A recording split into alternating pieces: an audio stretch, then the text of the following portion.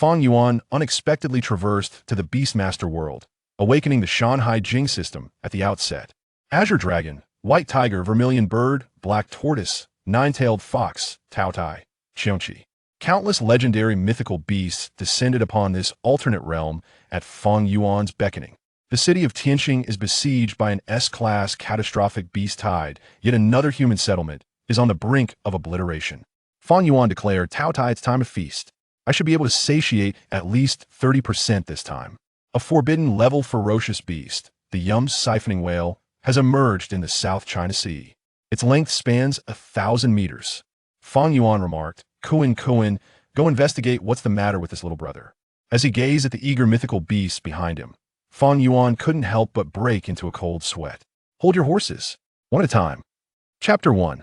The Awakening Ceremony. On Blue Star, at Chuzhou Third High School, the playground. With 52 classes in the senior year, a total of 3,102 students stood in orderly formation. Each class's homeroom teacher, accompanied by their respective beasts, stood at the forefront to maintain order. I wonder if I can awaken the Beastmaster talent. If not, I suppose it's factory work for me. Hearing Fang Yuan's mutterings, Zhang Tao sighed beside him. It's not that simple. The odds of awakening a Beastmaster talent are 1 in 10. With over 3,000 graduates in our year, if 300 become Beastmasters, that would be quite remarkable. Though working in a factory isn't so bad, at least you won't have to leave the city, which is considerably safer. Every year, many Beastmasters perish battling ferocious beasts outside the city. The king-level Beastmaster, Sai Weng, lost his flame-soaring horse. Whether that's a blessing or a curse is still uncertain. Upon hearing Zhang Tao's words, Fang Yuan cast an admiring glance at him, as if seeing his high school classmate in a new light. Being a Beastmaster not only signifies immense power, but also a corresponding status and benefits. In a world rampant with ferocious beasts, no one would wish to miss the opportunity to become a Beastmaster. To his surprise, Zhang Tao, an otherworldly youth, displayed a rather open-minded perspective. Fang Yuan was a transmigrator in his previous life. He had just completed his college entrance examination, and before he could savor university life, he was transported to this parallel world known as Blue Star. Blue Star bore a striking resemblance to Earth, even possessing a modified version of the saying, Sai, when loses his horse, how could one know it's not a blessing? However, in Blue Star, spiritual energy had revived, causing various flora and fauna to evolve into terrifying ferocious beasts, while human technological weaponry proved inadequate. Fortunately, this led to the emergence of the Beastmaster profession to counter them. Thus, the development of Blue Star diverged significantly from its original path. Technological weapons gradually retreated from the stage of history, and Beastmasters became the mainstream force against ferocious beasts. The awakening array is complete. Everyone, prepare. You have but one chance. Remain silent and seize the moment. At that moment, the principal presiding over the awakening ceremony suddenly spoke.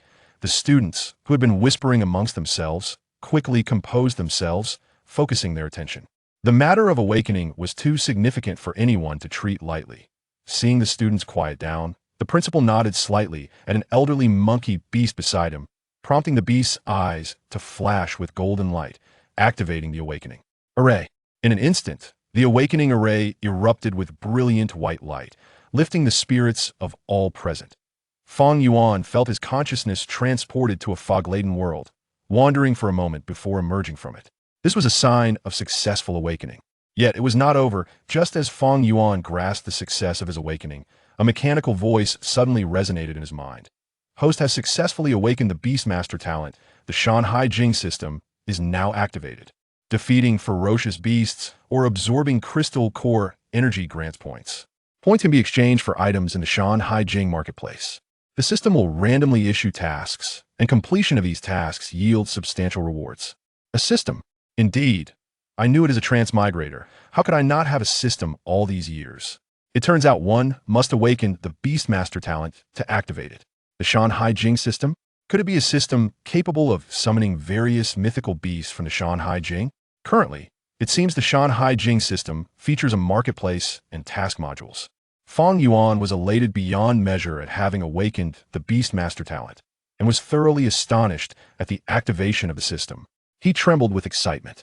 Although he wished to thoroughly investigate the Shan Hai Jing system, he was still in a public setting. Thus, Fang Yuan hastily set aside thoughts of the system and opened his eyes. What greeted him was a scene of chaos on the playground. Those who failed to awaken were either wailing in despair or pleading for another chance. Even those with resolute hearts displayed sorrowful countenances, some struggling to maintain their balance. Turning to Zhang Tao, Fang Yuan observed that the open-minded Zhang Tao had fainted directly to the ground due to his failure to awaken. So much for the notion that working in a factory isn't so bad. Fang Yuan found Zhang Tao's reaction quite exasperating. Yet he could empathize. Success led to a promising future, while failure meant laboring in a factory. The difference between awakening the Beastmaster talent was like night and day. At that moment, a few fortunate individuals stood with expressions of joy, unmistakably having successfully awakened their Beastmaster talents, though they were few in number. The fortunate ones were ultimately in the minority, most were not so lucky. The awakening ceremony allowed for only one opportunity thus. They were now irrevocably separated from the world of Beastmasters. Those who successfully awakened the Beastmaster talent emanated a certain aura. That was the essence of soul power. The principal surveyed the playground, sensing the flickering essence of soul flames among the crowd, and gained a rough understanding of the number of successful awakenings this year. The ratio of awakenings is about the same as in previous years. That's quite satisfactory. Clearing his throat, the principal continued. All right, those who have successfully awakened, follow me. According to the laws of the Xia Kingdom, newly minted Beastmasters can select a beast for free from the local beast repository as their initial companion. However, the contract must be established on the spot. If you have already prepared a beast in advance, you may not choose again. This regulation in the Xia Kingdom primarily aimed to assist newly inducted Beastmasters from impoverished backgrounds. Even the lowest grade beast egg costs over 100,000 huaxia coins that a factory worker earns around 20,000 huaxia coins a year after daily expenses. Saving for several decades would still make it challenging to afford even the most basic beast egg. The expenses related to becoming a Beastmaster are far beyond the means of an average family. Were it not for this benefit, many newly minted Beastmasters would find it exceedingly difficult to contract their first beast. However, the principal merely reiterated the customary practice students at Qiongqi Third High School typically do not hail from affluent families, but he then instructed the homeroom teachers to maintain order and care for the students who had failed their awakenings. Subsequently, he led the 303 successful awakeners from Qiongqi Third High School away from the playground, boarding the school's bus and heading toward the Qiongqi City Beast Repository. The potential of beasts ranges from low to high, classified as F, E, D, C, B, A, and S. The bus of Qiongqi Third High School is a 2-meter-tall, 4-meter-long vehicle with massive feet resembling a fan, known as the F-Class Greatfoot Bull. The Greatfoot Bull possesses commendable endurance and speed. More importantly, its docile nature allows it to be tamed without a contract, making it a primary means of transportation for humans in close quarters. With the assistance of the formidable bull of the Great Feet, the group arrived at the Pet Beast Warehouse in Qiongqi City in less than half an hour. This ancient edifice, sprawling over 5 acres and standing 3 stories high, exuded a sense of historical gravitas.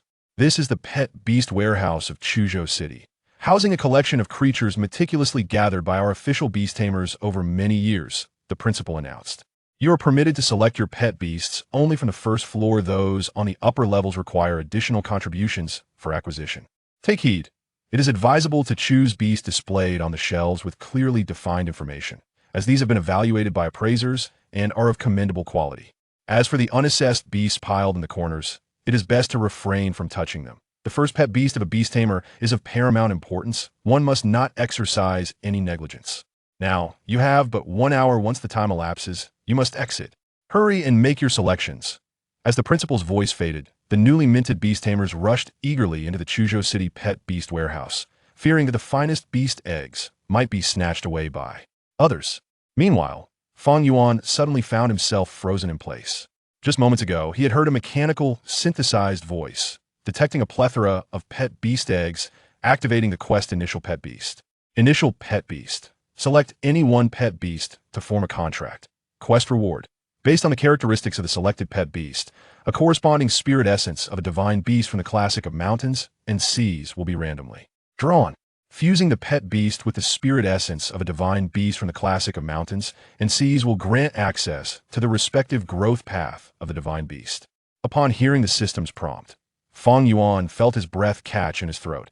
Obtain the corresponding growth path of a divine beast. Does this not mean I can summon creatures from the classic of mountains and seas? I shall not be particular. Anything like a Zhulong or a nine-tailed fox would suffice. If all else fails, a Taotie or a Fang would do just as well. With exhilaration coursing through him, Fang Yuan hurriedly dashed into the Chuzhou City Pet Beast Warehouse. Chapter 2. The Contract Beast. As Fang Yuan burst into the warehouse, he was instantly captivated by the dazzling array of beast eggs before him. The expansive warehouse was filled with shelves brimming with an assortment of peculiar and vibrantly colored beast eggs, at least several thousand in number. The newly minted beast tamers who had entered before him were already immersed in their selections, with some even embroiled in disputes over the same coveted beast egg. The atmosphere was thick with tension. However, Fang Yuan did not leap into action immediately. The task recently issued by the system seemed to suggest that he could simply choose any beast at random. Yet, lurking beneath this apparent simplicity was a significant pitfall. It is essential to remember that among the 128 exotic creatures documented in the classic of mountains and seas, many were formidable, but an equal number were quite weak. Some even lacked any offensive capabilities, resembling mere mascots. If he carelessly selected a beast, he could end up with the essence of a feeble creature, which would be disastrous. It was unclear what determined the compatibility between a beast and the divine beasts recorded in the classic of mountains and seas. Was it potential? If it was based on the beast's potential, that posed a challenge. Beasts of the first tier typically had a potential rating below C, with very few reaching sea level. Unable to devise a strategy, Fang Yuan casually picked up a rock sparrow egg from the shelf for examination. Yet, as soon as his fingers made contact with the egg, detailed information about it surged into his mind. Species, rock sparrow, growth stage, beast egg, unhatched, growth potential, D grade, personality, brutal, talent, earth affinity. To his astonishment, he could directly probe the information of the beast egg. Moreover, the details he uncovered far surpassed what a typical beast appraiser could discern. Generally, a beast appraiser not only took considerable time, but could only identify the species and potential of a beast, unlike Fang Yuan, who could even ascertain the beast's talents. Gazing at the appraisal information in his mind, Fang Yuan felt an exhilarating rush. This must be the extraordinary ability bestowed upon him by the classic of mountains and seas system. With such a skill, he could easily become a sought-after guest among the various factions simply by appraising beast eggs. Nevertheless, the immediate priority was to find a suitable beast egg. Fang Yuan did not focus on the already appraised eggs on the shelves. There were simply too many, and examining each one would take far more than an hour. Moreover, those with high potential had already been relocated to the upper levels of the warehouse. Thus, it seemed that only the unappraised beast eggs held the hope of yielding a high-quality creature. No one would take the risk of contracting an unappraised beast, so these eggs were seldom chosen. This presented an opportunity for Fang Yuan. The unappraised beast eggs, which posed a risk to others, held no secrets for him. Ignoring the scrutinizing gazes of the other newly minted beast tamers, he navigated past those engrossed in their selections and made his way to the area housing the unappraised beast eggs. What is this kid doing? He's late to arrive and head straight for the unappraised section? It seemed to be Fang Yuan from class 2. He always had a distinctive demeanor at school. It was surprising he approached such a serious matter as egg selection in such an unconventional manner. Did he really believe he could unearth a top-tier beast from the unappraised eggs? There were Na'vi individuals in the past who had harbored similar beliefs, but they invariably ended up selecting deformed beasts. Let him have his regrets. One less competitor was beneficial. The new beast tamers cast a few curious glances at Fang Yuan, then resumed their selections, dismissing him. Undeterred by their cold remarks, Fang Yuan focused intently on investigating the beast eggs in the unappraised section. Eureka! This one shall be the one. As time slipped by, nearing the end of the hour-long selection period, Fang Yuan finally identified the beast egg he deemed most suitable amidst the sea of options.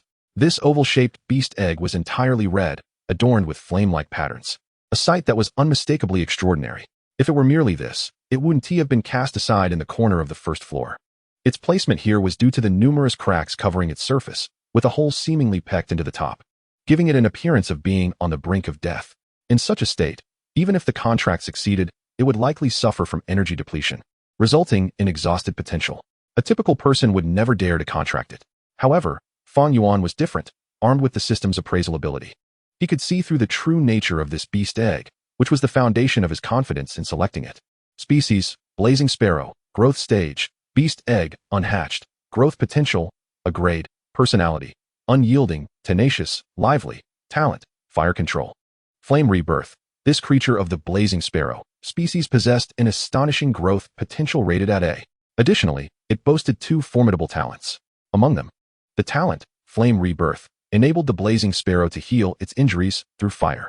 Although the Blazing Sparrow currently appeared near death, once successfully hatched, it could fully recover using its talent, Flame Rebirth.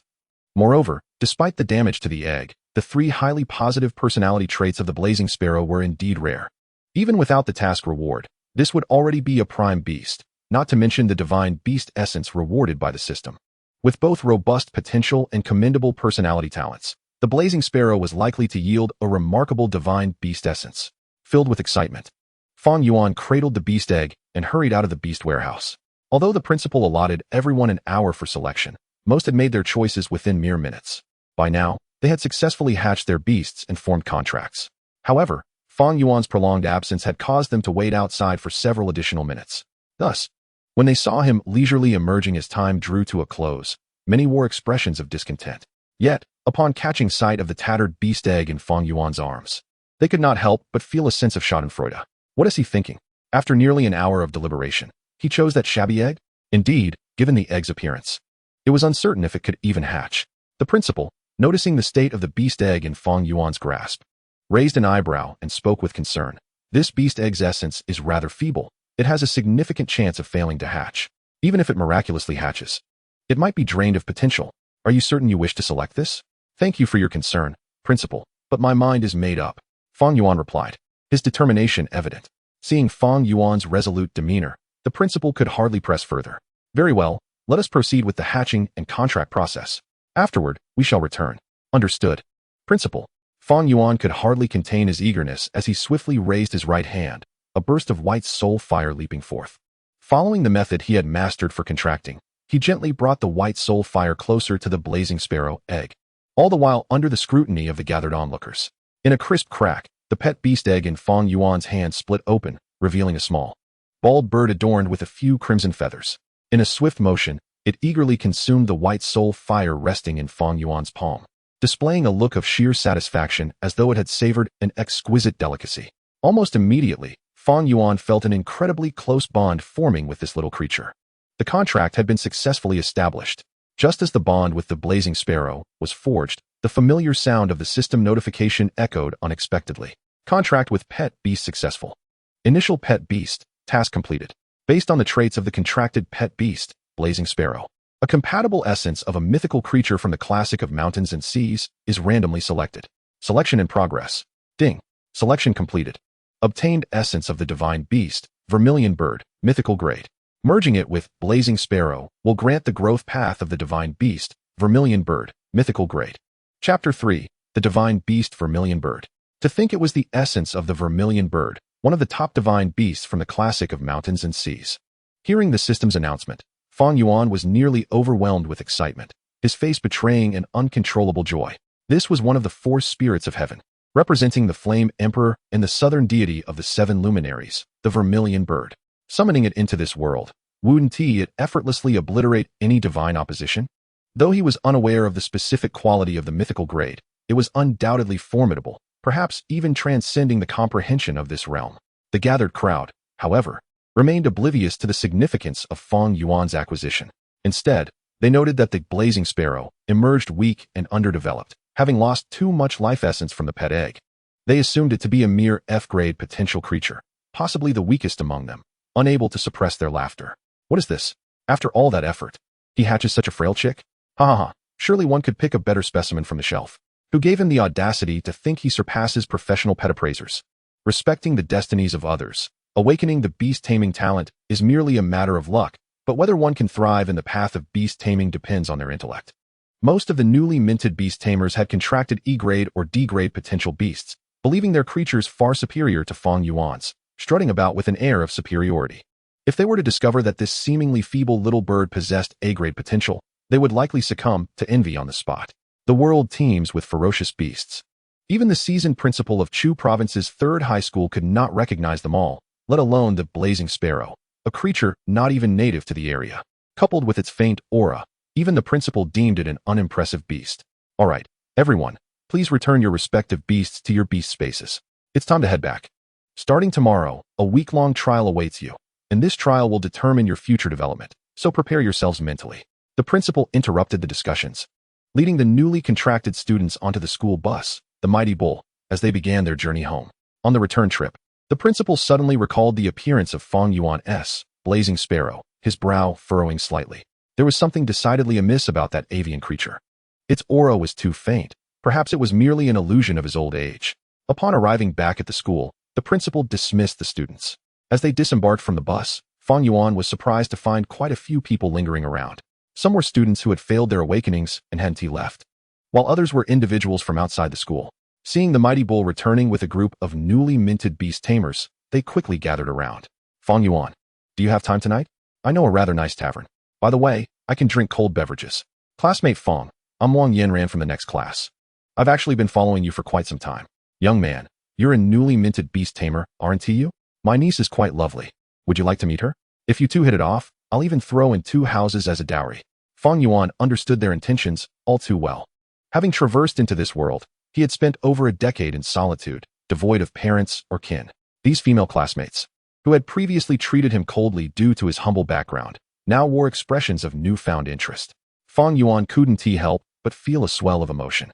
Awakening the beast taming talent truly was akin to leaping over the dragon gate. However, he had no desire to engage with them at that moment. His focus was solely on returning to delve into the classic of mountains and seas system and merging the essence of the Vermilion Bird with his newly contracted pet, the blazing sparrow. Thus, with an eager heart, Fang Yuan pushed through the throng of admirers, swiftly departing from the school. In the lower district of Chu province, a young boy raced down the cracked stone path, moving with remarkable speed. It was none other than Fang Yuan, freshly awakened to the esteemed talent of a beast tamer. Though the road remained unchanged, his emotions were entirely transformed. Having contracted a ferocious beast, he now bore the strength and enhancements that elevated him above the ordinary. What once required half an hour to traverse from school to home now took less than 5 minutes under Fang Yuan's full sprint. And he was merely slightly out of breath, still brimming with energy.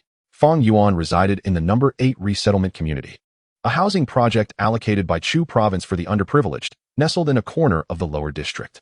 The buildings towered, reaching heights of 50 stories, tightly packed together like a massive beehive, creating an oppressive atmosphere. However, for the residents, having a roof over their heads was sufficient. Ah, little Yuan has returned. You must have participated in the awakening ceremony today. Was it successful? Yes, I awakened successfully. Thank you for your concern, Grandpa Liu. Fang Yuan greeted the elderly folks lounging at his doorstep with a smile before making his way into his apartment building. The elderly people at the entrance of the No. 8 resettlement community exchanged glances. Did he just say he awakened successfully? Indeed. My ears are still sharp. I heard it too. Oh, this child. I always knew he would do great things. Now he is a beast tamer. He is bound to become someone important. The group of elderly folks at the entrance of the number 8 resettlement community began to cheer, and soon enough, the news of Fang Yuan's successful awakening spread throughout the entire complex. Everyone wore expressions of envy, and in the eyes of parents looking at their young children, there was a spark of hope. Let us study hard alongside Fang Yuan. We should strive to become beast tamers too. Yes, I will definitely work hard. Such conversations echoed through countless households in the number 8 resettlement community, filling the atmosphere with warmth and camaraderie.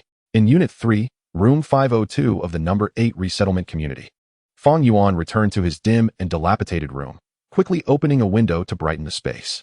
He then eagerly released the small, blazing sparrow from his beast space. As soon as the blazing sparrow was set free, it joyfully flitted around Fang Yuan, affectionately nudging its tiny head, still sparse in feathers, against his palm. Feeling the warm and damp sensation of his palm, as well as the affectionate and dependent emotions transmitted through the contract from the blazed sparrow, a wave of warmth surged within Fang Yuan's heart. Having struggled alone in this world for over a decade, this was the first time he felt a sense of spiritual belonging. Gently caressing the small head of the blazed sparrow, Fang Yuan smiled and said, "Little one, from this day forth, we are family." Cheep, cheep. Observing the blazed sparrow's delighted demeanor, Fang Yuan's spirits soared. He hurriedly retrieved his task reward, the phoenix essence, from the system and placed it before her. This is a gift to commemorate our first meeting.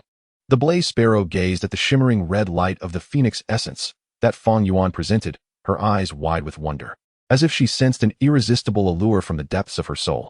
Suppressing her desire, the blazed sparrow looked at Fang Yuan with a questioning gaze, and upon receiving his nod, she chirped excitedly and swallowed the phoenix essence in one gulp. Slow down, don't choke. Cheep, cheep. Fang Yuan was taken aback to see the blazed sparrow consume the phoenix essence, which was larger than her head. However, before he could fret for even a few seconds, The essence rapidly melted in her mouth, dispersing as red starlight that infused into her limbs and bones. Before Fang Yuan's eyes, the Blaze Sparrow began to undergo a dramatic transformation. Chapter 4, System Store. What was once a creature resembling a newly hatched chick, the Blaze Sparrow swiftly expanded in size. Halting at half a meter in length, vibrant crimson feathers began to sprout from her body, fluttering as though engulfed in flames. A fiery crest emerged atop her head, genuinely ablaze. Witnessing the extraordinary metamorphosis of the Blaze Sparrow after assimilating the Phoenix essence, Fang Yuan was momentarily rendered speechless. He hastily checked the information about the Blaze Sparrow. Blaze Sparrow, Phoenix Path, Level 1. Growth Potential, S-Class. Growth Stage, Juvenile. Rank, Lower Tier 1. Personality, unyielding, resilient, lively. Authoritative, Talent 1. S-Class Flame Sovereign. Immune to A-Class and lower fire attribute damage. S-Class Rebirth through fire. Absorbs A-Class and lower flames, rapidly restoring vitality. Unique Mythical Phoenix Power. Grants 10 seconds of Phoenix Power, significantly enhancing abilities, followed by 7 days of weakness. Skills, Fiery Embrace, Flame Shield. Phoenix Path. Grants the growth path of the divine beast Phoenix, evolving into a true Phoenix upon reaching its peak. The effects of the Phoenix Essence were astonishing. With its fusion, the Blaze Sparrow's growth potential had surged from A-Class to S-Class, marking the highest potential among all familiar creatures known to Fang Yuan thus far. Moreover, the Blaze Sparrow's initial 2 talents had evolved into even more formidable S-Class talents. With these 2 powerful talents, the Blaze Sparrow would not only be immune to fire attribute damage, but would also receive healing from it, an utterly invincible existence. Additionally, she awakened a unique mythical talent, the Phoenix Power. Given the side effects of this talent, it appeared unsuitable for daily use. However, such tremendous drawbacks must accompany extraordinary power, making it a formidable trump card that instilled a profound sense of security. Furthermore, the Blaze Sparrow had gained 2 robust skills, offensive and defensive, which would undoubtedly suffice in everyday situations. Truly, she was the divine beast Phoenix. This was merely the beginning of the Blaze Sparrow's fusion with the Phoenix Essence. And yet she had already experienced such a significant enhancement at the first level of the Phoenix Path. One could only wonder what splendor the top-tier divine beast Phoenix from the Shan Hai Jing would possess. With excitement bubbling within him, Fang Yuan embraced the Blaze Sparrow. From now on, you shall be named Qiongqi. Let us strive together, and one day, I will help you grow into a true phoenix. Cheap. Although she did not comprehend the meaning of Qiongqi, she felt a profound essence of fire in the name. The Blaze Sparrow seemed pleased with the name bestowed upon her, responding with an excited chirp before nestling in Fang Yuan's embrace and drifting off to sleep, evidently exhausted from the fusion with the Phoenix Essence. Well done, Qiongqi. Fang Yuan gently placed the slumbering Qiongqi onto the bed. He then turned his attention to the Shan Hai Jing system within his consciousness.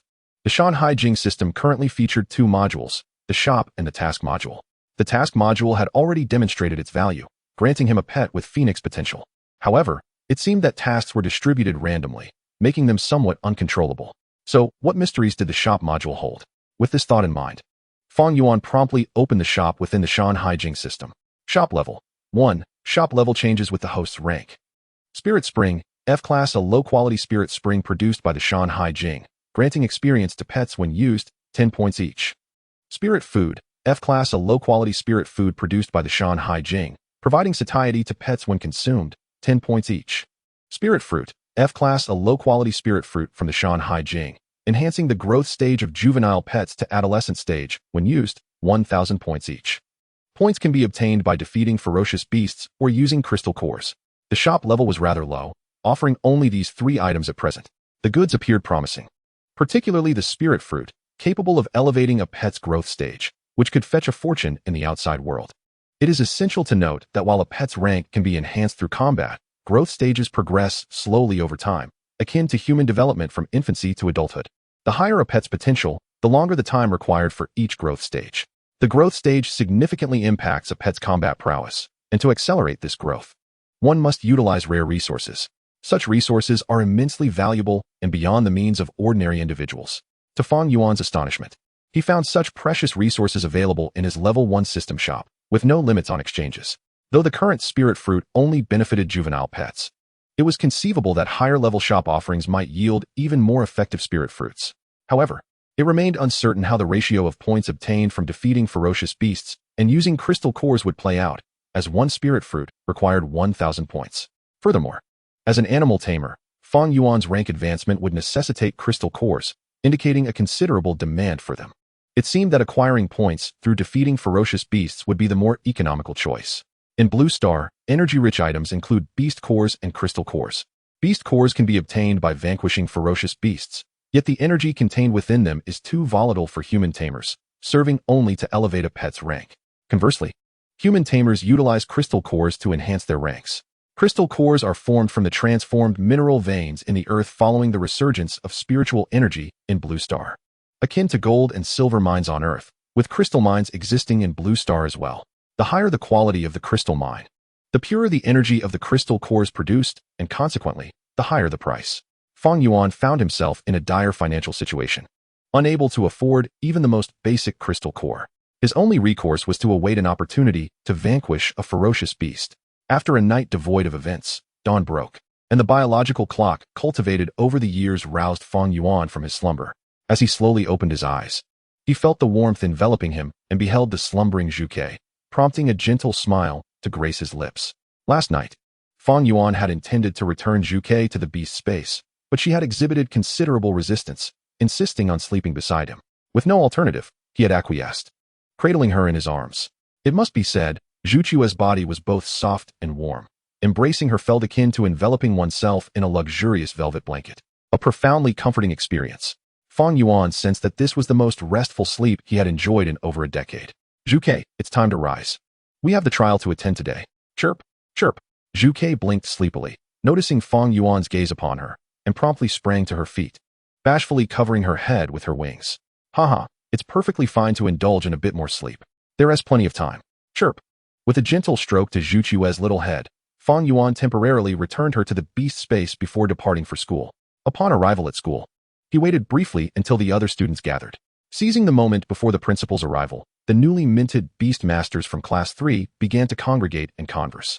I heard from last year's seniors that the trial for new beast masters requires teamwork. I've heard that too. Lower-tier beast masters often lack sufficient beasts and must form teams to complement each other and conquer stronger foes. My beast is a defensive type, the armored beetle. What about yours? Mine is an offensive type, the claw rabbit.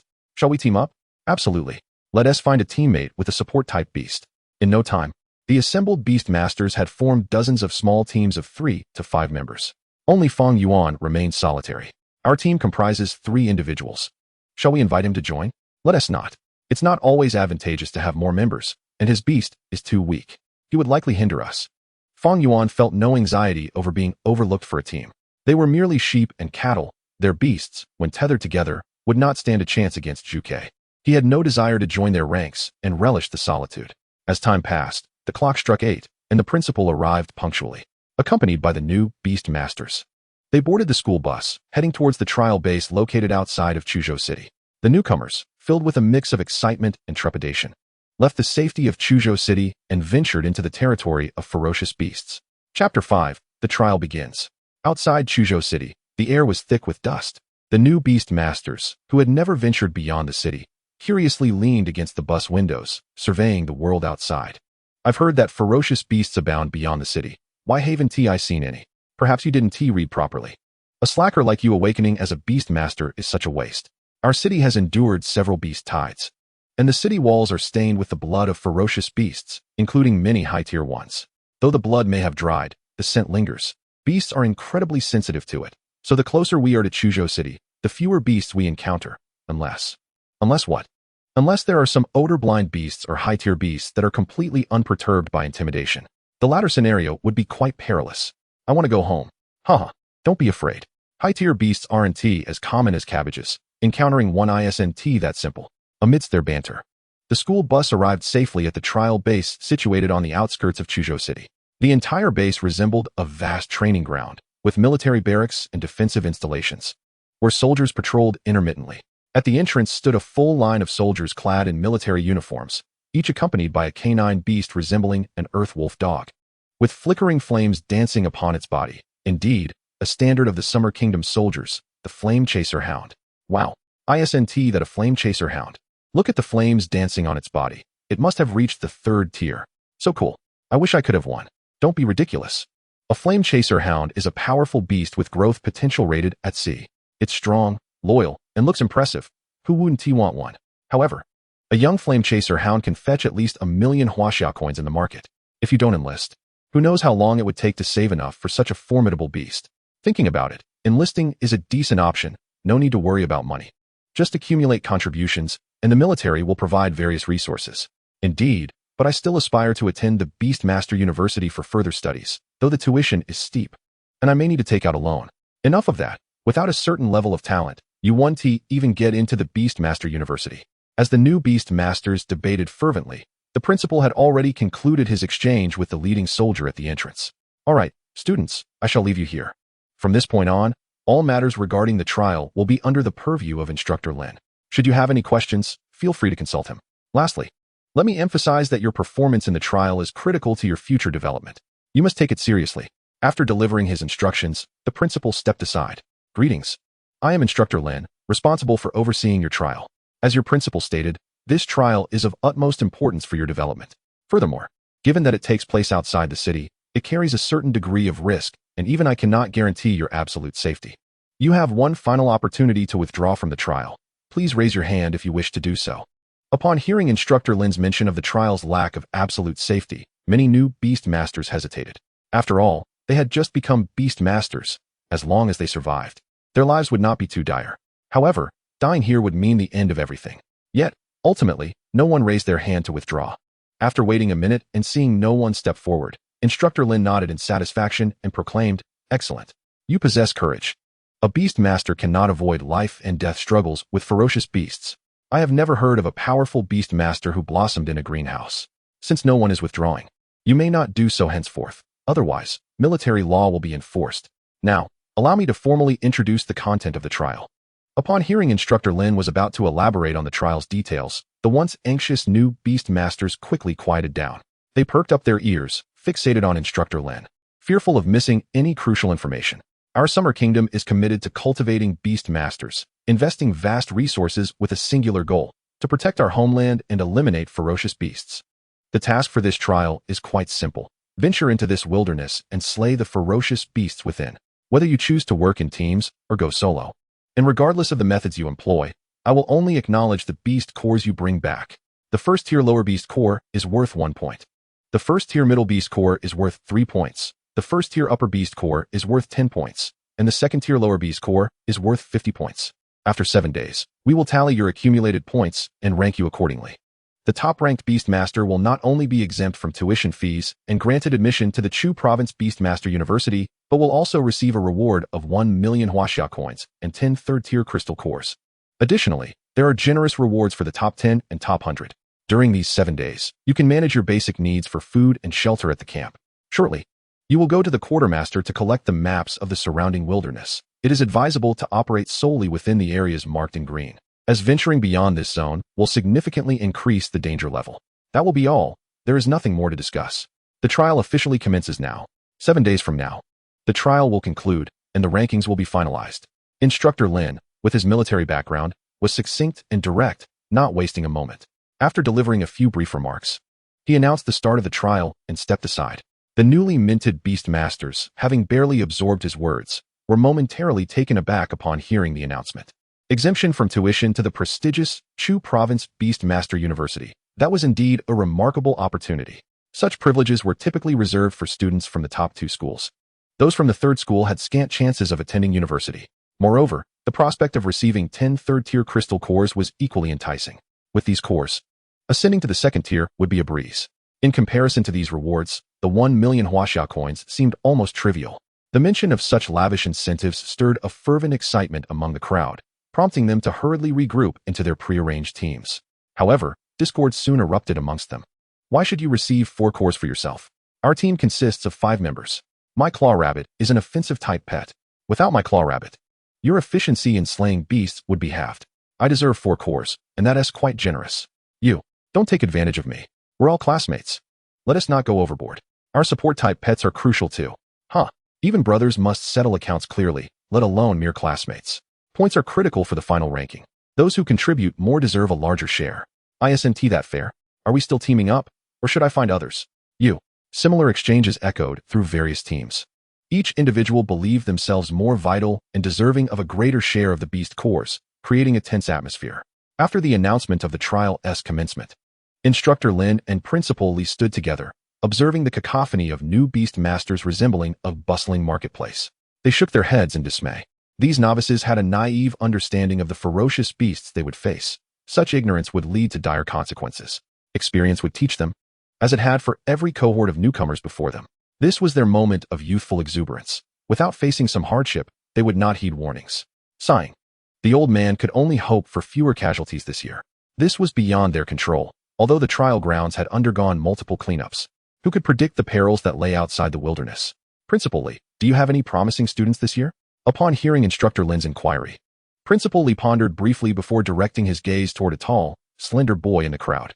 The boy stood apart, accompanied by a strikingly black, goat-like beast, towering at a height of 1.5 meters and sporting sharp horns. Occasionally, others approached him, inquiring about forming a team, but he consistently shook his head in refusal. That's him, Lu Hai from Class 10, who was fortunate enough to select a sea-level potential beast, the sharp-horned black goat. Judging solely by the strength of his beast, he is undoubtedly the strongest student of this cohort. If all goes as expected, he should secure the first place for our school this year.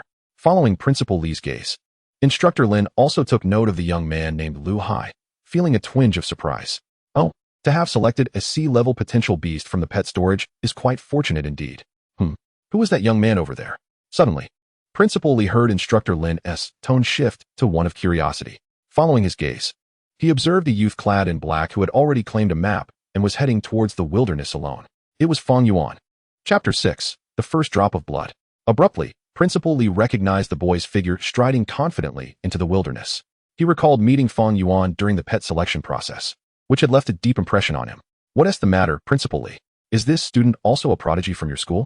Upon hearing Instructor Lin's inquiry, Principal Li sighed heavily, shaking his head in resignation as he recounted his thoughts on Fang Yuan.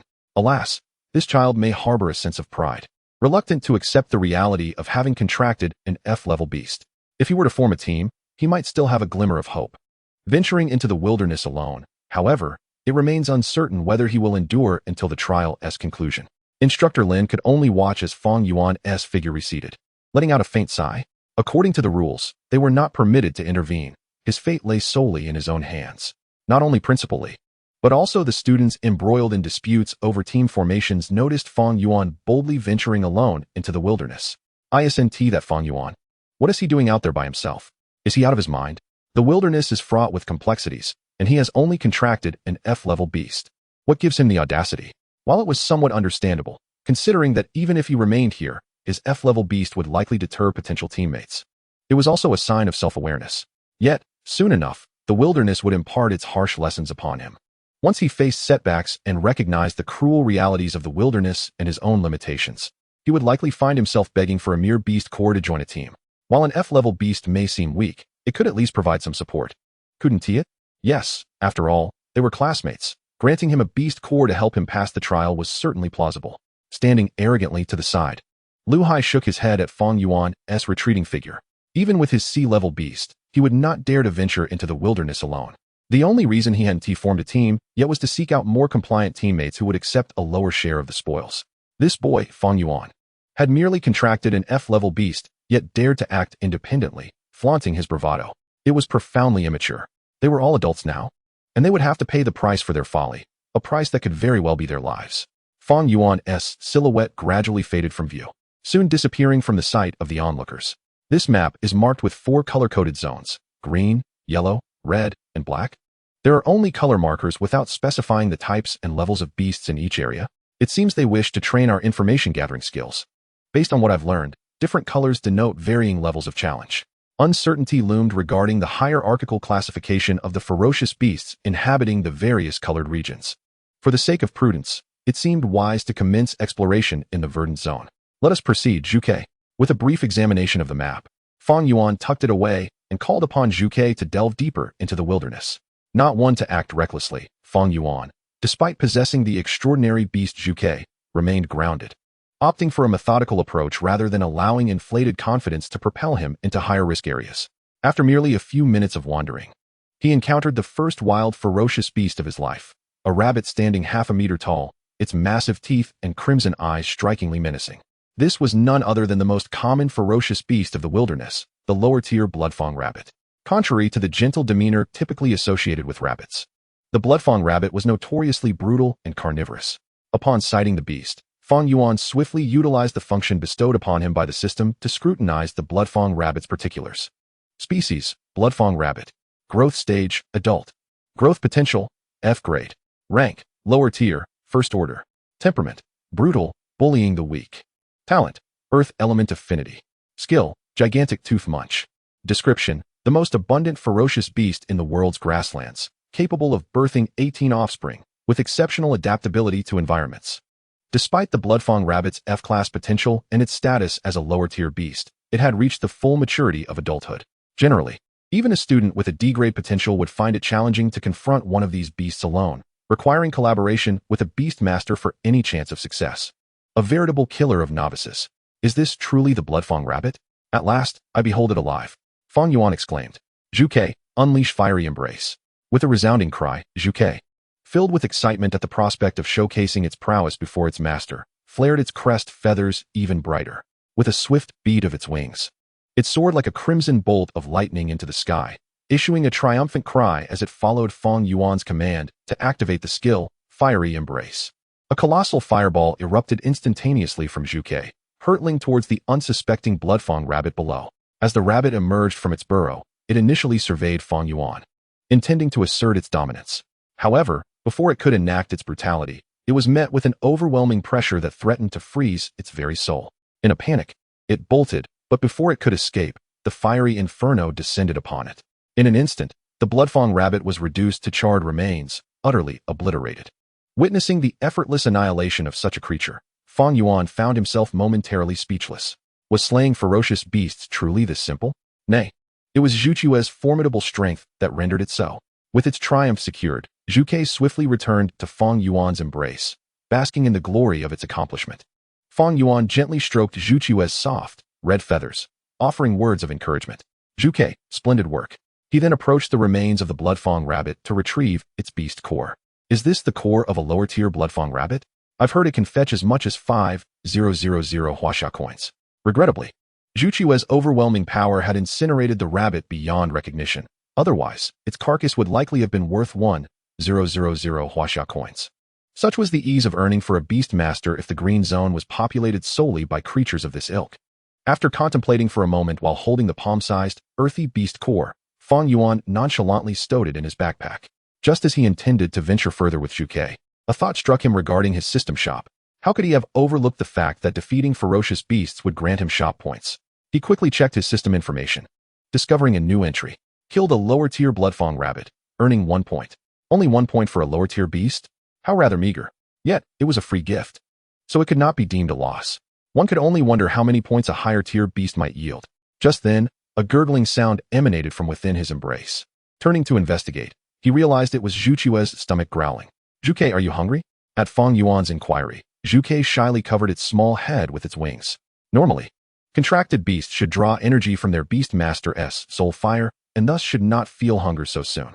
However, Qiongqi's extraordinary talent may have warranted a greater energy requirement, which Fang Yuan had inadvertently overlooked. Noticing Qiongqi's bashful demeanor, Fang Yuan smiled gently, patting its head in reassurance. Qiongqi, just hold on a little longer. Once we accumulate enough points, I'll procure you something delicious. Afterward, Fang Yuan and Qiongqi continued to hunt additional Bloodfang rabbits in the green zone until it became apparent that no stronger beasts lurked nearby. Resolute, they made their way toward the yellow zone marked on the map. Meanwhile, the newly minted beast masters who had lingered at the camp had completed their team formations and began to venture into the wilderness. What is this? A patch of charred remains? A whiff of burnt odor? Who has been setting fires? Soon enough, someone discovered the traces left by Qiongqi. Upon hearing their companion's query, the others dismissed it. You must be mistaken. In this desolate wilderness, teeming with ferocious beasts, who would dare start a fire? Come see for yourself. Isn't this the evidence? It truly is curious. Several square meters of land are singed black. Might it have been caused by a ferocious beast? Don't be ridiculous. A typical first or second tier beast wouldn't possess such extensive destructive capabilities. If such a formidable beast existed, we would all be doomed. And the school would never send us to such a perilous trial. True, but then what could have caused this? Could it have been that Fang Yuan fellow? Come now. You jest. Him? Impossible. It must be the military personnel from the camp conducting wilderness reconnaissance and eliminating threats. Their fiery windhounds are fire-type beasts, after all. Indeed, that puts my mind at ease. Let us hasten to hunt ferocious beasts. By the time the main contingent arrives, there may be little left for us. Thus, the small team of beast masters swiftly deduced the origins of the charred remnants and hastened deeper into the wilderness, oblivious to the fact that the truth was born of jest. Meanwhile, Fang Yuan had already arrived in the yellow zone indicated on the map, drawing further away from their proximity. Killed a lower-tier Bloodfang rabbit, earning 1 point. Having slain one first-tier lower-level beast, the Fangtooth rabbit, 1 point is awarded. Having vanquished one first-tier mid-level beast, the giant horn snake, 3 points are awarded. Having dispatched one first-tier mid-level beast, the wilderness wolf, 3 points are awarded. Upon entering the yellow zone, Fang Yuan, bolstered by the assistance of the Vermilion Bird, encountered a multitude of ferocious beasts, each unable to withstand even a single strike from the Vermilion Bird, resulting in their instantaneous demise. Compared to the green zone, the yellow zone not only harbors the ubiquitous first-tier lower-level Fangtooth rabbit, but also presents 2 additional varieties of first-tier mid-level beasts. One of these is the giant horn snake, a serpent-like creature measuring 2 meters in length, adorned with a formidable horn atop its head. This cunning beast prefers to lurk within its burrow, executing ambushes with treacherous precision. Novice beast tamers who encounter the giant horn snake are likely to face considerable challenges. However, for Fang Yuan, who possesses the ability to remotely gather information on monsters, the snake's little tricks are rendered utterly futile. Spotted from several meters away, it is swiftly reduced to cinders by the Vermilion Bird's flames. The other type of mid-level beast is the wilderness wolf, a wolf-like creature standing at 1.5 meters tall, clad in yellowish-gray fur. While the wilderness wolf may appear unremarkable, its tenacity lies in its pack behavior, typically appearing in groups of at least 3, and sometimes even exceeding a dozen. It can be said that they are more troublesome than some first-tier upper-level beasts. Generally, a single novice beast tamer would find it insufficient to tackle the wilderness wolf. Only a coordinated effort from multiple teams would suffice. Yet, this troublesome wilderness wolf, which poses a challenge comparable to first-tier upper-level beasts, becomes a boon for Fang Yuan. Regardless of whether it is 1 or 2, for the Vermilion Bird, it is merely another opportunity for a Flames of Fury strike. Their clustering conveniently spares Fang Yuan the effort of searching for beasts. However, this is merely the case for Fang Yuan. Typical low-tier pets of beast tamers do not possess such an expansive range of attack skills. The wilderness wolf proves to be quite advantageous, presenting itself in such numbers. This accumulation of points is already sufficient to redeem items from the system store. Just moments ago, Fang Yuan was troubled by the points. For although the Vermilion Bird could annihilate beasts in a single blow, the challenge of locating them swiftly remained. The distribution of beasts here is indeed sparse. In order to regulate the number of ferocious beasts in the trial base, the military conducts a cleanup before each year's trials. After all, this is merely a novice beast tamer trial base. If the beasts were densely populated, the casualties among novice beast tamers, given their typical strength, could be substantial, thereby contradicting the very purpose of the trials. What was originally intended to ensure the safety of novice beast tamers has inadvertently become an obstacle for Fang Yuan to rapidly accumulate points. Fortunately, upon entering the yellow zone, the abundance of monster points allowed Fang Yuan to gather a fair amount of points. Current points, 26 points. After dispatching the small pack of wilderness wolves, Fang Yuan, upon seeing his points rise to 26, wasted no time. He promptly accessed the system store and exchanged for a spirit spring, F grade, to enhance his pet's experience and a spirit food, F grade, to increase his pet's satiety. Consumed 10 points, obtained spirit spring, F grade, X1. Consumed 10 points, obtained spirit food, F grade, X1. The spirit spring, F grade, is contained within a petite, transparent vessel, holding only a meager few dozen milliliters. In contrast, the spirit food, F grade, consists of glistening, plump grains of rice, whose aroma wafts through the air, utterly enticing. Fang Yuan found himself coveting the spirit fruit, F grade, which could elevate his pet's growth stage, yet its exorbitant price of 1,000 points left him only to admire from afar. He could only settle for these 2 affordable options to test their effects. Just as Fang Yuan retrieved the 2 exchanged items from his backpack, the Vermilion Bird extended its elegant neck. A glimmer of yearning sparkled in its clear eyes. Chirp. After a prolonged wait, here you go. Observing the Vermilion Bird gazing up at him expectantly, Fang Yuan hastily opened the vessel containing the spirit spring and poured the liquid down its beak. Gulp, gulp. Chirp. The taste seems rather agreeable. Noticing the satisfied expression on the Vermilion Bird's face, Fang Yuan smiled slightly and placed the spirit food beside it. The Vermilion Bird eagerly devoured the spirit food, emitting contented chirps, its face radiating rapture as it patted its chest with its wings. Taking advantage of the Vermilion Bird's indulgence, Fang Yuan decided to check its information. I wonder how effective these two items are. Blazing Flame Sparrow, Vermilion Bird Path, Tier 1. Growth Potential, S rank. Growth Stage, Juvenile. Tier, First Lower Level, 10. Personality, Indomitable, Resilient, Lively, Majestic. Talent 1. S rank Flame Sovereign, S rank Rebirth from Ashes, Unique Mythical Vermilion Bird Power. Skills, Flames of Fury, Flame Shield. Vermilion Bird Path. Acquire the growth path of the divine beast Vermilion Bird. Reaching its pinnacle allows evolution into a true Vermilion Bird. It seems the tier progress has increased by 10. This means that with just 10 bottles of Spirit Spring, F grade, the Vermilion Bird can ascend to the first tier mid-level. This is significantly faster than consuming beast cores. Watching the changes on the Vermilion Bird's panel, Fang Yuan clenched his fists in excitement. This world is no mere game. There are no experience points to be gained from slaying beasts. Only some combat skills accrue. According to Fang Yuan's knowledge, pets can only level up through two means. One is consuming the flesh and blood of ferocious beasts. The flesh and blood of these creatures harbor immense energy, benefiting not only pets but also humans who consume them. However, enhancing through the consumption of ferocious beast flesh requires a protracted period. The other method involves consuming beast cores, which contain purer energy than the flesh of ferocious beasts and allow for a much swifter enhancement. However, each absorption of energy from a beast core necessitates time for digestion. Even with an unlimited supply of beast cores, a pet's gradual ascension is not an overnight endeavor, regardless of the pet's talents or the wealth of the beast tamer. Nurturing a pet invariably involves this process.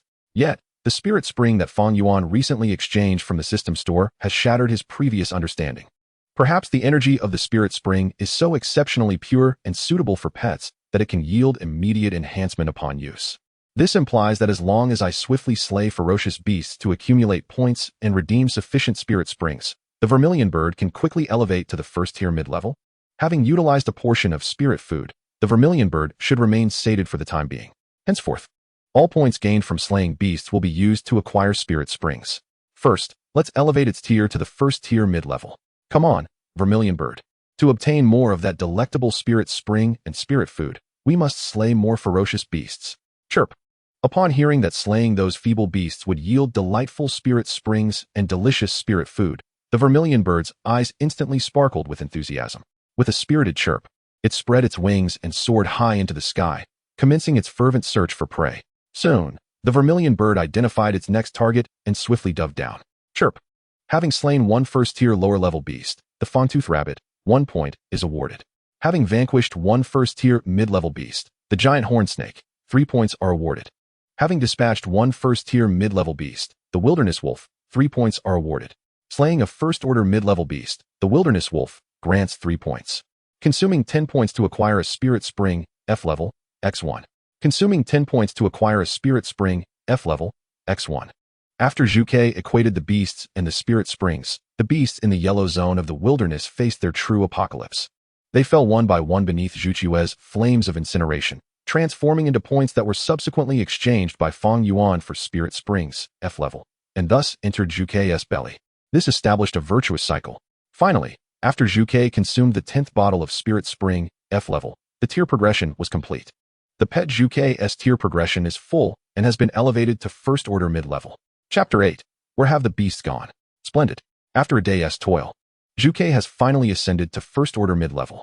Fang Yuan watched with excitement as Qiongqi, freshly upgraded, fluttered its beautiful wings, scattering streams of luminous flames with each flap. Compared to its previous first-order low-level form, Qiongqi's size and appearance exhibited minimal change. The only difference was the deepening crimson hue of the flames atop its crown. It appears that minor advancements within the same tier yield no significant transformations. Qiongqi was never a creature that relied on size for dominance. Its upgrade primarily enhanced certain details of its form. Nevertheless, outward appearance is of little consequence.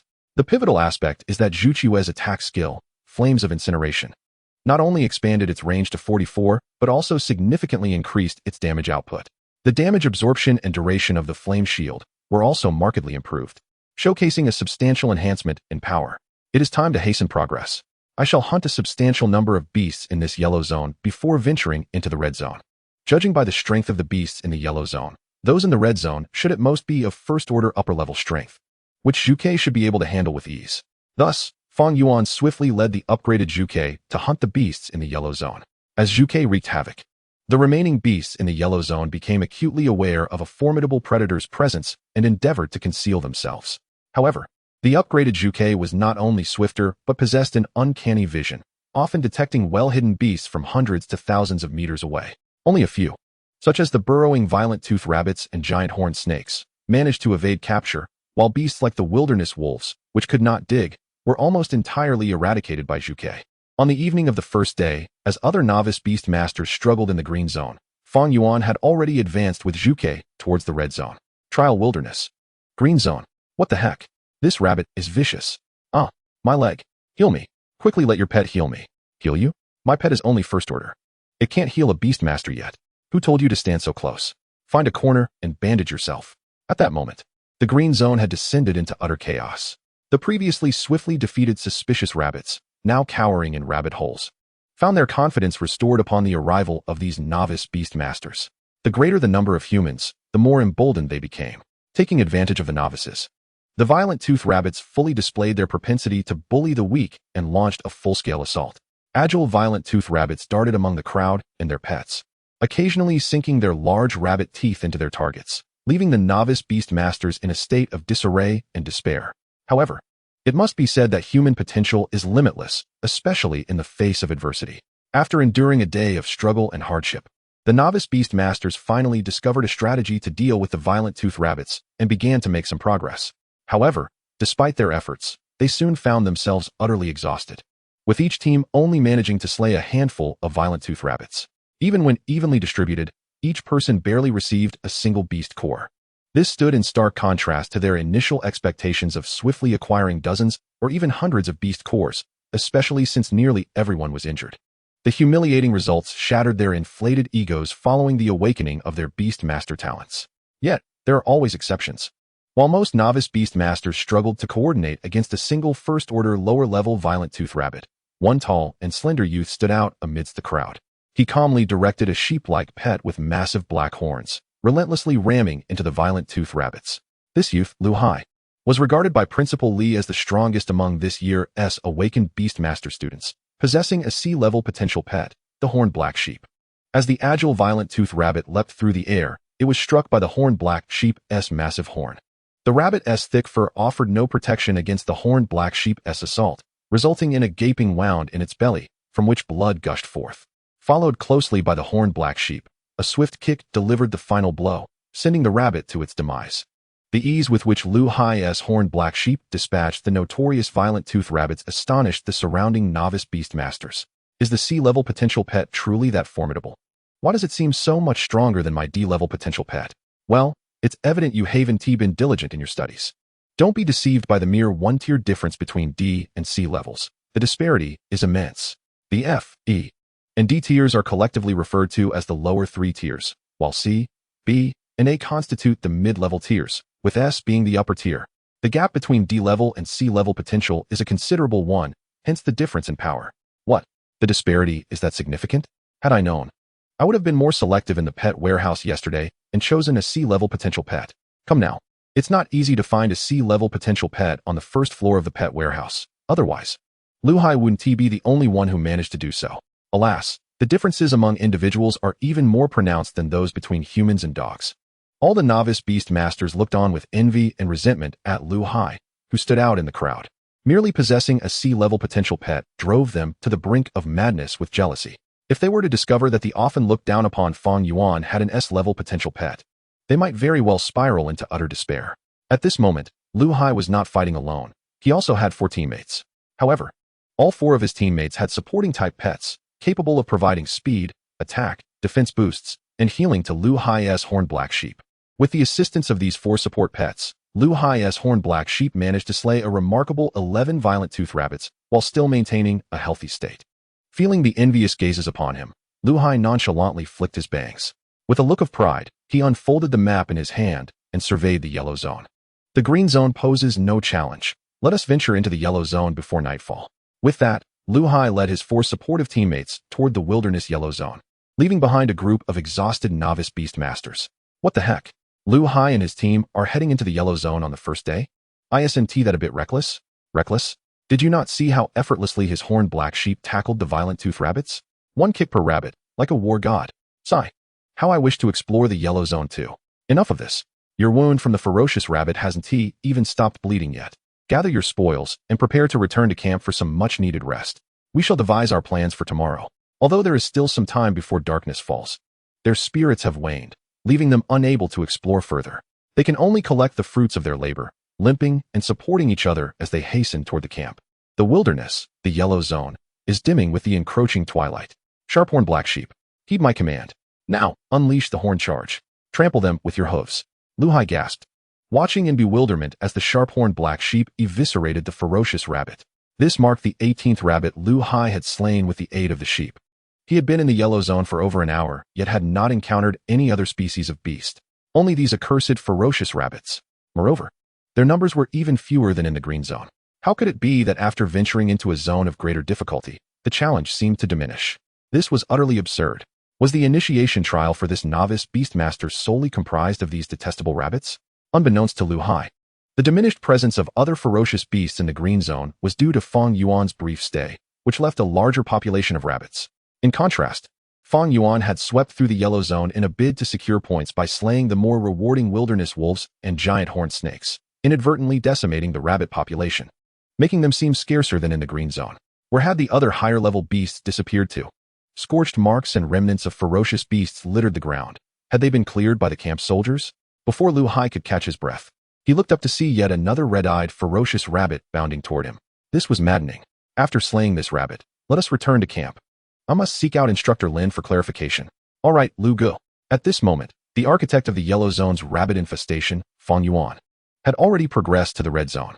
Here, the variety of ferocious beasts had expanded to include two new species, the first-tier upper-level wilderness leopard and the first-tier upper-level wilderness hyena.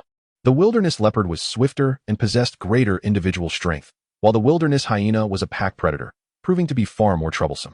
Yet, under Fang Yuan's command, the Vermilion Bird proved no different from the ferocious rabbits, capable of incinerating them in a single strike. What truly astonished Fang Yuan was the fact that a first-tier upper-level beast could directly yield 10 points. This was more than the cumulative points from 3 first-tier mid-level beasts. A small pack of wilderness hyenas alone provided Fang Yuan with 50 points. That equated to 5 bottles of Spirit Spring, F grade. The efficiency was astounding. Indeed, it was far more exhilarating to hunt beasts in high-difficulty zones. Although the upgraded Vermilion Bird could only increase its level progress by 3 with 1 bottle of Spirit Spring, F grade, requiring over 300 points to accumulate enough for an upgrade, the value of the beasts here held great promise for swift accumulation. The mere thought that within a single day, the Vermilion Bird could ascend 2 levels filled Fang Yuan with exhilaration. At this rate, it seemed that within 2 days, they might decimate nearly all the beasts in the trial wilderness. The trial spanned a full 7 days, and contemplating this possibility left Fang Yuan somewhat troubled. Nevertheless, there was no reason to hoard points unnecessarily. A brief rest today, and they would resume their endeavors tomorrow. Chapter 9, A Stark Contrast. Although Fang Yuan yearned to spend the night hunting with the Vermilion Bird, the bird had already engaged in combat for most of the day, utilizing its flame incineration skill dozens, if not hundreds of times. If it were another high-potential beast, even using such a powerful skill 10 or 8 times would leave it exhausted. To exhaust the Vermilion Bird in such a manner was nearly impossible. However, even the Vermilion Bird was beginning to show signs of fatigue after incessantly unleashing its skills. Furthermore, the evening wilderness lacked clarity, which, while not affecting the Vermilion Bird, significantly impacted Fang Yuan. Having just awakened his Beastmaster abilities, Fang Yuan had only seen a slight enhancement in his physical capabilities and had yet to master the skills required to wield soul fire in combat, let alone the advanced techniques needed for beast possession. He remained quite vulnerable. Should he fall prey to some treacherous beast lurking in the darkness, it would be dire indeed. Thus, Fang Yuan sought a more elevated position with a clear vantage point, dragging along the corpse of a ferocious rabbit and a wilderness leopard to address his dinner needs. These 2 ingredients had been painstakingly retained after the Vermilion Bird's rigorous trials. The bird's skills were so potent that it often turned beasts into charred remains, rendering them inedible.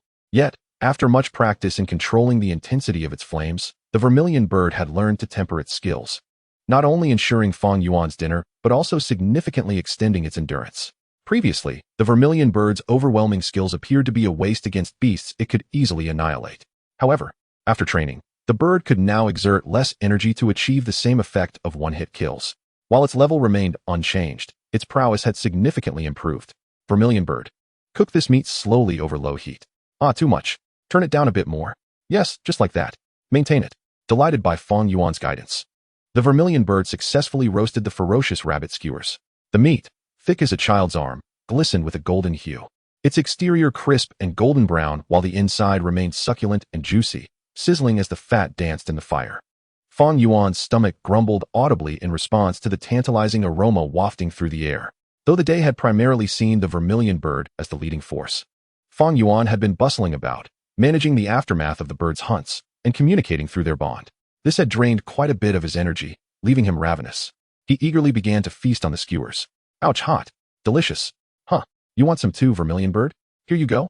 Seeing the bird's eagerness, Fang Yuan exchanged a few bottles of Spirit Spring from the system shop to quench its thirst. A satisfied blush spread across the Vermilion Bird's face. In the desolate expanse of the red trial wilderness, Fang Yuan and the Vermilion Bird reveled in their feast beside a crackling campfire, soon filling their bellies to the brim. Seated upon a patch of ground covered in animal hides, Fang Yuan gently stroked the Vermilion Bird, which had fallen into a peaceful slumber after its meal. He then retrieved his pouch of beast cores, the delightful clinks of the cores resonating like a melody. This was treasure indeed. Once the trial concluded and scores were tallied, he would bestow these cores upon the Vermilion Bird. Opening the pouch, he beheld a kaleidoscope of beast cores filling it to the brim. A quick count revealed they were worth at least 300 points. If other novice beastmasters were to discover the extent of Fang Yuan's points at that moment, they would likely faint from shock. After all, while they toiled for hours, on average, they hadn't even accrued a single point. Yet Fang Yuan's points surpassed the combined total of the other 300 novice beastmasters, a staggering disparity. After tallying the harvest, Fang Yuan gently drifted into slumber, cradling the resplendent Vermilion Bird, adorned with soft and sleek feathers. The aura of the Vermilion Bird instilled a profound sense of deterrence, ensuring that no heedless beasts dared to disturb their rest. At the trial camp, discontent arose among the newly initiated beast tamers. Is this truly all we receive after a grueling day? This is an egregious insult. We are beast tamers. Not even the refugees in the city endure such paltry rations. If we desire better fare, we should be allowed to exchange our spoils for it. The favorable treatment of beast tamers must be earned through our own efforts, not through government subsidies. Those who cannot accept the management system may choose to withdraw from the trials. Opting to withdraw midway will be regarded as an act of cowardice. You must consider this carefully. Exhausted from returning to the camp, the fledgling beast tamers gazed despondently at the meager rations they held. The dry, rock-hard provisions seemed more suited for bludgeoning beasts than for consumption. To swallow such hard fare required more than mere teeth. It necessitated the aid of boiling water. These beast tamers hailed from modest backgrounds and were not indulged individuals. Yet, even before their ascendance to beast tamers, they had never endured such dismal sustenance. They had anticipated a significant elevation in their living conditions upon becoming beast tamers, at the very least in terms of quality of food, but instead found themselves living like refugees. In response to their protests, Instructor Lin maintained a steadfast demeanor. Upon hearing that withdrawal would be treated as desertion, the novice beast tamers quieted down. Reluctant to part with the hard-earned beast cores for food, they hesitated. After all, a typical 5-person team might acquire only 3 or 4 low-tier beast cores from their hunts, and none could afford to squander such a precious resource on mere food. Thus, they turned their attention to the carcasses of the blood-fang rabbits they had slain. The remains of ferocious beasts held considerable value, and they could not bear to discard them, burdening their weary bodies as they transported the spoils back.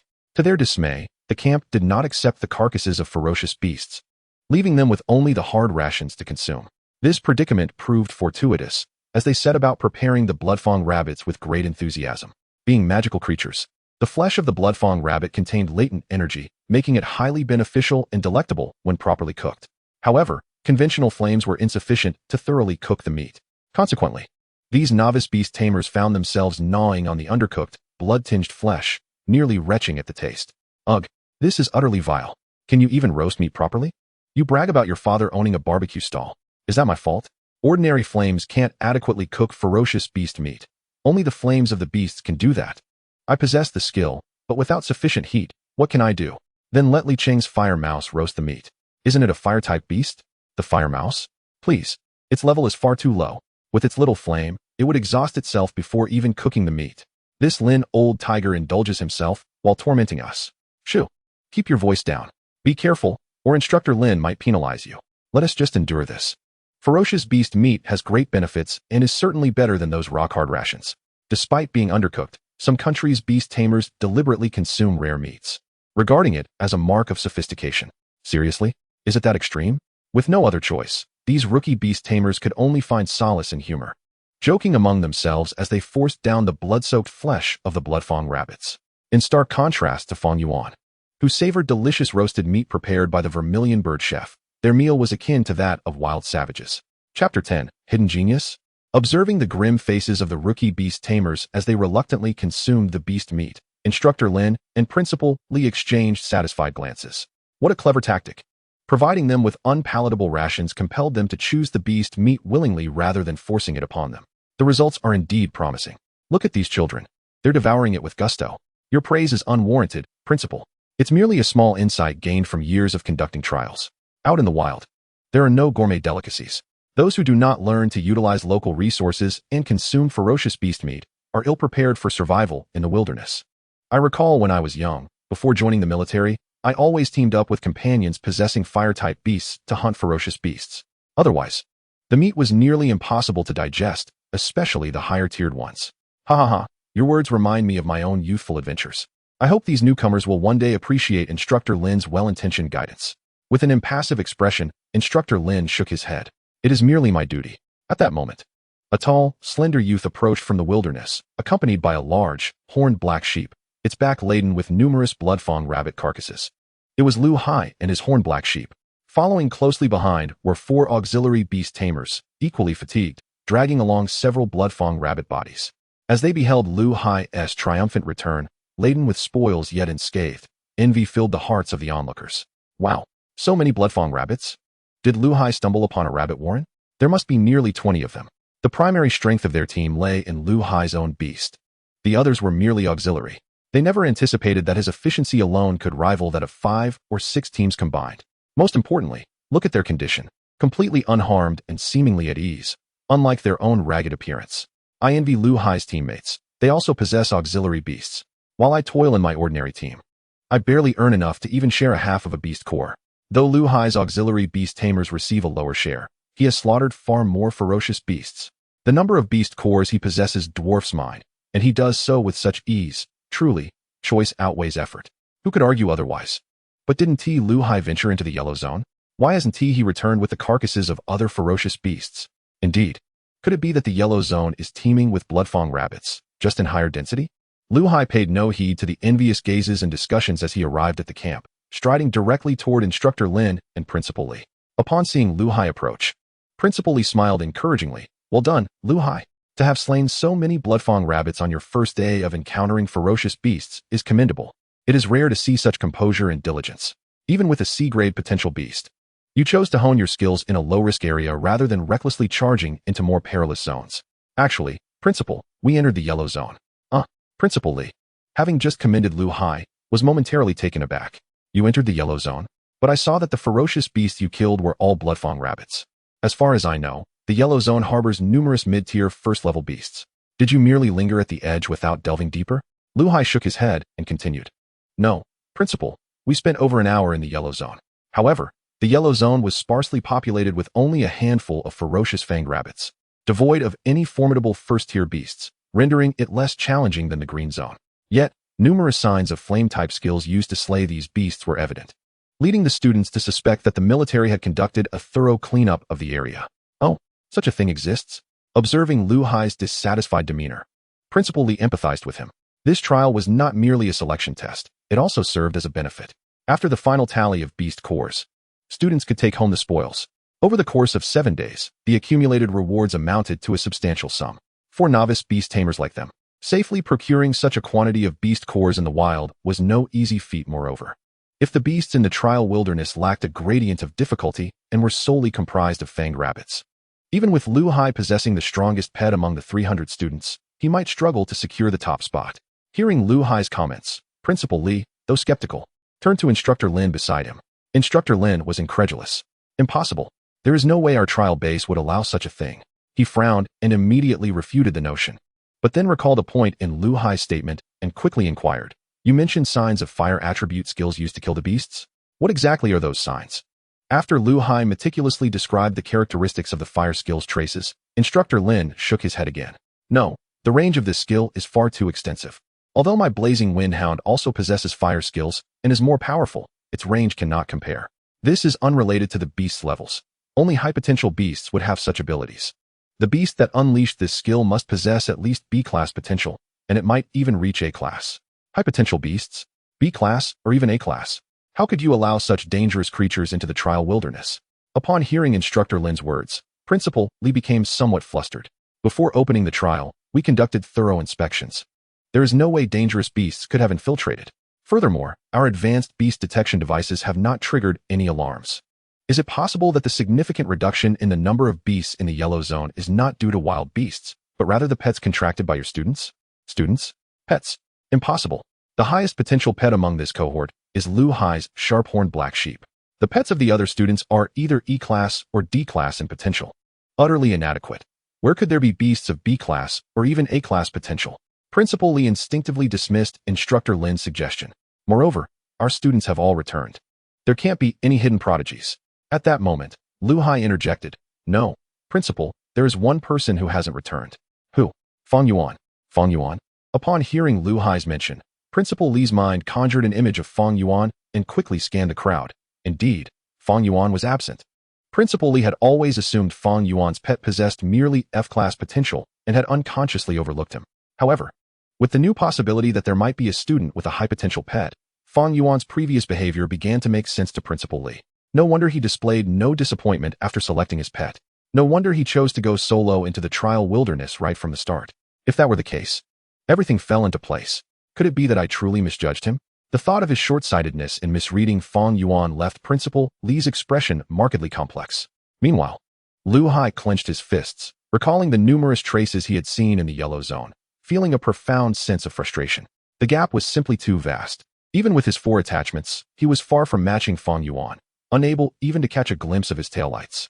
He had originally thought himself the strongest among this cohort of awakened beast tamers, only to discover such a formidable anomaly. Instructor Lin, gently stroking the head of his blazing wind hound beside him, murmured, "To think such a monster has emerged from our institution? Quite intriguing. It appears that the strongest among this batch of students is indeed this Fang Yuan. B-class or A-class potential pets, TSK. I wonder how his strength compares to those second-generation tamers from the first high school."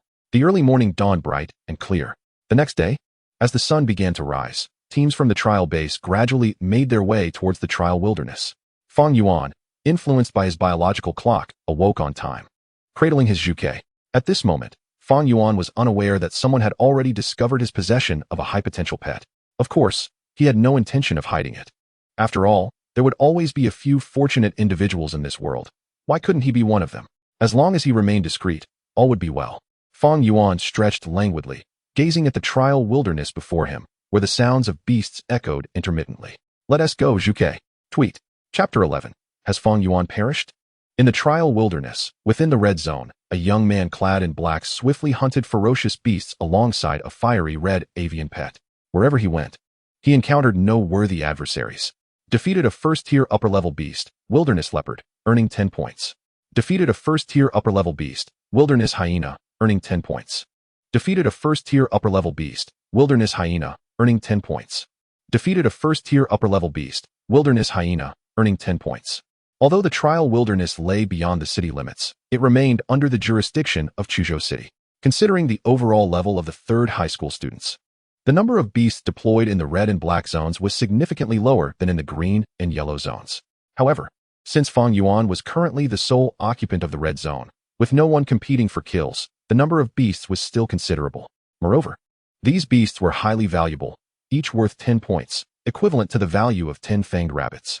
As noon approached, with the assistance of Qiongqi, who had eaten and rested well the previous night, virtually all the beasts in the red zone of the trial wilderness were annihilated. Only a handful of astute beasts had managed to escape to other zones. After Fang Yuan and Qiongqi had dispatched so many beasts, his system points had soared to an impressive 915. Realizing that he was accumulating points rather quickly, Fang Yuan decided to pause his exchanges in the system shop. Should he accumulate 1,000 points to redeem a spirit fruit, F-class, to enhance Zhuqiue's growth phase, Or should he first exchange for a Spirit Spring, F-Class, to elevate Zhuqiu's level? However, Zhuqiu's current strength was already sufficient, and since the red zone's beasts had been cleared, only the black zone remained. The trial would soon conclude, and Zhuqiu's rapid power increase could draw undue attention. It would be wiser to wait until the trials and to privately exchange items to boost Zhuqiu's strength.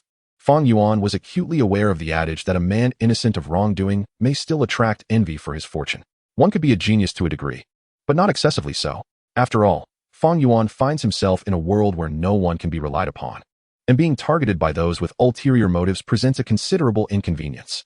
Thus, he temporarily sets aside his points and begins to organize his other spoils.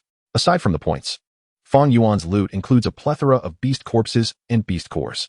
Although the beasts here are all upper-tier first rank, making their corpses more valuable. The sheer quantity is overwhelming, and the size of each corpse is excessively large. Thus, he must forgo them. He only takes the cores from each beast. At this moment, the pouch he had prepared to hold the beast cores is unexpectedly insufficient. Consequently, he crafts a makeshift pouch from the fur of the wild leopard to store the upper-tier first-rank beast cores. After collecting his spoils, Fang Yuan does not hastily venture with Qiongqi into the black area marked on the map. Instead, he takes a moment to enjoy a meal of roasted wild leopard meat, with the assistance of Qiongqi, the esteemed chef. It must be said that compared to the lower-tier violent-toothed rabbit, the wild leopard, as an upper-tier first-rank beast, boasts far superior flesh. Especially after being grilled by Qiongqi, the flavor is nothing short of exquisite. Not only is the texture delightful, but the energy contained within this piece of wild leopard meat is also exceedingly abundant. While consuming the roasted violent-toothed rabbit, Fang Yuan felt only a mild enhancement. His vitality surged, leaving him invigorated. However, after finishing the wild leopard meat, he distinctly senses a significant boost in his soul power. This revelation fills him with both astonishment and joy. The meat of an upper-tier first-rank beast offers such remarkable benefits. At this rate, if he continues to indulge, it feels as though just a few more meals will elevate him to the middle tier of the first rank. Truly, the flesh of an upper-tier first-rank beast is invaluable.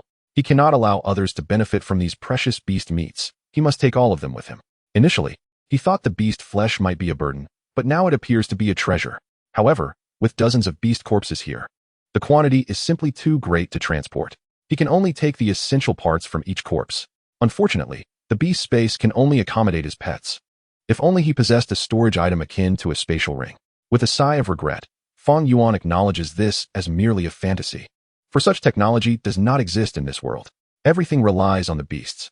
After spending over 30 minutes, he collects the vital parts from the slain upper-tier first-rank beasts, filling 3 large pouches, weighing over 100 pounds. The beast meat is enveloped in energy, alleviating concerns about rapid spoilage. However, carrying these hefty pouches of meat over a long distance would be quite the challenge had Fang Yuan not significantly enhanced his strength since becoming a beast master. Alas, having an excess of spoils can also be a burden.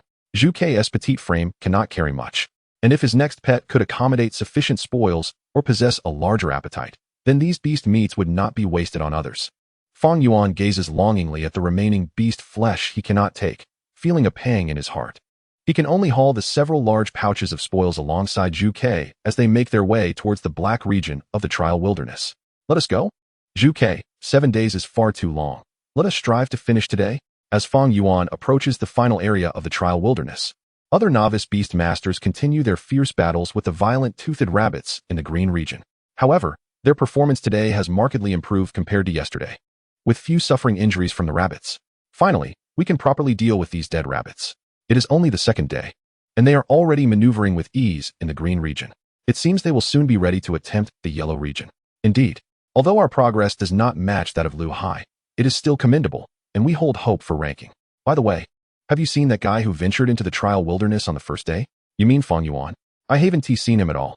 He hasn't already met his demise, has he? That seems unlikely. With the physicality of a lower-tier first-rank beast master, he should be able to escape from these violent-toothed rabbits if he desires to save his life, right? Besides, we've been in the green region for quite a while and haven't seen his corpse. Could it be that he ventured into the depths of the yellow region on the first day? What? Alone? Isn't that courting death? Who knows? Didn't Instructor Lin mention that there have been fatalities in past trials? Perhaps this year, Fang Yuan is among them. Well, one cannot blame others. It's his own arrogance that led him to this point. If he had humbled himself and accepted a smaller share of points, he might have found a team willing to take him. Speculation about Fang Yuan is confined to Lu Hai, Principal Li, and Instructor Lin. The novice beast masters remain unaware that Fang Yuan has already completed the trial wilderness, believing instead that he has perished within the wilds. Although they harbor some resentment towards Fang Yuan's apparent incompetence and arrogance, the thought of a fellow student perishing in the wilderness weighs heavily on their hearts, making them more cautious in their battles with the beasts. Lu Hai had only formed some hypotheses about Fang Yuan the previous night, but had not yet confirmed that it was Fang Yuan who significantly reduced the number of beasts in the yellow region. Today, Lu Hai does not linger in the green region, instead leading his 4 companions deeper into the yellow region. After swiftly dispatching a few passing violent-toothed rabbits, Lu Hai's group progresses without hindrance into the depths of the yellow region, discovering several scorch marks from fire attribute skills along the way. Indeed, the beasts in the yellow region have been cleared out by human intervention. Speaking of which, Fang Yuan's avian pet seems to have red feathers, confirming its fire attribute. Lu Hai recalls the appearance of Fang Yuan's pet, a small chick with sparse red feathers. He finds it hard to believe that such a diminutive creature can unleash such fearsome fire attribute skills. Just as Lu Hai assumes they will not encounter any formidable beasts, he is suddenly startled by a terrified scream from one of his companions. Lu Hai, look ahead. Lu Hai follows the voice, his pupils dilating in shock as beads of sweat form. In the distance, in the direction marked as a red area on the map, 5 dog-like beasts, each not smaller than his horned black sheep, race towards them with a look of sheer terror. It is a small pack of wild hyenas fleeing in panic from Qiongqi. Not good. They are high-tier beasts. Run. If we confront them in this number, we may not survive. Upon hearing Lu Hai's shout, the others react swiftly and follow him as they dash away. The 5 wild hyenas, having been starved under Qiongqi's shadow, spot Lu Hai and his companions, their eyes gleaming with hunger as they chase after them at an alarming speed. Meanwhile, Fang Yuan has already reached the final station of the trial wilderness, the Black region, and has discovered its sole inhabitant, a towering beast resembling a lion, standing at an impressive height of 2 meters, akin to a compact automobile. Chapter 12, The Descent of the Deity. Under the piercing gaze of the Vermilion Bird, Fang Yuan, from a considerable distance, discerned the presence of this colossal lion-like creature. He cautiously scanned the beast's information from afar. Species, wilderness lion. Growth stage, adult. Growth potential, C rank. Rank, lower second stage. Temperament, fierce, bloodthirsty. Talent, mastery of earth attribute, sharpness. Skills, rock spike, blade claw strike, bite, rock armor. Description, a commonly found social beast in the wilderness, equipped with sharp claws and immense strength. To his astonishment, the wilderness lion possessed a growth potential rated C. Although a social beast, it was solitary here, seemingly captured exclusively for our trials in the wilderness. Furthermore, despite having reached adulthood, this wilderness lion's power lingered at the lower second stage. The disparity in strength growth between wild beasts and those contracted by beast masters was starkly evident. Fang Yuan contemplated the information regarding the wilderness lion with a sense of melancholy. Wild beasts could only enhance their strength through the passage of time, hunting other creatures, or consuming rare resources. However, the rare resources were not easily obtainable. Acquiring even a morsel was a daunting task for a wild beast. Consequently, they were left with the first 2 methods, which were not consistently fruitful. Conversely, contracted beasts could swiftly ascend in power if their beast master invested ample resources. The wilderness lion's capabilities appeared rather mundane. Its skills were primarily short to mid-range, rendering it little more than a living target before the Vermilion Bird. Vermilion Bird, dispatch it. With a chirp, the Vermilion Bird, already brimming with anticipation, heeded Fang Yuan's command and surged forward. In an instant, it soared above the wilderness lion, gathering fire elements from the surroundings. The wilderness lion, now alert, awoke to the sight of the Vermilion Bird above it. Having been captured in this desolate region, the lion was already irritable. Now, disturbed from its slumber, it roared in protest.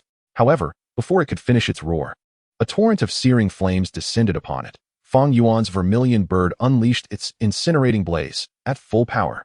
Sensing the intense heat and the potent fire elements in the air, the wilderness lion quickly halted its roar and activated its defensive skill, rock armor. Instantly, a layer of earthy armor enveloped its massive form. Yet, the moment the armor formed, the Vermilion Bird's attack had already struck, leaving no time to evade. The intense heat seared the wilderness lion, eliciting a pained roar. Any semblance of resistance vanished as it turned to flee. Although the wilderness lion was a second-stage beast, its speed was vastly inferior to that of the Vermilion Bird. It could not escape the relentless pursuit, with the Vermilion Bird igniting its rear. However, the wilderness lion, being a second-stage creature, was no pushover. and even the Vermilion Bird found it challenging to deliver a swift kill. Instead, it could only trail behind, gradually wearing down the lion's vitality. Witnessing the chase, Fang Yuan hastened to follow. Vermilion Bird, maintain your distance and wear it down with your skills. Do not approach and grant it a chance to retaliate. With a chirp, the Vermilion Bird initially contemplated lowering its altitude for a close-range strike, but promptly complied with Fang Yuan's command, maintaining its height and continuing to kite the wilderness lion. Thus, the trio, one lion, one bird, and one human, pursued relentlessly. They swiftly exited the black zone, entering the red zone, and continued toward the yellow zone. At that moment, in the trial wilderness at the juncture of the red and yellow zones, a 5-member team was under siege by 5 wilderness hyenas, which relentlessly tore at their formation. Had it not been for Lu Hai's horned black sheep, bolstered by 4 supportive beasts, their defenses would have surely crumbled long ago. Even so, their predicament was precarious. A slightly plump beast master, in a state of panic, called out to Lu Hai, "Brother Hai, what should we do? If this continues, we will perish. My 3-colored deer is nearly out of energy and can only cast healing skills 2 more times." The others chimed in, "Indeed, Brother Hai. My beast can only cast acceleration skills 2 more times. Mine can enhance strength 3 more times. Brother Hai, mine also has 2 more. What? We're nearly out of energy." Lu Hai, drenched in sweat, felt despair wash over him. Without the augmentation from supportive beasts, his horned black sheep would likely be torn apart in an instant by the assault of the 5 upper first-stage wilderness hyenas. With no other choice, Lu Hai turned his gaze to the corpses of the bloodfang rabbits they had brought along. It wasn't that he was unwilling to part with these corpses. He merely intended to use them as a last resort, never anticipating that their dire situation would escalate so swiftly. "Quick! Throw the bloodfang rabbit corpses as far as you can." The others complied without hesitation, discarding the bloodfang rabbit corpses. The strong scent of blood instantly captivated the attention of several wilderness hyenas. The leader of the hyena pack let out a howl, dispatching 2 of its kin to seize the rabbit corpses. The remaining 3, however, continued to fixate on Lu Hai and his companions, persistently harrying them to prevent a moment's respite or escape. "Damn it, these brutes refuse to let us go. They possess a level of organization." Witnessing the hyenas' coordinated actions, Lu Hai and his companions were engulfed in despair. Most beast masters remained in the green zone, while they were deep within the yellow zone, perilously close to the red zone, miles away from the main group. It was unlikely anyone would come to their aid anytime soon. "Wah, I don't want to die yet. I've just become a beast master and haven't had the chance to truly enjoy it. Wah, me too. I have a sick mother and a young sister at home." Observing his weeping teammates, Lu Hai, unable to contain himself, bellowed, "What are you all crying for? Damn it, I'm going to fight these beasts. Even if I die, I'll take a few of their teeth with me. Enhance my horned black sheep's skills again. Yes, Brother Hai." Lu Hai's fervent shout jolted his sobbing companions back to reality, prompting them to swiftly follow his command and cast status-enhancing skills on his horned black sheep. Lu Hai was not only stronger than the average beast master, but his resolve was also remarkable. Rather than succumbing to despair in the face of adversity, he chose to rise against it. "This is our only chance. We cannot allow those 2 wilderness hyenas to return." Lu Hai, facing the 3 hyenas with fierce determination, made the bold decision to strike first. "Horned black sheep, use dark bind." Before their eyes, the horned black sheep, under Lu Hai's command, unleashed an unprecedented skill, dark binding. The closest wild hyena was instantly ensnared by a swirling mass of dark energy. The point of contact between the energy and the hyena's fur emitted a sizzling sound, a clear indication of corrosion. It turned out that the horned black sheep was not merely black in appearance, but also possessed the attributes of darkness. Lu Hai had surprisingly concealed this trump card all along. "Horned black sheep, use horn charge." Under Lu Hai's direction, in a flash, the horned black sheep rammed its horn into the belly of the wild hyena, creating a gaping wound. Blood gushed forth, and the creature's fighting capability was clearly diminished. Witnessing the horned black sheep's success reignited a flicker of hope within the 4 despairing beast masters, causing them to weep with joy. "Brother Hai is incredible. Wow. This is astonishing. The horned black sheep can actually incapacitate a mid-tier beast despite being 2 levels lower." Yet, despite the effectiveness of Lu Hai's strike, he did not display any signs of joy. The attack had relied heavily on fortune, and the prospect of achieving further success seemed dim. All they could do was hope to intimidate the remaining wild hyenas. Roar. However, upon witnessing the tragic demise of its companion, the lead wild hyena did not retreat. Instead, it let out a furious roar, summoning back the 2 fallen comrades, charging fiercely at the horned black sheep. Seemingly intent on a fight to the death, under the relentless assault of the wild hyenas, the horned black sheep was swiftly knocked down. suffering several bites that left deep gashes across its body. It was over. Lu Hai and his teammates fell into utter despair, remaining frozen in place instead of fleeing. Just as Lu Hai wrestled with the internal struggle of whether to abandon the horned black sheep and escape, a curious voice suddenly broke through the tension. What a coincidence. You are here too?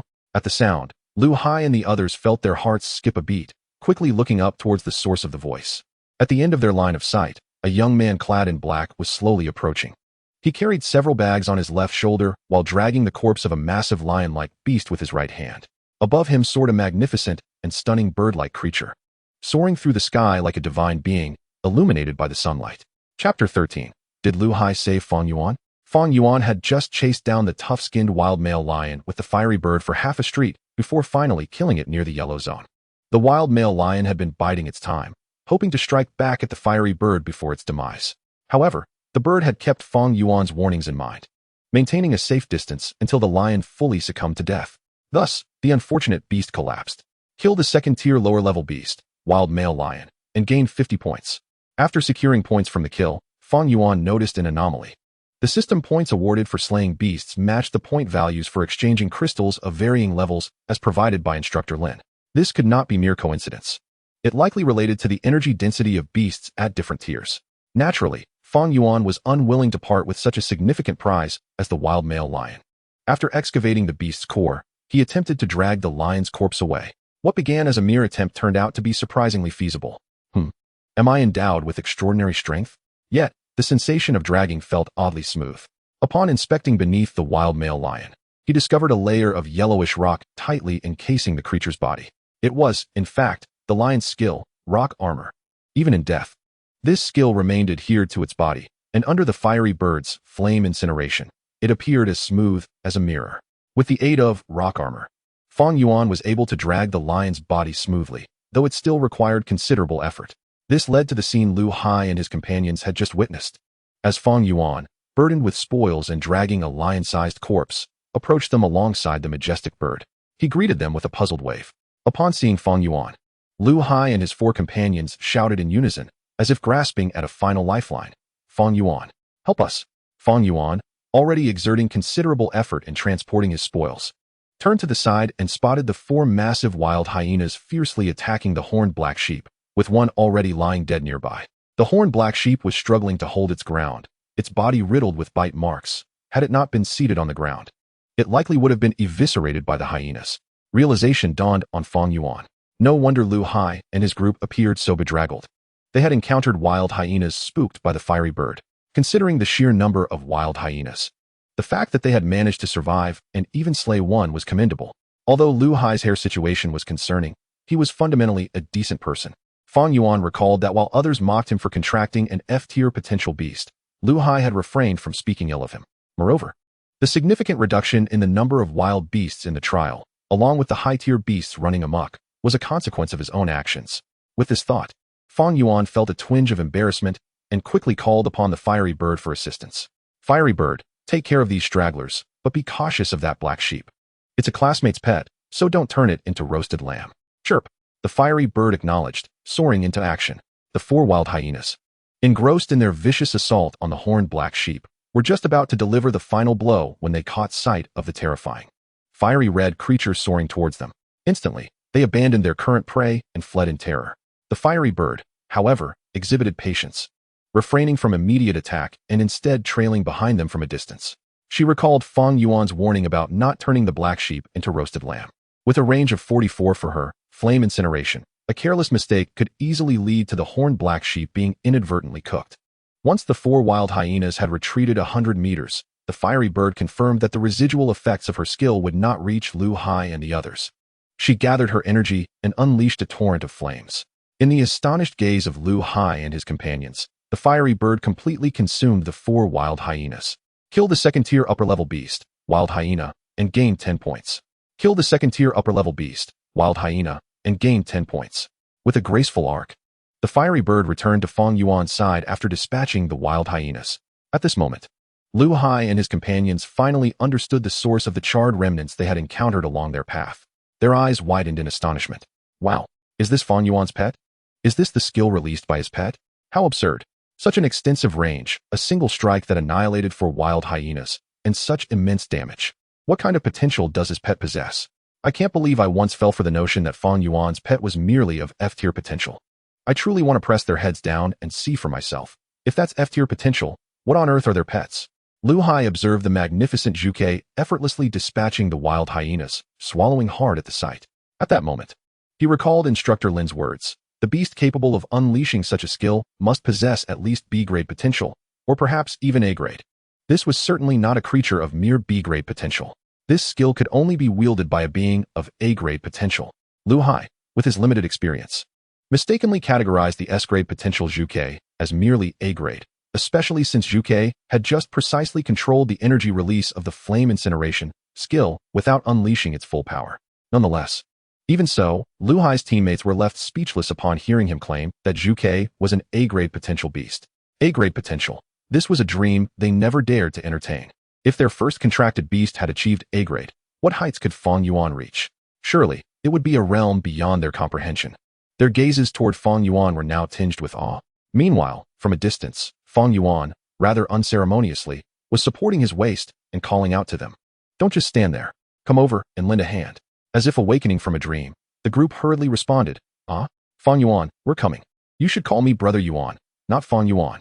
They erupted in laughter, with one of them exclaiming, I just made a slip of the tongue. Please don't mind it, Brother Yuan. Observing the eager faces of his companions as they assisted him with the spoils, Fang Yuan felt a sense of bemusement. One of Lu Hai's teammates had a 3-colored deer beast, whose healing skill had 2 uses remaining. After employing the healing skill twice on the injured sharp-horned black sheep, its condition improved significantly. Aside from the energy depletion that needed time to recover, it could now walk normally.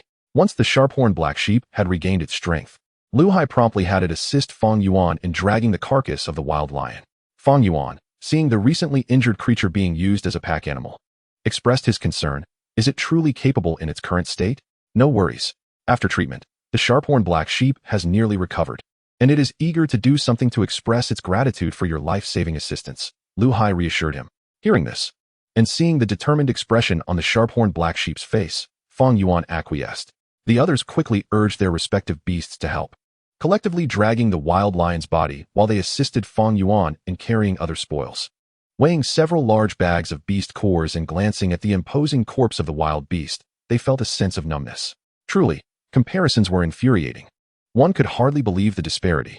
Their small team had managed to gather only a little over 20 beast cores in 2 days, a quantity that was already quite impressive among the teams.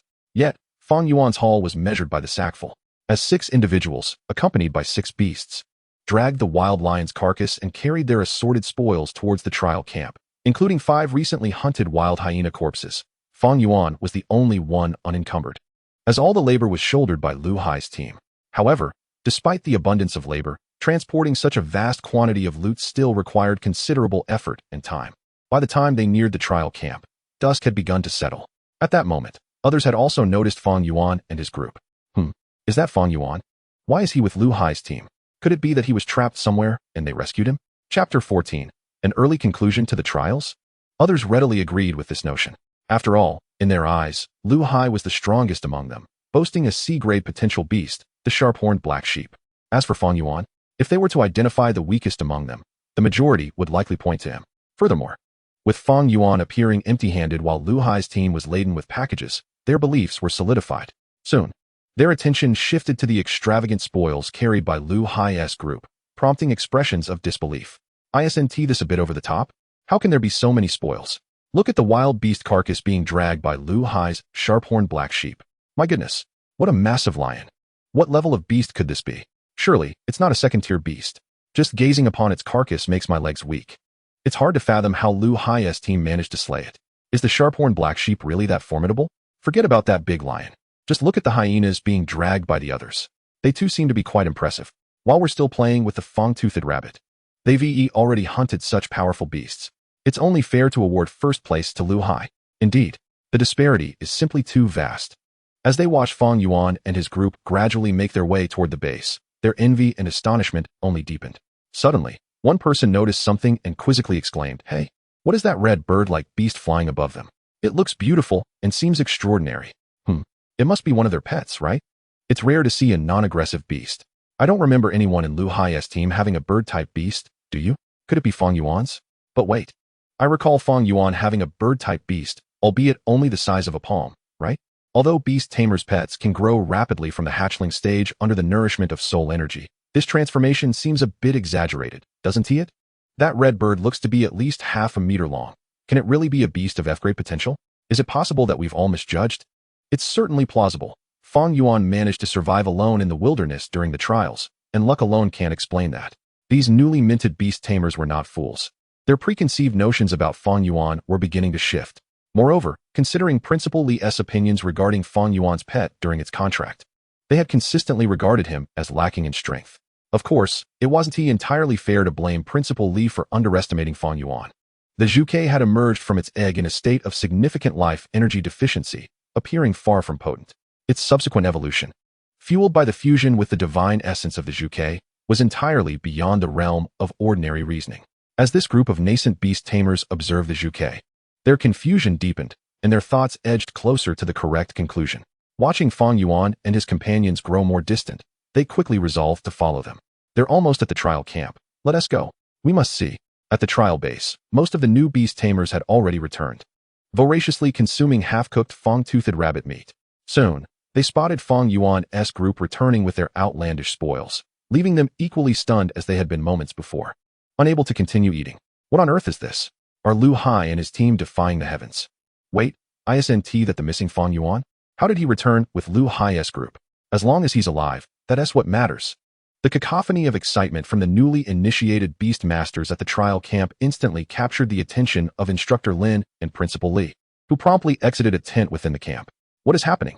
What is all this commotion? Instructor Lin inquired, his brow furrowed as he advanced, only to be momentarily taken aback. Isn't that the wild lion I placed in the black zone of the trial wilderness? It's only the second day, and it has already been brought back? Originally, Instructor Lin intended to utilize the wild lion, a formidable beast of the second tier, as a boss for the trial wilderness. He had anticipated that these newly minted beast masters would hone their combat skills over 7 days, necessitating the assembly of several teams to challenge and ultimately defeat it. To his dismay, the wild lion, upon which he had pinned his hopes, had succumbed in less than 2 days. However, he quickly remembered that among these new beast masters was a prodigy boasting a B-level potential, perhaps even an A-level potential beast, rendering such an achievement less astonishing. After all, the difficulty of this trial wilderness was tailored to accommodate beast masters of relatively ordinary aptitude. Soon, Instructor Lin's eyes brightened as he spotted Fang Yuan amidst the crowd, accompanied by the Vermilion Bird. Turning to Principal Li, he remarked, "Principal Li, your school has truly produced a remarkable talent. However, it would have been more considerate to inform me sooner about such a genius, so I could arrange for him to participate in the trials alongside the students from Chuzhou No. 1 High School. With this development, the meticulously crafted trial I set up has been utterly compromised. It's only the second day, and the more formidable beasts of the trial wilderness are on the verge of annihilation. The trial can scarcely proceed any longer." Upon hearing Instructor Lin's grievances, Principal Li cast a glance at Fang Yuan and the Vermilion Bird, his expression a complex mix of emotions as he wryly responded, "I truly did not anticipate this. Just a few days ago, I witnessed this child contract his beast, which appeared to be lacking in vitality. Even with high potential, it seemed improbable that it could be nurtured properly. Yet, it appears as if there are no discernible injuries at all. Who could have foreseen that?" Listening to Principal Li, Instructor Lin stroked his chin thoughtfully and murmured, "A beast with diminished life force? Such creatures almost never grow normally. In that case, it is indeed not Principal Li's fault. It seems that the beast he has contracted fortuitously possesses a rare talent to restore its life essence, an exceedingly rare gift. This lad is extraordinarily fortunate." After reflecting on this, Instructor Lin called Fang Yuan over. "You, my boy, have made quite a stir without so much as a word. I presume the beasts of the trial wilderness are nearly all dispatched by you?" In the face of Instructor Lin's accusatory tone, Fang Yuan sheepishly scratched the back of his head and replied, "Hee, Instructor Lin, it was merely a stroke of luck. I didn't eliminate them all. I left quite a few of the razor-toothed rabbits." Observing Fang Yuan's nonchalant demeanor, Instructor Lin shook his head in exasperation and, striding forward, amplified his voice to announce to the throng of new beast masters, due to unforeseen circumstances, the number of beasts in the trial wilderness is no longer sufficient to sustain the trials. I hereby declare the trials to be concluded early. The announcement left the newly initiated beast masters momentarily stunned. It was only the second day. They had just begun to find their rhythm with the razor-toothed rabbits. And now the trials were over? How would the rankings be determined? Before they could voice their protests, Instructor Lin continued, "All right. Now head over to the supply officer to tally your scores. Based on the rankings, after the rewards are distributed, you may return with Principal Li." Instructor Lin, feeling quite helpless, knew that establishing a trial site was no easy feat. It was not merely a matter of releasing various tiers of beasts into different difficulty zones. It required a month-long observation to ensure that the beasts of varying levels remained stable within the designated areas. Now that this trial base was rendered ineffective, Instructor Lin had no choice but to announce its premature conclusion. Fang Yuan, who had inadvertently caused this outcome, was still a student from the 3rd middle school this year. So this action was not deemed improper. "Isn't this a bit unfair, Instructor Lin? I was just gearing up," exclaimed one Beastmaster. "Indeed, I had only exerted 30% of my effort and was ready to showcase my skills. How can it end now? This is too hasty. I protest. Protests are futile. Hurry and tally your scores. Those who delay will receive 0 points," Instructor Lin declared, ignoring the dissent of the new Beast Masters as he departed with Principal Li, leaving the group in bewildered silence. However, upon hearing that delays would result in 0 points, they quickly abandoned their complaints and rushed towards the supply officer, surrounding him in a frenzy. "Count mine first. I was here first. What's all this shouting about? Form an orderly line," the supply officer barked. "You all have single-digit scores. What is the rush?" After the officer's reprimand, they quieted down and lined up obediently. "How embarrassing. I only have enough for 8 points worth of beast cores. Tell me about it. I'm slightly better than you, but I only have 9 points. All of this is Lu Hai's fault for wiping out the beasts in the trial wilderness. Have you seen those big bags his team is carrying? I noticed. They can't possibly be filled with beast cores, can they? That is outrageous. Not exaggerated at all. It's the entirety of the high-tier beasts from the trial wilderness. Truly, having strength allows for such arrogance. Even a fixed 7-day trial can be concluded early." Lu Hai's teammates were reveling in their fortune. Even if they each received only a fraction of the spoils, they would still accumulate a substantial number of points, surely placing them high on the leaderboard. A true case of effortless victory. Indeed, it's utterly enviable. Among the roughly 300 beast masters, each possessing only a few points, the tally was quickly completed. Those who managed to reach double digits found themselves ranking prominently. The attention then shifted to Lu Hai's team, with everyone curious about their score. As if sensing the anticipation, the 5 members of Lu Hai's team approached the supply officer, laden with bags. Following the officer's instructions, they emptied the contents onto the ground. With a cascade of beast cores of various colors and sizes spilling forth, the sight left the surrounding new beast masters speechless. "Holy cow, that is an astonishing amount. It must surpass the total of our beast cores combined. While the quantity may not be excessive, their score was bound to be impressive. There must be at least 200 cores here. Different colors signify different levels, and some could be worth 10 of ours. That enormous, earthy yellow oval core, could it possibly belong to that giant lion beast? If the core is that large, it likely indicates it was a 2nd-tier beast. How outrageous." Confronting such formidable beasts, one cannot help but ponder the price to be paid to vanquish them. The military supply officer, who had maintained a stoic demeanor, now exhibited a look of astonishment upon witnessing the abundance of beast cores scattered around. "How intriguing. Let me tally these up. 150 first-tier, lower-level beast cores, totaling 150 points. 115 first-tier, mid-level beast cores, amounting to 345 points. 46 first-tier, upper-level beast cores, equating to 460 points. 1 second-tier, lower-level beast core, yielding 50 points. In total, that amounts to 1,005 points." Following the calculation, the onlookers, fellow beast tamers, erupted into fervor. "What? How many? 1,005 points. That's equivalent to the combined scores of our entire team. Not to mention, with such a multitude of beast cores, we are sure to strike it rich." The military supply officer was equally taken aback. With a beaming smile, he encouraged, "You all have done remarkably well. What is the distribution ratio of points among your team members? Allow me to calculate your scores." Upon hearing the officer's inquiry, all present beast tamers turned their curious gazes towards the leader, Lu Hai. Under the scrutinizing eyes of the crowd, Lu Hai awkwardly scratched his head and produced a small pouch from behind him, stating, "Sir, these are indeed the spoils of our team. I would appreciate it if you could tally them. What you just counted belongs solely to Fang Yuan." "Huh, all from one person?" Upon learning that such a vast number of beast cores was the sole achievement of Fang Yuan, the military supply officer was momentarily taken aback before announcing, "Fang Yuan. Cumulative points, 1,005, currently ranking first in the trial." At Lu Hai's revelation, everyone cast incredulous glances at Fang Yuan in the rear. It was him. No wonder he dared to venture into the wilderness alone on the first day. He must have had ample confidence to single-handedly slay so many ferocious beasts. How terrifying must his beast's prowess be? Indeed, our own beasts have merely just hatched and are still in their juvenile phase, all at the first-tier lower level. Fang Yuan's beast managed to defeat so many formidable foes in just 2 days, including a second-tier lower-level beast. His beast's potential must be extraordinarily remarkable. Humph. I told you all that Fang Yuan's beast appeared to be exceptional, yet you remained skeptical. Fang Yuan paid no heed to the astonished murmurs around him. Once all scores had been tallied, and the rewards for their performance were received from the military supply officer, he joined Principal Li on the return bus. On the journey back, Fang Yuan settled into a corner at the rear of the bus, silently reflecting on the spoils of this trial. He had accumulated a total of 1,005 system points, consistent with his trial ranking score. I utilized 170 points to exchange for items, leaving me with 835 points. While I cannot presently redeem for 1,000 points worth of spirit fruit, it should be feasible to upgrade Qiongqi to the first-tier upper level upon our return. I wonder if the remaining points will suffice to elevate Qiongqi to the second tier. With so many people on the bus, it was not convenient for Fang Yuan to act directly.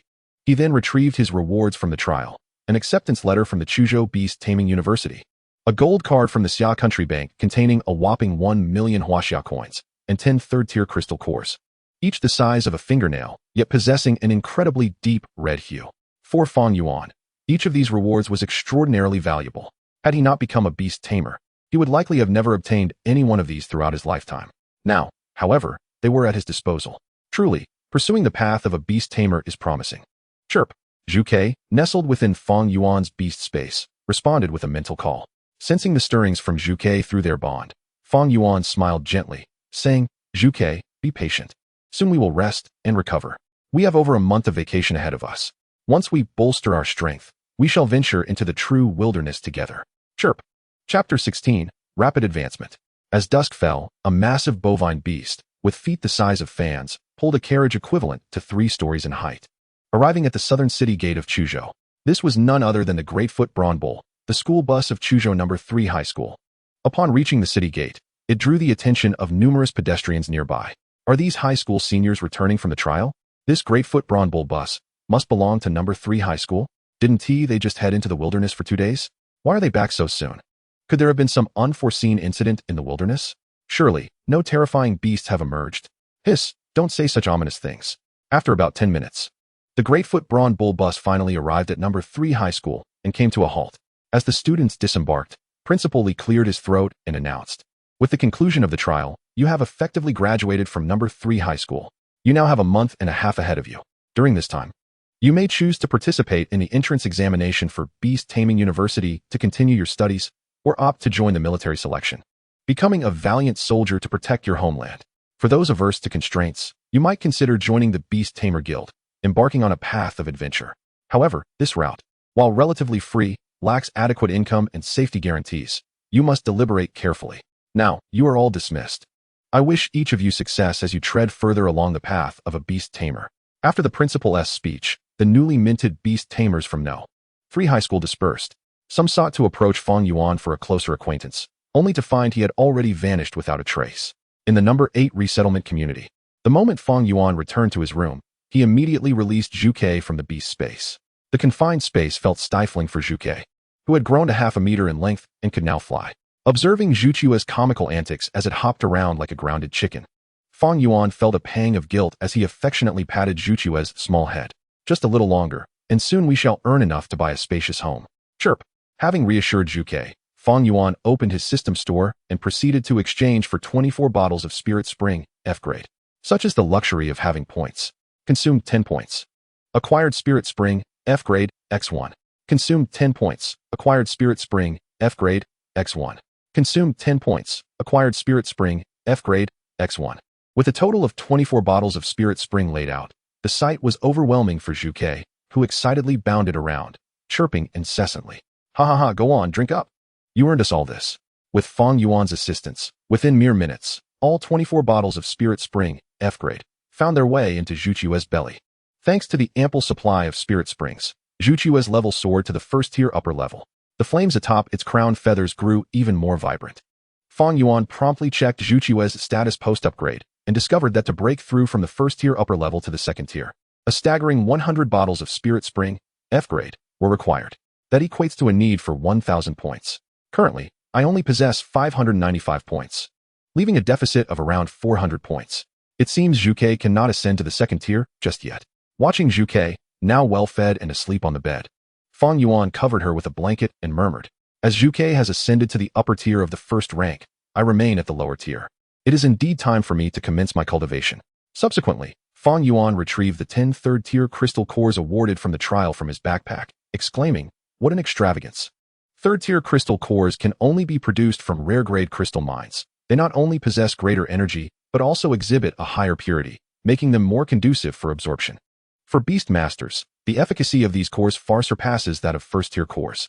Just one such core is valued at 200,000 Huaxia coins, and they circulate exclusively among beast masters.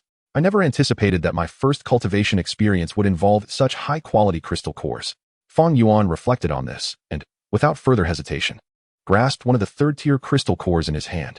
He enveloped it with his soul fire, gradually absorbing the energy contained within.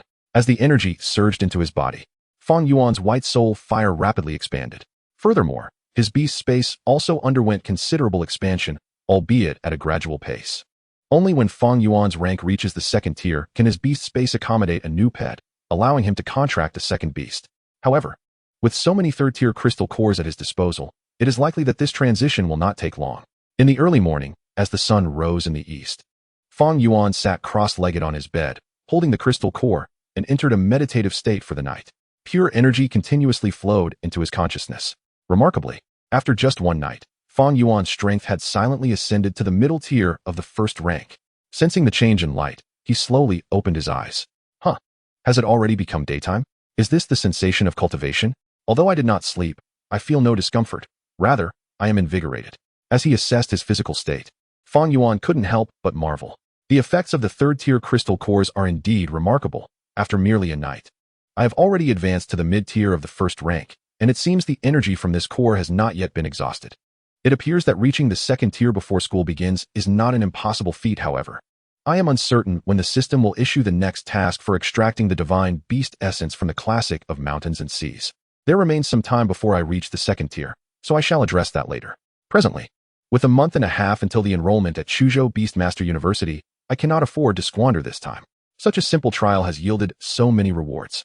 As the foremost Beastmaster University in Suzhou and among the top-ranked in the Xia Nation, it undoubtedly possesses abundant resources. There are many prodigies among the beast masters there, and I must seize the opportunity to enhance my strength.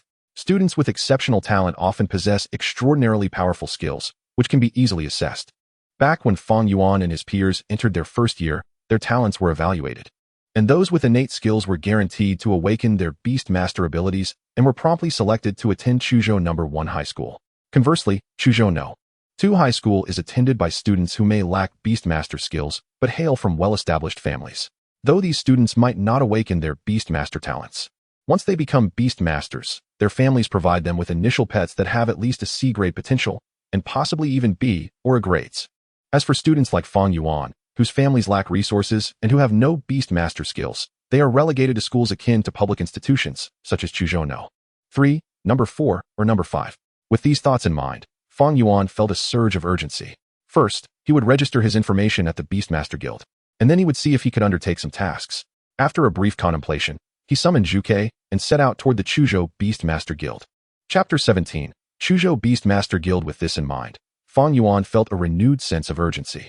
He resolved to register his information at the Beastmaster Guild and explore the possibility of accepting some tasks. After a moment's thought, he called upon Qiongqi and ventured forth towards the Suzhou Beastmaster Guild. The Suzhou Beastmaster Guild is situated in the Eastern District, not far from Fang Yuan's residence in the No. 8 resettlement community. Even though Fang Yuan had become a Beastmaster, significantly enhancing his speed, it would still take him 1 to 2 hours to reach the guild on foot. Naturally, he would not opt for such an inefficient mode of travel. After the trial, he had received a substantial reward of 1 million Huaxia coins. While this may not be considered a fortune among Beastmasters, it certainly qualifies him as affluent among ordinary citizens. Thus, he promptly purchased a subway ticket to the Eastern District. However, the subway here is not a conventional one. It is a gigantic beast known as the Earthworm, which humans periodically provide with a substance called purple jade soil to harness its services, making it an economical choice. Within 10 minutes, Fang Yuan arrived in the Eastern District, instantly captivated by the sights before him. The streets of the Eastern District were a staggering 3 times wider than those of the Lower District. The roads were paved with layers of white stone, and dedicated cleaning personnel maintained the cleanliness, creating a pristine environment. Although the surrounding buildings were tall, they did not appear as cramped as those in the Lower District. In a moment of reverie, Fang Yuan felt as though he had entered a city on Earth, murmuring, "This is the kind of place modern people should inhabit. Zhuke, we will soon live here." The main campus of Chuzhou Beastmaster University is indeed located in the Eastern District. Fang Yuan would be enrolling there in a month and a half, spending 4 years living and studying within its walls. He would soon be able to call this place home, and that is no exaggeration. Suddenly, a sharp and mocking voice broke the serenity. "Living in the Eastern District? With your pretty boy looks? Selling hooks might be a possibility, ha ha ha." Following the sound, Fang Yuan turned to see an ostentatiously dressed individual with dark skin. A corpulent figure, and a prominent mole adorned with a hair above their lip, glaring at him with disdain. A shiver ran through Fang Yuan, not from fear, but from disgust. What sort of grotesque creature is this? He cast a dismissive glance at the individual before quickly averting his gaze, repulsed by the abysmal appearance. Without a moment's hesitation, he hastened away toward the direction of the Beastmaster Guild. Bao Dalong, who harbored a deep-seated disdain for the handsome, felt a surge of satisfaction as he witnessed Fang Yuan's reaction, interpreting his silence as fear. He puffed his chest with pride and let out a boisterous laugh before sauntering away, feeling quite pleased with himself. To Fang Yuan, this encounter was merely a fleeting distraction.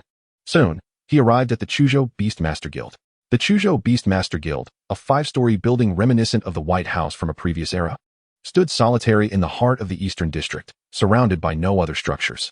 In front of the guild lay an expansive plaza, adding to its grandeur. Is this truly the Chuzhou Beastmaster Guild? What an impressive establishment!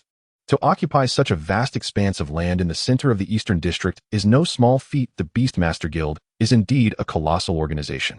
Situated on an island in the Eastern Pacific, the headquarters boasts branches in every city across the globe, offering countless resources essential for skilled beast tamers and their craft.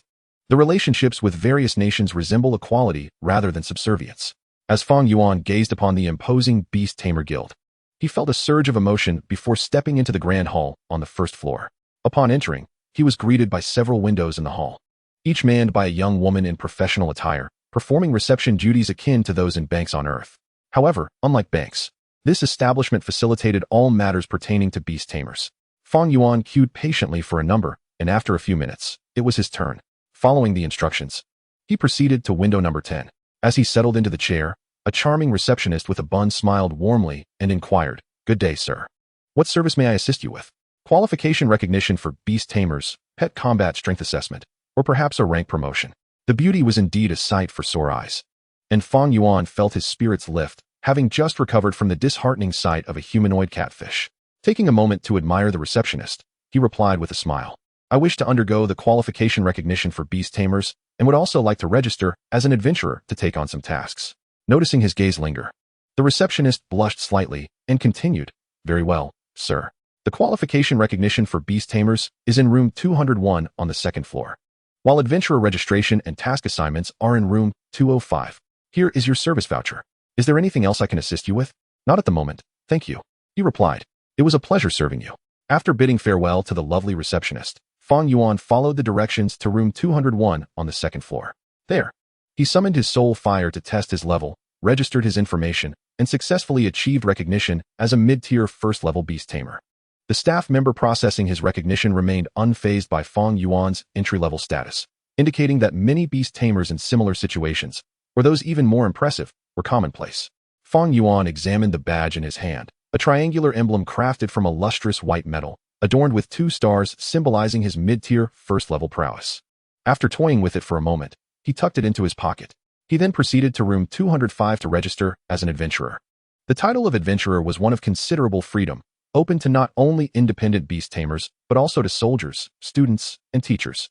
Within a mere 10 minutes, Fang Yuan proudly became an F-level adventurer. His motivation for becoming an adventurer was straightforward: to undertake various tasks and venture beyond the city to hunt ferocious beasts and enhance his strength. Despite his previous triumphs during trials, where he wreaked havoc in the wilderness under controlled conditions, Facing a high-tier wild lion proved to be a challenge that required considerable effort. The true wilderness was no trifling matter. Unlike in games, ferocious beasts of varying levels roamed freely without regard for designated zones. Without adequate experience in wilderness survival, the risk of unwittingly confronting a beast beyond one's capabilities could lead to dire consequences. Just as Fang Yuan contemplated which tasks might suit him best, a familiar voice suddenly resonated in his mind. Ding! Mission triggered. First adventure. Completing this task will yield substantial rewards. To his surprise, it was a system mission. He had almost forgotten that the system could issue tasks. A thrill coursed through his body. The last system mission had granted him the exquisite Qiongqi essence, enabling him to dominate the trials. He wondered what extraordinary rewards awaited him this time. With eager anticipation, Fang Yuan promptly opened his system to review the details. Chapter 18, Sea-Level Mission. First adventure. Complete an adventure task. Task reward. Randomly awarded Beast Tamer Skill 1. The skill's level will be randomly assigned based on the adventure task's difficulty and completion rate. Upon reading the task reward, Fang Yuan could hardly contain his excitement. A Beast Tamer skill. How extraordinary. The system could bestow such skills? In this world, Beast Tamer skills were diverse, ranging from powerful to weak. Some enhanced the affinity with ferocious beasts, while others boosted the strength of pets or provided insights into the specifics of pet eggs. Though labeled as skills, they were essentially innate talents that one was born with, impossible to acquire through mere study. Fang Yuan had been assigned to Qiongqi 3 High School precisely because he lacked detectable Beast Tamer skills during his entrance assessment. Those with skills were allocated to the prestigious Qiongqi No. 1 High School, which offered resources far superior to those of No. 3. He had heard that students from No.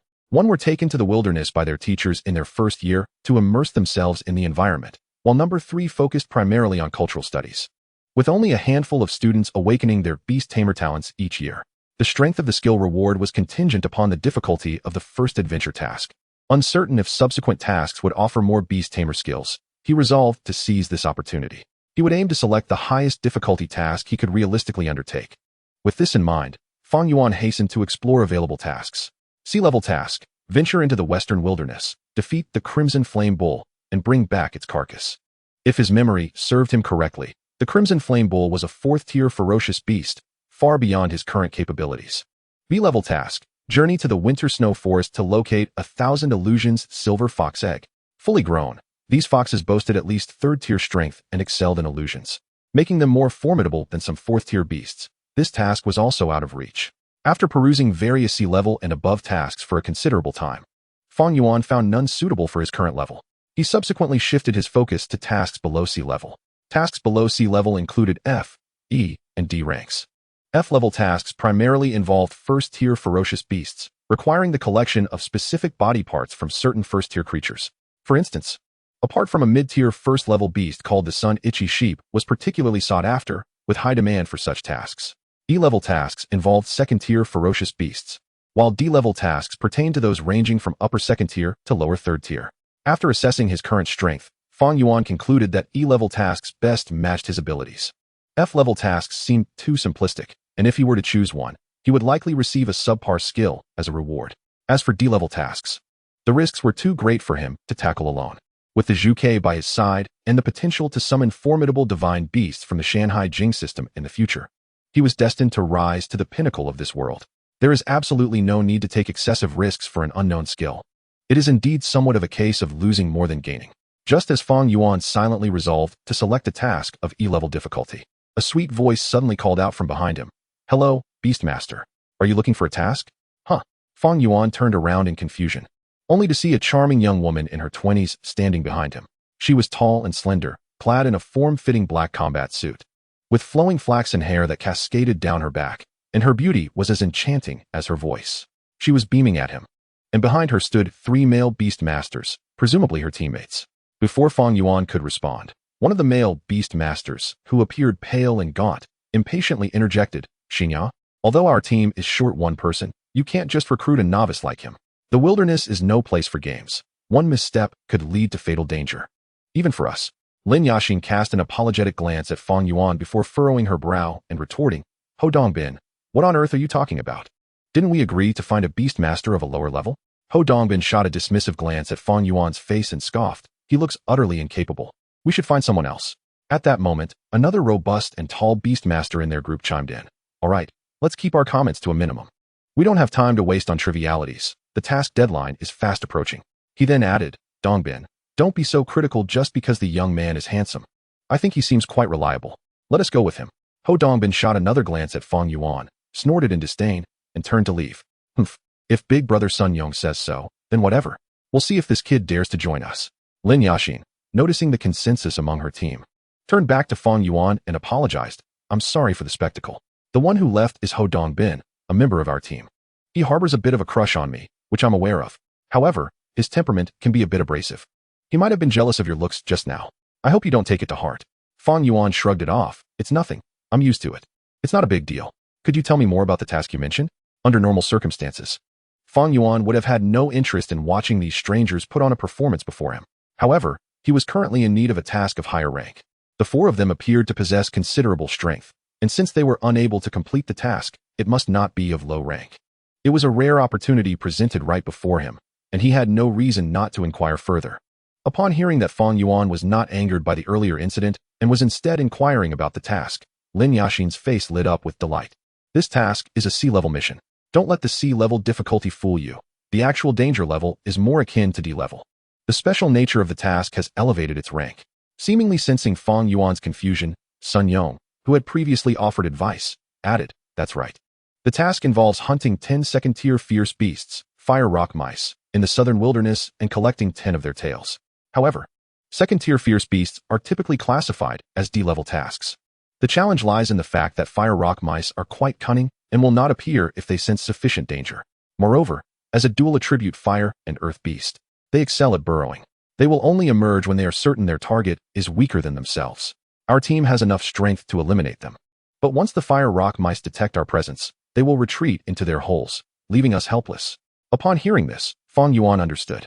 So, you're looking for a bait to lure out the fire rock mice? Sun Yong, whose personality was already somewhat straightforward, flushed at Fang Yuan's bluntness. Ahem. We will take measures to ensure your safety. If you find it too dangerous. Before Sun Yong could finish, Fang Yuan interjected, I accept. What? Both Sun Yong and Lin Yaxin thought they had misheard. His agreement came far too swiftly. Fang Yuan smiled earnestly at them and reiterated, I said.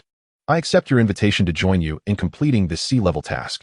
Hearing Fang Yuan's immediate acceptance, the two of them breathed a sigh of relief.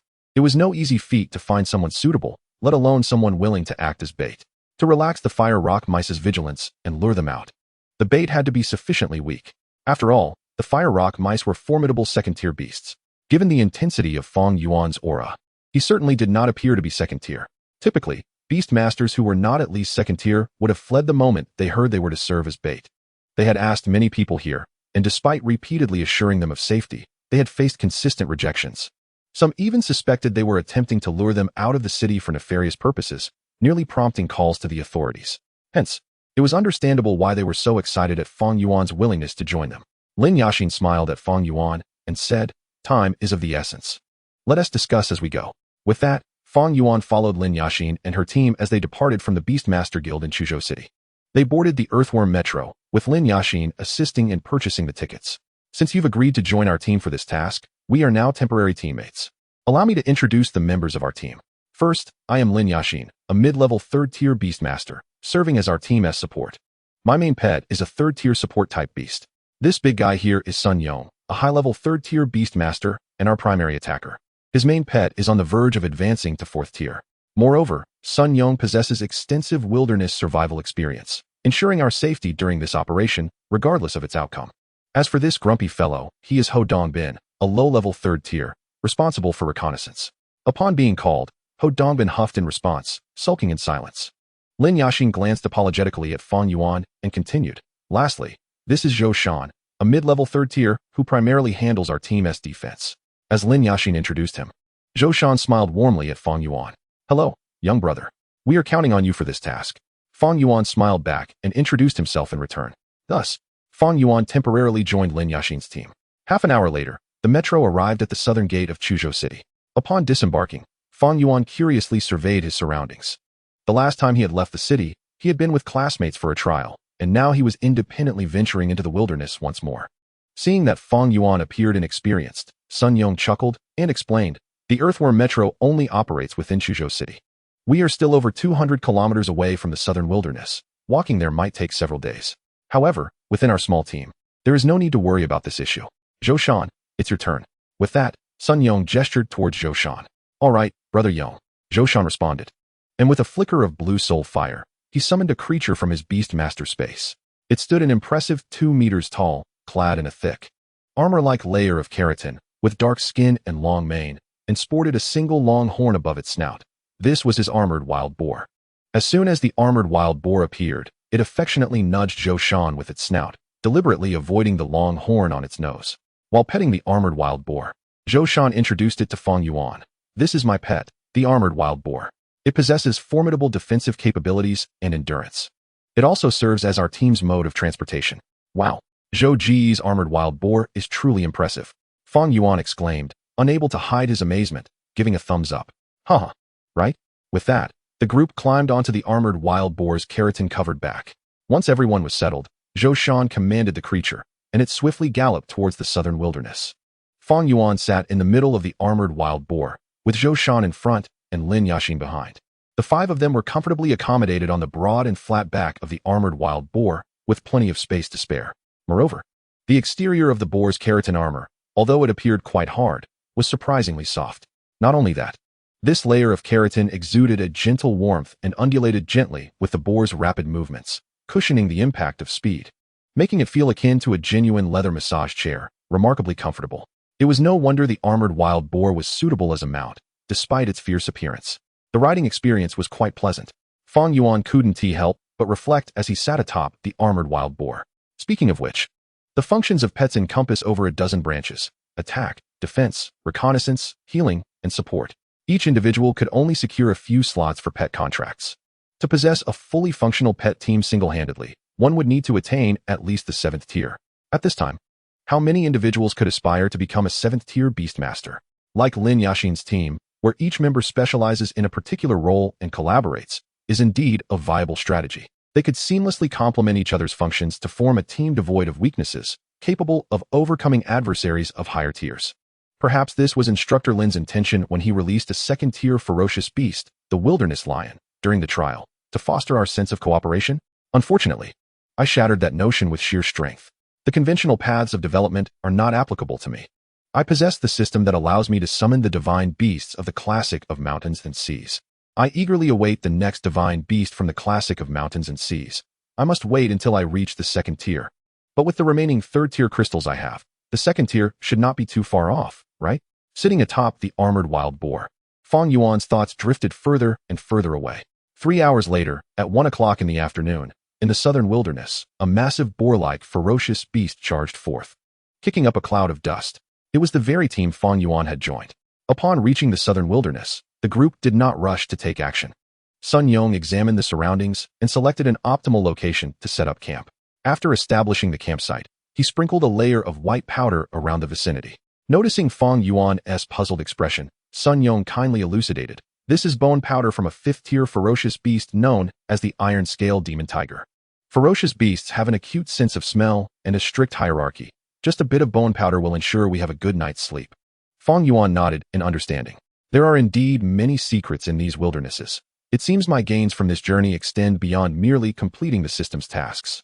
The outdoor survival knowledge possessed by Sun Yong is a treasure in itself. Once the camp was set up, Sun Yong gathered everyone and said, "We skipped lunch to save time. Let us eat while we discuss the battle plan." Chapter 20. The battle begins. Acknowledged. After finishing his statement, Sun Yong retrieved several cloth bags from a pack he had brought. Each person received one. Upon opening it, Fang Yuan was surprised to find it contained hard black meat strips, as tough as iron. "Fang Yuan, I apologize for the inconvenience. Our time for this mission is quite pressing. Once it's over, I'll treat you to a grand feast." Fang Yuan smiled and shook his head, saying, "Brother Sun, I understand. Outside the city, who has the luxury to be picky? I'm not a pampered young master. The mission takes precedence. If I can't endure this little hardship, I wouldn't have come to the southern wilderness with you." Upon hearing Fang Yuan's words, Sun Yong patted him appreciatively. Meanwhile, Ho Dongbin scoffed, rolling his eyes. "Such a hypocrite. Kid, let me tell you, these meat strips are from a 3rd-tier ferocious beast. If you weren't with our team, this small bag would easily fetch you 50,000 Huaxia coins in the market. You're only at the 1st tier right now. Consuming 3rd-tier ferocious meat will bring you great benefits." Upon hearing Ho Dongbin's words, Fang Yuan couldn't help but gaze at the inconspicuous bag of meat strips with delight. Back in the wilderness, when he was at the lower first tier, he had only consumed meat from upper first tier ferocious beasts and felt a surge of vitality, enhancing his strength. Now, with his current mid-first tier status, consuming third tier ferocious meat would surely yield even more pronounced effects. Little did he expect that joining this third tier team for the mission would bring such advantages. He truly made the right choice, as such opportunities are rare. As for Ho Dongbin's earlier comments, they actually shifted Fang Yuan's perspective of him. Though his words were harsh, they served as a reminder to value these seemingly unremarkable ferocious meat strips. This Ho Dongbin, with his jealousy and stubbornness, resembles a proud little student. The group then boiled water and began to consume the dried ferocious meat strips. It must be said, the dried ferocious meat was indeed quite filling. After just 2 pieces, Fang Yuan felt a sensation of fullness, unable to eat another bite. Moreover, he sensed a noticeable enhancement in his soul power. This was merely after 1 meal. If he were to consume it several more times, coupled with his third tier crystals, it wouldn't be long before he ascended to the second tier. After about 5 minutes, as the group finished their meal, Sun Yung tidied up and spoke slowly. All right. Everyone is well fed. Now I'll outline the battle plan. Upon hearing Sun Yung mention the battle plan, everyone perked up. Sun Yung surveyed the group and began to speak deliberately. Our mission entails hunting down 10 fire rock mice, and we only have 3 days until the deadline. We must achieve some results today. Fire rock mice are extremely cunning and highly sensitive to scent. Not only will they evade the presence of third-tier beings, but even the scent of mid-second-tier creatures will keep them hidden deep within their burrows. They are truly the epitome of stealth. Furthermore, the holes they dig are not only deep but also reinforced, making it impractical to extract them from their lairs. In this mission, Fang Yuan will undoubtedly play the most crucial role. The second most critical role will fall to Ho Dongbin, while the remaining 3 of us will merely handle auxiliary tasks. As he reached this point, Sun Yung paused briefly, allowing the crowd to absorb the information before continuing. The specific combat plan is as follows. First, Ho Dongbin will take your pet, the Wind Chaser Hound, to scour the southern wilderness for the fire rock mouse burrows. Mark the entrances where the fire rock mice reside. Next, it will be Fang Yuan's turn to take the stage. Due to the fire rock mouse's heightened sensitivity to scent, we can only lie in ambush from a kilometer away. You will venture alone approximately 100 meters in front of the fire rock mouse burrow to lure them out. Once you have drawn them out, do not panic. Swiftly fire a signal flare while running in our direction. Meanwhile, Ho Dongbin's pet will rush to your aid at the highest speed, restraining the fire rock mouse to prevent its escape, and we will follow closely behind to eliminate it. Your task is to endure under the assault of the fire rock mouse until Ho Dongbin's pet arrives, which should take around 10 seconds. Sun Yung hesitated before adding, there is a challenge to this plan. You currently possess only mid-tier first-stage strength, and confronting a fire rock mouse alone is quite perilous. Even though we have prepared some defensive equipment and items for you, there remains a significant risk. The decision to undertake this mission lies solely with you. Hearing Sun Yong's words, Fang Yuan smiled slightly, replying, Brother Sun Yong, it's no problem at all. This mission is perfectly suited for me. Noticing the puzzled expressions of the others, Fang Yuan decided to reveal more. With a flash of white soul fire, he summoned his pet, the Qiongqi. This is my pet Qiongqi, a fire-type creature. She possesses a talent for fire attribute mastery, which reduces the fire damage she receives. Furthermore, Qiongqi has already reached upper-tier first stage. Enduring the fire rock mouse's attacks for a few seconds will be manageable. The group gazed in awe at the strikingly beautiful Qiongqi, their expressions filled with astonishment. This Qiongqi of yours, Fang Yuan, appears truly extraordinary. Mastery of fire attributes. How fortuitous to possess such a talent. Only pets with at least B-grade potential can have attribute mastery, right? I never expected you to have a pet of B-grade potential. Fang Yuan deliberately understated Zhu Chue's S-grade talent. Flame Sovereign, as merely fire attribute mastery, yet this still evoked gasps of admiration. While their elite team, despite their youth, boasted third-stage strength, it was not uncommon for them to possess B-grade potential pets. However, even among them, their first pets did not possess B-grade potential. Who would have imagined that Fang Yuan's first pet already exhibited such potential? It seemed that Fang Yuan's future was indeed boundless. Instantly, the gazes of the team members towards Fang Yuan transformed significantly. Meanwhile, Lin Xinya's focus diverged from the others. Wow, what a beautiful pet. Quick, let me touch her. Qiongqi, showing no courtesy, flicked her tail and soared away, hiding behind Fang Yuan, leaving Lin Xinya's hand suspended awkwardly in the air. I'm sorry, Sister Yashin. But Qiongqi doesn't allow anyone else to touch her. Fang Yuan chuckled.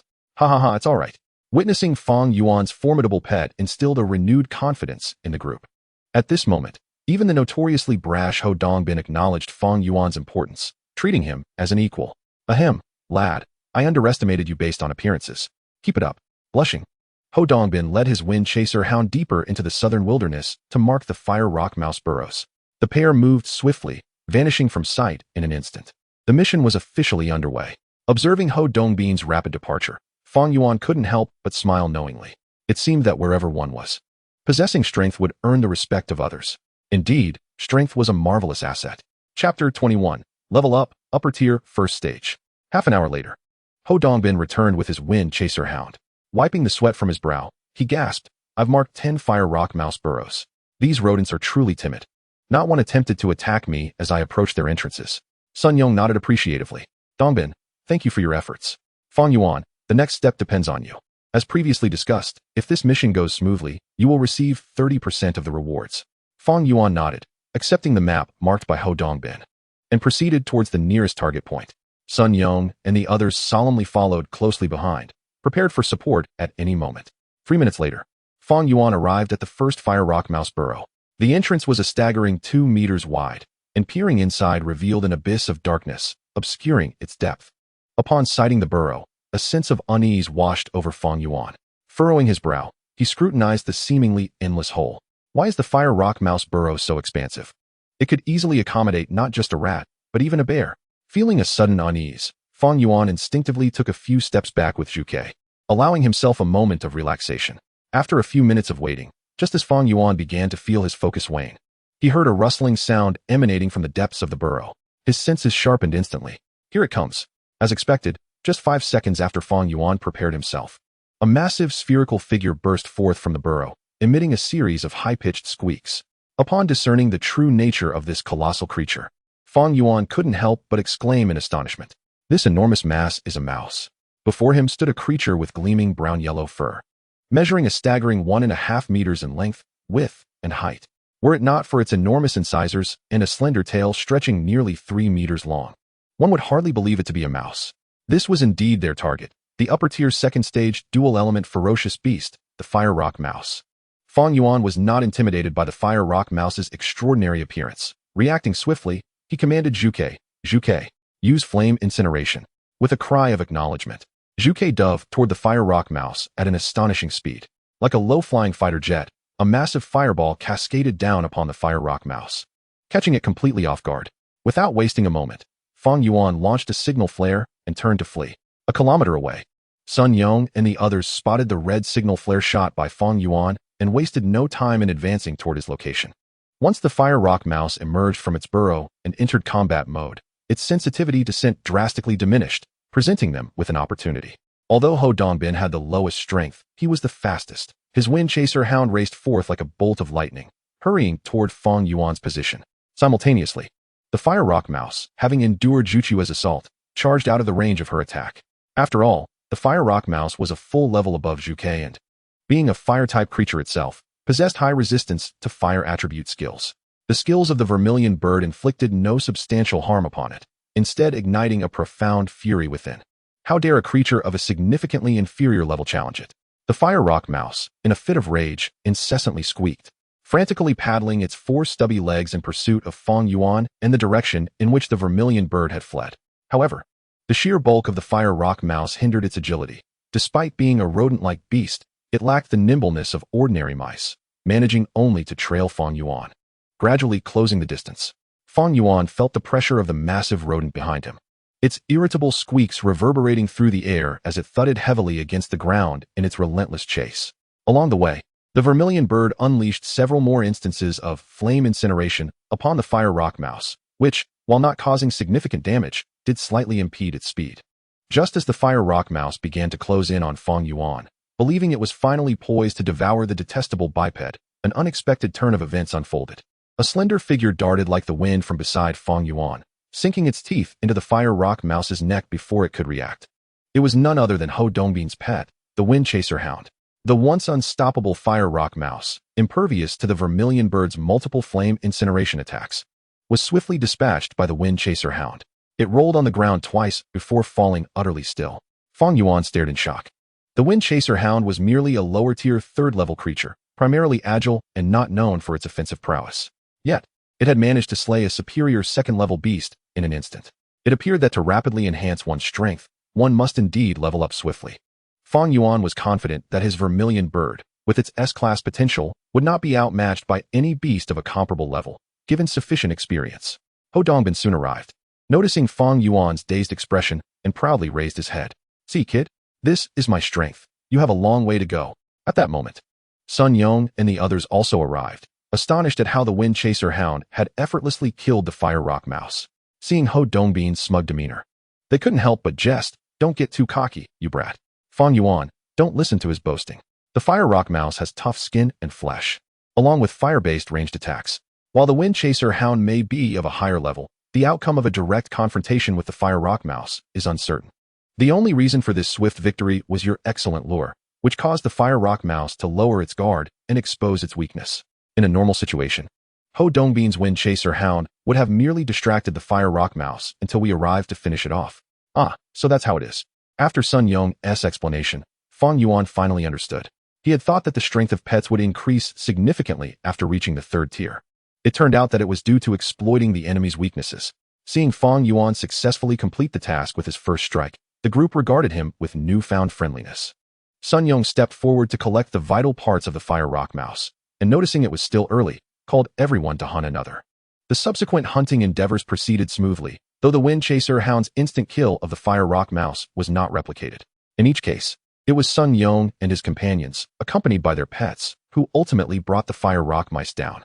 Fang Yuan also witnessed Sun Yong's pet, the near 4th-tier offensive creature, the Purple Scythe Mantis, which possessed a pair of enormous scythe-like claws emanating a purple magical glow. With a single strike, it decapitated the troublesome Fire Rock Mouse. As the sun began to set, they had already hunted 4 Fire Rock Mice in just half a day's time. The group concluded their first day's task and returned to their camp to rest. They casually consumed some dried, lean meat before retiring to their tents early. Fang Yuan took out the 3rd-tier crystal core from his pocket and devoted the entire night to cultivation. By the dawn of the next day, he sensed a newfound fullness in his soul power. Remarkably, after just one night, he had leveled up once more, successfully advancing to the upper tier of the 1st level. Chapter 22. Substantial Rewards and Task Bonuses. Feeling a significant increase in his soul power, Fang Yuan suddenly opened his eyes wide. Could it be that he had leveled up overnight? This seemed rather swift. He was astonished by his rate of advancement. It was worth noting that he had spent the previous night cultivating with a 3rd-tier crystal core, yet had merely progressed from the lower to the middle tier of the 1st level. Today, although he had similarly leveled up, the energy required to ascend from the middle to the upper tier of the 1st level was notably greater. Could it be that the 2 meals he had consumed of the 3rd-tier beast jerky contributed to this? Not to mention the direct confrontations with the Fire Rock Mouse yesterday afternoon, which had stimulated his energy absorption due to the thrill of battle? No wonder the teachers at school emphasized practical experience. It turned out that combat significantly enhances one's strength. Pondering this, Fang Yuan grew increasingly eager for today's battle. Soon, half an hour had passed, and the rugged voice of Sun Yong echoed from outside the tent. "Fang Yuan, are you awake?" "Brother Sun, I'm already awake." "Good. Come eat something. Let us aim to finish quickly today and return to Chuzhou City. It's best to avoid spending another night in the wild. Sleeping out here is anything but reassuring." "Sure thing, Brother Sun," Fang Yuan replied, emerging from the tent. After sharing a hearty meal with everyone, they ventured deeper into the southern wilderness, repeating the fishing tactics from the previous day. With the experience from the first day under their belts, the team had become much more adept, no longer flustered as they had been before. In just one morning, they had successfully hunted 5 Fire Rock Mice. Coupled with the 4 from yesterday afternoon, they were just one short of completing their task. Sun Yong and the others were equally surprised by how smoothly the task was progressing, exclaiming, "It's noon now, and everyone is hungry. We're just 1 Fire Rock Mouse away from completing the task. How about we finish the task first?" Sun Yong directed this comment at Fang Yuan. Given that his mission was the most crucial and dangerous, contingent upon Fang Yuan's condition, Fang Yuan was not one to be pretentious. He too wished to return swiftly. He patted his chest and declared, "Brother Sun, I'm completely fine. Let us wrap this up and head back." "All right, let us continue." The final Fire Rock Mouse did not put up much of a fight. However, the team, having fought continuously, became slightly complacent, leading to a moment of peril. As the Fire Rock Mouse neared its end, it unleashed a fireball aimed at the soaring Vermilion Bird. Although the Vermilion Bird made every effort to dodge, it still got grazed on the wing by the fireball. To everyone's astonishment, the Vermilion Bird, which they had expected to be severely injured, emerged without a scratch. Truly, a pet endowed with a fire affinity. Fang Yuan, to contract such a remarkable creature as your first contract beast, you've struck gold. And it's so aesthetically pleasing too. Aren't you about to attend the Beast Taming University in Qiongqi City? With such a striking pet by your side. I can only imagine how many girls you'll charm. Haha, Sister Xinya, you jest. Zhu Ke is my companion. How could I possibly use her for such purposes?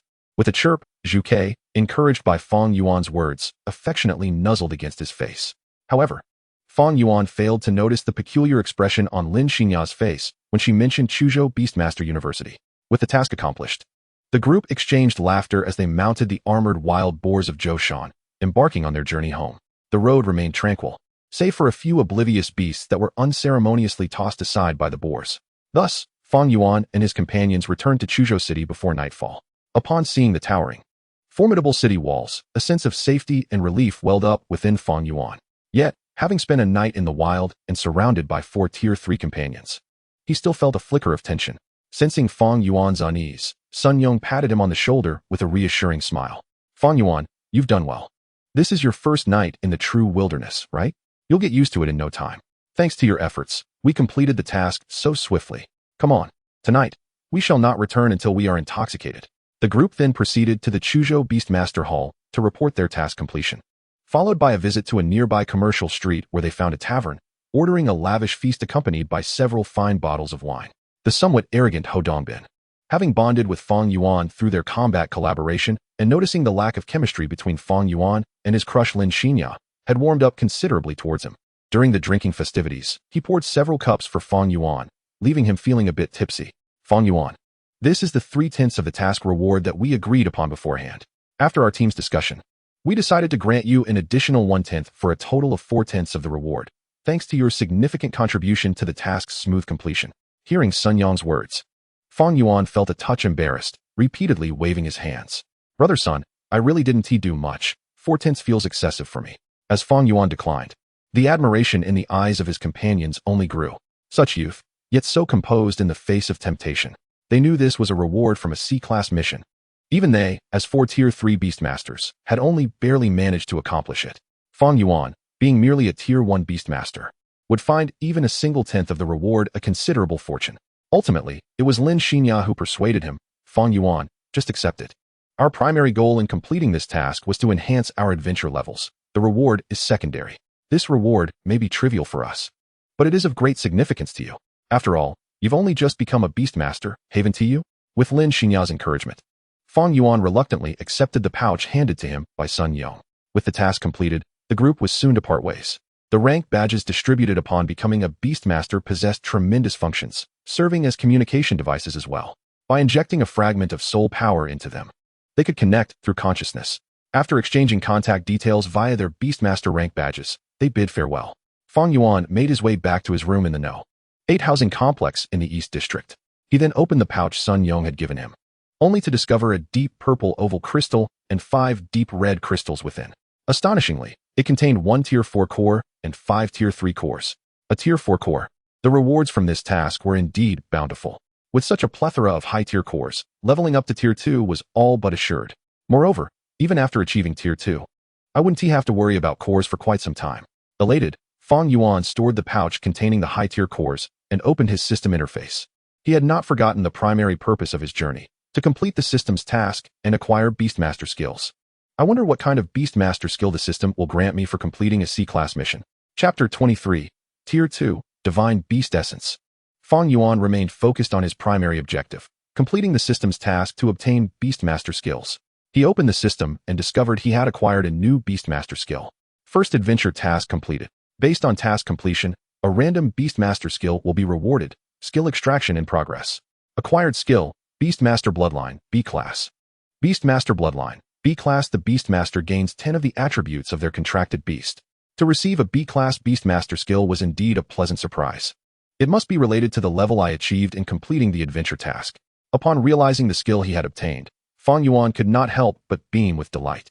Although this skill merely allowed the Beastmaster to receive 10 of their contracted beast's attributes, it appeared rather unremarkable. However, the reality was quite the opposite. While Beastmasters experience an enhancement in their attributes after awakening their Beastmaster talents, they still pale in comparison to the power wielded by their beasts. In true combat, The role of a Beastmaster is limited, predominantly serving as a commander. Furthermore, one must prioritize their own safety. This Beastmaster bloodline skill enables the Beastmaster to secure a significant increase in their safety by acquiring a fraction of their beast's attributes. As the number of contracted beasts increases, so too will the attributes Fang Yuan gains. Eventually, with just the Beastmaster bloodline skill, he could contend with beasts of equal rank. Feeling the surge of power coursing through his body, Fang Yuan was overjoyed. After experimenting with the changes in his physique, he resumed his daily training with the cores. After 3 days of rigorous training, he successfully absorbed the energy from 2 Tier 3 cores, finally advancing to the lower tier of Tier 2. As for Qiongqi, over these few days, Fang Yuan had only provided her with the essence of the fierce beast meat he had acquired during the trial. She had made some progress in strength, yet she remained a bit shy of reaching Tier 2. Just as Fang Yuan celebrated his ascension to Tier 2, a familiar voice echoed in his mind. Host level has reached Tier 2, triggering a task for a second contracted beast. Second contracted beast. The host may contract any beast of their choosing. The system will randomly extract a divine beast essence from the Shan Hai Jing based on the characteristics of the contracted beast. Upon reading this task notification, Fang Yuan could not contain his excitement. Wonderful. The system is indeed reliable. It had truly assigned him a new beast task upon his ascension to Tier 2. Previously, Fang Yuan had sensed that the system would present him with a new contracted beast task upon reaching Tier 2, allowing him to acquire a divine beast essence from the Shan Hai Jing. However, this had merely been his speculation. The issuance of the Shan Hai Jing system task was quite arbitrary, lacking any clear notifications. It was only when the task was genuinely released that Fang Yuan's anxious heart found solace. This task bears a striking resemblance to the one involving the Qiongqi essence, essentially granting me a free essence of a mythical beast from the classic of mountains and seas. However, this new endeavor appears to be even more treacherous than the former. Fang Yuan, undeterred by elation, meticulously scrutinized the task information. In the previous assignment, I had already acquired the Qiongqi essence prior to selecting my pet beast. It was through the varying compatibility of the Qiongqi essence with different pet eggs that I successfully identified the most suitable one. This time, the task mandates the contract of a pet beast before the allocation of the mythical beast essence, lacking the assistance of the essence. Even if I can perceive the information of the pet beasts, the risks escalate significantly. Furthermore, the first pet was generously provided by the Xia Kingdom, allowing me the luxury of selection. The second pet, however, does not come with such privileges. Even if I were to find a pet beast to my liking, could I truly afford it with the limited funds at my disposal? Contemplating this series of dilemmas, Fang Yuan felt a wave of frustration wash over him.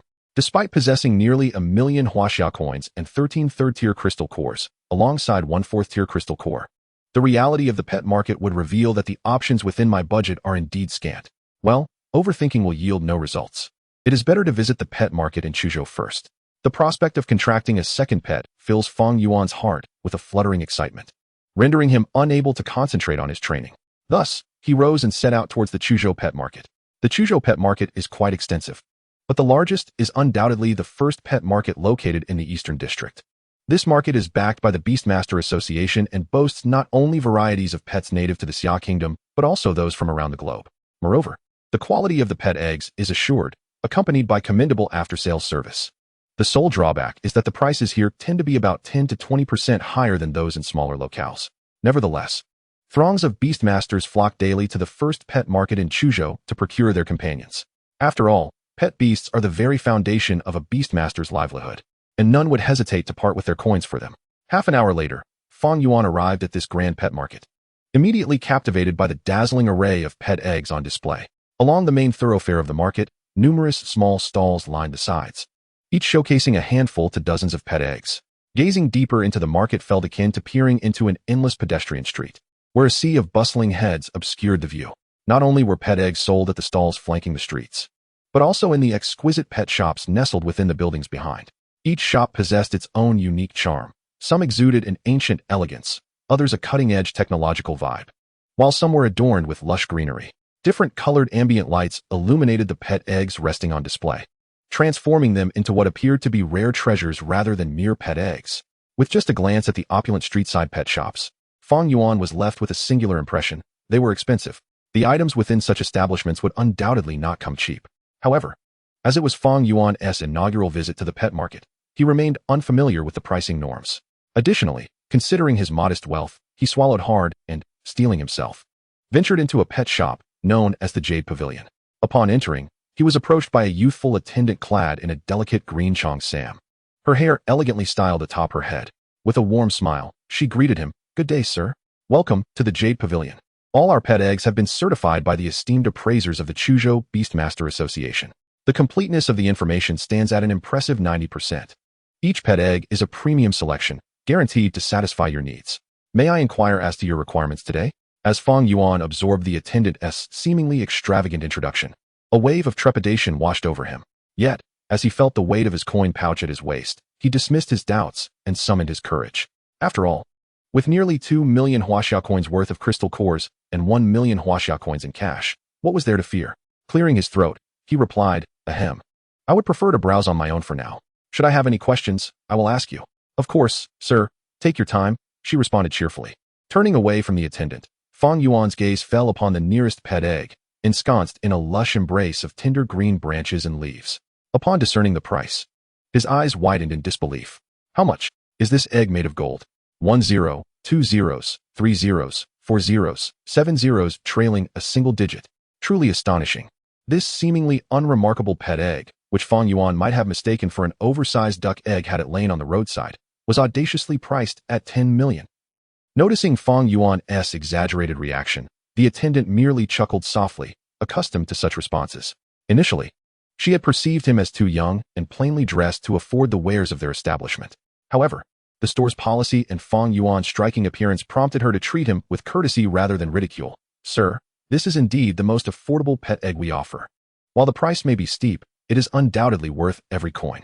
This particular egg is that of the B-grade potential pet, the willow leaf flower spirit, a formidable creature well suited for nurturing as a principal companion. It has been appraised by the association's experts, incurring considerable appraisal fees, ensuring its quality is beyond reproach.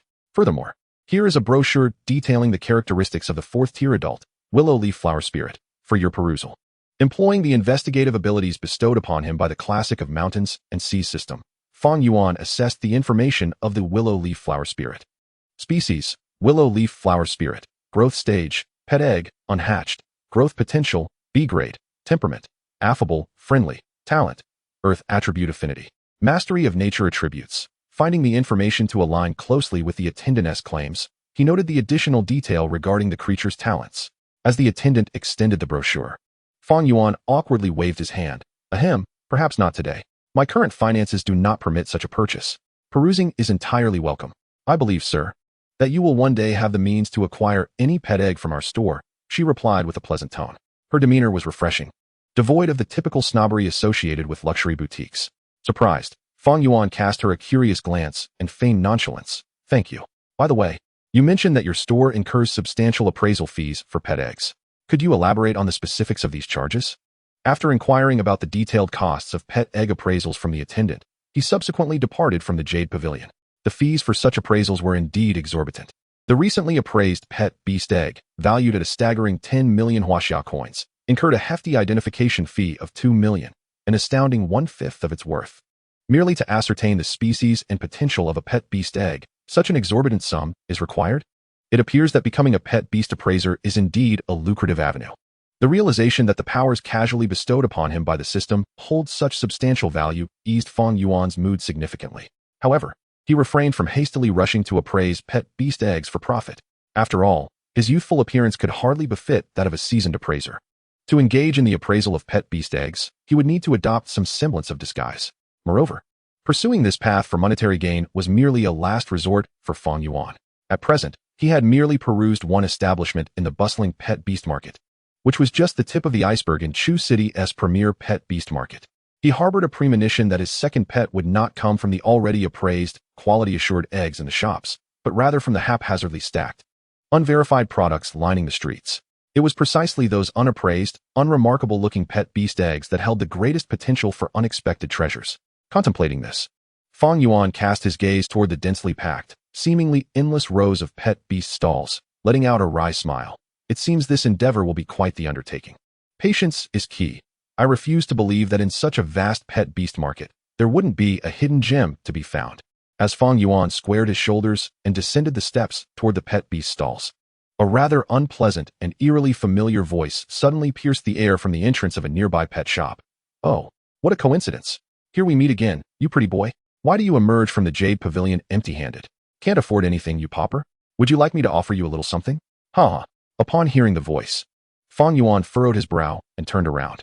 Recognizing the distinctly familiar face, he exclaimed, "So it's you, catfish spirit." Huh, catfish spirit? Upon hearing Fang Yuan refer to him as such, Bao Dalong was momentarily taken aback, lingering in confusion before realizing Fang Yuan was addressing him. Moreover, Fang Yuan's expression was so natural, his words so spontaneous, that it seemed to stem from genuine sentiment rather than an intent to provoke.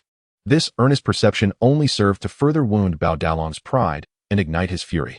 His dark complexion flushed crimson, and his pudgy fingers trembled as he pointed forward, glaring and exclaiming, "You pauper! How dare you? No one has ever dared to belittle me like this. You are nothing before me. What right do you have to insult me?" Fang Yuan regarded the livid Bao Dalong, increasingly convinced of his resemblance to a catfish. Engaging with him seemed futile. Fang Yuan was preoccupied with selecting a pet beast and had no desire to entertain this exchange. Thus, he turned to continue his path toward the pet beast stalls.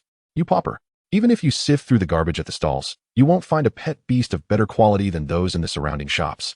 And me? Even with my eyes closed, the pet beast I choose will be beyond your reach." The sales associate from Qiongqi, aware of Bao Dalong's status as a big spender, felt compelled to support him despite her disdain for his ostentatious demeanor. "Indeed, Bao Xiao, your casual spending is already at a level these lowly individuals could never hope to attain. Please, calm down and focus on selecting a pet beast that suits you. That is what truly matters. Your time is precious.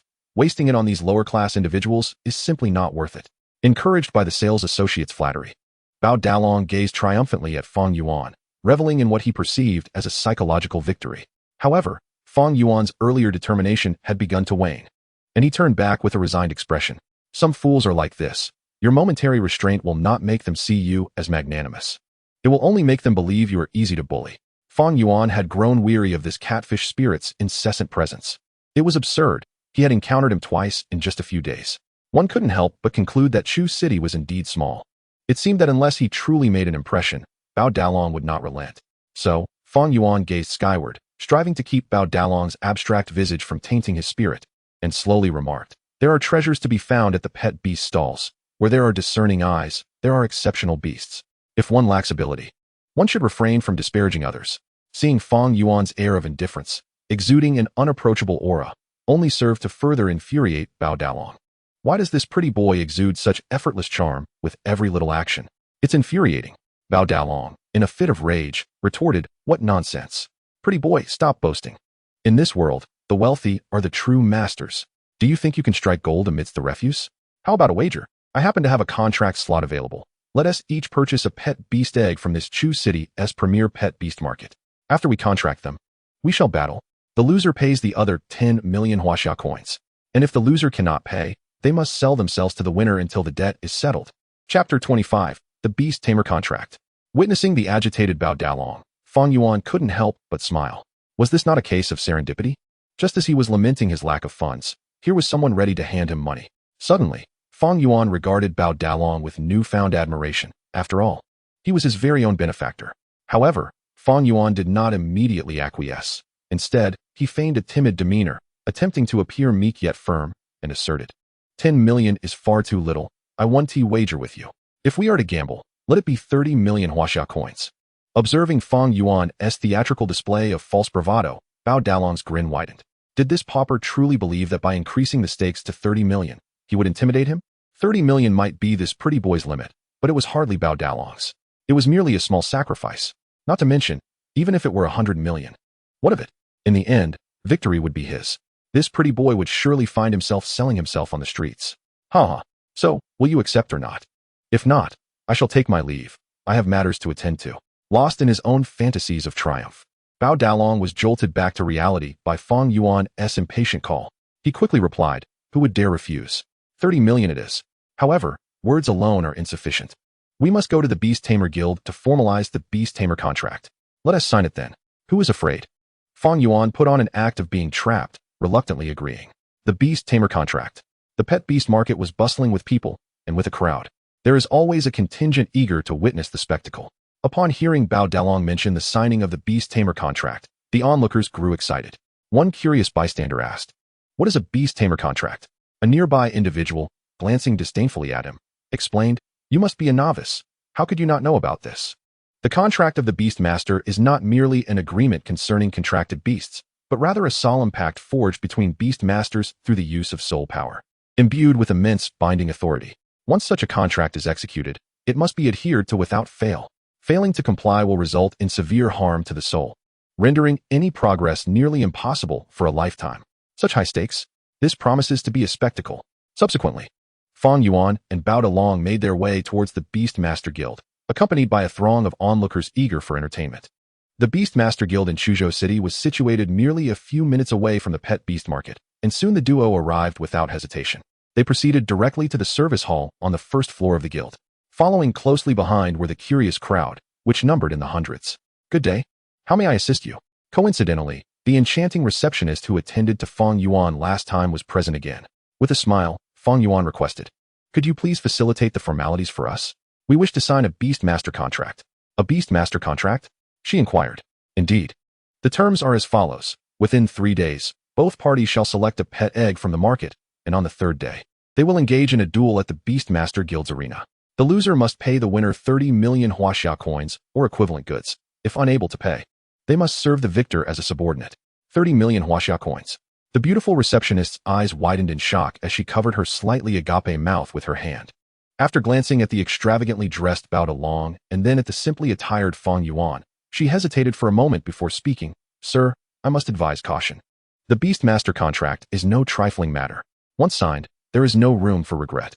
Are you certain the stakes are not excessively high?" Unable to contain his irritation at the receptionist's caution, Bao Delong interjected, "Just officiate the contract without delay. What's with the hesitation? Do you want me to file a complaint against you?" At this moment, Fang Yuan chuckled and reassured her, "It's quite all right. I appreciate your concern. I am fully aware of what I'm doing." With Fang Yuan's insistence, the receptionist ceased her objections and promptly finalized the contract, though her eyes still betrayed her worry for him. "Ha! The contract is signed. Pretty boy, prepare for your demise," taunted Bao Delong. "Who wins and who loses remains to be seen. Do not celebrate prematurely. Humph, keep boasting, pretty boy. Your tears will come." Bao Delong scoffed, "Treasure your current freedom, for soon you shall be busy serving others. Pretty boy, ha!" With those haughty words, Bao Delong turned and exited, striding away with confidence. Fang Yuan followed closely behind, heading towards the pet beast market. The gathering crowd, having witnessed the climax, began to disperse. "Let us reconvene in 3 days for the spectacle," someone remarked. "Who do you think will emerge victorious? Is that even a question? Though I find that arrogant, stocky fellow insufferable, the competition ultimately revolves around financial prowess. Alas, what a pity. I must take my leave."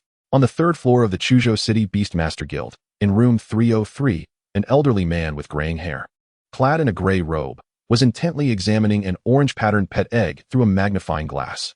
Suddenly, a cacophony of noise from outside shattered his concentration. Frowning, the old man forced himself to focus on the pet egg before him, but his thoughts remained distracted. With a resigned sigh, he set down the magnifying glass and turned to his apprentice, who was straining to eavesdrop on the commotion outside. "Shui, go see what is happening out there." "Of course, master." The apprentice, Murong Shui, donned in the garb of an appraiser, her skin as fair as snow and her long, lustrous black hair cascading down her back, was already brimming with curiosity about the disturbances outside.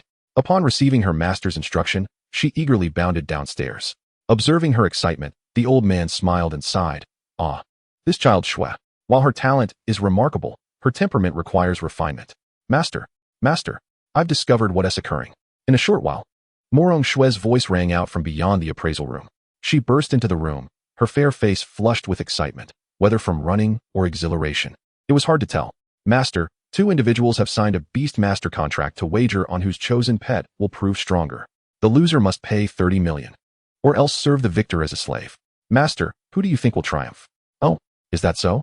The old man, intrigued by this matter pertaining to his expertise, perked up slightly and, without hesitation, remarked, "The party with greater financial resources will emerge victorious." Upon hearing the old man's unequivocal assertion, Murong Shui pouted. "What? That is hardly fair. The stocky fellow wears garments from the Beastmaster boutique. He appears to be wealthier. I refuse to believe it. I believe that young man in black will win." Seeing her fervor, the old man chuckled and stroked his beard. "Ha, Shui. Is it that the young man in black appears more dashing and heroic?" Murong Shui felt her cheeks flush with embarrassment at the old man's teasing and hastily retorted. No, Well, perhaps he is a bit more handsome, but that is not the reason. I simply believe he will win. Chapter 26. Another wager? The old man lifted his teacup to take a sip, shaking his head. Shwe, selecting a pet is not merely about appearance, but rather about genuine appraisal capability. These young individuals, being so inexperienced, naturally lack any substantial appraisal skills. However, pet eggs in the market are priced according to their worth, and each egg has been evaluated by a master appraiser. While the information may not be infallibly accurate, it is usually quite reliable. This indicates that the greater the financial resources, the higher the potential of the purchased pet egg, and consequently, its combat prowess. If both of them select their pets from shops, the outcome is essentially predetermined, favoring the one with superior finances. However, if one selects from a shop and the other from a stall, then the person selecting from the stall is effectively competing against a group of beast masters in terms of discerning ability. Only if that individual possesses exceptional appraisal skills might they stand a chance of victory. Even with your innate ability as an appraiser, possessing the beast master skill, Eagle Eye, you cannot achieve such a feat at this stage, Shwe. How could an ordinary, unremarkable young man possibly succeed? Murong Shwe did not believe in Fang Yuan's potential merely based on his appearance. She had witnessed his composed confidence when signing the contract, a demeanor she had never encountered before. For reasons unknown, she felt an intrinsic trust in Fang Yuan, believing he must possess an unwavering determination to have agreed to the Beast Master contract. Upon hearing the old man's declaration, Murong Shwe insisted, "Master, I simply believe he will win." "Oh, Shwe, would you dare wager with me?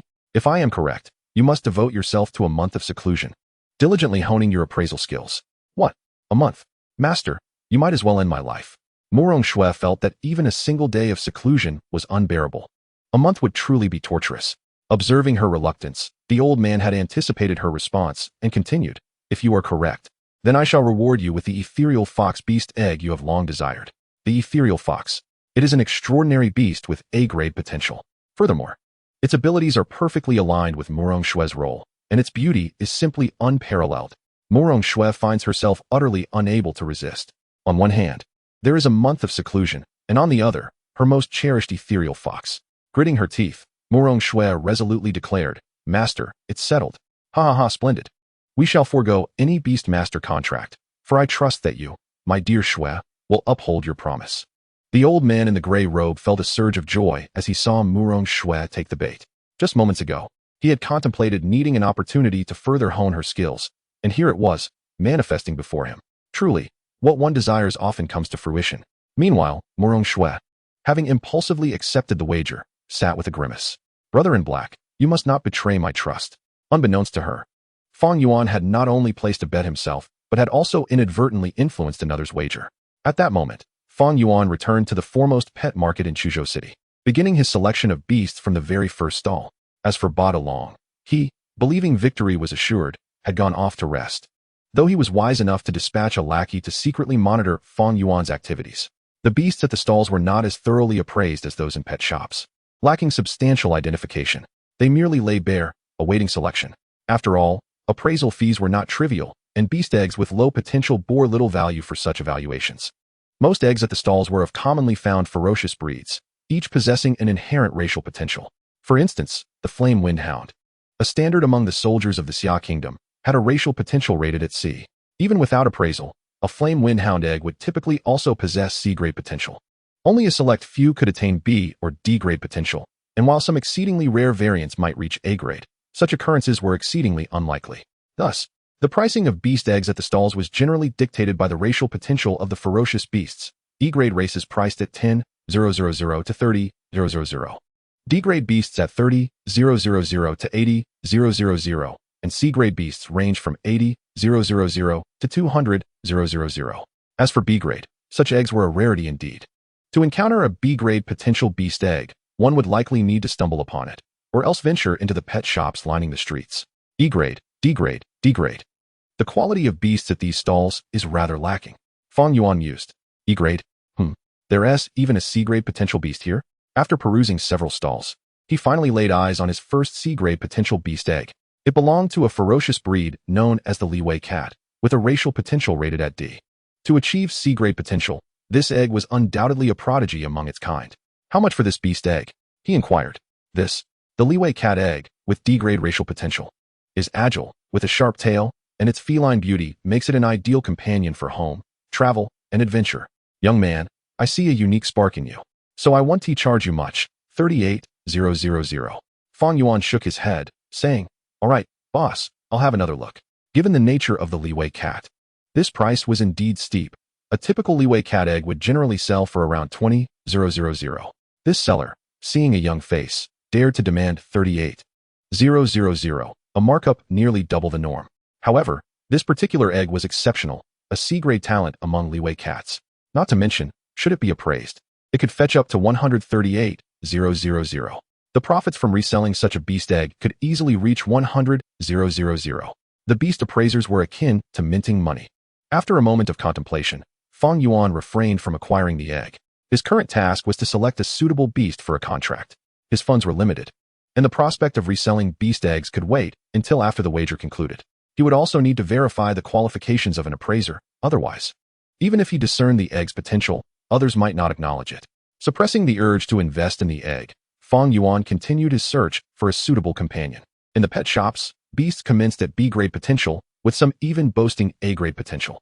This meant that to secure victory in the wager, he must locate a beast egg with A-grade potential or higher to guarantee his success. Once he found such an egg, combining it with the rewards from the system, he could elevate its potential to S-grade. Winning this minor bet would pose no issue. With this thought, Fang Yuan reinvigorated his resolve and proceeded deeper into the market, his gaze scanning each beast egg as if he were a meticulous scanner. D-grade, E-grade, D-grade. Wait, Fang Yuan, what a coincidence. You're here too. Just as he was focused on appraising the beast eggs, a familiar voice suddenly interrupted Fang Yuan's concentration. Turning at the sound, he beheld Lin Yaxin, her face alight with joy. Beside her stood a youthful maiden, likely around 18 or 19 years of age. Fang Yuan halted his search, smiling as he greeted Lin Yaxin. Yaxin, what a coincidence. Lin Yaxin had come to the pet market to assist her cousin in selecting a beast, and she was pleasantly surprised to encounter Fang Yuan. Suddenly recalling something, she asked, Fang Yuan, are you also here to choose a beast? Does this mean you've advanced to the second tier? Fang Yuan nodded, responding, yes. Yaxin, I've just advanced to the second tier. Upon hearing his affirmation, Lin Yaxin couldn't help but sigh. Indeed, youth is the cradle of heroes. It has only been a brief few days since we parted, yet you have already ascended to the second tier. It appears you'll surpass me in no time. Ha ha. You flatter me, Yaxin. I still have a long way to go to reach your level. Fang Yuan was not being modest. The truth was that as one's rank increased, the difficulty of advancing to the next tier escalated significantly. Transitioning from the second to the third tier was far from as simple as moving from the first to the second. Without adequate resources and talent, many beastmasters found themselves stagnating at this level. Meanwhile, Lin Yaxin's cousin, Zhu Yeya, was struck by Fang Yuan's gallant demeanor. Noting that he was of a similar age yet had achieved the second tier, she felt a spark of admiration. By the way, Yaxin, are you here at the pet market to seek a beast? Is it possible that your abilities have also progressed, and you are looking for a beast with a contract of the fourth tier? Fang Yuan pondered, recalling that Lin Yaxin had only been at the mid-level of the third tier when they undertook a mission together a few days ago. It seemed improbable that she could have advanced to the fourth tier in such a short span. Or had she already achieved that level and was now in pursuit of a new beast? Surely not. I still have a long way to go. But brother Sun Yong is on the verge of reaching the fourth tier. I have come this time to accompany my cousin, Zhu Yeya, as she selects a pet beast egg in advance. She has just advanced to the second tier and is pestering me to help her choose a pet beast. I see. I wonder what kind of pet beast Zhu wants to select in terms of potential? Upon hearing Fang Yuan's inquiry, Zhu Yeya's cheeks flushed crimson as she lowered her head and replied softly, I am inclined towards the agility category and wish to choose a pet beast that is agile, preferably one that is also aesthetically pleasing. As for its potential, a C grade would be ideal, but I fear my funds may be insufficient. This visit is merely to have a look. Agility category? C grade potential? How fortuitous. Fang Yuan thought of something and smiled. I happen to know of a pet beast that may suit you perfectly. With that, Fang Yuan led the two, who wore puzzled expressions, to the stall of the Liwei cat. Here it is, this pet beast egg. Isn't this a Liwei cat with a D-grade potential? Zhu Yeya, being a master beast tamer specializing in agility, recognized the type of pet beast immediately. However, she protested, but my first pet beast already has D-grade potential. I wish to contract a pet beast with C-grade potential for my second. Noticing Zhu Yeya's hesitation, Fang Yuan stepped back slightly and whispered to them. This Liwei cat pet beast egg is quite extraordinary. I have examined it closely, and it possesses C-grade potential. Fang Yuan, is that true? You can also appraise pet beasts? Of course, Sister Yaxin, would I deceive you? I indeed possess appraisal talent. Although I can currently only evaluate lower-tier pet beasts, my accuracy is commendable. If that's the case, Fang Yuan, you've truly been a great help to me. Not at all, Sister Yashin. You have always looked after me during your missions, and I have always remembered that. By the way, Sister Yashin, do you know where I might find any defective pet beast eggs for sale? Upon hearing this, Lin Yashin's expression shifted to one of confusion. Fang Yuan, why do you ask this? Those pet beasts in defective eggs, even if their potential is not low, often have fatal flaws. Contracting a pet beast is critical. If the contracted pet is unsatisfactory, attempting to forcibly annul the contract will deplete one's source soul power. And by then, it would be too late. Sister Yashin, I merely wish to hone my appraisal skills. Taken aback, Lin Yashin responded, Oh, I see. There is a large warehouse at the end of the eastern street of this pet beast market. You can go there and take a look. All right. Thank you, Sister Yashin. I shall head there now. Farewell. Yes, goodbye. Watching Zhuye gaze after Fang Yuan as he disappeared into the crowd, Lin Yashin couldn't resist teasing. What's wrong? Are you reluctant? Would you like me to help you arrange a meeting with Fang Yuan? Snapped back to reality by Lin Yashin's teasing. Zhuye's face flushed as she stammered. What are you saying, Sister Yashin? I was merely pondering whether what he said about that Liwei cat pet beast egg having C-grade potential is true. After a moment of contemplation, Lin Yashin replied. While I hadn't anticipated Fang Yuan possessing appraisal talent, based on my understanding of him, he is not one to speak frivolously on such matters. I would say there is an 80% chance of it being true. Hearing Lin Yashin's words, Zhuye wrestled with her thoughts for a moment. Given my current budget, selecting a suitable C-grade potential pet beast seems exceedingly difficult. Furthermore, our school will soon conduct ranking assessments, and taking my time to choose may not be feasible. Since Sister Yashin has said so, I shall take a gamble. With that, Zhuye approached the pet beast stall and spent 380,000 Huaxia coins to purchase the Liwei cat pet beast egg. Lin Yashin, observing Zhuye's decisive purchase, felt a twinge of uncertainty. After all, contracting a pet beast is a matter of great significance. With a mix of apprehension, the two took the pet beast egg to an open space beside the stall and began the contracting process. Under Zhuye's infusion of second-tier green soul power, a connection was swiftly established with the Liwei cat pet beast egg. The Liwei cat soon hatched, revealing a remarkably adorable little creature. Meow, gazing at the soft, charming appearance of the Liwei cat, Zhuye felt her heart melt. She was thoroughly satisfied with its looks. However, still feeling anxious, she cautiously explored the information of the Liwei cat through the contract. Upon seeing the details, her beautiful eyes widened in astonishment, and she exuberantly grabbed Lin Yashin's hands. Bouncing with joy, Sister Yashin, it truly has C-grade potential. He wasn't mistaken. Hearing Zhuye's exclamation, Lin Yashin's eyes also widened, her mouth agape as she murmured, Fang Yuan, how many secrets do you possess? Just the identity of a pet beast appraiser is enough for me to strive to befriend him. I must share this news with brother Sun Yong and the others. With this thought, Lin Yashin promptly retrieved her beast tamer badge and contacted Sun Yong. The stall owner who had just sold the Liwei cat egg was initially basking in his success, thinking that the money from a female college student was easy to earn, especially with a sale of 380,000 for a single pet beast egg. Yet, upon realizing that right beside him, a Liwei cat with C-grade potential was being revealed, valued at over $1 million, his heart sank in despair. At this moment, Fang Yuan did not head directly to the warehouse for defective pet beast eggs that Lin Yashin had mentioned. Instead, he continued to survey the stalls at his own pace. After all, there were 3 days for the wager, and there was no need to rush. While it is true that merging a divine beast essence can compensate for the life force loss of a pet beast egg, one wonders if a pet beast egg without any life force loss would yield an even greater potential after such a fusion. With this thought in mind, Fang Yuan became more meticulous in his selections. D-grade, E-grade, D-grade. The day passed swiftly. By now, Fang Yuan had surveyed half of the stalls. Not to mention A-grade potential pet beasts, he had only encountered a single B-grade potential pet beast egg, and the stall owner's asking price was exorbitant. Noticing that it was getting late and many pet beast stalls were closing down, Fang Yuan had no choice but to cease his search. It appeared that he would have to visit the warehouse for defective pet beast eggs that Sister Yashin had mentioned tomorrow. Chapter 28, Astonishing Quality. After an intense day of searching through pet beast stalls, Fang Yuan returned empty-handed. Meanwhile, Bao Dalong, who had been secretly observing Fang Yuan, hurried back to report the day's events to Bao Dalong. Upon hearing the report, Bao Dalong scoffed derisively. Humph, what is this pretty boy wandering around aimlessly for? He spends so little time at each stall. Even if there were high-quality pet beast eggs, he wouldn't be able to recognize them. It seems he is thoroughly anxious. However, no matter how he struggles, it will be futile. Tomorrow, I shall secure that A-grade potential Xuanhua turtle pet beast egg from Xinhua Hall and decisively eliminate the competition. Though Bao Dalong was arrogant, he remained cautious and instructed his underling to continue following Fang Yuan. You will keep an eye on that pretty boy tomorrow and see what actions he takes. Report back immediately if there are any developments. Yes, young Master Long.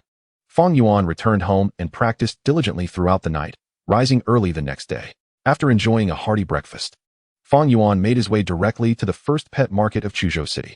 Although he had traversed the market quite swiftly the previous day, he still had not managed to explore all the stalls thoroughly. This was hardly surprising, for the first pet market of Chuzhou City is undeniably the largest of its kind, and even a cursory glance would require at least 2 or 3 days to fully appreciate its offerings. However, today, Fang Yuan was not inclined to expend any more energy on these stalls. With only 3 days remaining for the wager, he could not afford to falter. Today, he intended to visit the warehouse for defective pet eggs mentioned by Sister Yashin, where he hoped to find a suitable creature. Should that endeavor prove fruitless, he would resort to reselling the pet eggs he had observed at the stalls yesterday, thus earning enough to purchase a high-quality pet from the pet shop. Having formulated his plan, Fang Yuan proceeded towards East Street.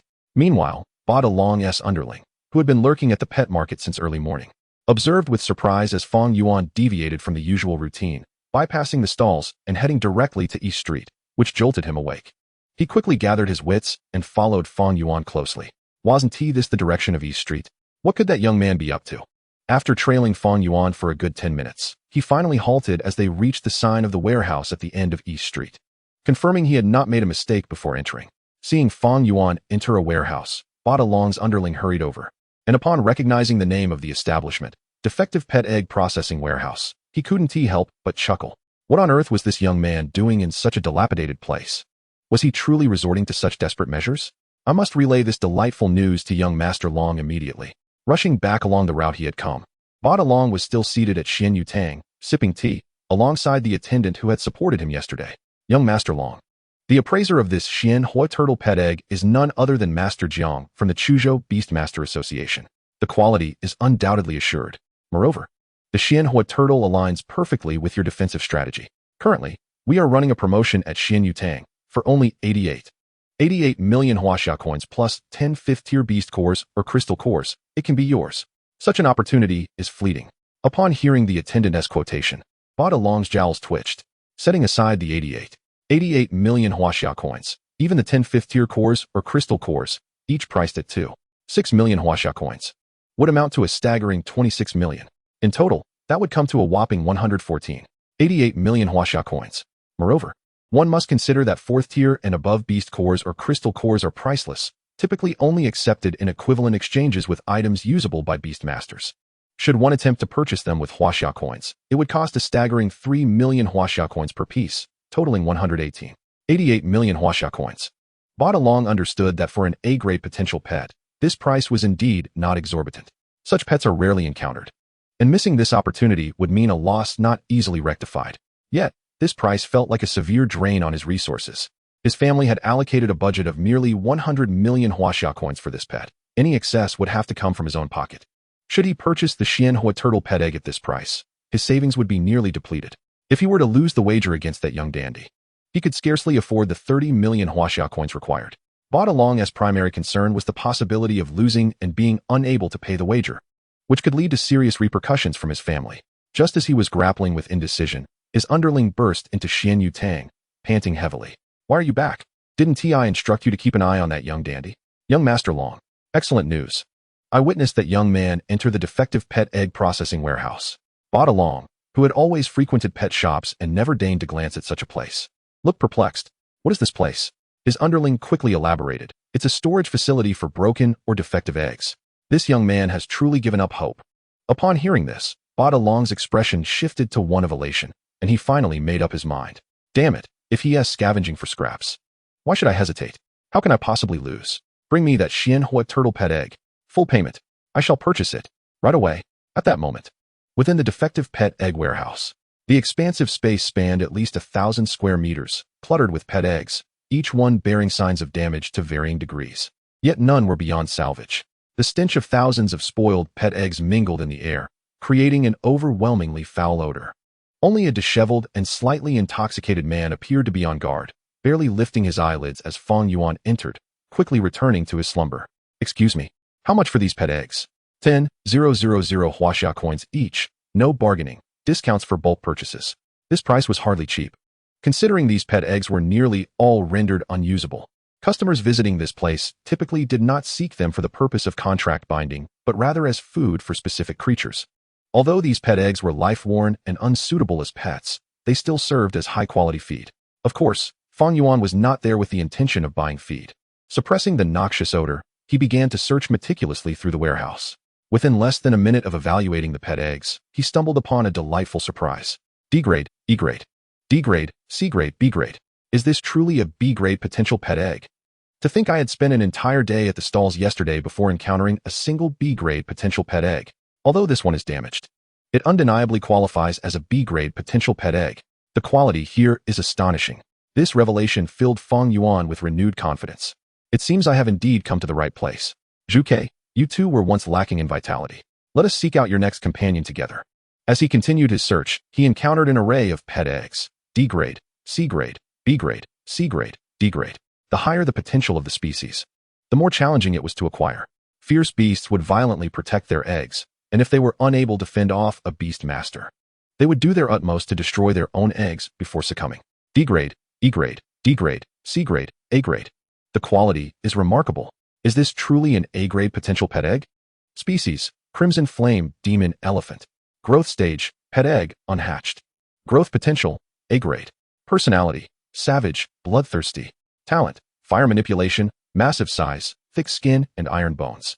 Gazing at the pet egg before him, named the Crimson Flame Demon Elephant, Fang Yuan felt an exhilarating thrill. It appeared that in the future, selecting pets could indeed involve exploring the warehouses for defective pet eggs across various cities. To others, nurturing these vitality-deprived beasts demands considerable resources and presents severe flaws, rendering them akin to a mere chicken rib. However, for me, as long as I possess the essence of a divine beast, the loss of vitality is hardly a concern. Fang Yuan scrutinized the pet egg named the Crimson Flame Demon Elephant for a while, discovering a significant rupture at the top through which vitality was severely leaking, leaving it seemingly on the brink of death. Having only searched about 1/10 of the area, he had already uncovered an A-grade potential pet egg. Surely, there would be more to find. Let us continue exploring the rest. Unless absolutely necessary, I should strive to select a pet egg with minimal vitality loss. After a brief hesitation, Fang Yuan resolved to search the entire warehouse before making any decisions. The disheveled gatekeeper lifted his head, his bleary eyes glancing at Fang Yuan. Observing Fang Yuan's earnest selection process, he belched and muttered, "Another dreamer, hoping to unearth gold from a pile of refuse? Seeking shortcuts while neglecting the perils they entail." The disheveled uncle absently touched his abdomen with his right hand, falling into a long silence. Alas, I suppose I should advise him later. Fang Yuan, with unwavering focus, swiftly completed his search of all the pet eggs, yielding a mix of joy and concern. The joy stemmed from having found a total of 8 pet eggs with A-grade potential. The concern arose from the overwhelming difficulty of choosing among so many A-grade potential eggs. He had hoped to discover an S-grade potential pet egg, even if its vitality loss was excessive, as long as it still had a breath of life. He would form a contract. Yet, despite the abundance of A-grade potential pet eggs, none bore S-grade potential. He wondered if anyone other than himself possessed an S-grade potential beast. Reflecting on this, Fang Yuan gazed at the 8 pet eggs before him, each displaying distinct shapes and colors, and fell into contemplation. No, the most crucial factor should not be the extent of vitality loss, but rather the beast's race, temperament, and which divine beast from the classic of mountains and seas it corresponds with. Proximity to a match is essential. Should I receive an essence from a divine beast of lower potential, it would be a considerable loss. Fang Yuan endeavored to recall the notable divine beasts from the classic of mountains and seas. Aside from the well-known Azure Dragon, White Tiger, Vermilion Bird, Black Tortoise, Phoenix, Nine-tailed Fox, and Qiongqi, he struggled to remember others. Some names were so abstract that he couldn't even pronounce them, let alone remember the specific details of those divine beasts. Surely, one cannot assume that a fox-like beast is akin to the nine-tailed fox simply based on appearance. It cannot be that simple. Never mind. I cannot unravel this on my own. I shall consult an expert instead. Fang Yuan, feeling somewhat overwhelmed by the myriad of pet eggs, ceased his musings. He directly connected with the Phoenix, who was currently napping in his beast space, through the bond of their contract. "Phoenix, I find myself in a predicament." "Chirp." "What is it, master?" "I have discovered 8 pet eggs with A-grade potential. Could you assist me in identifying which one aligns most closely with the formidable divine beasts in the classic of mountains and seas?" Chirp. Leave it to me. Master. Understanding Fang Yuan's request, the phoenix swiftly emerged from the beast's space. With a few flaps of its wings, it landed gracefully, bouncing over to the 8 pet eggs. Under Fang Yuan's anxious gaze, it approached each egg, sniffing and poking at them one by one. After merely 2 minutes, the phoenix seemed to have reached a conclusion. It flew back to Fang Yuan's side, chirping while pointing with its wing at the 4th pet egg. Chirp. Master, this one. Are you certain it is this one? Chirp. Indeed, this one. Its aura feels both familiar and unpleasant. Connected through their contract, Fang Yuan not only comprehended the phoenix's meaning, but also sensed its emotions. He distinctly felt the phoenix's mixed feelings of familiarity and aversion toward this particular pet egg. A beast from the classic of mountains and seas that evokes such dislike in the phoenix? Regardless of its temperament, its strength must surely be formidable. Fang Yuan examined the details of the 4th pet egg. Race, tiger-toothed demon goat. Growth stage, pet egg, unhatched. Growth potential, A grade. Temperament, fierce, greedy. Gluttonous, talent, control of earth elements, devouring, resilience. A goat-like beast? Could it truly be powerful? Fang Yuan was momentarily taken aback upon reading the information. According to his preconceived notions, goat-like beasts seemed inherently weaker than tigers, leopards, bears, and lions. However, this world is indeed one governed by ferocious beasts. Thus logic may not apply here. Which powerful divine beast from the classic of mountains and seas resembles a goat? Never mind, I shall trust the phoenix's judgment. Once I complete the contract and fulfill the system's task, the truth will be unveiled. The academically challenged Fang Yuan decided to place his faith in the phoenix's discernment. Dismissing any further self-reflection, cradling the entirely black, oval-shaped pet egg, he approached the disheveled uncle, who was sprawled on the table, asleep. Uncle, I have chosen this pet egg. It costs 10,000 huaxia coins, correct? The inebriated disheveled uncle, roused by the noise, slowly lifted his head. With a breath reeking of alcohol, he remarked, Kid, if I'm not mistaken, you intend to contract this flawed pet egg, correct? Fang Yuan hesitated for a moment before nodding.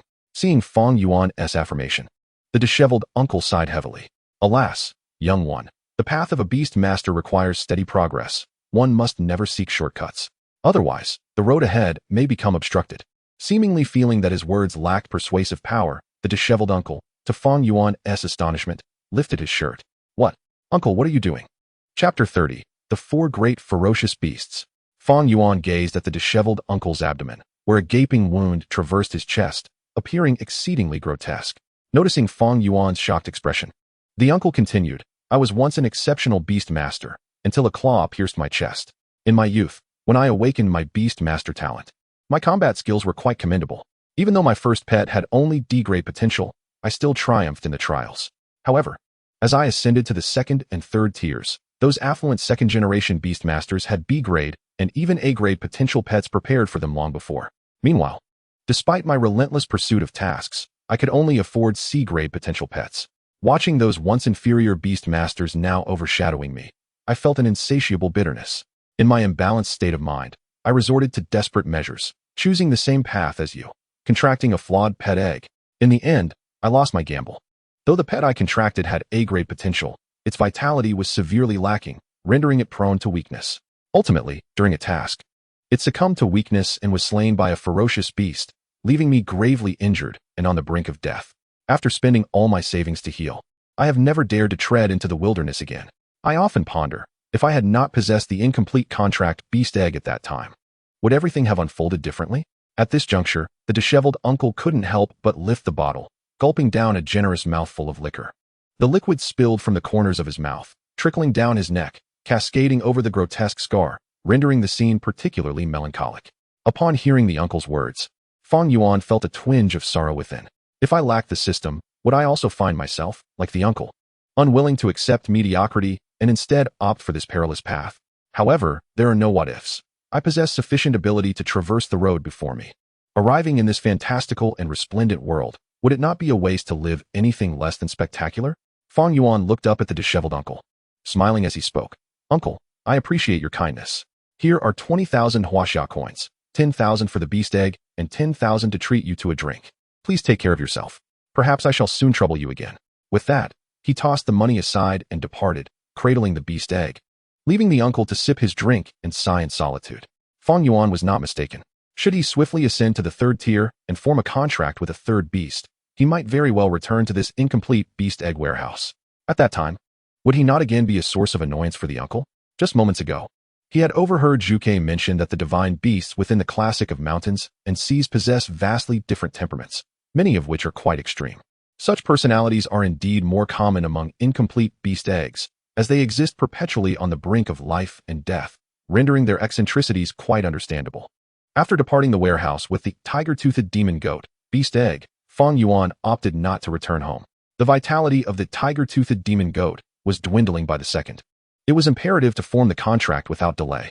He sought out a secluded corner, settling down upon the ground. Infusing the beast egg with his second-tier green soul power, the contract was soon established.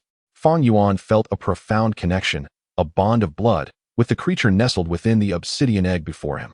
With a crack, the contract was completed, and upon receiving the nourishment of Fang Yuan's soul power, the tiger-toothed demon goat egg immediately entered a state of incubation. Fissures rapidly appeared across the surface of the egg, and shortly thereafter, the little creature emerged. What unfolded was a being, entirely black, bearing teeth as sharp as a tiger's, exuding an aura of formidable intimidation. Upon hatching, it affectionately bleated at Fang Yuan before voraciously devouring its own eggshell. Truly, it was a creature characterized by gluttony and greed, consuming the shell at an astonishing pace, even gnawing at the earth beneath it.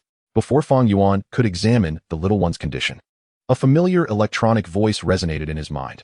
Second beast contract task completed. Based on the contracted beast S traits, a random essence of a divine beast from the classic of mountains and seas has been rewarded. Essence extraction in progress. Essence of the divine beast Taotie, mythical grade, obtained. Merging it with the tiger-toothed demon goat will yield the growth path of the divine beast Taotie, mythical grade. Taotie. It is actually Taotie. I should have anticipated this. Gluttony and greed are quintessential traits of Taotie. The unexpected acquisition of Taotie's essence filled Fang Yuan with exuberance. Taotie is one of the 4 fierce beasts, known for its formidable prowess. While it may not surpass Qiongqi, it surely will not fall far behind, considering their essences are both of mythical caliber. Fang Yuan assessed the state of the tiger-toothed demon goat, realizing that even after forming the contract, its vitality continued to wane. Only by augmenting the transmission of his soul power could he mitigate this predicament. No wonder it is said that incomplete beast eggs should not be contracted. Had I not possessed the essence of a divine beast to replenish the tiger-toothed demon goat's vitality, would it not be perpetually reliant on my soul power for survival? Would my own soul power not be at risk of depletion, even jeopardizing my realm? Yet, these concerns paled in comparison to the gift of Taotie's essence. Observing the tiger-toothed demon goat's condition, Fang Yuan refrained from hesitation. He promptly retrieved the recently acquired Taotie essence from his system space. The once listless tiger-toothed demon goat perked up at the sight of the pitch-black essence, radiating a potent aura of malevolence. It sensed that consuming this dark substance would greatly benefit it. The tiger-toothed demon goat could no longer contain its enthusiasm, bounding around Fang Yuan, expressing its desire for the Taotie essence. Amused by the little one's antics, Fang Yuan chuckled. All right, you gluttonous creature. After consuming this, you shall be named Taotie. Bah, master, I am Taotie. Quickly, let me have that. Here you go. Fang Yuan tossed the Taotie essence into the eager maw of the tiger-toothed demon goat, or rather, now Taotie. He then placed the newly invigorated Taotie into the beast taming space. Based on his previous experience with Qiongqi merging with divine beast essences, he anticipated that the process would take several hours and result in considerable commotion. Thus, the beast taming space would provide a safer environment. Having concluded these tasks, Fang Yuan found himself without pressing matters. Just as he contemplated returning home for a brief respite before continuing his training, a familiar yet unwelcome figure suddenly emerged from the shadows. Chapter 31. The Fierce Beast Taotie. Hey, pretty boy, have we crossed paths again? What? Did you find a suitable beast? The boisterous voice belonged to Bao Dalong, who had not coincidentally encountered Fang Yuan. Rather, he had hurried to East Street immediately after forming his beast contract, intent on further humiliating and intimidating Fang Yuan. Seeing Bao Dalong's rotund face, Fang Yuan could only shake his head in resignation. This fellow was far too persistent. Oh, are you in such a hurry to give me money? I know you're eager, but do take a moment. Prepare the funds first. Don't flaunt your bravado only to struggle to produce it when you lose. I certainly don't wish to have you as a debt collector. With your abstract appearance, people might mistake you for a beast on display. In Suzhou City, it is forbidden for beast tamers to release their beasts casually to prevent chaos. Although Fang Yuan's tone was calm, it struck a chord with Bao Dalong, leaving him momentarily at a loss for words. You, pretty boy, just you wait. Soon, you won't be so arrogant. Finding himself outmatched in their verbal exchange, Bao Dalong angrily stormed away, his bravado fading in the face of Fang Yuan's composed demeanor. Fang Yuan watched Bao Dalong's retreating figure, shaking his head in bewilderment. What was this fellow's purpose? Was he truly seeking a fight? With Bao Dalong's interference gone, Fang Yuan resumed his journey homeward. Upon returning, he eagerly turned his attention to Taotie within his beast taming space, discovering that Taotie was nearing the final stages of merging with the divine beast essence. His entire body was enveloped in an abyss of darkness that seemed to devour all light, within which something writhed incessantly. So swift? I recall that when the Vermilion Bird merged with the essence of the divine beast, it took a full 3 hours, did it not? Yet, the gluttonous beast, in a mere half-hour, was nearing completion. The speed at which it assimilated the essence of the divine beast left Fang Yuan in awe. This must be attributed to the inherent traits of the gluttonous beast. After all, its gluttonous nature likely facilitates a more effortless absorption. Regardless, rapid assimilation is undoubtedly a boon. Fang Yuan released the Vermilion Bird from the beast-controlling space, and they exchanged glances, both waiting in anticipation. After another 5 minutes, the mass of darkness finally ceased its writhing. In due course, it appeared as though the darkness exhaled light. Fang Yuan was at last able to discern the form of the gluttonous beast post-merger with the essence of the divine beast. Before him stood a bizarre creature, entirely black, with a sheep's body, a human face, and the claws and fangs of a tiger. Its exterior appeared thoroughly corrupted, yet its voice resembled that of a baby. With a plaintive whimper, the gluttonous beast immediately began to whine, pleading for Fang Yuan to release it. Fang Yuan obliged, letting the little creature out. He then glanced at its information. Tiger-toothed demon sheep, gluttonous path. Level 1. Growth potential, S-class, growth stage, juvenile, rank, lower first tier, personality, tenacious, greedy, gluttonous, ferocious, talent 1. S-class earth sovereign, immunity to earth attribute damage below A-class. S-class devourer of heaven and earth, absorbs all, can restore vitality and energy while gaining enhancements. Unique mythical true form of gluttony, can access 10 seconds of gluttonous power, greatly enhancing its capabilities, but subsequently falls into a state of weakness for 7 days. Skills, space devouring, earth element manipulation, gluttonous path, acquires the growth path of the ferocious beast gluttony. Upon reaching its zenith, it can evolve into the true gluttonous beast. Fang Yuan examined the gluttonous beast's information and then looked at the creature nuzzling against him. He was instantly struck by a surreal sensation. The gluttonous beast's attributes appeared quite fearsome, yet it seemed rather docile in his presence. He pondered whether this was due to his role as its master, or perhaps the influence of the Shan Hai Jing system. Many of the gluttonous beast's talents mirrored those of the Vermilion Bird, such as Earth Sovereign and True Form of Gluttony, merely differing in attributes. However, the gluttonous beast's other talent, Devourer of Heaven and Earth, along with its skills, stood in stark contrast to the Vermilion Bird.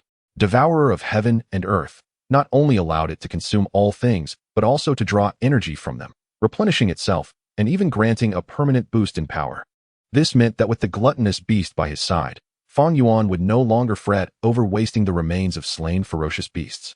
The corpses that he could not transport before could now be effortlessly fed to the gluttonous beast. Even more to Fang Yuan's delight were the gluttonous beast's 2 skills. The skill, Earth Element Manipulation, allowed it, as long as it had sufficient energy, to command Earth elements to perform any task, be it burrowing underground, constructing rudimentary shelters, or providing offensive and defensive capabilities. With enough imagination, the possibilities were endless. It was quite literally an essential skill for both combat and domestic endeavors. As for the skill, Space Devouring, it was truly remarkable. This ability created an independent space within the gluttonous beast's stomach to store the items it consumed. The description seemed rather straightforward. However, how could Fang Yuan not recognize this as a version of the storage space he had long desired? He could utilize the gluttonous beast's devouring space as a storage area. While the gluttonous beast's offensive capabilities may not rival those of the Vermilion Bird, its utility in post-battle management and functionality was unparalleled, serving as a tremendous supplement. Gluttonous beast, please store this 3rd-tier crystal core for me. Fang Yuan had long coveted a storage space. He promptly put his plans into action to test the efficacy of the gluttonous beast's devouring space. Whimper, at your command, Master. Upon receiving Fang Yuan's directive, the gluttonous beast's eyes widened as it beheld the glimmering red 3rd-tier crystal core in Fang Yuan's hand. In an instant, it opened its mouth wide and swallowed the crystal core whole. Witnessing the gluttonous beast's swift absorption of the item, Fang Yuan couldn't help but smile with satisfaction. Well done, gluttonous beast. Now, please regurgitate the 3rd-tier crystal core you just stored. Whimper? Upon receiving Fang Yuan's command, the gluttonous beast did not act immediately. Instead, it tilted its head, gazing at Fang Yuan with an adorably confused expression. Hey, don't play dumb, gluttonous beast. Return the third-tier crystal core to me. Whimper. Master, I accidentally absorbed and digested it. Fang Yuan rubbed his temples in frustration. He should have anticipated this. Handing a crystal core rich in energy to the gluttonous beast was akin to leading a lamb to slaughter. How naive of him to expect it to store it. After training the gluttonous beast for quite a while, Fang Yuan finally comprehended the workings of its devouring space. Items devoid of energy, such as tables, could be stored and retrieved, but when it came to crystal cores or beast cores, giving them to the gluttonous beast was like throwing meat buns to a dog. At least it could store some items. Next, he decided to exchange some spiritual springs from the system shop to slightly elevate the gluttonous beast's level. He could not afford any slip-ups in the upcoming tournament. As Fang Yuan was about to access the system shop, he suddenly recalled something, smacking his forehead in regret. Damn, how could I have forgotten this? Chapter 32. The tournament begins. After I ascend to the second tier, the system shop should have upgraded as well. It should offer additional items for exchange. In his eagerness to select a pet beast post-advancement, he had completely overlooked the system shop. Shaking his head, Fang Yuan quickly opened his system shop. Shop level. Level 2. Shop level changes with the host's tier advancement. Spirit Spring. F-Class, a low-quality spirit spring produced by the Shan Hai Jing. Grants experience to pets when used, 10 points, proportion. Spirit Food. F-Class, a low-quality spirit food produced by the Shan Hai Jing. Grants satiety to pets when used, 10 points, proportion. Spirit Spring. E-Class, a medium low-quality spirit spring produced by the Shan Hai Jing. Grants experience to pets when used, 100 points, proportion. Spirit Food. E-Class, a medium low-quality spirit food produced by the Shan Hai Jing. Grants satiety to pets when used, 100 points, proportion.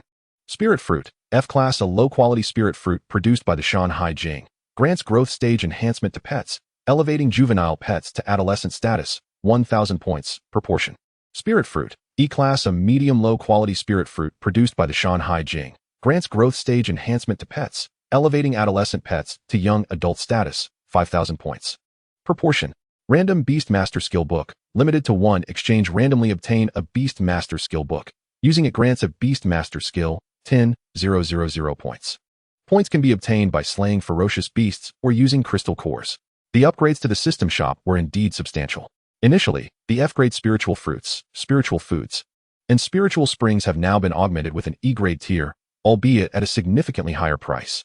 Additionally, a random skill book for Beast Masters has been made available for exchange, albeit limited to a single redemption, and the cost is rather extravagant, requiring a hefty sum of 10,000 points.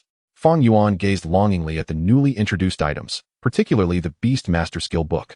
With such a tome, would I not possess the ability to wield 2 skills simultaneously? Yet, is not the price rather exorbitant? Currently, I possess a mere 595 points. Let alone the 10,000 points required for the Beast Master Random Skill Book, even the E-grade Spiritual Fruit at 5,000 points feels quite distant. Not to mention the 1,000 points for the F-grade Spiritual Fruit. It seems I must once again spend a considerable period in the wilderness. Observing the steep prices of these items, Fang Yuan could only force himself to shift his gaze to the lower-tier goods. He exchanged some points for spiritual springs to enhance the strength of his Taotie, then closed the system shop. Consumed 10 points. Obtained 1 F-grade spiritual spring. Consumed 10 points. Obtained 1 F-grade spiritual spring. Consumed 100 points. Obtained 1 E-grade spiritual spring. Now, it is prudent to concentrate on the wager set for the day after tomorrow. 2 days should suffice. Fang Yuan placed the 20 bottles of F-grade spiritual springs and 1 bottle of E-grade spiritual spring before Taotie. The creature, sensing the energy-laden items, was already on the brink of excitement. Had Fang Yuan not prohibited him from indulging, the springs would have surely vanished into his belly by now. Observing Taotie's growing impatience, Fang Yuan hastily handed the springs over. Hurry and eat. I expect a stellar performance the day after tomorrow. Ing. Leave it to me, master. Woo. It's delicious. 2 days hence, on a crisp morning, the day of the wager had finally arrived. Fang Yuan, observing his carefully nurtured Taotie, now at the upper tier of the first rank, felt an overwhelming sense of confidence. Not only does his Taotie possess S-grade potential, but it also boasts 3 formidable talents and 2 powerful skills. Even if it were merely A-grade potential, the battle prowess fused with the essence of the Taotie divine beast would undoubtedly place it among the elite of its kind. Taotie, Zhuke, rise and shine. It's time to collect our winnings. Chirp. Ing. By 8 in the morning, Fang Yuan leisurely arrived at the arena area of the Beast Master Association's basement in Qiongqi City. To his surprise, he found a considerable crowd already gathered. What a lively scene today, Fang Yuan mused, quickly locating the designated number 3 arena marked on his contract. Upon stepping onto the platform, he noticed throngs of spectators converging around him. Ah, people are here. The wait is over after 3 days. Let the betting commence. Place your bets. Taken aback by the sudden influx of onlookers, Fang Yuan realized that many were indeed there to witness his spectacle. However, he only guessed half correctly. While some were there for the entertainment, the majority were seasoned gamblers, perpetually drawn to the random arena battles of the Beastmaster Association, where professional betting houses had established odds. Hey, pretty boy, you arrived early. Are you eager to lose and serve me as a dog? A harsh voice called out. Breaking through the excitement, Fang Yuan grimaced as he turned to see Bao Dalong, who was grinning arrogantly, flanked by 2 companions. One was Bao Dalong's lackey, while the other appeared unfamiliar, thin, pale, with deep-set dark circles, suggesting a life of indulgence. Clad in fine clothing, he seemed to hail from a well-off background. Is this the pretty boy you mentioned, Bao Dalong? Quite impressive indeed. Why wasn't I the lucky one to encounter such a prize? Li Longyang remarked, eyeing Fang Yuan while licking his lips with a long, thin tongue. Ha! Longyang, we are good brothers. Naturally, I thought of you first for this delightful opportunity. Once I take down this kid, you'll be the first to savor the spoils. Brother Bao, you are too generous. Truly splendid. Hearing Bao Dalong's words, Li Longyang eagerly altered his address, now referring to him as Brother Bao in excitement. Stop dawdling down there. Finish this quickly. I have other matters to attend to. Watching Bao Dalong flirt with Li Longyang, Fang Yuan felt a wave of discomfort wash over him, prompting him to urge Bao Dalong to ascend the stage post-haste. Upon hearing Fang Yuan's insistence, Bao Dalong sneered, eager to meet your demise. Are you? Very well, I shall oblige. With that, he parted the crowd and leapt onto the number 3 arena with a flourish. Pretty boy, behold. This will be the most despairing moment of your life. As he spoke, a green light flashed around Bao Dalong, and a colossal creature materialized on the stage. Chapter 33. Place your bets. The creature summoned by Bao Dalong was a giant tortoise. Its entire body a deep reddish brown, standing half a meter tall and 2 meters long. With every breath, one could observe flames erupting from its nostrils. Clearly, this creature was anything but ordinary. What kind of beast is that? I've never seen one before. I don't recognize it either. But it certainly exudes an extraordinary aura. Its potential must be impressive. Could this be the prized A-grade potential beast from Qiongqi, the Qiongqi? What? An A-grade potential beast? How much would that cost? Who knows? But it must be worth hundreds of millions of huaxia coins. Good grief. If I could acquire such a beast, my life would be complete. Bao Dalong reveled in the attention, lifting his chin proudly as he addressed Fang Yuan. These rustic folk seem to possess some knowledge. Indeed, my beast is none other than the Qiongqi from Qiongqi, an A-grade potential creature. Pretty boy, you would do well to concede and become my servant. Upon Bao Dalong's admission of his beast's A-grade potential, the surrounding gamblers rushed to place their bets in favor of Bao Dalong, even though the odds had dwindled to nearly no profit. I bet 350,000 huaxia coins on Bao Dalong. 280,000. The Qiongqi will win. I'll wager 1,000,000 huaxia coins on Bao Dalong. Brother, are you really betting such a large sum on such low odds? What if he loses? Where can you find a child crying every day? Where can you find a gambler losing every day? This opportunity is ripe for the taking. Don't be fooled by the low odds. This is a guaranteed win. Oh, I see. Then I'll bet 500,000 as well. After Bao Dalong summoned the mysterious fire tortoise, the crowd seemed to have sentenced Fang Yuan to death. Many hastily placed their bets on Bao Dalong, while Fang Yuan found himself largely ignored, with only a handful of individuals daring to wager on him. Despite his odds soaring to a staggering 751. Just then, a voice suddenly rang out from the arena. Is it permissible for the competitors to place bets as well? The casino staff, momentarily taken aback upon realizing it was Fang Yuan, couldn't help but think. Could this boy be so certain of his defeat that he wishes to gamble on his own loss? Indeed, competitors can wager on themselves, the staff affirmed. However, for the sake of fairness, they may only bet on their victory. That is quite reasonable, for I intended to wager on my own triumph, Fang Yuan replied. Here is 1,000,000 huaxia coins, along with a 4th-tier crystal core. I bet on my own victory. His voice fell upon the crowd like a thunderclap, sending shockwaves through their hearts. What is this? 1 million? Betting on his own success? Is he genuinely confident in his victory? Or merely trying to save face since no one else is betting on him? They mused. How could he possibly win? His attire suggests he hails from no affluent background. Surely he cannot afford an A-grade potential pet. Yet, what if he possesses some hidden strength? On the stage, Bao Dalong, noticing a flicker of expectation from the crowd towards Fang Yuan, became infuriated. You all believe this pretty boy has a chance against me? Let me share a little insider information. The pet egg he contracted was purchased from the East Street, a warehouse of defective pet eggs. What?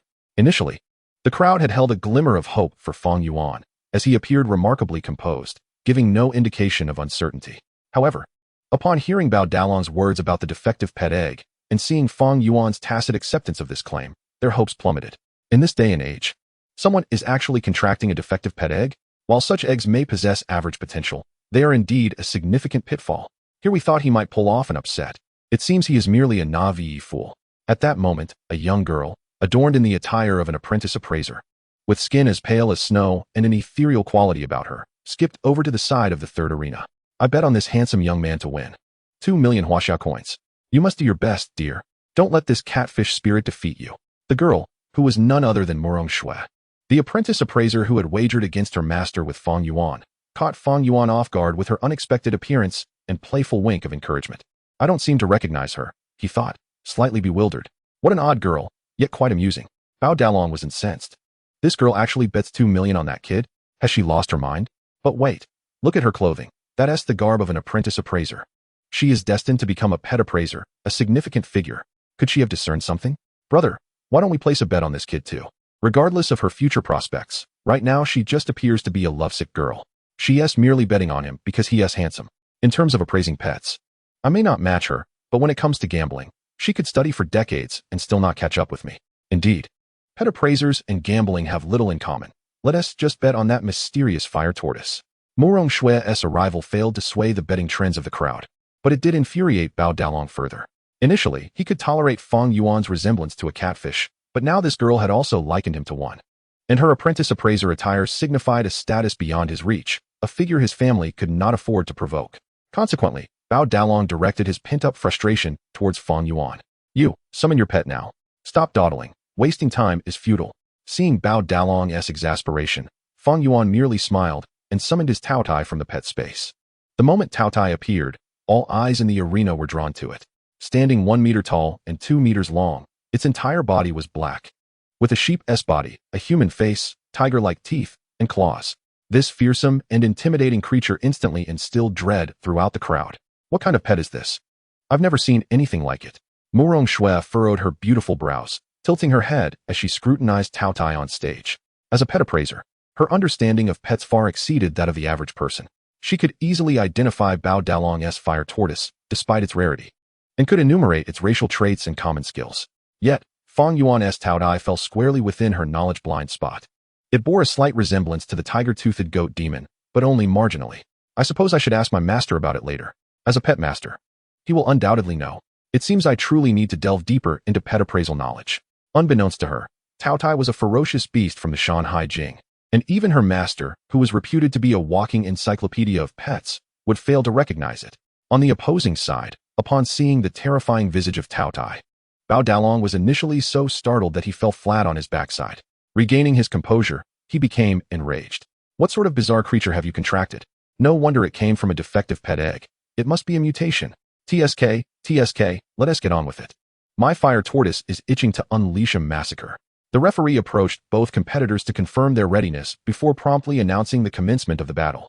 The referee's succinct declaration sent a jolt of anticipation through the crowd. Charge. Tear that kid apart. An A-grade potential pet should be able to finish this battle in an instant, right? In stark contrast to the agitated crowd, Bao Dalong remained remarkably composed. Fire tortoise. Cease concealing your strength. Activate the skill, Tortoise Breath.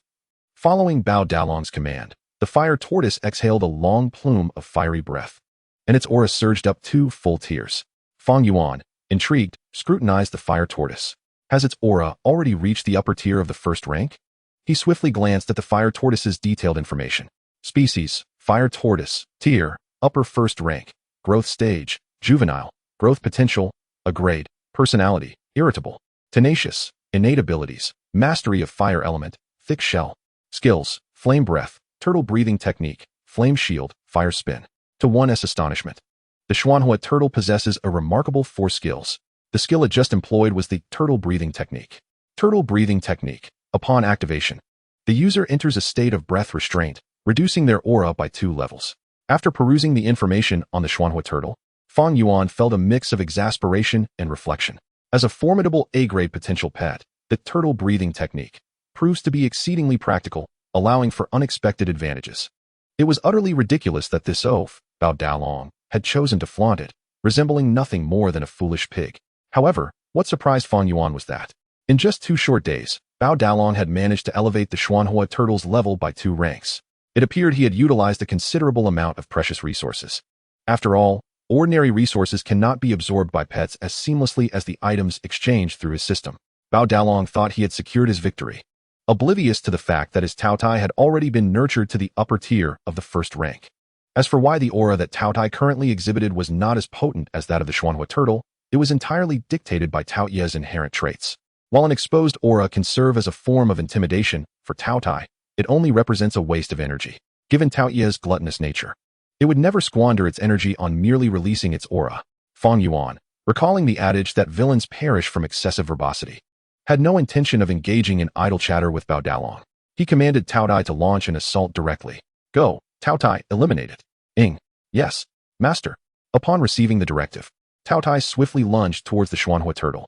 Bao Dalong, intending to boast a little longer, was caught off guard by Fang Yuan's complete disregard for chivalry, launching an attack instead. In a panic, he hastily commanded the Shan Hai turtle to prepare for battle. You little rascal, how dare you resort to a sneak attack? Shan Hai turtle, quickly unleash flame breath. Roast him alive. Although the arena spanned 100 meters in length and width, this distance was trivial for pets. In the blink of an eye, Taotie had already arrived before the Shan Hai turtle. Unbeknownst to Bao Dalong, as Taotie approached, the Shan Hai turtle experienced an instinctual sensation of being preyed upon, causing its movements to become stiff. Nevertheless, as an A-grade potential pet, it managed to withstand the pressure. Just as Taotie opened its gaping maw, poised to bite the Shan Hai turtle's head, it unleashed the flame breath. Instantly, a fire column as thick as a fist shot forth towards Taotie's mouth. What the hell? It's directly spewing the skill into its mouth. ISNT, that pet of is doomed? Are we to determine the victor in mere seconds? This is too fast. There was no other option. After all, who could blame this little fool for being so audacious as to attack an A-grade potential pet? What could have been a mere loss in battle now seemed to threaten the very survival of his pet. What did I say? Betting on the Shan Hai turtle to win was a sure thing, right? A pure profit. Little bro, you must hold your ground. Little Shui was reluctant to be confined to studying. Watching the Shan Hai turtle's flame breath strike Taotie directly, the spectators collectively gasped, convinced that Taotie was about to be annihilated in one blow. Even Morong Shui looked on with concern for Taotie. However, in stark contrast to the crowd's anxiety, Fang Yuan remained utterly composed, a faint smile gracing his lips. Taotie, now is the moment. Devour space. As Taotie confronted the Shan Hai turtle's flame breath, it not only did not shy away, but rather widened its mouth even further. Moreover, within Taotie's maw lay an abyss of darkness, as if it contained a void capable of consuming all. The Shan Hai turtle's flame breath surged into Taotie, yet it failed to produce even the slightest ripple. It was entirely swallowed whole. This bizarre spectacle left the audience slack-jawed, utterly astonished. They had anticipated that Taotie might evade the attack or employ a skill to defend against the flame breath. However, to consume the skill outright was far beyond their wildest imaginations. What? Am I seeing things? That peculiar creature consumed the Shan Hai turtle's skill. Chapter 35. Overstepping Boundaries. Observing the astonishment of the crowd, Fang Yuan remained remarkably unperturbed. What a jest! Taotie was one of the 4 fearsome beasts of the classic of mountains and seas. Starving to the brink of madness, it would even devour itself. Consuming a skill was trivial in comparison. Yet where did this skill go after Taotie ingested it? Curiously, Fang Yuan checked Taotie's status. To his astonishment, he discovered that within Taotie's devour space, an orange-red flame had materialized. It was indeed the Shan Hai turtle's skill, flame breath. The devour space can consume everything in existence. Since it could devour the flame breath, did that not imply that Taotie could both exhale this skill again and absorb it to enhance its own strength? This revelation left Fang Yuan genuinely astonished. Initially, he had thought Taotie possessed only 2 skills, both functional in nature, seemingly lacking in combat prowess. Yet, he had underestimated them. Each skill was more ferocious than the last, truly deserving of being one of the 4 fearsome beasts. Taotie, return the skill to him. As you wish, master. Taotie, though reluctant to relinquish the skill it had just consumed, obediently expelled the Shan Hai turtle's flame breath. Before the astonished gaze of the crowd, Taotie opened its mouth wide, and the black void re-emerged. In an instant, a familiar orange-red flame erupted from Taotie's maw, hurtling towards the Xuanhua turtle. Heavens!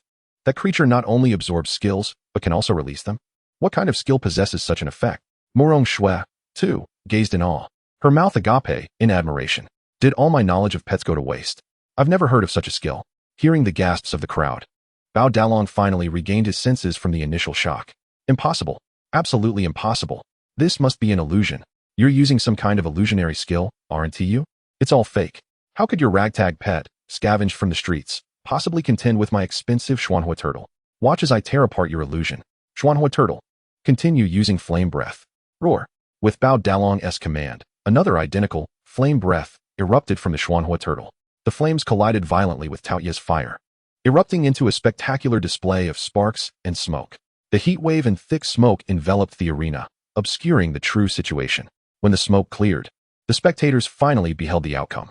Taotie remained unscathed, while the Xuanhua turtle's shell bore the charred marks of the flame breath attack. Taotie had absorbed the Xuanhua turtle's skill and, upon releasing it, had demonstrated even greater potency than the original. Witnessing this scene, Bao Dalong, faced with the grim reality of his impending defeat, had completely lost his composure. He shouted at his injured Xuanhua turtle, you worthless creature, what are you doing? Hurry up and keep attacking. Flame breath. Do not stop. Continue to shatter him until he is utterly defeated. Bound by the constraints of the contract, the Xuanhua turtle, under the command of Bao Dalong, could only endure the pain coursing through its body and obediently unleashed its fiery breath to attack Taotie. Fang Yuan shook his head in disapproval. A pet beast should be a comrade, a partner, not merely a slave or a tool for venting frustrations. Taotie consumed the space. The ensuing battle unfolded with remarkable simplicity. The Xuanhua turtle incessantly released its fiery breath, all of which was devoured by Taotie into its swallowing space. This scene resembled not a battle, but rather the Xuanhua turtle providing a sumptuous feast for Taotie. True to its reputation as a formidable A-grade potential pet beast, the terrifying fiery breath was unleashed over a dozen times before the Xuanhua turtle finally exhausted its energy, leaving it utterly depleted. In contrast, Taotie had stored a significant number of fiery breaths within its swallowing space, emerging not only unscathed but considerably strengthened compared to the onset of the battle. This principle of nurturing through combat exemplifies Taotie's terrifying prowess. As the Xuanhua turtle lay exhausted on the arena, Fang Yuan showed no inclination to press the matter further. It was merely a case of being under the wrong master, which had little to do with the Xuanhua turtle itself. Taotie, go inquire whether this catfish spirit admits defeat. Understood, master. Taotie let out a satisfied burp and ambled toward Bao Dalong. The overwhelming aura it exuded sent Bao Dalong into a state of utter terror. Xuanhua turtle, get up and fight. You worthless creature. Don't eat me, I concede. Faced with Taotie's relentless advance, Bao Dalong could no longer withstand the pressure and, disregarding the consequences of losing, fell to his knees in surrender. His body seemed to lose all vitality, collapsing lifelessly onto the ground. The battle concluded in a matter of mere minutes, leaving the spectators with an almost surreal feeling. How could such a powerful A-grade potential pet beast be so easily defeated? And in such an unusual manner as exhausting its energy? What tier of existence was this youth's pet beast, that it could so effortlessly triumph over the A-grade potential Xuanhua turtle? Could it possibly be a pet beast of S-grade potential? Surely not. S-grade potential beasts are rarely encountered, especially not in the hands of a low-tier beast master. I suspect this pet beast is also of A-grade potential, merely possessing skills that counter the Xuanhua turtle's abilities. Moreover, that foolish pig panicked and continuously commanded the Xuanhua turtle to unleash its fiery breath. Was that not sheer stupidity? Clearly, that skill was countered, yet it continued unabated. With such a lack of mental fortitude, they could hardly claim to be a beast master. They would likely perish within 2 days in the wilderness. Such a remarkable pet beast as the Xuanhua turtle was wasted, and worst of all, I ended up losing money. Goodness, my 500,000 Huaxia coins. That damned catfish spirit. You only lost 500,000. I lost 1,000,000. Catfish spirit. Refund me. The onlookers, upon realizing their all-in gamble had failed, felt as though they might leap from a building in despair. The casino itself could not rejoice. For although the gamblers lost a considerable sum, Fang Yuan's odds were exceedingly high. Just the bets placed by Fang Yuan and Murong Shui alone were enough to cause them significant losses. On the stage, Fang Yuan slowly approached Bao Dalong, speaking coolly. I have no desire to concern myself with you, yet you insist on gifting me your money. Very well, I require 30 million huaxia coins, neither a cent more nor less. Do not tell me that a wealthy heir like you cannot produce 30 million. Upon hearing Fang Yuan's words, Bao Dalong's pallid face turned even paler. 30 million? He truly could not produce such an amount. Don't bully me too much. Seeing Bao Dalong's face flush red as he struggled to utter such a phrase, Fang Yuan was amused. So he is the one being bullied? Enough with the useless chatter. I'm busy. Pay up. I have no interest in having a worthless person like you as a slave, only to embarrass me. At the mention of being called worthless, Bao Dalong's face turned an even deeper shade of crimson, but he truly could not procure the money at this moment. He could only cast a pleading glance toward Li Longyong, who had accompanied him to the arena. Ahem, Longyong. Could you lend me 30 million huaxia coins for a brief emergency? I recently acquired a pet beast, and funds are a bit tight. Li Longyong, who had been watching Bao Dalong's defeat from below and felt a twinge of regret, was taken aback by Bao Dalong's sudden request for a loan. He could only chuckle awkwardly. Oh dear, brother Dalong, you know me. I have a few small hobbies, and I hardly keep any money on hand. Especially not a sum as large as 30 million. By the way, it's nearly noon, and my mother is calling me home for lunch. I must take my leave. See you. Watching Li Longyong flee in a hurry, Bao Dalong's face fluctuated between red and white in agitation. What a treacherous friend. While he excels in eating, drinking, and reveling, he bolts faster than anyone when the topic of borrowing money arises. See, could you grant me a few days of grace? The words escaped Bao Dalong's lips as though forced through clenched teeth. To utter such a phrase to someone he had always looked down upon caused him immense inner turmoil. 3 days. Transfer the money to this account, or I will visit your home and demand it from your father. Given the existence of the contract, I assume you would prefer to keep this matter from your family. Understood. I will ensure the funds are transferred promptly. Ignoring the crumpled figure sprawled on the arena, Fang Yuan withdrew Taotie into the Beastmaster space and proceeded to the casino to finalize his betting winnings. I recall my odds were 75 to 1, correct? I wagered 1 million huaxia coins, along with 1 4th-tier crystal core. Therefore, you owe me 75 million huaxia coins and 75 4th-tier crystal cores. Am I mistaken? And no, that is correct, but we currently lack the liquidity to settle such a large amount. We need to communicate with our headquarters. Noticing the casino staff's evasive demeanor, Morong Shui suddenly leaped forward, hands on her hips and head held high. Hey, you're not trying to default on the debt, are you? I bet 2 million huaxia coins, so you owe me 150 million huaxia coins. I assure you, neither I nor this young man will accept a single cent less. Otherwise, I, Morong Shui, will see to it that your casino shuts its doors. Upon hearing Morong Shui declare her lineage, the casino employee turned pale. This young lady was indeed a member of the Morong family, who possessed the power to close their establishment. Miss Morong, I understand. I will contact headquarters immediately. With that, he hurried away to communicate with their headquarters.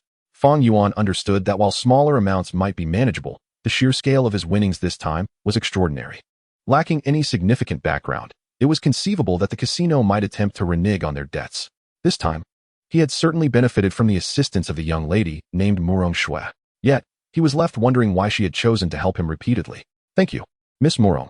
Without your intervention, the casino might have sought to avoid paying me. Morong Shui waved her hand dismissively. Oh, it's nothing. In fact, you've been a great help to me. But I don't believe we've met before. Well, you helped me win my bet against my master, preventing me from being grounded. After Morong Shui's explanation, Fang Yuan finally understood the situation. How fortuitous. Is your pet beast named Taotie? It's quite impressive. What sort of creature is this? I seem to have never encountered it before. Naturally, it is a fearsome beast from the classic of mountains and seas. A unique existence in this world. If you had seen it, that would indeed be a supernatural occurrence. However, Fang Yuan would not relay this to Morong Shui. Ahem. Perhaps it underwent mutation due to the shattering of its beast egg. Originally, it was a creature known as the tiger-toothed demon goat. So that is how it is. I thought it bore some resemblance. Fang Yuan conversed with Morong Shui for a while. The casino staff finally rushed back with great urgency, informing them that the money had been transferred to their accounts. Of course, Fang Yuan's 4th-tier crystal cores, valued at 500,000 huaxia coins each, amounted to a staggering 37.5 million huaxia coins. Thus, considering the 30 million huaxia coins that the formidable Long had lost to him, a seemingly trivial wager had yielded Fang Yuan an astonishing profit of 425 billion huaxia coins. He could afford to purchase an A-grade potential beast egg, quite the windfall. Naturally, Morong Shui had won even more, having casually wagered 2 million huaxia coins and walked away with a whopping 1.5 billion. Moreover, her demeanor suggested she was rather indifferent to such sums of money. Hey, I'm heading to my master to do some studies. Let us exchange contact information. Sure. Fang Yuan harbored a favorable impression of this beautiful young lady who had assisted him and promptly added her contact details. Additionally, he found the profession of beast appraiser particularly intriguing, and he had been seeking information about it, making this connection fortuitous.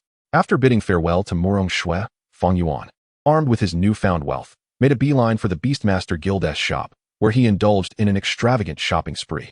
He spent a total of 30 million Huaxia coins, acquiring 150 third-tier crystal cores and 150 third-tier beast cores. Through experimentation, he discovered that as a second-tier practitioner, utilizing higher-tier third-tier crystal cores yielded the best training results. Higher-tier crystals not only commanded a greater premium, but also proved less efficient for his absorption compared to third-tier ones. Since this money was essentially windfall, Fang Yuan felt no remorse in spending it. Moreover, he did not intend to purchase beast eggs from the beast shop. He opted instead to acquire training resources for the Qiongqi and Taotie, as strengthening their prowess would expedite his progress. Initially, he had planned to immerse himself in the wilderness until the commencement of classes. However, now endowed with such substantial funds, he could procure numerous training resources. He decided to spend most of the money enhancing his strength before venturing out. Observing the numerous crystal and beast cores Fang Yuan had purchased, Taotie's eyes sparkled with excitement. Master, I'll help you take care of them. Ahem, not just yet, Taotie. I'd like to carry them myself for some physical training. All right, master. Chirp, glutton. If I give them to you, you'll surely devour them all. I'm not. I didn't. You're slandering me. Fang Yuan watched the playful banter between Qiongqi and Taotie in the beast space. His spirits lifted. With Qiongqi as a companion, he certainly felt less lonely. Carrying his hefty haul, he proceeded to check into a chain hotel in the Eastern District. Given his newfound wealth, a 1,000 Huaxia coin per night hotel was no longer a concern for him.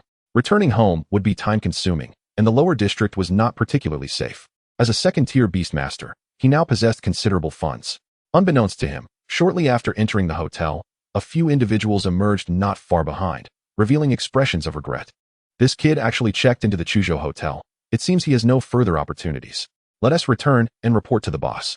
A month later, with only 1 week remaining before the start of school, in room 207 of the Chuzhou hotel, Fang Yuan slowly opened his eyes. Surrounding him lay an array of energy-depleted crystal cores. Chapter 37, The Start of School. On a roll, Fang Yuan gazed at the scattered, nearly energy-less crystal cores on the floor.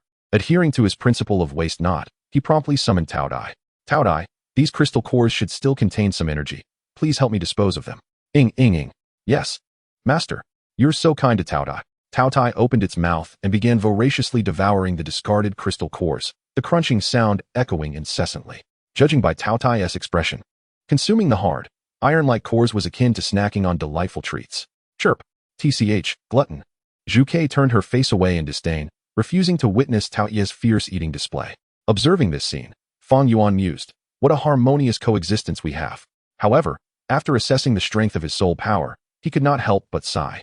Alas, I never anticipated that after an entire month of effort, I would still not reach the third tier. Encountering a bottleneck at just the third tier suggests my cultivation talent is indeed mediocre. Otherwise, I would have naturally awakened the Beastmaster skills by now. Fang Yuan had heard tales of some exceptionally talented Beastmasters who faced no bottlenecks until the 5th or 6th tier, able to ascend as long as resources were available. Even with an unlimited supply of training resources, he still could not bypass the bottleneck. Nevertheless, reaching the pinnacle of the 2nd tier after a month of cultivation was commendable in itself. His progress during this month differed significantly from the rapid advancement he experienced in the days leading up to the 2nd tier. Upon reaching the 3rd tier, his speed had noticeably diminished. Moreover, upon attaining the peak of the 2nd tier, an invisible barrier seemed to obstruct his further ascent. No matter how diligently he cultivated, he made no progress. The crystal cores felt as if they were sinking into water. This was the essence of a bottleneck. Thus, Fang Yuan could only pause his own cultivation, focusing entirely on elevating Qiongqi and Taotie. Fortunately, both Qiongqi and Taotie were quite promising, especially Taotie, who was not picky about food and eagerly consumed whatever was provided, gaining strength from all of it. The two little creatures experienced no bottleneck, rapidly ascending to the pinnacle of the 2nd tier. At this rate, were it not for Fang Yuan's limitations, they might have surged straight to the 3rd tier. Truly, they were ancient divine beasts from the classic of mountains and seas, facing no bottlenecks at lower tiers. Regrettably, constrained by his own realm, it appeared Fang Yuan was the one holding them back. Fang Yuan smiled bitterly and rose to stretch. Now, if I wish to break through, merely sitting in meditation will not suffice. I must engage in combat to sharpen and stimulate myself. It was no wonder that books often stated that mere accumulation of resources could not forge a top-tier beastmaster. However, with the academic term approaching, he decided against complicating matters further. After all, he still had a substantial amount of unspent funds. It would be prudent to visit the beastmaster shop to see what resources might be of use to him. Due to the bottleneck period, Fang Yuan had not spent all his money on crystal cores for cultivation. Furthermore, Bao Dalong had indeed transferred 30 million huaxia coins to his account as promised. Presently, Fang Yuan had a total of 101 million huaxia coins at his disposal. This was still a considerable sum, providing him with ample confidence. He could prioritize the quality of goods in the shop rather than their prices. In the final week before the start of school, Fang Yuan adopted a balanced approach, completely setting aside his cultivation. Each day, he strolled through shops and food streets with Qiongqi and Taotie, indulging in culinary delights and exploring various attractions. It must be said that the delicacies of this otherworldly realm possessed a unique charm, delighting Taotie to the point of exclaiming with glee, almost swallowing its tongue in pleasure. Even the Vermilion Bird indulged in a feast, seemingly aspiring to emulate the gluttonous nature of the foodies. After a moment of relaxation, Fang Yuan genuinely felt as though the seemingly impervious bottleneck had begun to yield slightly. This could be deemed an unexpected delight, a serendipitous turn of events. During this interval, Fang Yuan also arranged a brief meeting with the affluent Murong Shui. From her, he gleaned considerable information regarding beast identification masters. However, as they parted ways, the enigmatic and meaningful expression on Murong Shui's face left Fang Yuan somewhat perplexed. "Young Master Fang, we shall meet again soon. Hee. Miss Murong, what do you mean? Do you have something to discuss with me in a few days? Oh, you will know then." With a playful giggle, before Fang Yuan could inquire further, Murong Shui skipped away, occasionally covering her mouth to stifle a laugh, and soon vanished from his sight. Fang Yuan scratched his head in confusion. The delightful and leisurely moments always seemed to pass swiftly, and before long, 7 days had elapsed. Today marked the commencement of classes at Chu State Beast Taming University. Naturally, it was also the day for students opting for military service or to become freelance adventurers to officially confirm their choices. This brought to mind a humorous anecdote from his previous life. Xiao Ming enrolled in Beast Taming University. Xiao Hong joined the military. And I became a freelance adventurer at the Beast Tamers Guild, each of us with a promising future. Ultimately, what matters most is finding the path that suits oneself. Fang Yuan rose early as usual, taking the Earthworm subway to Chu State Beast Taming University, located in the Eastern District. Upon arriving at the university's entrance, he was immediately captivated by the grandiosity of the gates, which stretched an impressive 200 meters and were constructed from a rare material known as golden dragon stone, gleaming brilliantly and exuding an extraordinary aura. What astonished Fang Yuan even further was a section of the gate designated as the Honor Roll, which bore the names of numerous illustrious alumni. Each name was that of a prominent figure, and there were indeed over 100 of them. 7th rank Beast Tamer, Tactical Master, by runs. 8th rank Beast Tamer, Fire Master, Li Lianjuan. Master Beast Identifier, Qiongqi. Beside Fang Yuan stood a resolute-looking youth, clad in simple attire, whose face flushed with excitement as he gazed at the names inscribed on the gate, his fists clenched tightly. One day, my name, Qiongqi, will also be engraved there. Upon hearing Qiongqi's ambitious declaration, a derisive laugh unexpectedly broke the moment. "Of just you? Let me enlighten you with a harsh reality.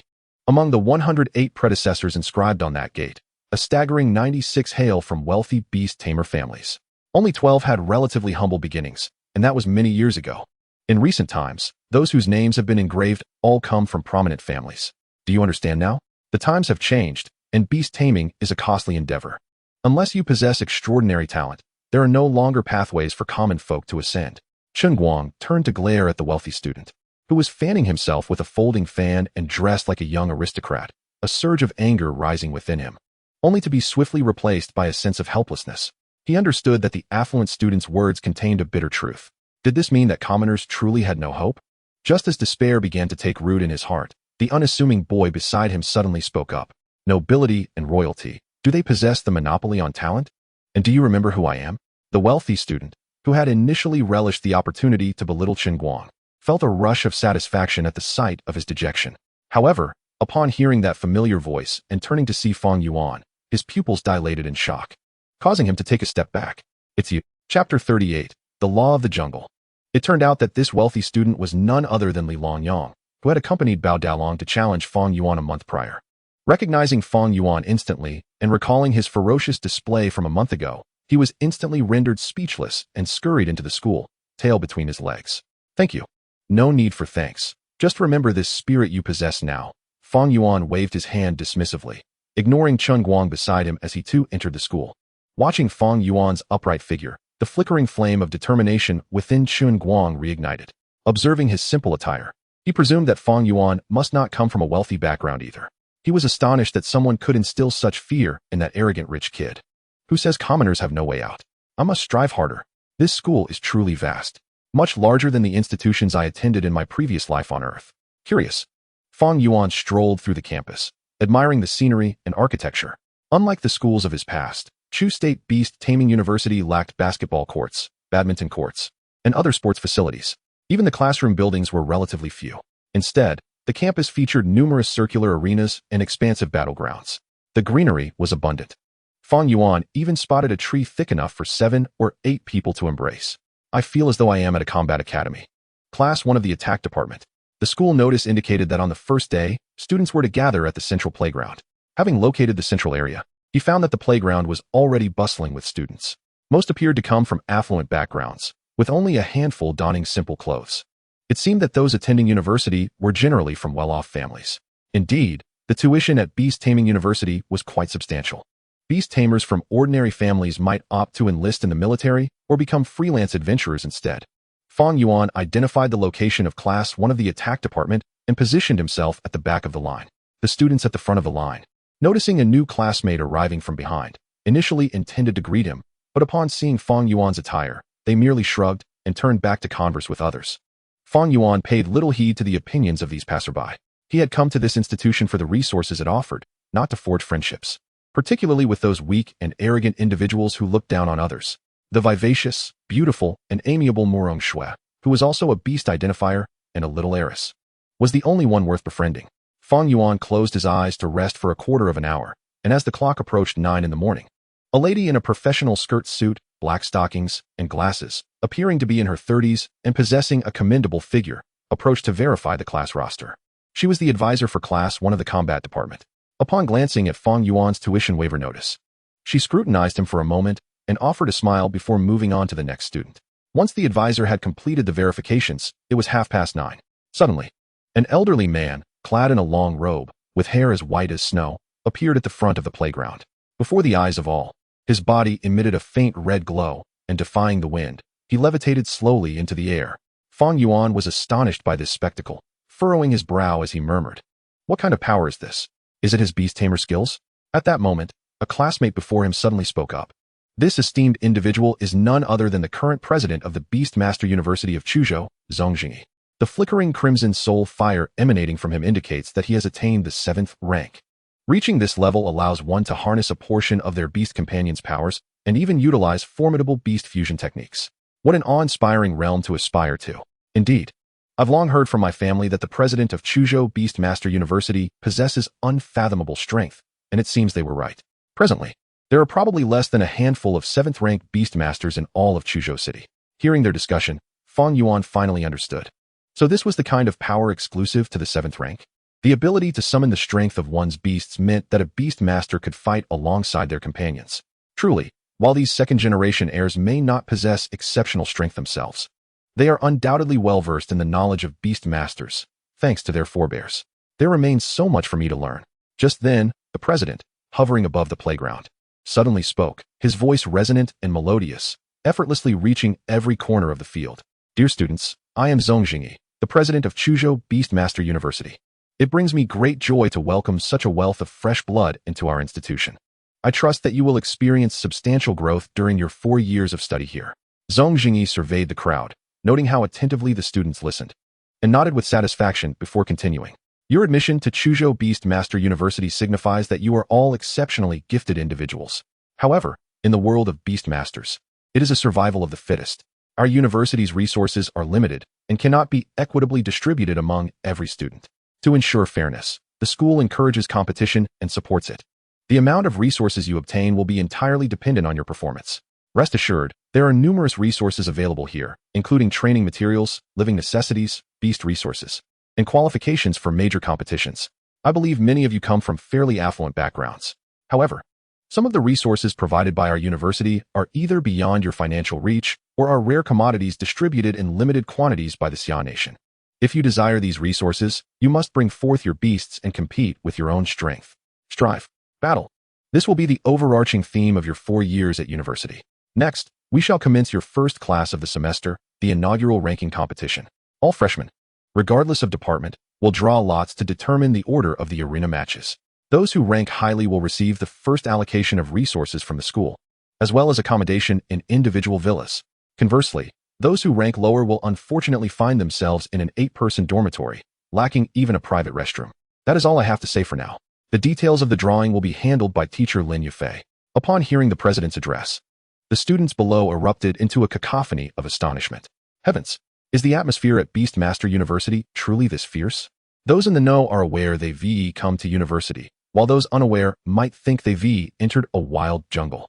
I've long heard that President Zhong has a stern teaching style, adhering to the law of the jungle, survival of the fittest. Truly, seeing is believing. Sighing. They realized their 4 years at university would not be easy. They had hoped for a peaceful and leisurely university experience. Just as I prefer. With my innate talent and strength, this rule seems tailor-made for me. Immediately, Fang Yuan noticed their class advisor, Lin Yufei, swaying her mature figure as she approached the front to announce the rules. Hello, students. I am Lin Yufei. This ranking competition will consist of individual matches as well as team battles based on class units. Allow me to elucidate the specific rules for this competition. Chapter 39. Is the team competition secure? Before long, Lin Yufei finished explaining the rules of the ranking competition. A student may participate in both the individual and the team competitions. In the individual matches, victory determines ranking based on the outcomes. For the team competition, 5 students will be selected from each class to form a team, competing in a round-robin format. The rankings and rewards for both competitions will be calculated separately. Members of teams that perform poorly in the team competition will, unless they achieve outstanding results in the individual matches, be relegated to sleeping in a large communal dormitory. The team competition will take place first, while the individual matches will occur tomorrow. After Lin Yufei concluded her explanation, the students below began to engage in excited discussions. The individual matches will purely reflect personal strength. There is not much to discuss there. But for the team competition, does this mean we need to select the 5 strongest members from our class to participate? Exactly, as our class belongs to the combat department. We have a natural advantage in team competitions. I propose An Xiao as a participant for the team competition. An Xiao? That name sounds quite familiar. Is he the one who ranked in the top 10 during the trials at Chuzhou No. 1 High School? Indeed, that's me. Perfect. With brethren. This competition is a sure win. Now that we have one selected, I'll nominate myself. And you are? My name is Wang Tong. Although I'm from Chuzhou No. 2 High School, I ranked among the top 3 in this year's trials.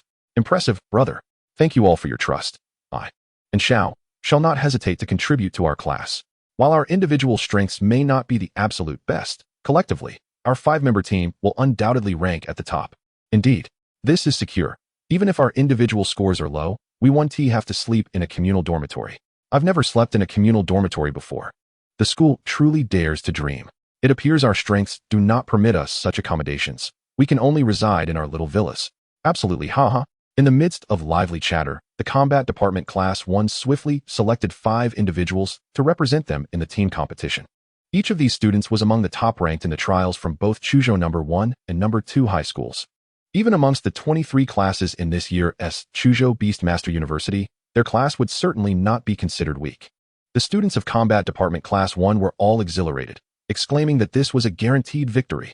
The 5 chosen participants stood proudly before their peers, as if they had already secured victory in the competition. Just then, a surprised voice rang out from the crowd. Fang Yuan, you're actually in Combat Department Class 1. Huh.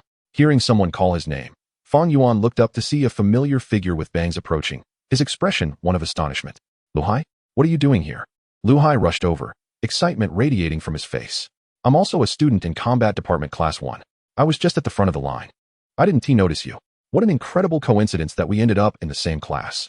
Fang Yuan learned from Lu Hai that over a month ago, despite his own first-place finish in the trials, his performance had been so extraordinary that it significantly disrupted the normal proceedings.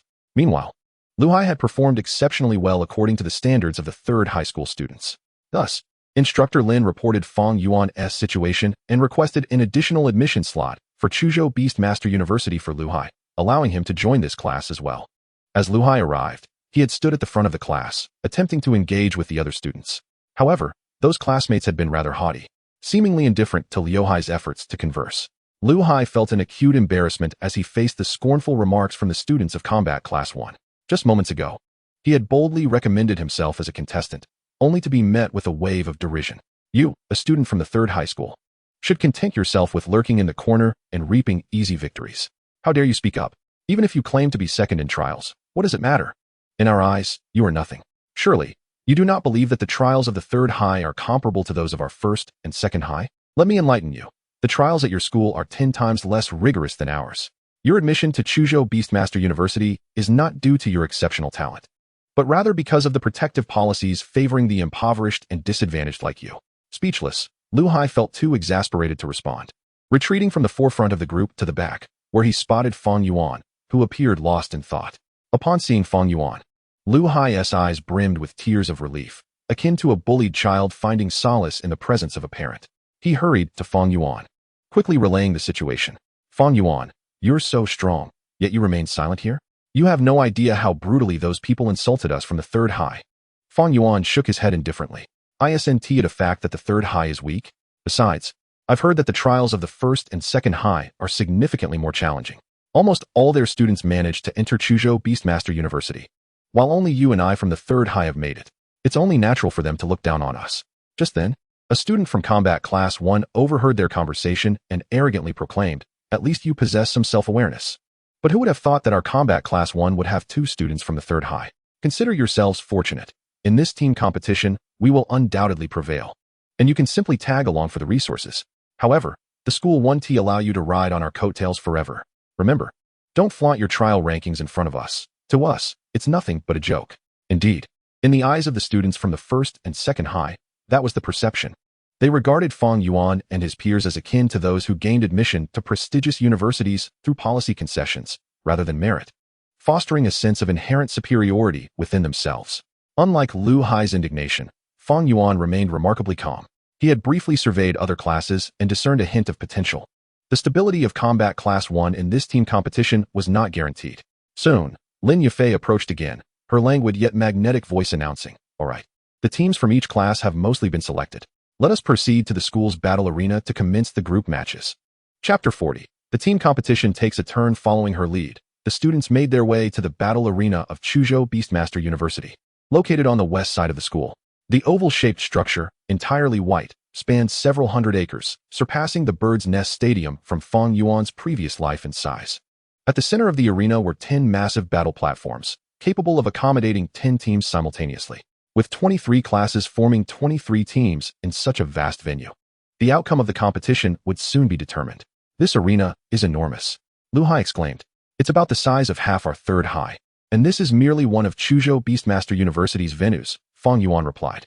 With Liu Hai engaged in conversation, the tedium that had initially enveloped Fang Yuan began to dissipate. The two chatted casually, surveying their surroundings as if they were entirely at ease. Before long, under Lin Yufei's direction, representatives from each class took the stage to draw lots for their matchups. Each group comprised 4 classes, and with 23 classes in total, there were 6 groups.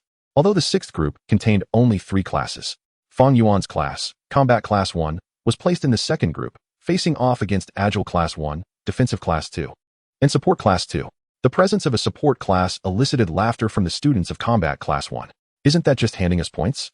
And as for the defensive class, they're merely living targets. The Agile class might be a bit challenging. Their student Qiongqi is the 2nd best from this year's trials at Chuzhou First High, but the rest are quite average. "Looks promising," Liu Hai observed before turning to Fang Yuan. "What are your thoughts on this match?" Fang Yuan stroked his chin, momentarily silent as his gaze became fixated on Qiongqi from the Agile class. There was something about her extraordinarily long legs that seemed almost unfair. Yet, that was not the crux of the matter. With the enhancement of Fang Yuan's abilities, he had developed an innate sense for gauging the threat level posed by powerful opponents. In his eyes, Qiongqi radiated an aura far beyond that of the 5 members of Combat Class 1. Seemingly sensing Fang Yuan's intense scrutiny, Qiongqi furrowed her brow and turned to face him. Fang Yuan offered her a friendly smile before redirecting his attention back to Liu Hai. "I don't think our class will make it past the preliminaries," he said. "What about you, Source?" Liu Hai inquired, bewildered. Fang Yuan rolled his eyes. "I never expected to excel in this team competition. Tomorrow's individual match is when I'll truly shine. I just can't assist you this time." Liu Hai waved dismissively. a mischievous grin spreading across his face. Haha, source, I don't mind sleeping in a crowded dorm. After all, I'm used to hardship as a country bumpkin. Those pampered rich kids will have a rough time sharing a room with me. They'll get a taste of my smelly feet. Ugh, stay away from me. Fang Yuan feigned disgust, waving his hand. At that moment, a long bell rang out, signaling the start of the first match. Both boys focused their attention on the battle platforms. In the second group, the first match was set, Combat Class 1 versus Agile Class 1. After the referee announced the order of battle at Platform 2, the competitors from both classes took their positions.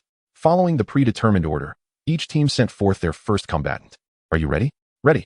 With no hesitation, the referee declared the battle commenced. Both competitors summoned their beasts without delay, observing from the sidelines. Fang Yuan was eager to glean insights into the capabilities of this year's standout students from the first and second highs, using the team competition as a valuable opportunity to prepare for his individual match the following day. The Agile class competitor had a C-rank potential level 2 lower tier Gale Rabbit and a B-rank potential level 2 lower tier Blood Demon Leopard. Attack type contestants. The B-grade potential second tier mid-level Black Frost Bull and the B-grade potential second tier mid-level Red Scale Horse. It appears that the first match holds no suspense. The attack type contestants not only possess high potential, but also operate at a higher realm, making the disparity in strength exceedingly evident. Indeed, as Fang Yuan concluded his assessment, the battle swiftly came to an end. The contestants of Attack Class 1, as Fang Yuan had anticipated, emerged victorious with ease. The outcome elicited a fervor among the onlooking students of Attack Class 1, who soared with excitement. Guo Bingwen, well done. First victory secured. Upon hearing the cheers from his classmates below, Guo Bingwen raised his head like a triumphant rooster, casting a proud gaze towards the direction of Agility Class 1, and bellowed. Next, the student from Agility Class 1 who had lost the match appeared dejected, retreating with his beast, as if struck by frost, casting a sheepish glance at Zhu Hongqing. Sister Qing, I have let down everyone's trust by losing the match. It's all right. I'm here. Just relax, Zhu Hongqing replied, unfazed by the outcome. Standing gracefully at the edge of the stage, her tall and slender figure reminiscent of a proud snow plum. Inspired by Zhu Hongqing's presence, the contestants of Agility Class 1 regained their confidence and sent forth their next competitor. A mere 10 minutes later, all 4 contestants from Agility Class 1, except Zhu Hongqing, had succumbed to defeat. In contrast, only 2 contestants from Attack Class 1 had exited the stage. This meant that for Agility Class 1 to secure victory, Zhu Hongqing would need to triumph in a 1 versus 3 scenario. However, the remaining 3 contestants from Attack Class 1 were the strongest, and Xiao Xieziming and Jin Xianping, all of whom had excelled during the high school trials. Was it feasible for Zhu Hongqing to achieve such a feat? Many found it unlikely, and the students of Attack Class 1 had already begun to uncork champagne in celebration. The most formidable Agility Class 1 is merely this. If we take her down, we win the first match. Yes, we've got this. Amidst the cacophony of excitement, Zhu Hongqing ascended the stage.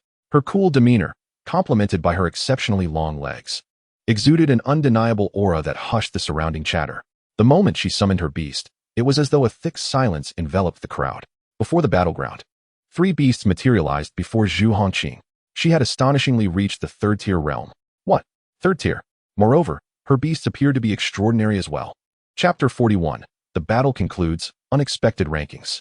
Fang Yuan, who had been on the verge of slumber, was suddenly invigorated upon witnessing Zhu Hongqing summon her beasts. She had actually attained the 3rd-tier realm. Is this the caliber of the elite contestants this year? Fang Yuan hastily scrutinized the specifics of Zhu Hongqing's summoned beasts. A-grade potential, lower 3rd-tier Purple Thunderhawk. A-grade potential, lower 3rd-tier Extreme Shadow Leopard. A-grade potential, middle 3rd-tier Nether Spirit Cat. Goodness, she possesses 3 beasts of A-grade potential. One of them even stands at the middle 3rd-tier realm. Fang Yuan had experienced the difficulty of progressing from 2nd to 3rd tier. He never anticipated that this long-legged Zhu Hongqing had already reached the 3rd-tier realm, and at least at the middle 3rd-tier level. It seemed that tomorrow's individual competition would indeed present some pressure for him. Fang Yuan furrowed his brow. If she had already attained the 3rd-tier realm, the individual competition would undoubtedly hold no suspense. Each S-grade potential Vermilion Bird and Glutton could stand alone. However, he was still at the 2nd-tier realm. A Vermilion Bird and Glutton facing 3 opponents would still be a challenge, and victory was not guaranteed. In stark contrast to Fang Yuan and Xiao, positioned at the edge of the stage, was utterly stunned, his face a mask of disbelief. No, this is impossible. How could you have reached the 3rd tier? Just over a month ago, during the trials, we were nearly equals. Observing in Xiao's bewilderment, Zhu Hongqing gently shook her head. During the trials, I had just awakened. The influence of innate talent on realm progression is minimal. The differences were not yet apparent. True strength reveals itself over time. Upon hearing Zhu Hongqing's words, and Xiao seemed to lose his spirit entirely, collapsing onto the ground. During the trials, he had ranked 8th. He had never truly accepted Zhu Hongqing's second-place standing, believing that her efficiency in slaying fierce beasts as a primary attack agility beastmaster had merely inflated her scores. In a one-on-one confrontation, he was certain he would not fall short of her. Yet now, he had only just reached the upper second-tier level, still far from the threshold of the third tier. While Zhu Hongqing appeared to have been at the third tier for some time, the vast chasm of disparity instantly shattered his confidence. The subsequent battles unfolded without suspense. Facing 3 second-tier beastmasters, Zhu Hongqing, at the middle third-tier realm, was akin to an adult sparring with children. She effortlessly dispatched all 3, deploying only her purple Thunderhawk, showcasing her remarkable prowess with apparent ease. In the first match of Group 2, Agility Class 1 emerges victorious. The referee promptly declared the outcome. Watching the 5 defeated members of Attack Class 1, the students exchanged glances, the atmosphere growing somber. We can't fault in Xiao and the others. They are the strongest among us. We can only blame that Zhu Hongqing for being so monstrous. How does she train? I've been diligently honing my skills with abundant crystal cores for the past month, yet I'm still only at the mid-second tier. How did she reach the third tier? Indeed, it's baffling. Yet such prodigies are rare. Our group still has 2 qualifying spots. As long as we can advance, it's not a significant issue. Before the student could finish his thought, he witnessed a scene that left him utterly astonished. On the opposing stage, the first contestant from Auxiliary Class 1, a seemingly sweet and harmless girl, raised her hand and summoned 3 beasts. What is happening? Another third-tier beastmaster? He thought he might be hallucinating and rubbed his eyes vigorously. Yet, upon focusing again, the 3 beasts remained. Is third-tier beastmasters becoming as common as cabbages? Why are there so many? In previous years, only 2 or 3 freshmen reached the third tier. How come our group has 2? Is it just our misfortune? No, that can't be right. I just observed other groups. At least 1 contestant from each of the 4 groups is at the third tier. This means that in our cohort, over 10 freshmen have reached the third tier. It seems that this is the case across all groups. Thankfully, the third-tier contestant we faced is from the auxiliary class, leaving us a chance to advance. The students from Attack Class 1 maintained their optimism, but before they could finish their conversation, they saw the auxiliary girl summon her butterfly, shimmering with iridescent colors. 7-colored illusion butterfly. Use dream pollen. At the command of the enchanting support class girl, the resplendent rainbow butterflies fluttered their delicate wings, releasing a cloud of pollen that effortlessly subdued the 2 beasts of the opposing defense students, compelling them to turn against one another in a fratricidal frenzy. The battle concluded swiftly, leaving the defense students utterly defenseless against such a controlling ability. No matter how adeptly they summoned defensive skills, they could not escape the intoxicating grasp of the mesmerizing pollen. In no time, all 5 were vanquished, and the referee promptly announced the outcome of the duel. In the second match, the support class of Year 1 emerged victorious. Astonishingly, it was the niche branch of illusionist beast tamers within the support class that had triumphed. The students of the Year 1 attack class were engulfed in despair, having already envisioned the inevitable outcome of this confrontation. If any support beast tamer possessed the capacity for independent combat, it undoubtedly belonged to the illusionist category. Moreover, the skills of illusionist beast tamers were even more unpredictable, posing a far greater challenge than those of conventional beast tamers. The entirety of the second Group S battles concluded in less than an hour. Zhu Hongqing, facing the charming illusionist from the support class, effortlessly secured victory through the illusion-breaking abilities of her ethereal spirit cat. The final results revealed that the agility class of Year 1 claimed first place, the support class of Year 1 secured second, and the defense class of Year 2 took third. In stark contrast, the highly anticipated Year 1 attack class languished in fourth place, failing to even secure a chance in the loser's bracket.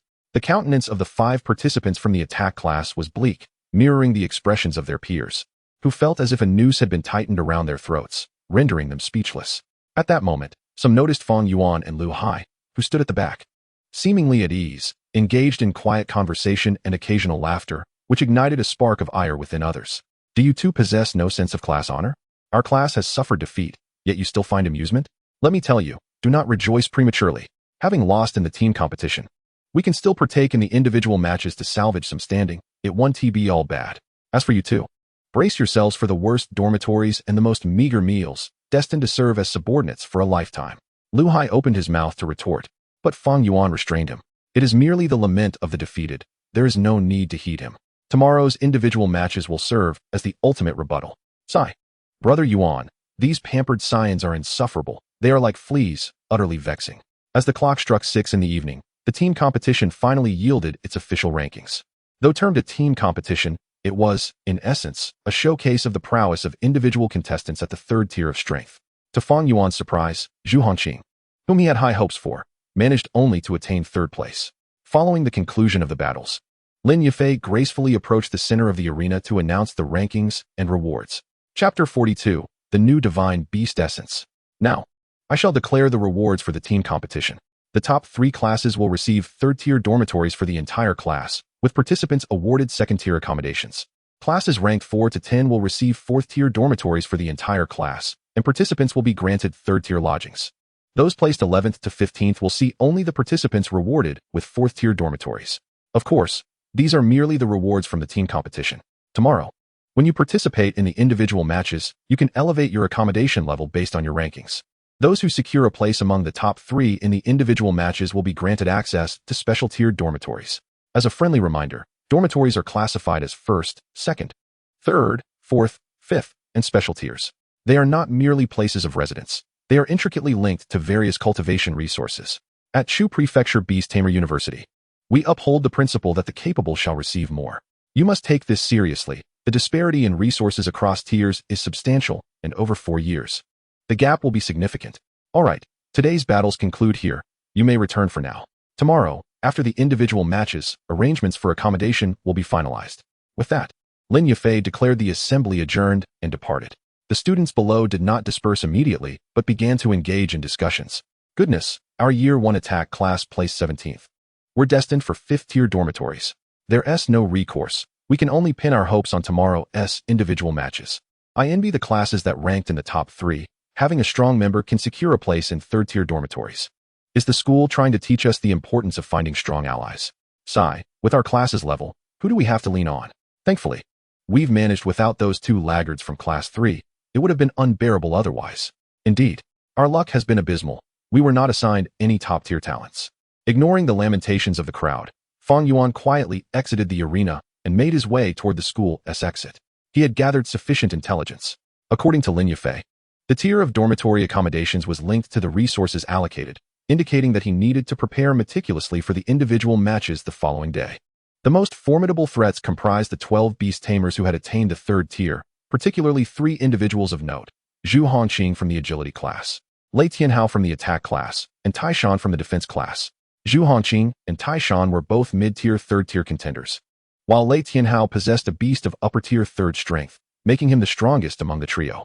More critically, all 3 possessed A-grade potential in their beasts. He resolved to give it his all. With the system at his disposal, there was no need to push himself to the brink in this individual competition. Just as Fang Yuan stepped out of the school gate, a familiar voice suddenly echoed in his mind, leaving him momentarily stunned. Ding! Task triggered. Freshman individual competition. Completing this task will yield generous rewards. Freshman individual competition. Participate in the individual combat contest at Chu Prefecture Beast Tamer University. Task rewards. Random divine beast essence from the classic of mountains and seas. Rewards are contingent upon individual competition rankings. Originally, Fang Yuan had intended to casually partake in the individual matches. However, upon seeing the system's task, he clenched his fists in determination. A task offering divine beast essence at this pivotal moment of reaching the peak of 2nd-tier strength? If he surmised correctly, it was likely intended for the divine beasts he would contract upon reaching the 3rd tier. After ascending to the 3rd tier, it would be exceedingly challenging to receive such a task again. The rewards from this task would directly influence the strength of the divine beast essence bound to him at the 3rd tier. He must give his utmost in the individual matches. With his current abilities, he could not guarantee a stable 1st place. He needed to bolster his strength further. Yet, he found himself stymied by a bottleneck at the upper tier of the 2nd level, and merely one night would likely not suffice for a breakthrough. What other avenues for enhancement remained? As Fang Yuan pondered, he made his way back to his hotel. In a moment of realization, he slapped his thigh. How could I have forgotten this? He still had the system shop. Over the past month, he had been so engrossed in cultivation that he had neglected his system shop. The items within the system shop could significantly aid his current ascent in strength. Although his points were limited, he had financial resources. One must remember that his avenues for accumulating points in the system shop extended beyond mere monster slaying.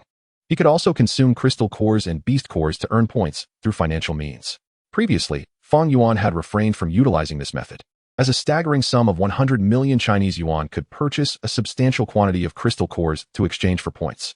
The exchange of crystal cores for points solely considers the energy contained within the cores, disregarding energy density and core grade. Although higher-grade cores possess a greater amount of energy, their premium pricing renders them less cost-effective for point conversion. Thus, utilizing first-tier crystal cores for point exchange proves to be the most suitable option. At 10,000 Huaxia coins per first-tier core, I currently possess enough funds to procure 11,000 cores, which translates to an impressive 11,000 points. While this number appears substantial, the items in the point shop are far from inexpensive. Fang Yuan harbors the desire to redeem 2 spirit fruits, F-grade, costing 1,000 points each, aimed at elevating the growth stages of both the glutton and the vermilion bird to their juvenile phase. He also wishes to exchange for 2 spirit fruits, E-grade, priced at 5,000 points each to further advance them to their young adult stage. Altogether, this sums to 12,000 points. Regrettably, the 11,000 points he possesses fall short of covering these exchanges. Not to mention the coveted random skill book for beast tamers priced at 10,000 points, which Fang Yuan has long desired. Should he opt for the spirit fruits or the beast tamers random skill book? After a moment of indecision, he resolved to prioritize stability over uncertainty. He decided to invest all his funds in first-tier crystal cores for point conversion, and with the remaining 595 points and a few third-tier cores, he can amass the necessary 12,000 points to obtain the spirit fruits. With his decision made, Fang Yuan promptly set his plan into motion. He proceeded to the Beast Tamer Guild shop, purchasing first-tier crystal cores totaling 1 billion Huaxia coins in one fell swoop. Given the guild's vast scale, a mere 100 million Huaxia coins worth of order went unnoticed. The staff responsible for selling crystal cores assumed Fang Yuan to be a young heir from a prominent family, merely procuring supplies for his clan. 11,000 cores piled together constitute a considerable quantity, far too heavy for Fang Yuan to carry alone. Fortunately, the guild provides delivery services, transporting the cores to the temporary warehouse he had rented. Observing the towering mound of first-tier crystal cores, Fang Yuan couldn't help but feel a sense of awe. Quite the spectacle. However, the cost-effectiveness of exchanging cores for points remains rather mediocre. Were it not for the urgency of the task at hand, he would have reconsidered his approach. With no other option, he adhered to his plan. System, recycle these first-tier crystal cores. Suddenly, a black hole manifested before him, consuming the towering pile of cores valued at 11 billion Huaxia coins within mere seconds. Recycled 11,000 first-tier crystal cores, earning 11,000 points. Chapter 43, A Powerful Boost. 2 paths. After recycling the first-tier cores, Fang Yuan's points surged to 11,595. He then proceeded to recycle 41 third-tier cores. Recycled 41 third-tier cores, earning 410 points.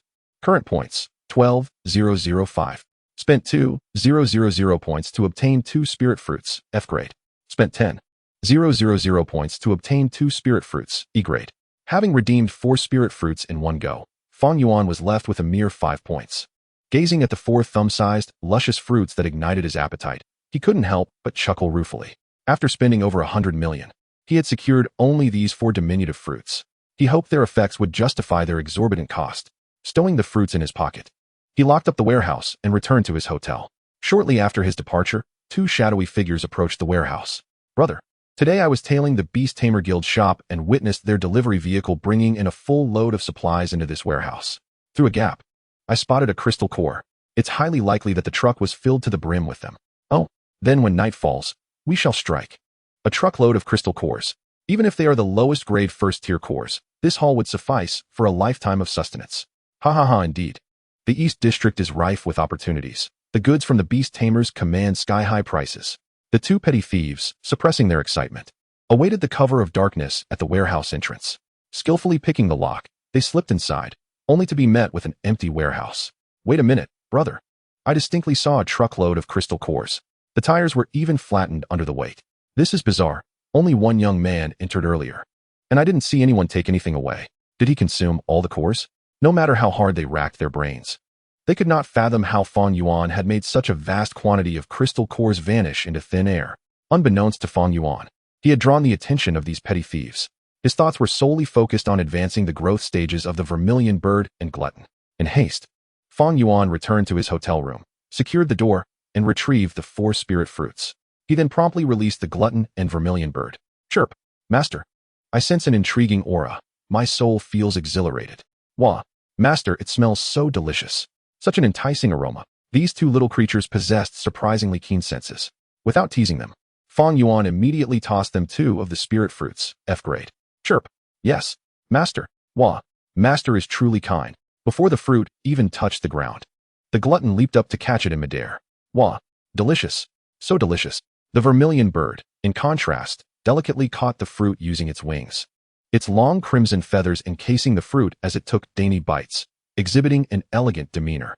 Fang Yuan anxiously observed the transformations of the Vermilion Bird and glutton. 5 minutes after the Vermilion Bird and glutton consumed the spirit fruits, their growth commenced.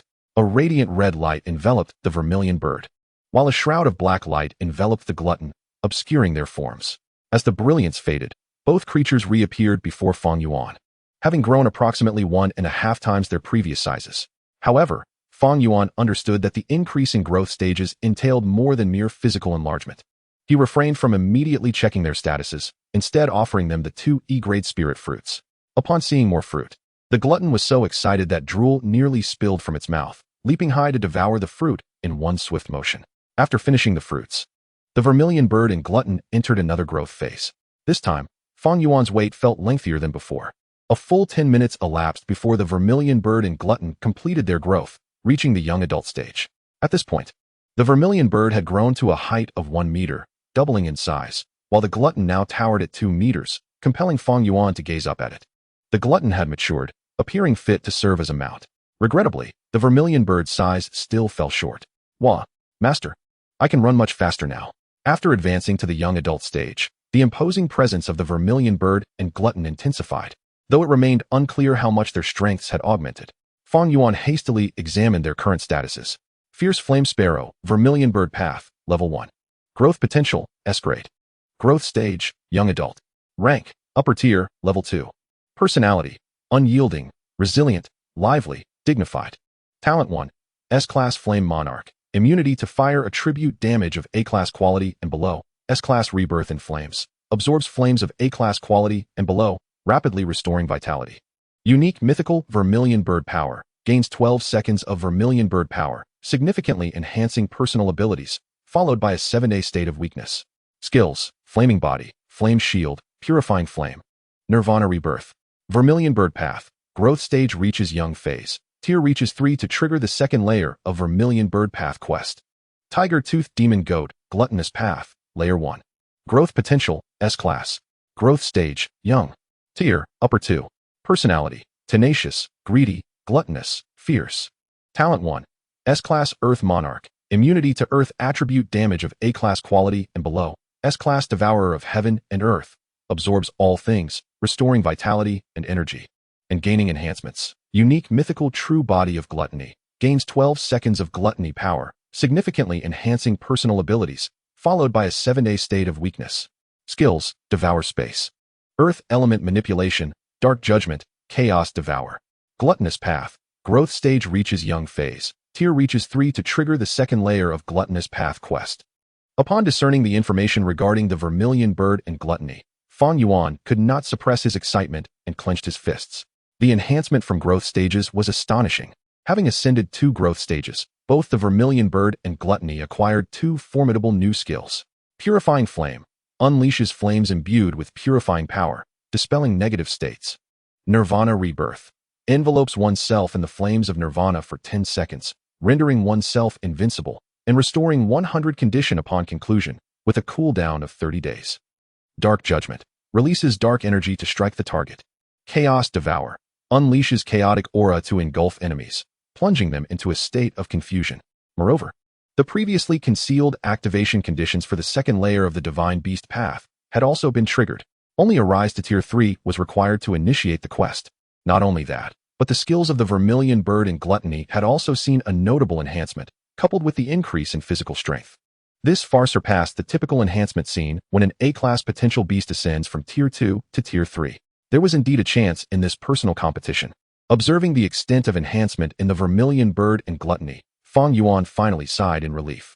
All that remained was to await the commencement of the personal competition the following day. A night passed without incident, and Fang Yuan slept soundly. Chapter 44. The first match of the personal competition. In the blink of an eye, morning arrived the next day. Fang Yuan awoke punctually, as per his biological clock. In a state of grogginess, he felt a heavy weight pressing down on him, making it difficult to breathe. Upon opening his eyes, he discovered that it was the Vermilion Bird. The Vermilion Bird had a penchant for sleeping beside Fang Yuan, unlike Gluttony, which could slumber soundly within the beast control space. Back when the Vermilion Bird was still in its juvenile stage, it was manageable. Even with its weight upon him, Fang Yuan's physical constitution could easily endure. However, after the Vermilion Bird reached the young phase, the pressure became considerable. Seeing the Vermilion Bird, Fang Yuan could only helplessly rub his numb arm. Vermilion Bird, please refrain from pressing down on me while we sleep. You've grown, and I find it somewhat overwhelming. Chirp. All right, master, the Vermilion Bird will be mindful. Observing the Vermilion Bird's pitiful expression, Fang Yuan comforted it by gently patting its little head. It's not your fault. My physical strength is simply too low. Chirp. He summoned both the Vermilion Bird and Gluttony back into the beast control space. After a brief wash and breakfast, Fang Yuan boarded the worm subway heading to the Beast Control University of Chuzhou. Upon arriving at the school's battle hall, he found a considerable number of individuals already present. It seemed everyone was taking this personal competition quite seriously. And Xiao, do you feel confident about this personal competition? And Xiao managed a bitter smile. After yesterday's battle, he had completely lost the initial confidence and arrogance he had possessed. Xiaziming, please spare me the sarcasm. You witnessed yesterday's team battle. There are a full 12 of us who have reached Tier 3, not to mention in the past life. I would be content just to make it into the top 20. Xiaziming scratched his head helplessly and sighed. Isn't that the truth? In previous years, there were only 2 or 3 new students who could reach Tier 3. This year, an entire crowd has gathered. It's rather absurd. Especially that first-place contender, Lei Tianhao. Based on his momentum against Zhu Hongqing, he must possess at least upper Tier 3 strength, right? If he has such gifted strength, why would he come to our Chuzhou Beast Control University instead of the Longting Beast Control University? Alas, who knows what these prodigies are thinking? Watching the students engage in fervent discussions, Lin Yafei wore a reminiscent smile. These youngsters are truly brimming with vitality. It reminds me of my own university days. Grandfather, who do you think will secure first place in this personal competition? The individual referred to as grandfather by Lin Yafei was none other than the president of Chuzhou Beast Control University, Zhong Jingyi. Lin Yafei was indeed his granddaughter. Zhong Jingyi stroked his beard, contemplating for a moment before providing his answer. If I am not mistaken, it will undoubtedly be Lei Tianhao. I observed yesterday's team battle closely. That Zhu girl has yet to reveal all her cards. However, Lei Tianhao has also concealed his strength. In contrast, that foolish boy, Tai Shan, held nothing back. There remains a noticeable gap between him and the other 2. Lin Yafei nodded in agreement. As a 7-tier beast master, grandfather's insight is certainly beyond reproach. It's unlikely he would misjudge the battles of Tier 2 and Tier 3 beast masters. However, there was one matter that had always weighed on her mind. After a moment of hesitation, she spoke up. Grandfather, it seems a student from Sanzhong this year holds some promise. News from the trial camp indicates he has likely contracted an A-class potential beast. Zhong Jingyi's expression shifted to one of surprise upon hearing this. Oh, for a student from Sanzhong to contract an A-class potential beast as their first partner? This child must possess extraordinary fortune. However, possessing just one A-class potential beast is merely a starting point. Among this batch of students, there are many with A-class potential beasts, not to mention Lei Tianhao and his companions, each of whom possesses 3 A-class potential beasts. Moreover, his resources cannot compare to those of these aristocratic beast masters. Achieving a top 50 finish would already be commendable. Nonetheless, he is certainly a promising candidate. Lin Yafei nodded. But her thoughts drifted back to Fang Yuan's performance when she checked his information yesterday. He consistently exuded an oddly powerful sense of confidence. Perhaps it is merely my illusion. In beast mastering, the ultimate competition is resources. No matter how gifted one may be, sufficient resources are required to realize that potential. A genius from an ordinary family cannot leap to become a top-tier genius overnight. It requires generations of accumulation. After another half hour, observing that the time was nearly upon them, Lin Yafei stepped to the center of the battle hall. Clearing her throat, she announced in her languid, magnetic voice, "Students, the time has come. We shall now commence the personal competition. The order of battles has been randomly drawn. Students whose names have been called by the judge, please proceed to the designated battle platform for your match." After Lin Yafei read the rules, she immediately announced the commencement of the battles. On the first platform, Ding Ziyuan faces Shi Jingqing. On the second platform, Yang Shouhai battles Qin Jiuying. On the 7th platform, Zhao Xiangjuan confronts Fang Yuan. Upon hearing his name, Fang Yuan momentarily froze. There are over 1,000 freshmen this year. all participating in the individual competition. He never anticipated that he would be drawn in the first round among the 10 groups. Haha, my opponent is that kid from the 3rd middle school. This is a guaranteed win. Even more surprising to Fang Yuan was that his opponent, Zhao Xiangjuan, was also from Class 1 of the combat department. Upon hearing that his adversary was Fang Yuan, Zhao Xiangjuan could not contain his excitement and shouted. His friend beside him looked at Zhao Xiangjuan with envy. Zhao Xiangjuan, what luck you have. Out of more than 1,000 people, only 2 from the 3rd middle school, and you drew one of them. It's like you've secured a spot in the 2nd round. Ha, it's just luck. Zhao Xiangjuan then turned to Fang Yuan, who was at the back of the group. Kid, stop dawdling and hurry to the 7th platform. Help me advance to the 2nd round. Fang Yuan shook his head and chuckled softly as he walked towards the platform. Is this world so rigidly stratified? The hierarchy is truly severe. Even the least among them feel assured of their victory over me. Although Zhao Xiangjuan did not hear Fang Yuan's musings, he noticed his smile and couldn't help but snort disdainfully as he walked towards the 7th platform. Humph, you cocky brat, still smiling. Soon enough, you won't be able to anymore. As the two stood on the platform, the judge wasted no time and announced the battle's start. Zhao Xiangjuan was already impatient. He had been displeased with Fang Yuan since the beginning. This kid, clearly from the 3rd middle school, always wears an irritating expression, as if he were one of those powerful 3rd-tier geniuses. But he is merely a fallen individual who could only attend Beastmaster University due to national policies. What is there to be proud of? Kid, you might still be basking in the glory of winning 1st place in the trials. As your classmate, I feel obligated to help you see the reality. With that, Zhao Xiangjuan summoned his 2 beasts. Chapter 45, a momentum like a raging tide. Fang Yuan focused intently. Rendered speechless, Zhao Xiangjuan had summoned one beast with C-grade potential and another with B-grade potential, both at the lower tier of the 2nd stage. With such strength, who gave him the audacity to preach to me? He is the epitome of those who are both weak and pretentious. Or perhaps he is so lacking in skill that he seizes any opportunity to flaunt. Although somewhat weak, he serves as an excellent target. It is perfect for testing my own strength. After the growth stages of Qiongqi and Taotie, their power had significantly increased. My Beastmaster skill, Beastmaster Bloodline, provides me with a 10-fold enhancement across all attributes. Assuming Qiongqi and Taotie's attributes are similar, my current attributes are equivalent to 1/5 of either Zhuqiue's or Taotie's. Even without skills, I should be more than capable of handling these 2 beasts with C and B grade potential based solely on physical strength. With the intention of testing my capabilities, Fang Yuan chose not to summon Qiongqi and Taotie. Instead, he stood on the platform, facing Zhao Xiangjuan's 2 beasts. This decision left Zhao Xiangjuan utterly perplexed. Kid, where are your beasts? Don't waste time. Summon them quickly to fight me. Delaying is futile. Fang Yuan shook his head, refusing to summon his beasts. Instead, amidst the astonished gazes of Zhao Xiangjuan and the judge, he charged directly at Zhao Xiangjuan's 2 beasts with astonishing swiftness. What the hell? Are you out of your mind? You dare to engage beasts with only 1st stage strength. Zhao Xiangjuan assumed Fang Yuan possessed merely 1st stage strength. However, even if he were aware that Fang Yuan had reached the pinnacle of the 2nd stage, he would still be shocked. After all, at lower levels, Beastmasters are far too weak compared to their beasts. Only at higher levels, upon gaining the true form of a Beastmaster, are they qualified to engage in battles with beasts. Without allowing Zhao Xiangjuan more time to contemplate, Fang Yuan swiftly reached his beasts. What followed was a scene that seemed almost surreal. Fang Yuan dashed towards his beasts and, before they could react, delivered a left uppercut followed by a right uppercut, sending one of them flying 2 meters away, incapacitating it.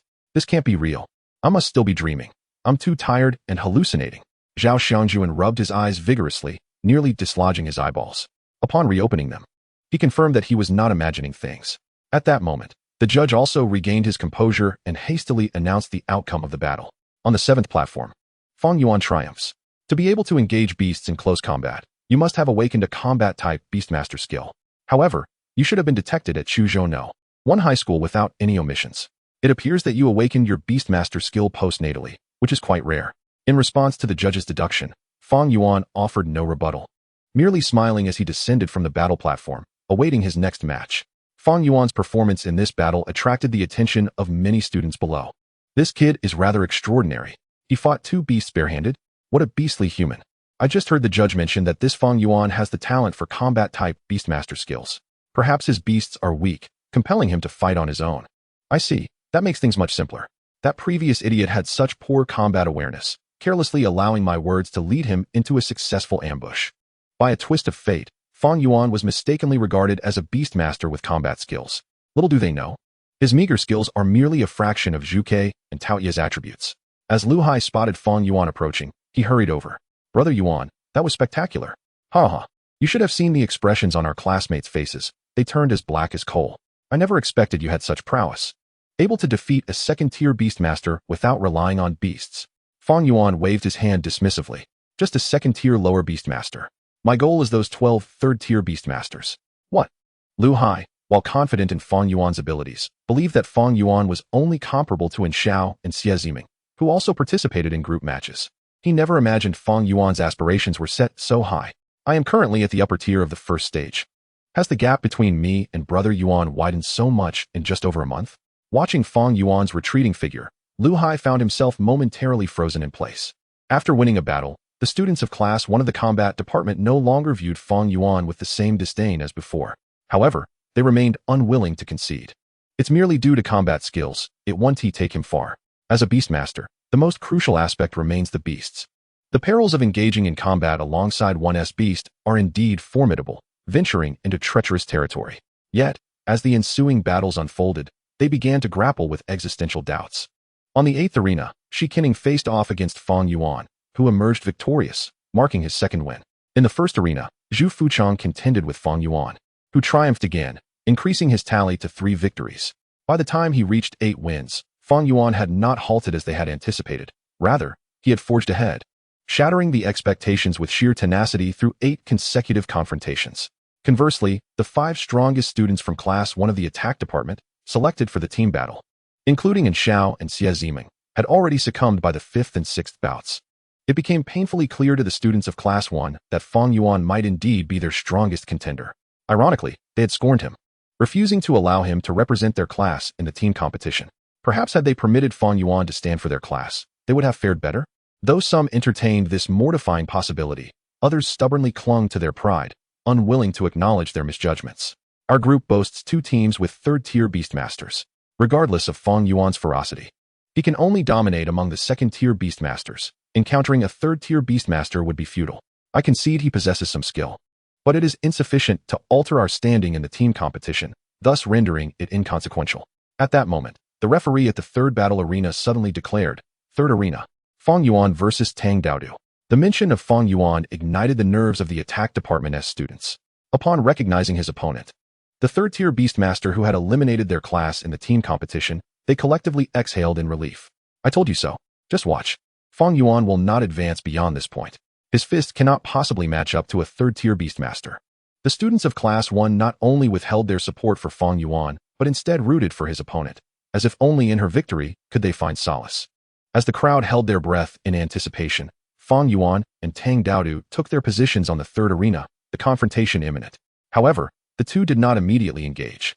Tang Daodu refrained from summoning her beast, instead observing Fang Yuan with a tilted head. Fang Yuan, I've seen your battles. It's impressive that you can withstand beasts with your bare body. Yet, the combat prowess you exhibited in your previous matches is insufficient to secure a victory over me. Do not fear, my beast specializes in illusions, ensuring you will not be harmed. Fang Yuan nodded in acknowledgement of Tang Daodu's perspective. Having gained a clearer understanding of his own capabilities through the preceding 8 rounds, he recognized that with the enhancement of Beastmaster Bloodline, he could at best defeat mid-tier second-tier beasts, specifically those of A-level potential or lower. His remarkable streak of victories was largely attributed to fortune, as he had not yet encountered formidable opponents. However, in the 9th match, which would determine his entry into the top 16, his luck finally ran dry against the third-tier beastmaster, Tang Daodu. Relying solely on his strength, he was indeed no match for her. Yet, having assessed his combat capability under the influence of Beastmaster Bloodline, he dismissed the notion of relying solely on himself. Who says I can only depend on my own strength?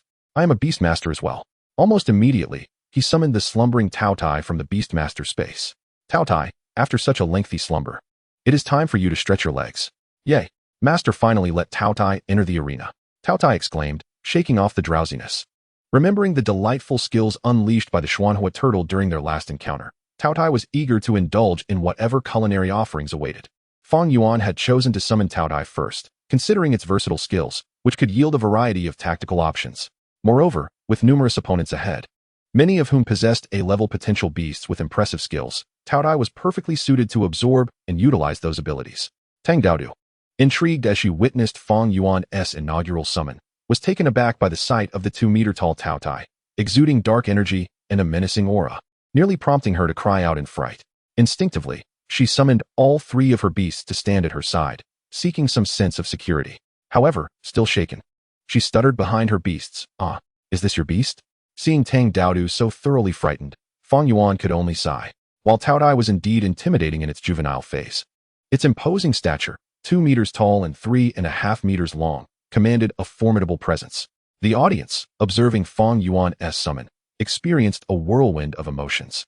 What kind of beast is that? It looks ferocious, especially the students of Class 1, who, despite their ignorance, could glean from Taotie's imposing form that it was undeniably powerful. Yet, a flicker of hope lingered in their minds that perhaps Tang Daodu's illusionary prowess could counter Fang Yuan's beast. Before they could ponder further, the referee at the third arena, noting that both contestants had summoned their beasts, promptly commenced the match. Before Fang Yuan could issue any commands to Taotie, Tang Daodu hastily shouted, "Rainbow Illusion Butterfly. Use the enchantment pollen. Minty Frog, employ hypnosis. Shadow Binding Vines, use bind." In a flurry of panic, she unleashed all her beasts into action, sending forth a trio of control skills towards Taotie. 3 control skills: physical, olfactory, and visual, triple sensory control. Surely that oddly shaped beast cannot be immune to all 3 skills. Even if one lands, it will be in for a rough time. As the audience witnessed Tang Daodu unleash such a formidable combination, excitement surged among the students. It seemed that Fang Yuan would finally succumb. However, Fang Yuan remained remarkably composed, unaffected by the overtly perilous and unpredictable skills. Perceiving Fang Yuan's demeanor, Tang Daodu felt a sense of dread. Sure enough, he calmly instructed, "Taotie, accept this grand gift." "Yes, master." Taotie, instead of evading the incoming control skills, opened its mouth wide, seemingly inviting the onslaught. This spectacle left the spectators bewildered. Is he surrendering? How absurd. Who uses their mouth to absorb skills? No wonder Fang Yuan has been fighting alone. It appears his beast is a mere target. On the stage, Tang Daodu was far from as optimistic as the others. She furrowed her brow, intently observing the actions of the monstrous Taotie, eager to discern his next move. What unfolded before her was an astonishing scene. To her utter disbelief, the 3 control skills she had placed her hopes upon were effortlessly devoured by a swirling black vortex that materialized from Taotie's gaping maw. This was none other than Taotie's skill, Devour Space. It consumed everything. Tang Daodu was left dumbfounded, yet undeterred. She commanded her 3 beloved beasts to unleash their skills once more.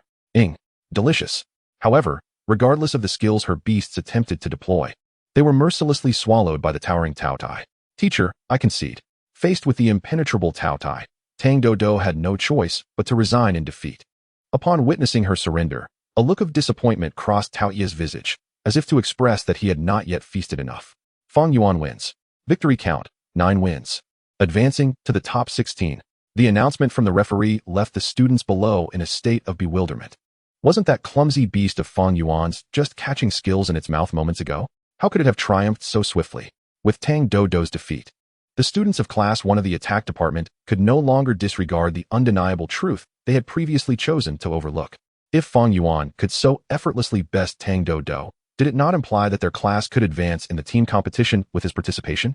Advancing would mean that everyone in their class could at least secure accommodations in the 4th-tier dorms, perhaps even the 3rd tier.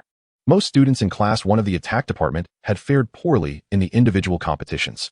Only the 5 participating in the team competition could hope for better rewards. The majority would still be relegated to 5th-tier dorms. The thought of having someone like Fang Yuan in their class, only to have scorned and ostracized him, filled them with regret. And Xiao, recalling how he had treated Fang Yuan coldly the previous day, felt his face redden with shame. Given Fang Yuan's prowess, his own behavior seemed utterly foolish. Xie Ziming, can it be that Fang Yuan, who easily dispatched the 3rd-tier Beastmaster Tang Daodu, is far superior to us? It was laughable how they had disregarded him entirely the day before, failing to stop the ridicule from their peers. Xie Ziming managed a bitter smile. Indeed, and Xiao, we are like frogs at the bottom of a well, gazing at the sky.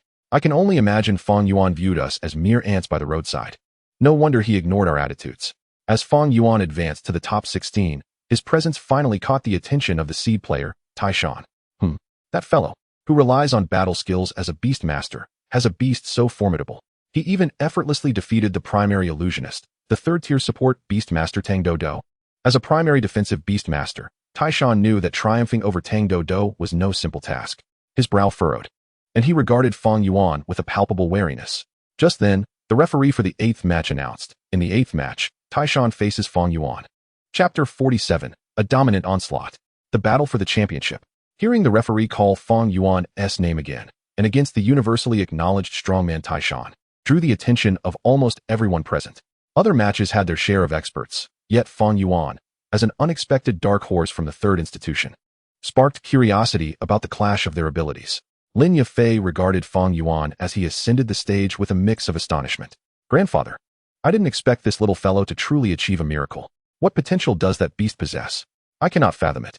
Qiongqi, with a furrowed brow and stroking his beard, pondered for a moment before shaking his head. That beast, I too find difficult to comprehend. However, it does not seem like an ordinary A-grade potential beast. As a 7th-tier expert who had once ventured into the Abyss battlefield, even he could not discern the true nature of Fang Yuan's beast. Lin Yafei opened her mouth slightly, her gaze towards Fang Yuan now colored with a hint of admiration. Little fellow, I wonder how far you can go in this individual competition. Zhu Hongqing stood coldly in the stands, her expression grave as she focused on the duel between Fang Yuan and Taishan on the 8th platform. Lei Tianhao, who do you think will emerge victorious? Standing at a height of 6 feet tall, with bulging muscles, Lei Tianhao casually glanced at the 8th platform with his arms crossed. The outcome of the week has no bearing on me, Lei Tianhao. Whoever stands in my path shall be ruthlessly crushed. Zhu Hongqing remarked. You two have come for the secret place, right? I know you are concealing your strength. But as long as I, Lei Tianhao, am here, you will have no chance. With that, Lei Tianhao leaped lightly from the stands, heading towards the 3rd platform. For his name had just been called. Zhu Hongqing frowned as she watched Lei Tianhao's retreating figure, snorting softly. Oomph, what an arrogant fellow, truly detestable. Yet his beastmaster skills are indeed somewhat troublesome. I wonder how many spots there are in that secret place. It would be problematic if there is only one. My clan sent me here with the intention of victory, unbeknownst to Fang Yuan. Zhu Hongqing and Lei Tianhao had ulterior motives for their presence at the Zhou Beastmaster University. His singular ambition was to claim first place in the individual competition and secure a high-quality essence of a divine beast from the classic of mountains and seas. Defeating Taishan would bring him closer to that goal. Fang Yuan's gaze towards Taishan was filled with an aggressive intent, causing the towering man, standing at nearly 2 meters tall, to feel a tightening in his chest. He promptly summoned his beasts, and in an instant, 3 creatures, significantly larger than Taishan, materialized before him. 3rd-tier mid-level, A-grade potential, Obsidian Beast. 3rd-tier mid-level, A-grade potential, Earth-walking Spirit Turtle. 3rd-tier mid-level, A-grade potential, Giant Armored Bull. As Taishan summoned his own trio of A-grade potential beasts, Fang Yuan did not dare to be complacent. He immediately called forth his Taotie from the Beastmaster space. The moment Taotie appeared, the 3 A-grade potential beasts, which were of a higher rank and comparable in size to Taotie, quivered slightly. Taishan, however, failed to notice the subtle movement of his beasts. Seeing that Fang Yuan had summoned only Taotie, he erupted in fury. Fang Yuan, do you look down upon me? Taishan, you think that summoning just one beast can contend with my 3 A-grade potential beasts? Fang Yuan did not underestimate Taishan. On the contrary, he regarded him as one of his most significant opponents. He merely preferred to reveal his trump cards gradually. Nevertheless, Fang Yuan offered no further explanation, simply shaking his head and stating, Taotie alone suffices to deal with your 3 beasts. You little brat are far too arrogant. Taishan, who had been hailed as a genius for over a decade, was unaccustomed to such indignity. Even the boastful Lei Tianhao had never dared to be so brazen before him. It was unthinkable that this newcomer, who had only recently emerged victorious in a few matches, believed he could ride atop him. Taishan was on the verge of commanding all his beasts to launch an assault when a sudden realization halted him, causing cold sweat to bead on his brow. It seemed that this young lad's beasts possessed an uncanny quality. During the battle with Tang Do, it was Tang Do who maintained the offensive yet strangely lost the match. Could it be that this boy deliberately provoked me to instigate an attack? I nearly fell into his trap. Taishan, a master beast tamer specializing in defense, was acutely aware that his strength lay in counterattacks. To initiate an offensive would be to exploit his own weaknesses against the enemy's strengths. Upon coming to this conclusion, Taishan ordered his beasts to adopt a defensive stance, steadfastly gazing at Fang Yuan. Ah, so you wish to incite me into making the first move, do you? I shall not be so easily deceived. With my 3 beasts simultaneously in defensive mode, I stand invincible. Let us see how you can breach my ironclad defenses. Observing Taishan's furious demeanor, Fang Yuan initially thought he was about to strike. Little did he expect that beneath the rough exterior, this hulking figure was rife with internal drama. The notion that he intended to provoke Taizhan into action was far from Fang Yuan's mind. Nevertheless, he shrugged off Tieshan's assumptions. Did he really believe that by retreating into his shell, I would be rendered impotent? Fang Yuan had only ever commanded Taotie to utilize devouring space. He had yet to employ Taotie's skills of earth element manipulation, dark judgment, and chaos devour. This presented an opportune moment to test Taotie's new abilities. Taotie, unleash chaos devour. With a piercing cry, Taotie unleashed a massive orb of darkness that surged towards Tieshan's 3 beasts, engulfing them in an instant. What is this skill? Smoke? My beasts are capable of defending against odor-based attacks. Taizhan thought confidently, only to realize too late that this was no ordinary phenomenon. His confidence quickly waned as he witnessed a dark aura seep into the eyes of his 3 beasts, rendering them uncontrollably swaying. Obsidian beast, earth spirit turtle, giant armored bull. Wake up! Taizhan desperately attempted to rouse his beasts through their bond. However, Fang Yuan seized the opportunity presented by their disarray, commanding Taotie to employ dark judgment. In an instant, dark beams erupted from Taotie's mouth, striking the utterly defenseless obsidian beast, earth spirit turtle, and giant armored bull, incapacitating them in a heartbeat. How is this possible? In less than a minute since Fang Yuan made his move, my once proud defense has been shattered. Fang Yuan emerged victorious, advancing to the top 8. He paid no heed to the despondent Taizhan as he exited the arena, quietly awaiting his next match. On Arena 1, Fang Yuan faced Zhou Jiahao. Victory was his again, propelling him into the semifinals. On Arena 2, Fang Yuan battled Li Tian. Meanwhile, on Arena 5, Zhu Hanqing clashed with Lei Tianhao. Upon hearing the referee call his name, Fang Yuan had only taken a few steps towards Arena 2 when he caught wind of the next matchup. He paused momentarily. Zhu Hanqing and Lei Tianhao? To his surprise, they had crossed paths in the semifinals. The victor between them would likely be his contender for the championship. Chapter 48, An Unexpected Strong Foe. S-Class. As he arrived at Arena 2, Fang Yuan found his mind still preoccupied, his attention fixated on Arena 5. Li Tian, his opponent, noticed Fang Yuan standing before him, yet appeared to be lost in thought, seemingly dismissing Li Tian entirely. A wave of profound humiliation washed over Li Tian. He had clawed his way through over 1,000 new students to reach the semifinals. And it was not mere luck that had brought him here, but rather his formidable prowess.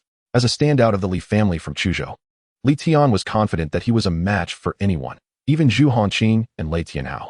After all, his innate skills were combat-oriented, granting him terrifying enhancements in battle. Hey, kid, what are you so distracted by? Your opponent is right here. Li Tian, having focused his attention on what he perceived to be potential rivals, Zhu Hanqing and Lei Tianhao, had neglected to observe Fang Yuan's matches. Though he had heard whispers from the crowd discussing Fang Yuan's ferocity, he had paid them no mind. Just as Fang Yuan was about to inquire about the progress of Zhu Hanqing and Lei Tianhao's match, Li Tian interrupted him. Aren't you curious about their battle? A brief glance wouldn't hurt, would it? Li Tian replied with arrogance. Defeating you will take but a moment. I won't waste time watching. Fang Yuan sighed, massaging his temples. The individuals he encountered lately were increasingly self-assured. However, it was understandable. These young talents had been hailed as geniuses since childhood, and it was only natural for their confidence to swell, especially considering their impressive abilities compared to previous year's newcomers. Very well, I shall teach him a lesson, he thought. Taotie, I appreciate your efforts. Master, Taotie is having a blast. It is no burden at all. Seeing Taotie's exuberance brought a smile to Fang Yuan's face. As a fearsome beast, Taotie was indeed more spirited than the Zhuke. Is this your beast? Li Tian observed, seemingly impressed. It appears to have some merit. No wonder you've made it this far to compete with me. But this is where it ends. Even the proud Li Tian felt a twinge of intimidation upon seeing Fang Yuan summon Taotie, his demeanor shifting from dismissive to serious. He quickly called forth his own beasts. Upon discerning the creatures that Li Tian summoned, Fang Yuan was momentarily taken aback, not due to their strength, but rather their apparent weakness and peculiar combination, lacking any clear focus. A Tier 3 lower grade, C-Class Potential Beast, Xian Tai Ling Chong. A Tier 3 lower grade, B-Class Potential Beast, Ben Lei Jiaoma. A Tier 3 lower grade, A-Class Potential Beast, Jinggang Mo Yuan. While it could not be said that they were weak, after all, reaching Tier 3 and possessing an A-Class Potential Beast was commendable. This combination felt discordant with Li Tian's prior overwhelming confidence. As they reached the semifinals, only 2 arenas remained active, and the stands were packed with students eagerly observing the duels. Principal Zhong Jingyi and Lin Yufei stood at the railing, equally invested in the outcomes. for the conclusion of these matches would determine the strongest among this year's newcomers. Grandfather, it seems this Li Tian hails from the Li family of Chuzhou, and could his ensemble of beasts potentially be that gifted? Indeed. It is quite unexpected that this generation of the Li family has produced an heir who has inherited their signature talent. His opponent is still that enigmatic young man whom the old man cannot fathom. This promises to be an intriguing spectacle. Fang Yuan remains oblivious to the intricacies of Li Tian's abilities. Upon observing his companion beasts, he cannot help but inquire. You seem to be well dressed. Why do your beasts appear to lack high potential? And you possess a weapon-type beast as well? How curious. Upon hearing this, Li Tian's perception of Fang Yuan began to shift. Oh, it appears you possess some discernment. You are able to recognize the potential of my beasts and even know about weapon-type companions. However, I hail from the Li family of Chuzhou. Though we are not considered a prominent family by any means, I still have the means to purchase beasts. Acquiring high-potential companions is certainly within my reach. Fang Yuan, however, remains perplexed. Then why have you contracted these three seemingly incompatible beasts? Li Tian, having advanced to the semifinals without once employing his talent, realizes he cannot conceal his trump card much longer, especially as Fang Yuan seems quite formidable and is sincerely inquiring. This pleases Li Tian, causing his gaze towards Fang Yuan to soften, having forgiven the earlier slight. This young man is quite perceptive. He understands the need for cooperation in my display of flair. Humph, since you are genuinely inquisitive, then watch closely. Let me reveal why I have contracted these three beasts, which possess low potential and are ill-suited to one another. Activating his talent skill, Fusion. Fang Yuan fixed his gaze intently on Li Tian's actions, somewhat bewildered. Upon using his talent skill, Fusion, a blue ethereal flame envelopes the three beasts before him. In an astonishing turn of events, the Qian Iron Spirit Spear, Thunder-Hoofed Horse, and Diamond Demon Ape are drawn together under the influence of the Soul Fire. Once the flames dissipate, Fang Yuan finally comprehends the situation. To his astonishment, the Diamond Demon Ape, with its body as hard as steel, is mounted atop the Thunder-Hoofed Horse, wielding the Qian Iron Spirit Spear in its right hand. It resembles a seasoned general. Yet, this scene feels somewhat incongruous to Fang Yuan, evoking a rather absurd comparison to a meme from his past life on Earth. Lu Bu is invincible on horseback. Dian Wei is invincible on foot. Lu Bu riding Dian Wei is invincible across the world. How can your talent skill allow one beast to ride another? Surely, this could be achieved without fusion? Initially, Li Tian anticipated Fang Yuan's astonished gaze and praise, only to be met with such a question. Li Tian's patience waned, and he felt a suffocating frustration rising within him. What do you know? It is not that simple. Do you think my talent merely allows three beasts to unite? My talent skill, Fusion, necessitates specific compatible beasts to activate, and the primary beast's potential must exceed that of the secondary ones. Hence, I contracted the C-grade potential Qian Iron Spirit Spear and the B-grade potential Thunder-Hoofed Horse. However, once the fusion skill is activated, my three beasts will seamlessly coalesce, gaining formidable enhancements. Furthermore, the fused primary beast, the Diamond Demon Ape, will elevate its power to rival that of an S-grade potential beast. What? Through your talent skill, you can elevate a beast to the strength of S-grade potential. Such a maneuver exists? If this is indeed true, then Li Tian must be the most formidable opponent Fang Yuan has encountered thus far. Consequently, Fang Yuan swiftly examined the information regarding Li Tian's combined beasts. Species, Demon Ape Knight, Fusion, Potential, S-grade. In Chapter 49, The Disparity. The finals. After Li Tian activated his talent skill, Fusion, his three beasts acquired an entirely new designation, Demon Ape Knight. Not only that, but Li Tian's claims were not exaggerated. The fused Demon Ape Knight truly attained S-grade potential. Moreover, it possessed all the skills of the three original beasts. Its strength had more than doubled compared to before. No wonder Li Tian was so confident. He indeed had the credentials to back it up. Fusion? It certainly holds some intrigue. Taotie. This opponent may prove to be quite challenging. Leave it to me, master. Taotie appeared eager, its mindset unperturbed by the strength of its adversary. Demon Ape Knight.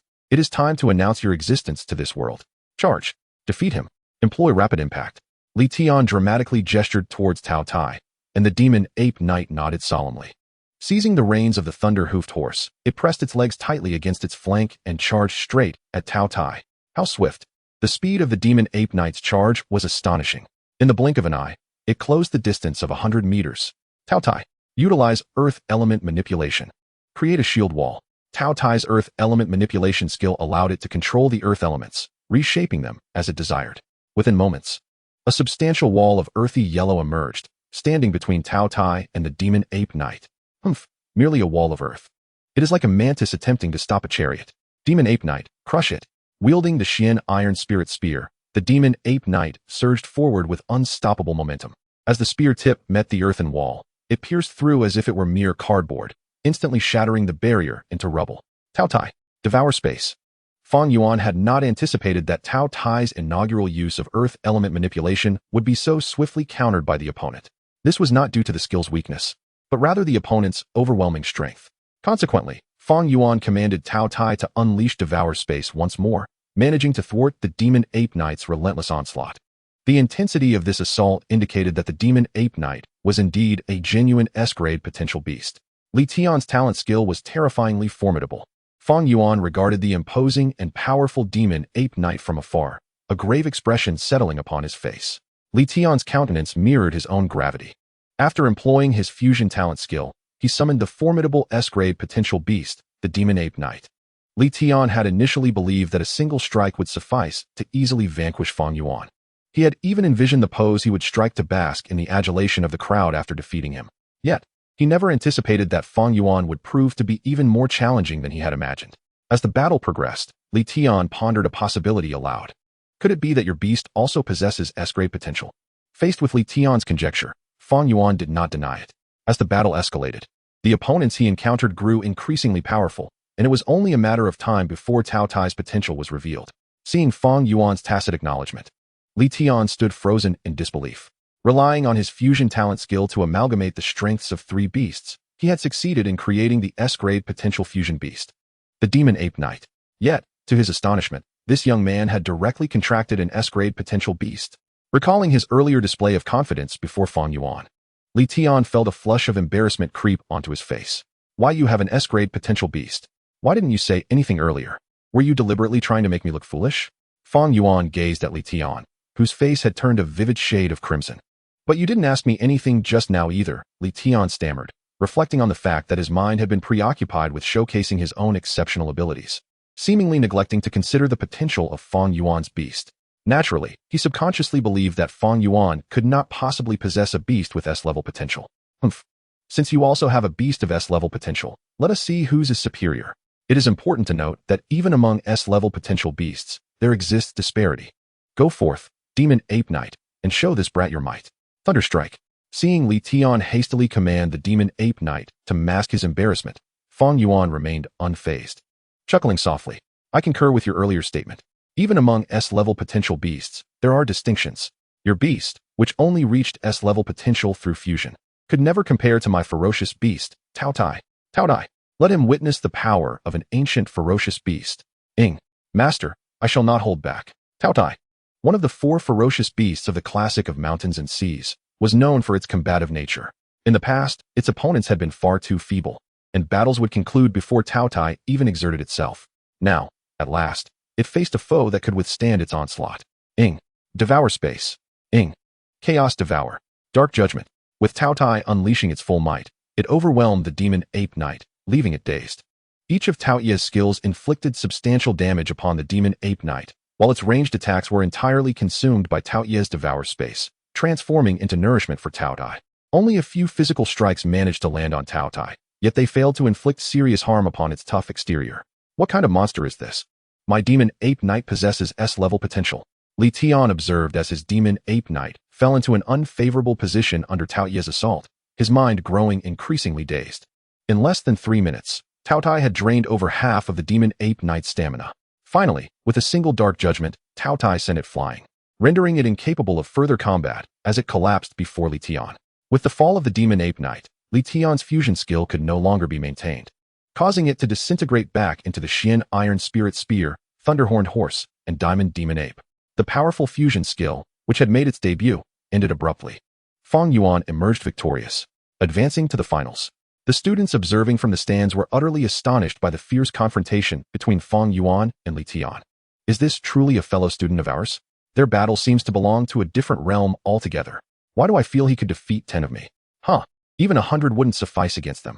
Did you not hear Li Tian just now? Their beasts are all of S-level potential. The notion of S-level potential beasts seemed outrageous. Could it be that someone from our humble locale possesses such a creature? Having triumphed over Li Tian, Fang Yuan sighed in relief. Li Tian had proven to be somewhat formidable, nearly forcing him to summon his Zhu Quebec. Just one more step, and he could have claimed first place in the individual competition.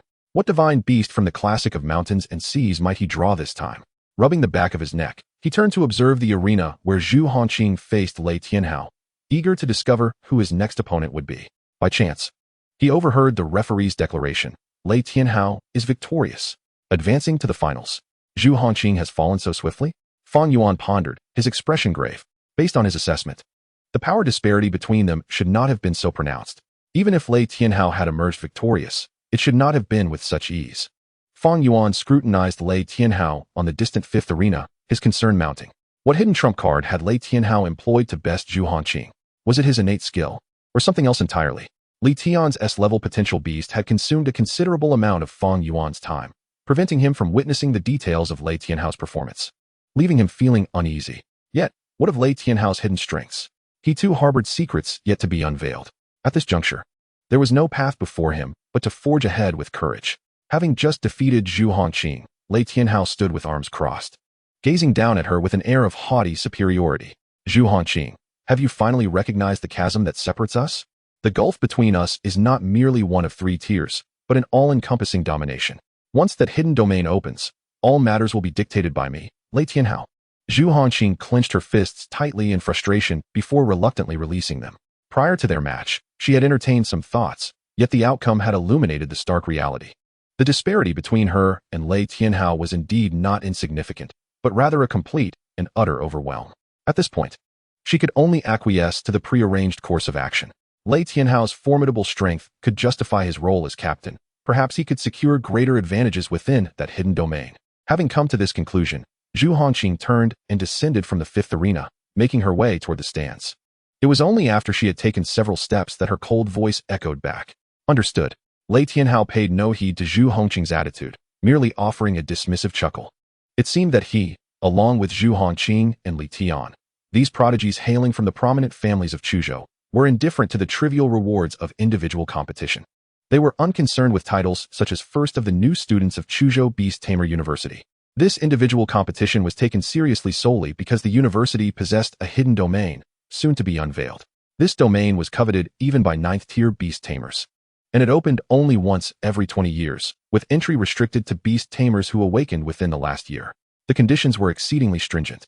With such formidable conditions and immense rewards, there was no reason for them to let such an opportunity slip away.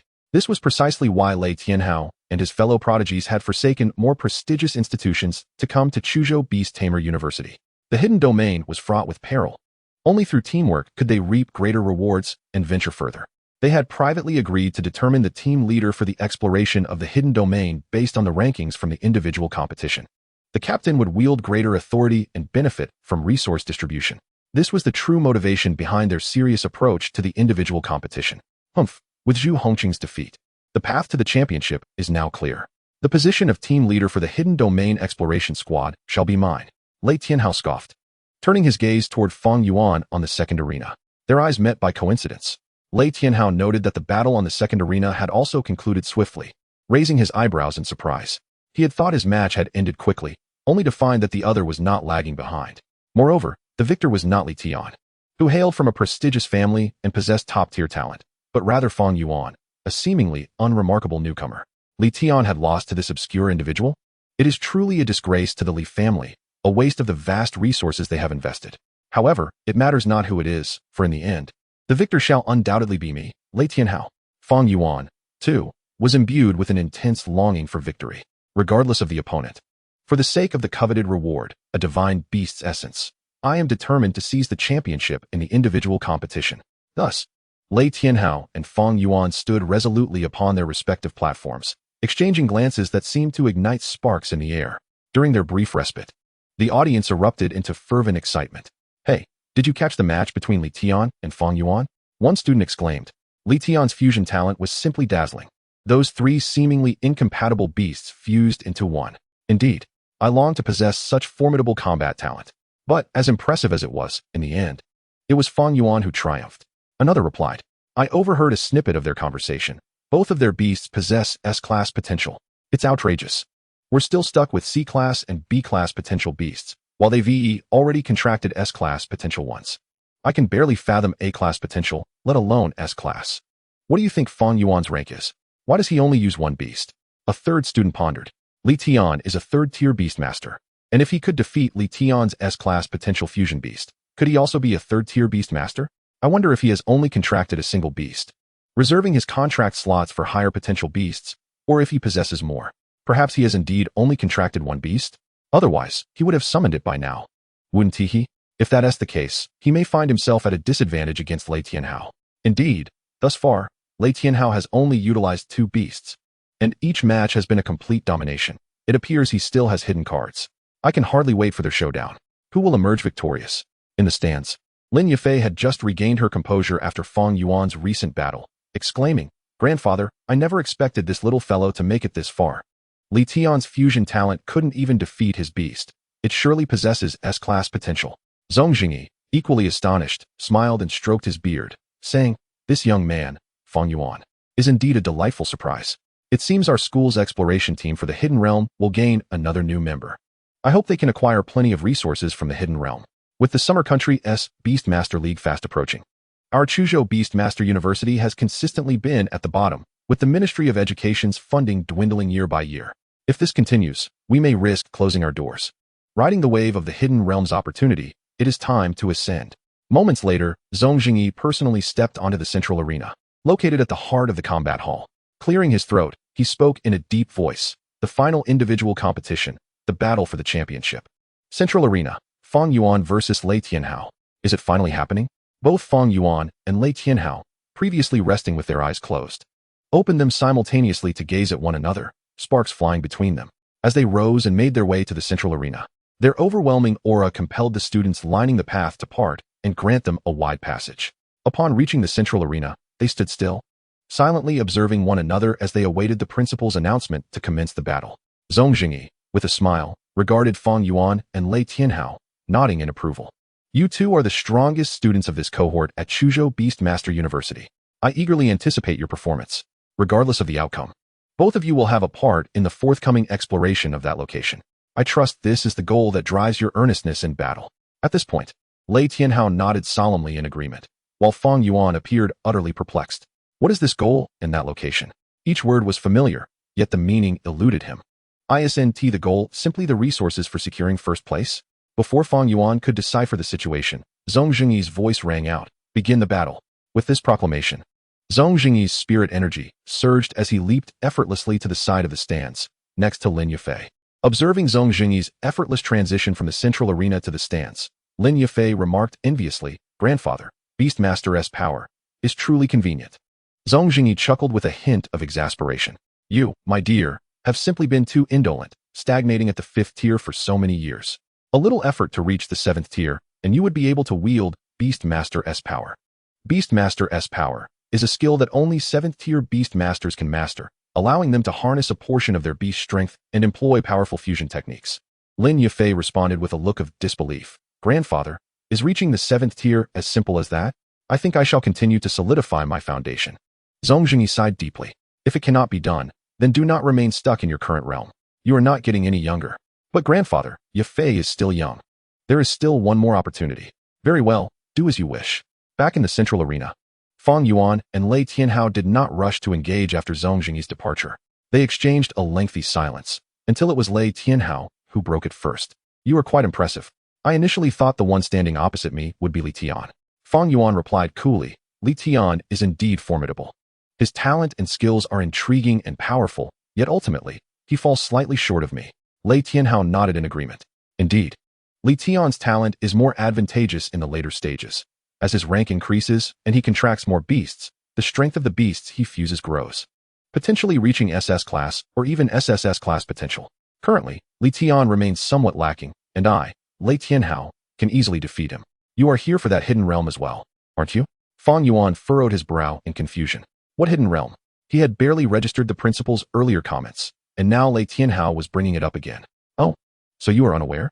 No matter, having made it this far, you have earned the right to know. However, I shall wait until I have defeated you to share the details." Before Fang Yuan could respond, Lei Tianhao summoned his beasts, manifesting 3 in a single breath. In this final battle, he had no intention of holding back.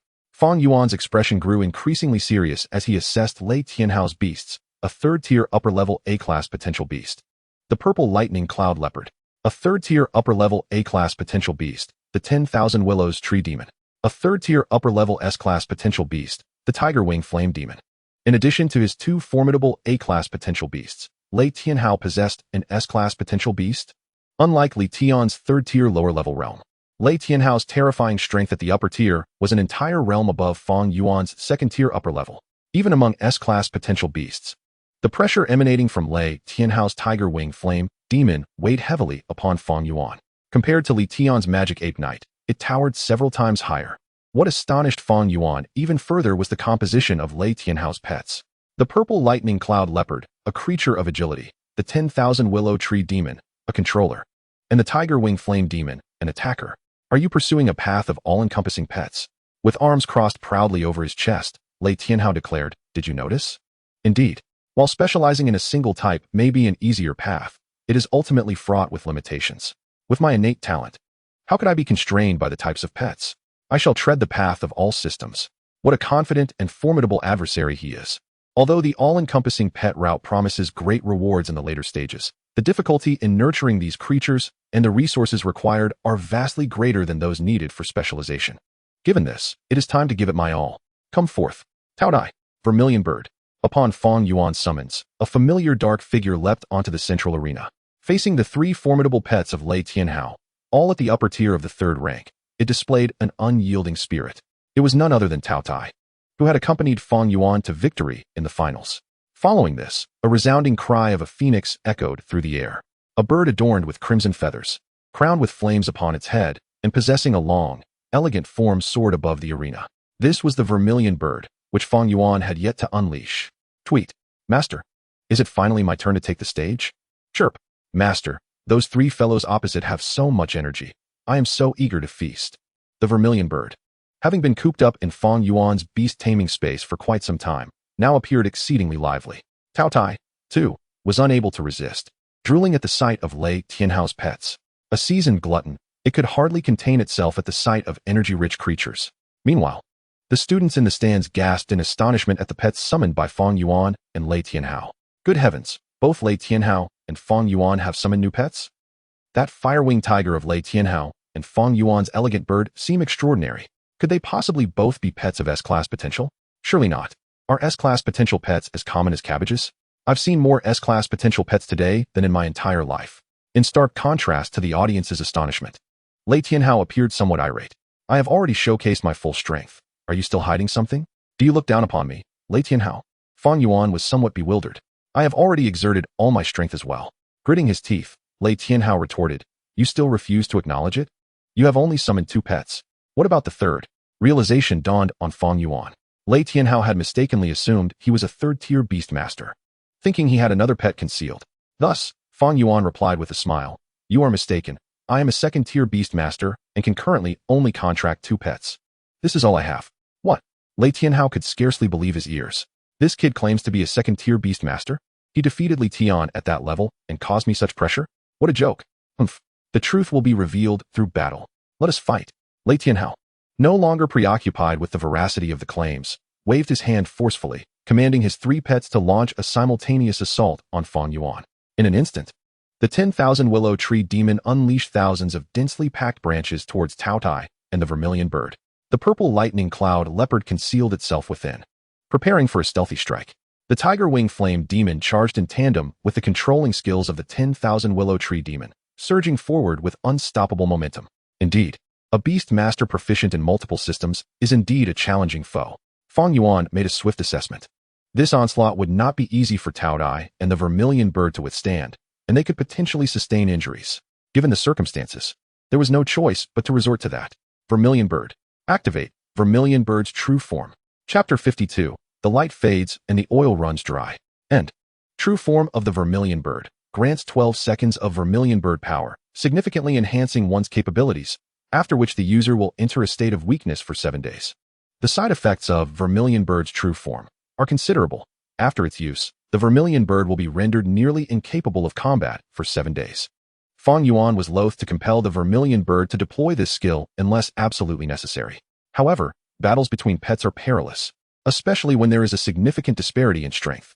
Through his confrontation with Li Tian, Fang Yuan had gauged the current strength of Taotie and the Vermilion Bird, which was comparable to that of an S-class potential pet at the middle tier of the third rank. Although the Vermilion Bird and Taotie, at the upper tier of the second rank, could rival the middle tier of the third rank, they were still clearly outmatched by Lei Tianhao's upper tier strength. Since a standard confrontation held no prospects for victory, it was better to fight desperately than to await defeat. It was also a timely opportunity to test the hidden skills of Taotie and the Vermilion Bird.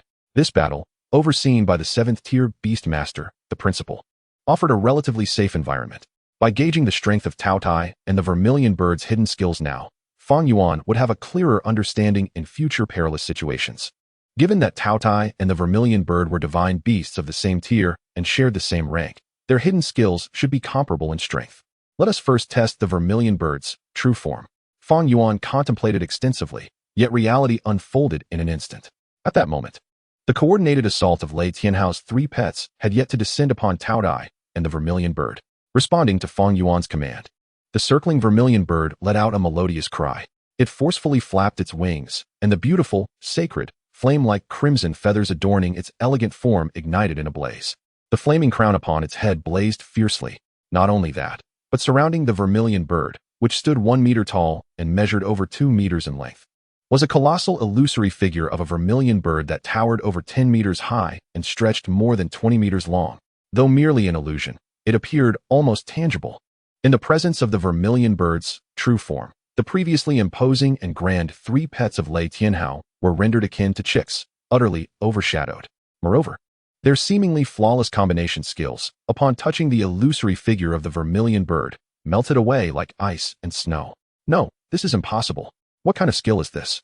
Gazing at the sky-darkening, true form of the Vermilion Bird, Lei Tianhao could no longer maintain his aloof demeanor. His eyes widened in disbelief.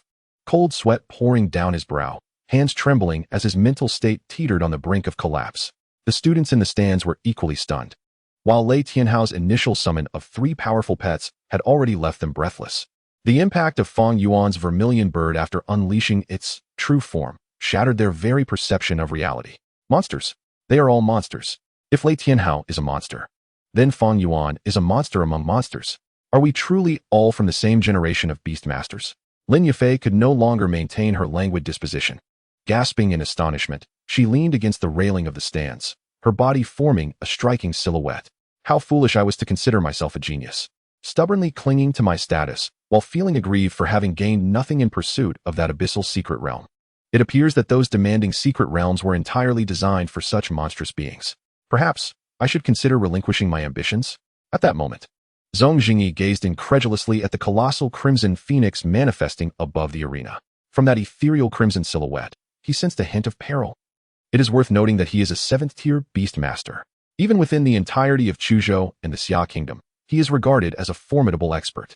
Yet, Fang Yuan is merely a 2nd-tier beast master. How could a 2nd-tier beast master evoke a sense of threat in a 7th-tier beast master? What manner of terrifying creature and skill does that pet possess? However, Lei Tianhao, the epitome of talent, remained undeterred even when all present held little faith in him. Despite confronting such a formidable phoenix entity, he managed to muster his spirit under immense pressure. He bit down hard on his own tongue to regain clarity, fixating his gaze fiercely upon the phoenix. How could I, Lei Tianhao, possibly succumb without a fight? To concede now would obliterate my long-held convictions. My path as a strong individual would come to an irrevocable end. I, Lei Tianhao, may accept defeat, but I must do so standing tall. With his head held high, he fixed his gaze upon the phoenix, his battle spirit surging as he roared. Unleash the beast master talent skill. Pride of valor. Thunderclap, cloud leopard, thunderstorm. 10,000 willow demon. 10,000 willow piercing heart. Tiger wing, flame demon whirlwind slash. Fang Yuan, maintaining an air of calm, replied coolly. Phoenix, employ, flame conflagration. Upon Lei Tianhao activating his beast master talent skill, Pride of Valor, the aura of all his pets surged dramatically. They ascended from the upper tier of the 3rd rank to the lower tier of the 4th rank. Lei Tianhao's talent skill was indeed fearsome. Although it merely elevated his pets by 1 tier, it transcended the barriers of significant ranks without any adverse effects. Simple yet effective. The Tiger Wing Flame Demon. now temporarily elevated to the lower tier of the fourth rank, was engulfed in raging demonic flames, its foreclaws extending dramatically like sharp steel blades. It charged toward the phoenix with ferocity, akin to a top spinning with deadly blades. The 10,000 willow demon unleashed its terrifying branches to obscure the sky, while the thunderclap cloud leopard's thunderstorm raced toward the phoenix. The phoenix's response was even more astonishing. The skill Flame Conflagration, which originally could only cover a mere 10 square meters, now, under the phoenix's true form, unleashed a colossal fireball that enveloped over 100 square meters. It hurtled toward the oncoming Tiger Wing Flame Demon. As the two forces were set to collide, Qiongqi, who had been momentarily stunned, suddenly regained his wits and exclaimed, "Not good." He swiftly flew toward the central stage. Boom! The clash of two powerful skills erupted, generating a tremendous roar and thick smoke. For a moment, the entire central arena was shrouded, rendering the spectators unable to discern the unfolding events. Who emerged victorious? It remained unclear, obscured from view. Were they intent on demolishing the entire arena? It took a full 3 minutes for the smoke to gradually dissipate, allowing the onlookers to finally perceive the situation on the stage. They beheld Fang Yuan standing with his hands clasped behind his back, his posture erect, and a grave expression fixed ahead. At that moment, the phoenix had vanished, leaving only the gluttonous creature to guard him. In stark contrast, Lei Tianhao knelt on one knee, clutching his mouth, coughing incessantly, evidently choked by the smoke or possibly suffering internal injuries. His 3 pets lay battered on the ground, clearly devoid of any combat capability. What transpired? Did the Academy win? Just as the spectators believed Fang Yuan had triumphed, Lei Tianhao suddenly lifted his head. Indignation etched across his face as he glared at the center of the stage. Why? Why must you impede me? As the dust settled, it became apparent that Qiongqi stood between Fang Yuan and Lei Tianhao at the very center of the previous clash. Chapter 53, Shattering the Heart of Tao. Divine Beast Reward. It turned out that at the moment the skills of Fang Yuan and Lei Tianhao's pets were about to collide, Qiongqi had arrived first, placing himself between them and absorbing the entirety of their skills with his own body. Seeing his full force skill thwarted by the principal, and noticing Fang Yuan unscathed, Lei Tianhao assumed Qiongqi favored Fang Yuan, and could not help but voice his frustration. After I activated my talent skill, Pride of Valor, all my pets achieved 4th tier strength. Fang Yuan's pets are merely at the 2nd tier. If you had not intervened, victory would have undoubtedly been mine. Observing Lei Tianhao's defiance, Qiongqi could only shake his head in resignation. You stubborn boy, had I not intercepted your skills, it would not merely be a matter of winning or losing. Your very life would have been at stake. Alas, see for yourself. As he spoke, Qiongqi displayed his hands. The left hand bore no injuries, while the right hand's nails were cracked, with faint traces of blood between his fingers. The tattered sleeve of his right arm hung limply, charred and discolored. What is this? Lei Tianhao stared in disbelief at Qiongqi's hands, rendered speechless. Qiongqi, reflecting on being a 7th-tier beast master, had relied on his beast mastery to harness a portion of his pet's power. In a moment of arrogance, he had been wounded by a mere novice like Fang Yuan, causing him some embarrassment. However, to ensure Lei Tianhao's acceptance of the truth, he sighed and explained, "Sigh, my left hand easily withstood your skill, sustaining no harm. The right hand was employed to block Fang Yuan's attack, resulting in some injury and failing to fully mitigate his skill's damage. The residual force alone was sufficient to incapacitate your 3 pets and inflict considerable harm upon you. If I had not intervened, I need not elaborate on the outcome. Do I?" Upon hearing Qiongqi's explanation and witnessing the undeniable evidence before him, even with his inner resistance, Lei Tianhao was compelled to accept his defeat to Fang Yuan. An utter rout, muttering despondently, "This is impossible, this cannot be." Observing the once promising Lei Tianhao on the verge of despair, Qiongqi turned his attention back to Fang Yuan. "If I am not mistaken, the cost of the skill your pet unleashed just now must have been substantial. This Lei Tianhao, though somewhat arrogant, is merely a competitive warrior at heart." Fang Yuan, unwilling to ruin him entirely, chose mercy and nodded. "Indeed, principal. While this skill significantly enhances my pet's combat power, it cannot be sustained. Furthermore, after its use, the pet will enter a prolonged state of weakness, losing its combat capabilities. It can be regarded as my ultimate trump card. Lei Tianhao's strength is indeed formidable. To secure victory, I had no choice but to employ my last resort immediately." So, it was thus. Upon hearing the explanations from Fang Yuan and Qiongqi, Lei Tianhao suddenly came to a realization. He had initially believed that Fang Yuan's formidable skill was merely a display of his regular combat prowess, which had led him to question his own existence and plunge into despair. However, if it was indeed a powerful trump card that came with a great cost, it all made sense. The fact that Fang Yuan could decisively choose to employ his hidden strength in an instant showcased an alarming level of combat intuition. Grateful for this newfound understanding, Lei Tianhao clasped his fists towards Fang Yuan and said, "Thank you, classmate Fang Yuan, for enlightening me. This time, it is I, Lei Tianhao, who has lost. Should the opportunity arise for us to form a team, I would gladly accept you as our captain." His gaze was now calm, exuding a newfound steadiness, having shed a hint of arrogance. With that, he turned and descended the arena, making his way towards the stands. Observing the departing Lei Tianhao, Zhong Jingyi nodded with a smile, murmuring softly, "The newly sprouted is easily broken. A smooth path is not necessarily a blessing. This child, Lei Tianhao, has indeed turned misfortune into fortune." He then cleared his throat and proclaimed loudly, "In the final of the individual competition, Fang Yuan emerges victorious." Upon hearing Zhong Jingyi announce the result of the decisive battle, the crowd erupted in waves of astonished exclamations. Fang Yuan was ruthless indeed. He had managed to defeat the proud Lei Tianhao. Although they had not witnessed the final clash in detail, the principal had intervened, so there could be no mistake. By the way, let me share a little joke with you all. In the attack class 1, where Fang Yuan is, they ranked 17th in the team competition. If the members of that class had no achievements in the individual competition, they would all be relegated to the 5th-tier dormitories. What? Is that a joke? With Fang Yuan's strength, wouldn't they easily secure first place in the team competition? I heard it's because the members of that class looked down upon Fang Yuan, who hails from the 3rd middle school. When Fang Yuan's classmates recommended him, they not only refused to let him participate in the team competition, but also ridiculed him harshly. Uffed, they truly are blind to greatness. The students of Attack Class 1 seem to possess a bit of Jester's DNA. Isn't it amusing? Haha. Listening to the discussions, the students of Attack Class 1 turned as red as a monkey's backside, wishing they could find a crack in the ground to hide in. With the champion of the individual competition determined, there remained a few matches in the loser's bracket. After another hour, the final rankings were decided. Thus, the individual competition came to a conclusive end, and the final standings were revealed.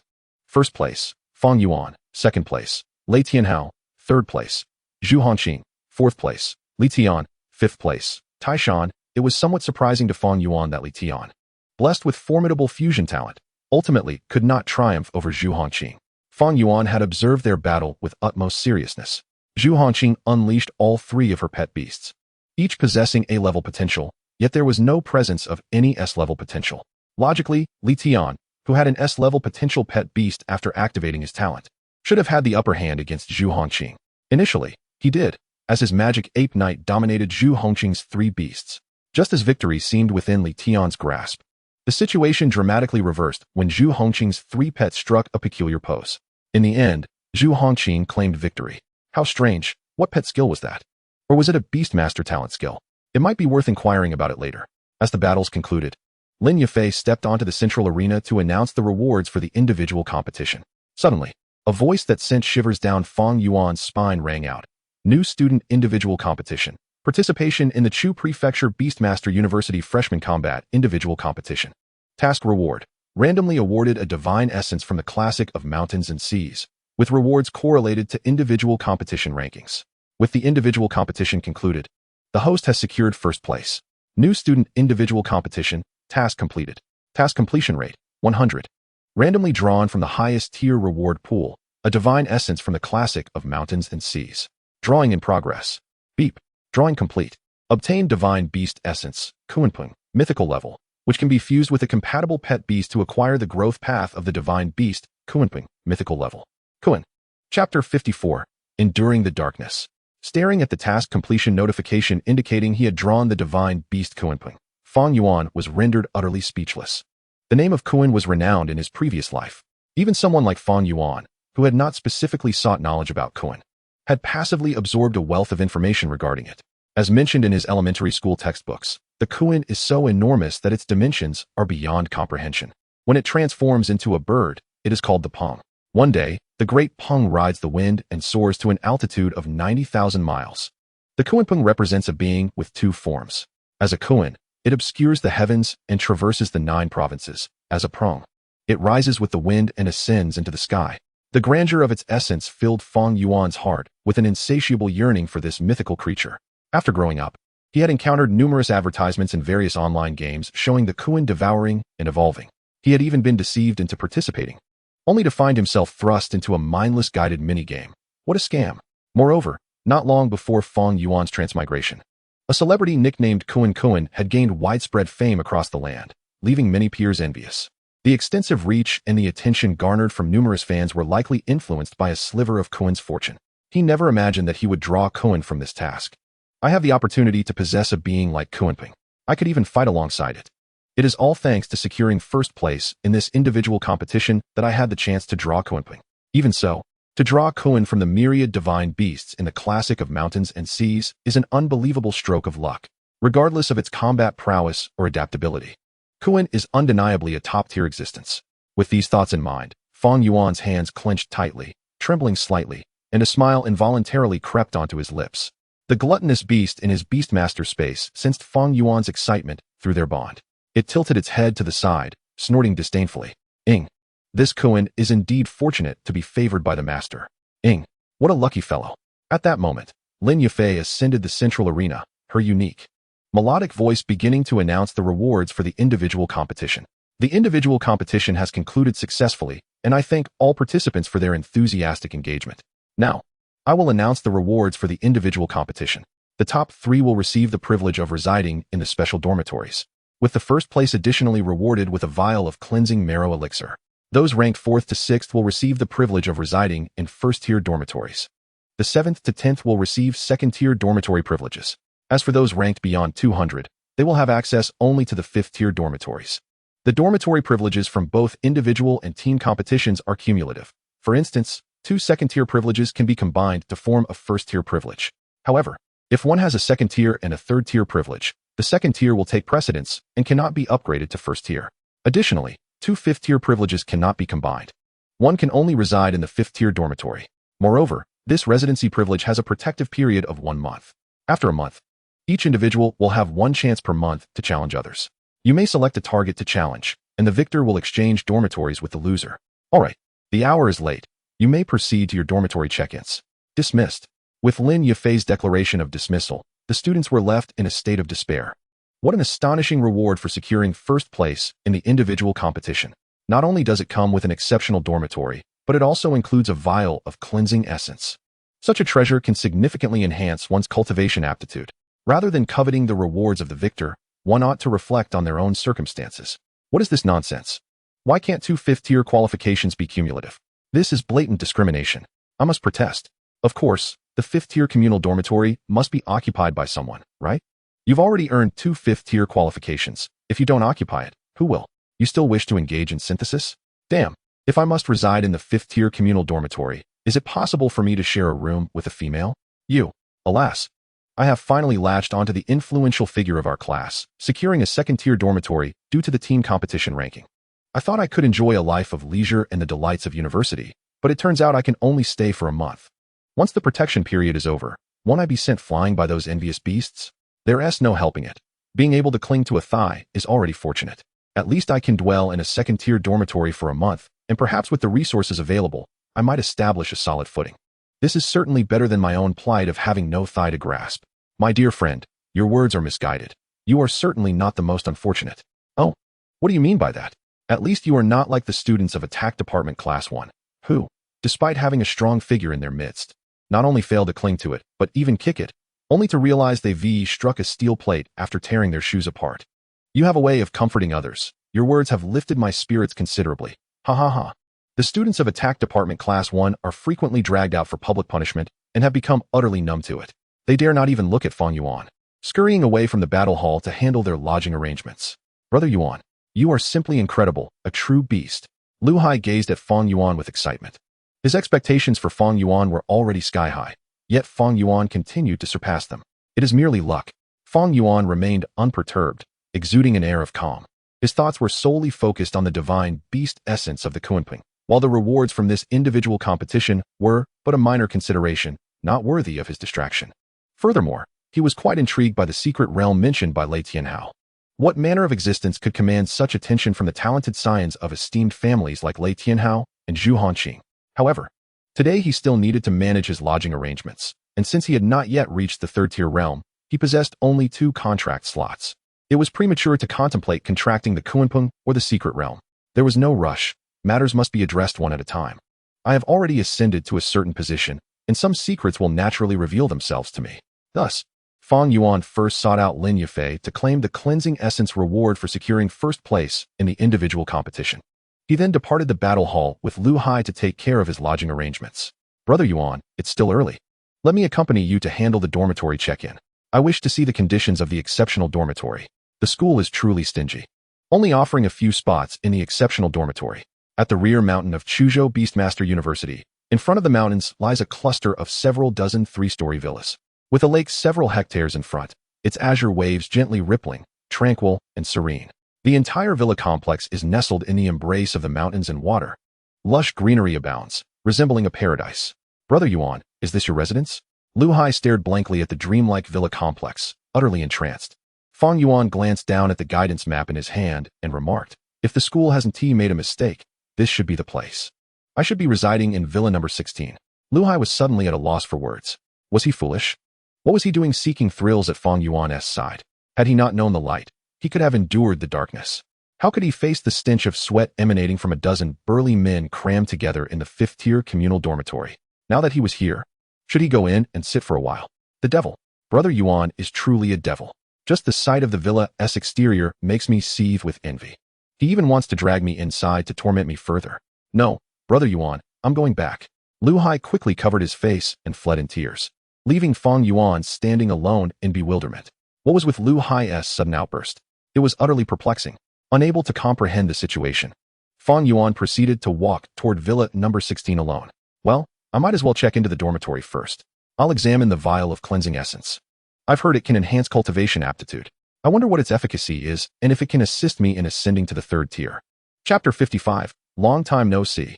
Fang Yuan strolled along the pristine streets, occasionally observing the surroundings and the number plates on the villas lining the road. 13, 14, 16, this is the one. Fang Yuan halted before villa number 16, took his room card, and approached the door to swipe it. With a soft click, the tightly shut door swung open. The operation was reminiscent of his past life, though the underlying technology differed. In his previous life, door access was granted via RFID technology, while here, it utilized biotechnological advancements involving materials derived from fierce beasts. Fang Yuan pushed open the heavy door and entered villa number 16.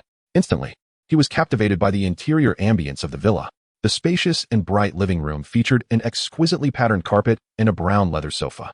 A leather sofa? While there was nothing wrong with that, was there something peculiar lying on the sofa? He beheld a girl clad in a black inner layer with a white skirt, deeply asleep on the couch. In her arms, she tightly clutched a creature that appeared entirely white, with a cat-like head but a body that stood upright like a human. This creature was similarly adorned in a white inner layer and a black skirt, sleeping soundly, occasionally rubbing its cat-like head against the girl's fair face. This must be her pet beast? It resembles a creature from the cat demon race. But that is not the main point. The main point is, who is in my room? Could it be that I've entered the wrong room? Fang Yuan scrutinized his room card in confusion. That shouldn't be the case. If I had entered the wrong room, the card wouldn't have opened the door. Or perhaps this villa is shared among several occupants, given its expansive three-story layout. That is indeed a possibility. Regardless, I should wake her up and inquire about the situation. Fang Yuan cleared his throat and coughed heavily to create some noise. Ahem. The girl and the cat demon, who had been peacefully sleeping on the sofa, jolted awake at the sound. They sprang up in alarm, scanning their surroundings with startled expressions, while the cat demon also appeared on high alert. Who is it? When she caught sight of Fang Yuan holding the room card, realization dawned on her. Her fair face flushed crimson, and she shyly lowered her head, saying, "You must be the junior who has gained access to the exceptional dormitory, right? I'm Wang Nuonyuo, a second-year student in the agility department. This is my pet beast, Moonshadow Cat Demon. She's called Yaya. Meow, hello." As Wang Nuonyuo introduced her pet beast, the cat demon named Yaya licked its paw and gave a nod to Fang Yuan. It was then that Fang Yuan noticed Wang Nuonyuo's attire. The combination of her black inner layer and white skirt resembled a maid outfit. He had not expected such attire to exist in this world. The cat demon Yaya also donned a similar maid outfit, albeit one size smaller than Wang Nuonyuo's. Upon witnessing their peculiar attire, Fang Yuan couldn't help but express his bewilderment, directing his gaze at Wang Nuonyuo. "So, Senior Wang Nuonyuo, what brings you to my room? And why are you wearing such an odd outfit?" Hearing Fang Yuan's inquiry, Wang Nuonyuo's face flushed even more. Stammering, she replied, "Well, you see, in this school, we don't use huaxia currency for our expenses. Instead, we rely on points distributed by the institution. At Chuzhou Beast Master University, everything, meals, course selections, usage of training equipment, and venue rentals, requires points. These points cannot be exchanged for huaxia currency. They can only be obtained by completing various tasks assigned by the school, with the specific amount retrievable on one's campus card. Since you reside in the deluxe dormitory, you must have plenty of points. At this point, Wang Nuonyuo lifted her head, gazing at Fang Yuan with an envious expression, and continued, lately, I've been a bit short on funds after visiting the school hospital for a checkup for my pet. I was nearly unable to afford meals. Fortunately, there was a guiding task for you freshmen that offered decent point rewards. I had to exert great effort to secure this guiding task. Hence, here I am. Understanding dawned on Fang Yuan upon hearing Wang Nuonyuo's explanation, yet a lingering question remained. But, senior, how does this relate to your maid outfit? This task also entails daily cleaning and distributing training resources. I thought it was quite similar to maid duties. Plus, I've always wanted to try on a maid outfit, so I decided to wear it. It feels rather immersive, haha. Fang Yuan gazed at Wang Nuonyuo, who was chuckling and scratching her head, feeling somewhat speechless. This senior didn't seem particularly clever. Was she truly reliable to guide herself? Wang Nuonyuo, feeling a bit embarrassed, chuckled for a moment before suddenly clenching her right fist and striking her left palm, as if recalling something. Oh right, the guiding task. Let me think through the steps. I just mentioned acquiring and using points, and we've already cleaned up. Lastly, distributing resources. It's impressive that Nuonyuo can remember everything. Wang Nuonyuo quickly retrieved a square brown paper bag from her small backpack, holding it out to Fang Yuan with both hands. Junior, this is the daily resource allocation for the deluxe dormitory. Here you go. I've completed my task. See you tomorrow. With that, she took Ye, who was also dressed in a maid outfit, and swiftly exited the villa. Is this senior truly all right? Fang Yuan pondered, deciding to examine the resources allocated daily in the deluxe dormitory. As he watched Wang Nuonyuo leave, he opened the brown paper bag she had handed him. Inside, he was astonished to find it filled to the brim with crystal cores, third-tier ones, no less. This bag of crystal cores must be worth at least over 1 million huaxia currency, right? And this is just the daily allocation. If what that senior said is true, then this amount is distributed every day? It seems that in just a month, the resources from the deluxe dormitory would total 3 to 4 million huaxia currency. Not to mention the comfort and spaciousness of this living environment. Compared to the cramped quarters of over a dozen others, my dormitory could easily accommodate Qiongqi and Taotie. No wonder competition for better dormitories is so fierce. Just as my funds were depleted from purchasing crystal cores to exchange for points, these training resources have come at the perfect time. However, I'm still stuck at the pinnacle of the second tier. I should focus on breaking through first.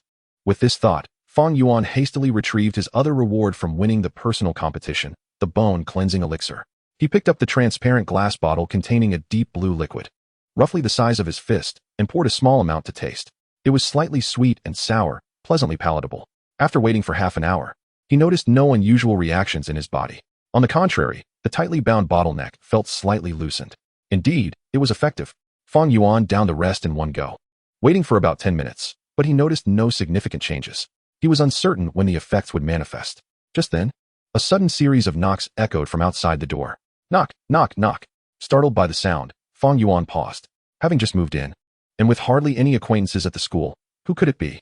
Could it be senior Wang Nuonyuo, who had just left? Curious, Fang Yuan rose to open the door, only to be greeted by someone entirely unexpected. Long time no see, Fang Yuan. Upon opening the door, he found a girl clad in a white long dress, with skin fairer than snow and cascading, smooth long hair, standing cheerfully at the threshold. Moron, what brings you here? Fang Yuan exclaimed, momentarily taken aback upon recognizing Murong Shui. I'm a student at this school. Of course I'm here now that the semester has commenced. Also, I'm a year ahead of you, so you should call me senior. I don't like being addressed as Miss Murong. Murong Shui pouted, placing her hands on her hips, her delicate face puffing up like an angry pufferfish, glaring at Fang Yuan. Yet, to Fang Yuan, there was no intimidation in her demeanor. Rather, it struck him as adorable. However, succumbing to Murong Shui's charming antics, he bashfully scratched his nose and smiled. Then, Murong Shui, it is. That's more like it. So, are you planning to chat with your senior at the door? Would Senior Murong do me the honor of entering for a chat? Hee. Since the junior has invited me, how could I refuse? Murong Shui, unable to maintain her feigned irritation, gleefully bounced into Fang Yuan's villa number 16. For some reason, Murong Shui felt an inexplicable comfort in Fang Yuan's presence. It was a sensation distinctly different from her interactions with peers of her age. Having not seen him for a few days, she felt a slight emptiness and rushed over upon learning of his residence. Watching Murong Xue's lively figure, Fang Yuan couldn't help but smile wryly, closing the door behind him as he stepped into the room. This Murong Xue, despite being quite affluent, lacked the composure and aura of a refined lady. Instead, she radiated an innocent and playful spirit, almost childlike in her demeanor. Upon entering the room, Fang Yuan saw Murong Xue sprawled on the sofa, looking utterly exhausted. I'm so tired. As a pet appraisal specialist, there is so much to learn every day. My head feels like it's about to explode. If only I could see through pet eggs and directly discern the creatures within. Fang Yuan felt a hint of embarrassment at this remark. Wasn't that the very ability bestowed upon him by his system? It was surprising to learn that such a skill was deemed so rare in the eyes of a professional pet appraisal specialist. Before he could respond, Murong Xue continued. How could such an ability exist? That would be too unfair. I merely possess the talent to sense pet auras, which is already exceptional among appraisers.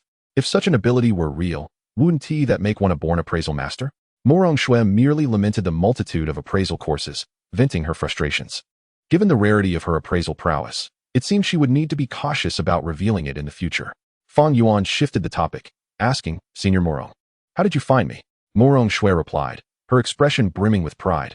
Humph, I am destined to be a master appraiser. I am quite well informed about the happenings at school. Besides, I live right next door to you. We are neighbors. I heard that you, Fang Yuan, have just secured the top position among the new students this year. Truly remarkable. My talents, unfortunately, do not lend themselves to combat. Last year I only ranked in the teens. Fang Yuan, feeling a bit embarrassed, responded, the process was still somewhat perilous. Winning was not an easy feat, by the way. Senior Murong, I heard there's a secret realm related to this personal competition. However, after the battles, the teacher only gave me a bottle of cleansing essence and this Villa key card. There was no mention of the secret realm. Upon the mention of the secret realm, Murong Xue seemed to regain some of her vitality, sitting up slightly from her earlier slumped position. Oh yes, the school does have a secret realm. I almost forgot about it. This secret realm opens only once every few decades, and entry is restricted to beastmasters who have awakened within the past year. However, there is still a month before it opens. Perhaps the teacher didn't mention it because the time hasn't arrived yet. Furthermore, this secret realm carries certain dangers and typically requires a team to explore. Each time it opens, only a select few can enter. So the school usually chooses the strongest new students to participate. Such stringent entry requirements? Fang Yuan furrowed his brows in confusion.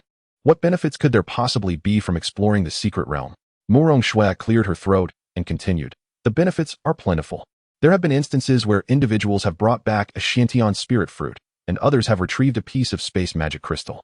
These are coveted items even among 9th-tier experts. 9th-tier experts covet these items? What kind of existence are they? Qiongqi spirit fruit? Space magic crystal? What are those? Fang Yuan inquired, his curiosity piqued. To put it simply, the Qiongqi spirit fruit allows one to dissolve a contract with a pet beast without any repercussions. The space magic crystal, on the other hand, increases the number of contracts one can hold with pet beasts. What? Fang Yuan was utterly astonished by Murong Xue's explanation. It is known that once a beastmaster contracts a pet beast, even if their strength increases and they find the initial contract's beast lacking potential, very few would dare to dissolve that contract in order to form a new one with a more promising beast. This is primarily due to the fact that dissolving a contract or losing a beast in battle can severely damage the beastmaster's foundation, rendering them nearly incapable of advancing in rank. Given the stringent conditions surrounding the contracts between beastmasters and their pet beasts, a high-potential beast egg can fetch astronomical prices. Additionally, every beastmaster tends to treat their contracted beasts with utmost care. The Qiongqi spirit fruit, capable of allowing a contract to be dissolved without harm, is an extraordinarily divine item. Although Fang Yuan would never consider dissolving his contract with Zhu Ke, the thought of such a legendary item hitting the market would undoubtedly create a tremendous uproar. As for the space magic crystal, its ability to increase a beast contract slot is even more outrageous. At this point, Fang Yuan could no longer contain his excitement and eagerly asked, Senior Murong, how can one obtain such items? Perhaps Fang Yuan's enthusiasm was too intense. As he unconsciously leaned closer to Murong Xue, she could feel the warmth radiating from him and the heat of his breath, causing her cheeks to flush crimson. Her heart racing. Turning her face away, she dared not meet his gaze, her voice barely above a whisper. I've only heard about it. I'm not well informed about the specifics. You're too close. Realizing Murong Xue's reaction, Fang Yuan quickly retreated, apologizing. I'm sorry, Senior Murong. I got a bit too excited. As Murong Xue sensed Fang Yuan's departure, her tension eased somewhat, yet she felt a strange longing for the moment they had just shared. Murong Xue, what are you thinking? Her heart raced even faster, her face resembling a ripe apple. Observing Morong Shue's reaction, Fang Yuan mistakenly believed he had offended her and found himself at a loss for words. The two fell into an awkward silence, an ambiguous atmosphere gradually enveloping them. Just then, a sudden series of knocks on the door shattered the tension between them. "I'll see who it is." Fang Yuan breathed a sigh of relief and promptly turned to open the door. As the door swung open, he was met with an unexpected visitor. Standing outside was a girl with long, straight legs, her hair tied up in a high ponytail, clad in a fitted outfit, exuding a cool demeanor. She appeared somewhat flustered at the doorway. "Isn't that Zhu Hanqing? What brings her here?" Their relationship could hardly be described as close, yet they were not entirely strangers, having never exchanged a word before. Moreover, Zhu Hanqing seemed to possess a rather aloof personality. Why would she take the initiative to seek him out? Zhu Hanqing, feeling Fang Yuan's curious gaze upon her, remained silent. A sensation akin to ants crawling on her skin made her feel uncomfortable as she awkwardly crossed her arms in front of her. She had mustered the courage to approach him after considerable mental preparation, but upon seeing Fang Yuan and recalling her intentions, she found herself at a loss for words. "Zhu, do you need something?" Fang Yuan, after a moment of hesitation, realized it was rather impolite to stare and quickly inquired. The object she sought was of utmost importance to her. With her current capabilities, she had little hope of acquiring it on her own. However, with Fang Yuan's support, the situation would be entirely different. Before Zhu Hanqing could speak, a surprised and delighted voice erupted from within the room, interrupting her. "Little Qing, you're here too." Following the voice, Zhu Hanqing turned to see a familiar figure rushing out from Fang Yuan's room. The figure then leaped into her arms, nuzzling her affectionately. Upon recognizing the person in her embrace, Zhu Hanqing was momentarily taken aback. "Xiao Shui, how did you end up here with Fang Yuan?" "Oh, that's a long story. Let us go inside and talk," Morong Shui exclaimed, taking Zhu Hanqing by the left hand and Fang Yuan by the right, ushering them both into the room. Standing between the two tall figures, the petite Morong Shui resembled a charming family of three. Once inside, Fang Yuan prepared a pot of tea for Morong Shui and Zhu Hanqing, and they settled down at the table to converse. Morong Shui began by introducing Fang Yuan to Zhu Hanqing, explaining their friendship, while also recounting how she had met Fang Yuan. She spoke animatedly, while Zhu Hanqing merely nodded along, listening silently. Fang Yuan observed the stark contrast in personalities between the two girls, pondering how they had become friends. Zhu Hanqing listened intently as Morong Shui recounted how Fang Yuan had boldly entered a contract and wagered on a battle with others just a month after advancing to the second tier. The gaze directed at Fang Yuan shimmered with an unusual brilliance. "Hee, am I impressive or what?" The moment I laid eyes on brother Fang Yuan, I knew he would undoubtedly prevail against that catfish spirit. Thanks to Fang Yuan, I even triumphed in my wager with Master, avoiding a month of confinement. However, it seems Master has secretly intensified my coursework. I suspect he is retaliating against me for losing the bet. How infuriating. What a miserly old codger. After chatting for a while, Morong Shui inquired about Zhu Hanqing's purpose in seeking Fang Yuan. With someone familiar like Morong Shui around, and after brief introductions, Zhu Hanqing's initial awkwardness began to dissipate. "You see, the secret realm is set to open in a month, right? The school will surely select strong individuals from our freshman cohort to form teams for exploration. It is highly probable that those ranked highly in the individual competition will be chosen. If that is the case, both Fang Yuan and I should be able to enter the exploration team for the secret realm." Fang Yuan had already heard Morong Shui mention the secret realm once, thus acquiring a certain understanding of it. Hearing Zhu Hanqing's statement, he nodded and asked, "So, is your visit related to this exploration of the secret realm?" Zhu Hanqing nodded and continued, "Indeed, there is a particular item within the secret realm that I must secure. This item holds great significance for me. It is of little use to you. However, my strength may not suffice to explore that area. Hence, I wish to propose a transaction." "Oh," that piqued Fang Yuan's interest. "What sort of transaction are we discussing? Moreover, how can I be certain that the item you speak of is indeed useless to me?" Upon hearing Fang Yuan's inquiry, Zhu Hanqing hesitated for a moment. It was then that Morong Shui interjected, "Little Qing, this is related to the secret technique of your Zhu family, isn't it?" "It's not a secret. Brother Fang Yuan is a good person. It wouldn't hurt to tell him. Besides, cooperation in the secret realm necessitates transparency." Encouraged by Morong Shui, Zhu Hanqing decided against further hesitation. "Fang Yuan, you must have noticed my battle with Li Tian, right?" Zhu Hanqing prompted. Reminded, Fang Yuan recalled the scene of Zhu Hanqing's duel with Li Tian. Li Tian had held a distinct advantage and seemed poised for victory until Zhu Hanqing's pet performed an unusual maneuver, swiftly turning the tide. Fang Yuan had intended to inquire about that peculiar occurrence. Could it be related to the secret technique Morong Shui mentioned? Seeing that Fang Yuan appeared to have some recollection, Zhu Hanqing continued. The reason I was able to defeat Li Tian was due to a fragment of a secret technique. This secret technique enables pets to learn special skills. The technique I learned, Breaking Army Combined Attack Formation, allows pets to acquire formidable powers. Unfortunately, this fragment only contains the first part and can support only 3 pets using Breaking Army Combined Attack Formation. Even so, the enhancement is extraordinarily exaggerated. This secret technique was discovered by our Zhu family's ancestors in a dilapidated ruin within the secret realm of Chu Prefecture Beast Tamer University. Consequently, every time the secret realm opens, our Zhu family sends descendants to explore it. However, for hundreds of years, due to inadequate strength, no one has been able to reach that ruin. If you agree to help me find that ruin and seek the remaining fragments of Breaking Army Combined Attack Formation, not only will all my gains from the secret realm be yours, but I can also offer you a copy of the first volume of Breaking Army Combined Attack Formation. Of course, I possess a map left by our ancestors, and if you wish to venture out alone to find the ruin, given the vastness of the secret realm, you might very well end up empty-handed. After Zhu Hanqing finished speaking, Fang Yuan nodded involuntarily. This proposal seemed to offer nothing but benefits for him. After all, he was completely in the dark regarding the so-called secret realm. It would be far better to collaborate with Zhu Hanqing to explore the seemingly treasure-laden ruins of the secret realm. With that thought, Fang Yuan raised his head and replied, "All right, I agree." Chapter 58. Third Tier, Everyone Breaks Through. There remains a full month before the secret realm opens. Moreover, Zhu Hanqing needs to report back to her family regarding their progress, so the two did not discuss specific details. Having established their intent to collaborate, Zhu Hanqing departed with Morong Shui. "Brother Fang Yuan, we're off. I'll come back to play with you when I have time."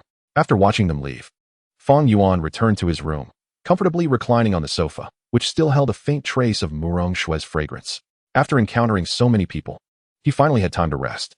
Fang Yuan then summoned Qiongqi and Taotie. "Cheap. Master, this room is so spacious. It's much larger than where we used to stay. Cheap. Can Qiongqi sleep in this room?" "Of course. You can fly freely throughout the room, sleep wherever you want."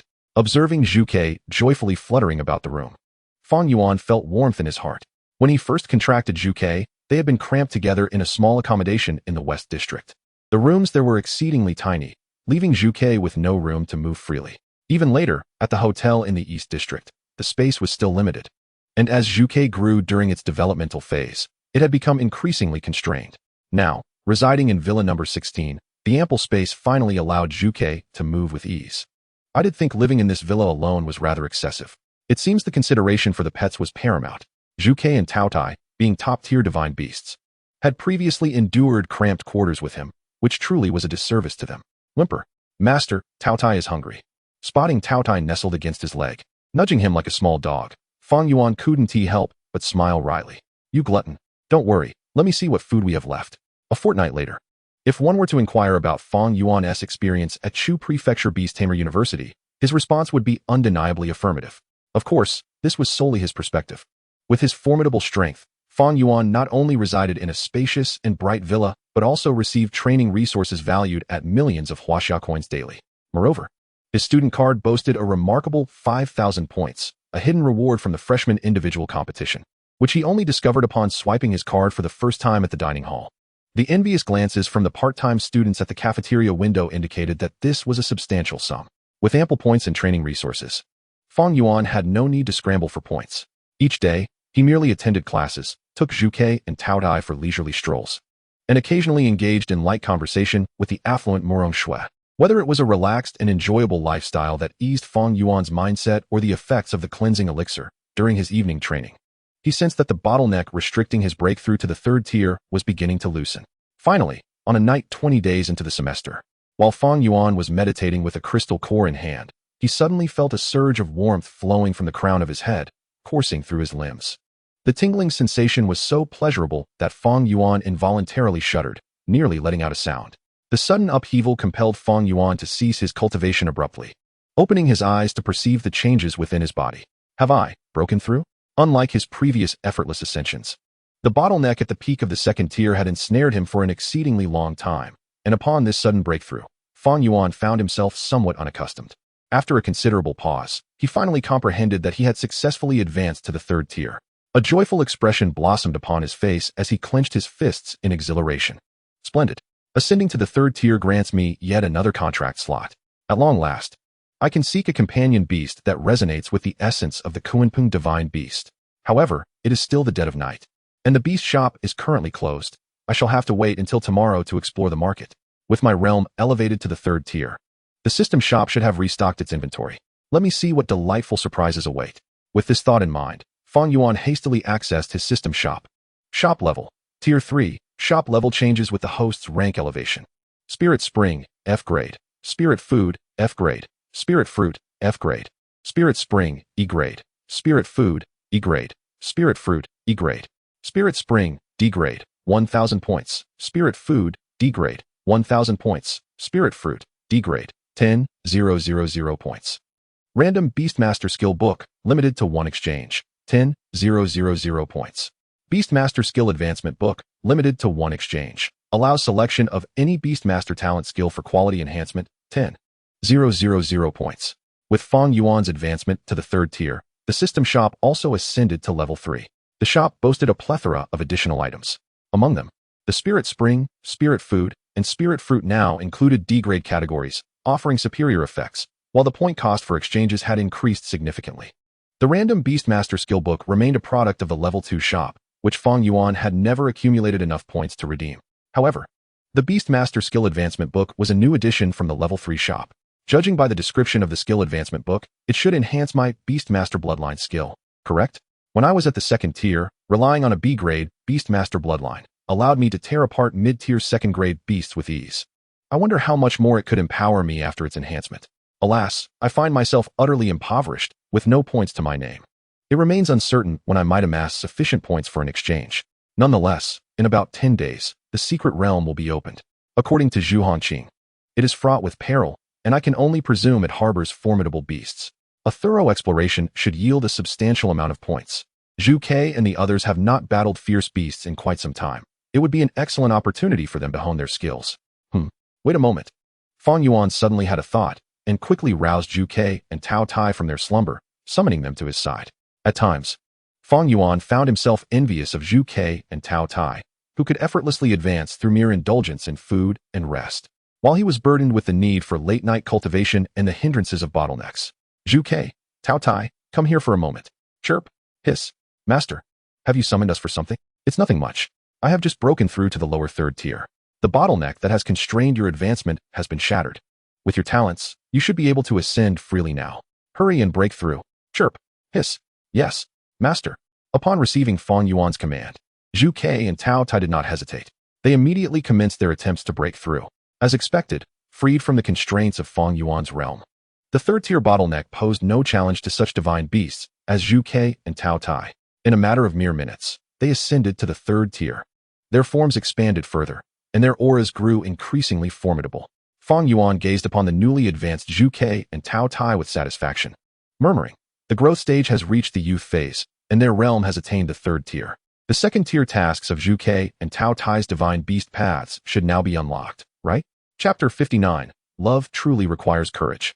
Indeed, as Fang Yuan examined the information of Zhu Ke and Taotie, he noted an additional entry on their panels. Zhu Ke Path Second-Tier Task. Growth Stage reaches Youth Phase. Rank reaches Third Tier to trigger. Independently slay 10 4th-tier fierce beasts and utilize a 5th-tier beast core to complete the task and enter the second tier of the Zhu Ke Path. Taotie Path Second-Tier Task. Growth Stage reaches Youth Phase. Rank reaches Third Tier to trigger. Independently slay 10 4th-tier fierce beasts and utilize a 5th-tier beast core to complete the task and enter the second tier of the Taotie Path. Upon seeing the task information for Zhu Ke and Taotie, Fang Yuan couldn't help but be taken aback. The tasks issued by the system to Fang Yuan were relatively simple, differing only in rewards based on completion levels. However, he never anticipated that the Divine Beast Path tasks for Zhu Ke and Taotie would be so drastically elevated in difficulty. After scrutinizing their task details, Fang Yuan's brow furrowed in concern as he murmured, "The Divine Beast Path tasks are unexpectedly arduous? A 5th-tier beast core is one thing. Though its price is steep and its circulation in the market is limited, it can ultimately be resolved with currency. But the requirement to independently slay 10 4th-tier fierce beasts seems rather exaggerated. Zhu Ke and Taotie have only just advanced to the lower third tier. Even if they were to face the weakest 4th-tier beasts, they would need to leap across an entire major realm. Do not be deceived by their previous ease in battling above their level. That was merely due to the lower ranks of their adversaries and the lack of potential in those fierce beasts. As their realms rise, the disparity between each tier and even each layer of tiers will significantly increase. It will no longer be so simple to challenge beyond their rank. One must understand that beasts capable of advancing to the 4th tier in the wild possess a minimum potential of B grade. Thus, the advantage Qiongqi and Taotie once held in potential will diminish considerably. This is only the 2nd tier task of the Divine Beast path, and it is already so challenging. Who knows how many more layers lie ahead? It is no wonder that the task description mentions that reaching the pinnacle will allow for true evolution into a genuine Qiongqi, Taotie. Indeed, becoming a top-tier divine beast as depicted in the classic of mountains and seas is far more difficult than one could ever imagine. However, upon reflecting on Qiongqi and Taotie, Fang Yuan's furrowed brow gradually relaxed. The original forms of Qiongqi and Taotie were not just the essences of the Qiongqi and Taotie, but also recognized contractual entities. Furthermore, they had endured the peril of their eggshells breaking and their life force waning while in their beast egg forms, surviving such circumstances and emerging with resilience. Their characters had only grown more tenacious. They would undoubtedly prevail. With a smile gracing his face, Fang Yuan addressed Qiongqi and Taotie without weathering storms. How can one behold the enchanting and resplendent rainbow? To grow into a top-tier divine beast, you must overcome these challenges. You possess the heart of a champion, and I believe you will ascend step by step to the pinnacle, ultimately becoming the top-tier divine beasts. Chirp, Master. Qiongqi will turn all obstacles in your path into ashes. Hiss. Taotie will also succeed. If I diligently complete the task, will Master reward me with delicious food? Ha ha, of course. Plenty of food awaits. Hiss. Master is the best. Fang Yuan gently caressed the thylacine that was nuzzling against his leg. Observing the creature's tail, which wagged fervently like a helicopter rotor, he couldn't help but feel that it was increasingly resembling a spoiled dog. For heaven's sake, you are one of the 4 great beasts. With merely 10 days left until the secret realm's opening, Fang Yuan found it impractical to venture outside the city with the Vermilion Bird and the thylacine to hunt for beasts to complete their tasks. After all, 4th-tier beasts could only be encountered in regions far removed from the city, and their distribution was rather sparse. The 2 tasks assigned to the Vermilion Bird and the thylacine required a staggering 24th-tier beasts. Time was certainly not on their side. Moreover, he was currently in a tight financial situation, unable to afford even those 2 5th-tier beast cores. According to Zhu Hongqing, the opening of the secret realm was imminent, with only 10 days remaining. Although the Academy had yet to discuss the exploration of the secret realm with him, that conversation would likely occur soon. He needed to find a suitable pet contract that resonated with the essence of the Qiongqi before entering the realm. Only then would he possess sufficient strength to confront the dangers that lay within. With this thought, Fang Yuan glanced at the Qiongqi essence in his backpack, which emanated a rich aura of wind and water, and sighed softly. Seeking a compatible pet with a specific divine beast essence was akin to the process with the Vermilion Bird. However, the challenge of first contracting a pet and then having the system randomly select a compatible divine beast essence based on the pet's traits was exponentially more daunting. His successful contract with the Vermilion Bird had been a stroke of luck, allowing him to find a compatible pet in the Chu City pet warehouse. He wondered if fortune would smile upon him again with the Qiongqi. With 10 days remaining, there was still ample time. Surely, in the vast expanse of Chu City, there must be a compatible pet for the Qiongqi. It was still early morning. Once dawn broke, he would spring into action. With this thought, Fang Yuan felt a flicker of hope. He lay down in his bedroom and gradually drifted into slumber. At dawn, stirred by his biological clock, Fang Yuan awoke promptly. Accompanied by the Vermilion Bird and the thylacine, he hurried towards Chu City's premier pet market. This time, he proceeded without hesitation, directly heading to the defective pet egg processing warehouse. The last time he visited this warehouse, it had aided him in finding the exceptional thylacine. Fang Yuan felt a glimmer of anticipation that he might discover a pet egg compatible with the Qiongqi essence there once more. Boarding the Earthworm Metro, he arrived at the premier pet market of Chu City, the defective pet egg processing warehouse, in just half an hour. After another 30 minutes, filled with hope, he emerged from the warehouse, only to be met with disappointment. Approaching the exit, he reluctantly inquired of the attending guard, "Sir, are there no more pet eggs available?" "That's all there is," the guard replied. "What? Couldn't find a suitable pet?" The supply of defective pet eggs was inherently limited. Your previous luck might have been a fluke. But fortune does not always favor the same individual. I suggest you save up and buy a pet egg from a store instead, as contracting a pet is critical to your career as a beast master. The guard clearly remembered Fang Yuan and earnestly offered this advice. "Thank you, sir. I'll explore other options." With a farewell to the kind guard, Fang Yuan set out to seek a pet egg compatible with the Qiongqi essence elsewhere. With only 9 days remaining until the secret realm commenced, he scoured the pet stalls in Chu City's premier market, but to no avail. The countdown continued to 8 days. He found himself short on funds. He couldn't afford even a single pet from the store. Perhaps he could borrow money from that affluent girl, Morong Shui, to make a purchase. Once he entered the secret realm, he could repay her with the treasures he acquired. After much deliberation, he opted to visit a pet store specializing in premium eggs. Yet, after a day passed, he still found nothing. The countdown reached 7 days. The premier pet market of Chu City was the largest in the area, yet it yielded no results. Nevertheless, there were smaller markets in the city. Perhaps they would hold a surprise. Another day passed with no findings. The countdown dwindled to 6 days. He believed there must be some overlooked opportunities. He would continue searching. Yet again, he came up empty-handed. With only 5 days remaining until the secret realm's opening, Fang Yuan received a notification that he was to visit the principal's office the following day. He realized that he would likely be informed about matters concerning the secret realm. Anxiety gripped him, but he could think of no effective course of action. Having already explored every accessible pet egg in Chu City, he was at a loss. Despair washed over him. Wind and water attributes, Qiongqi, fish and bird. What type of pet could resonate with the Qiongqi essence? If all else failed, he would simply have to explore the secret realm and figure things out afterward. Just as he was contemplating giving up and redirecting his focus to the secret realm, a sudden series of knocks echoed through the door. Upon opening it, he was greeted by none other than Morong Shui. Upon seeing Fang Yuan, her face lit up with joy. "Hey, Fang Yuan. I've been looking for you these past few days. Where have you been? Are you busy?" Not really. I'm free for now," he replied, initially intending to explain his situation, but realizing he had exhausted all options in Chu City, he quickly altered his response.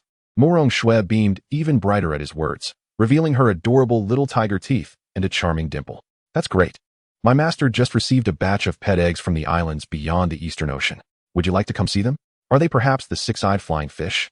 The moment Morong Shui mentioned the name of that pet, an inexplicable melody resonated in Fang Yuan's mind. Love truly requires courage to face the six-eyed flying fish. Flying fish? Wind and water? Yes. I want to go. Finally, he had found hope. For days, Fang Yuan had scoured every corner of Chu City in search of a pet compatible with the Qiongqi essence, only to find nothing. Yet, the mention of the six-eyed flying fish reignited his dormant enthusiasm. The essence of Qiongqi, both fish and bird.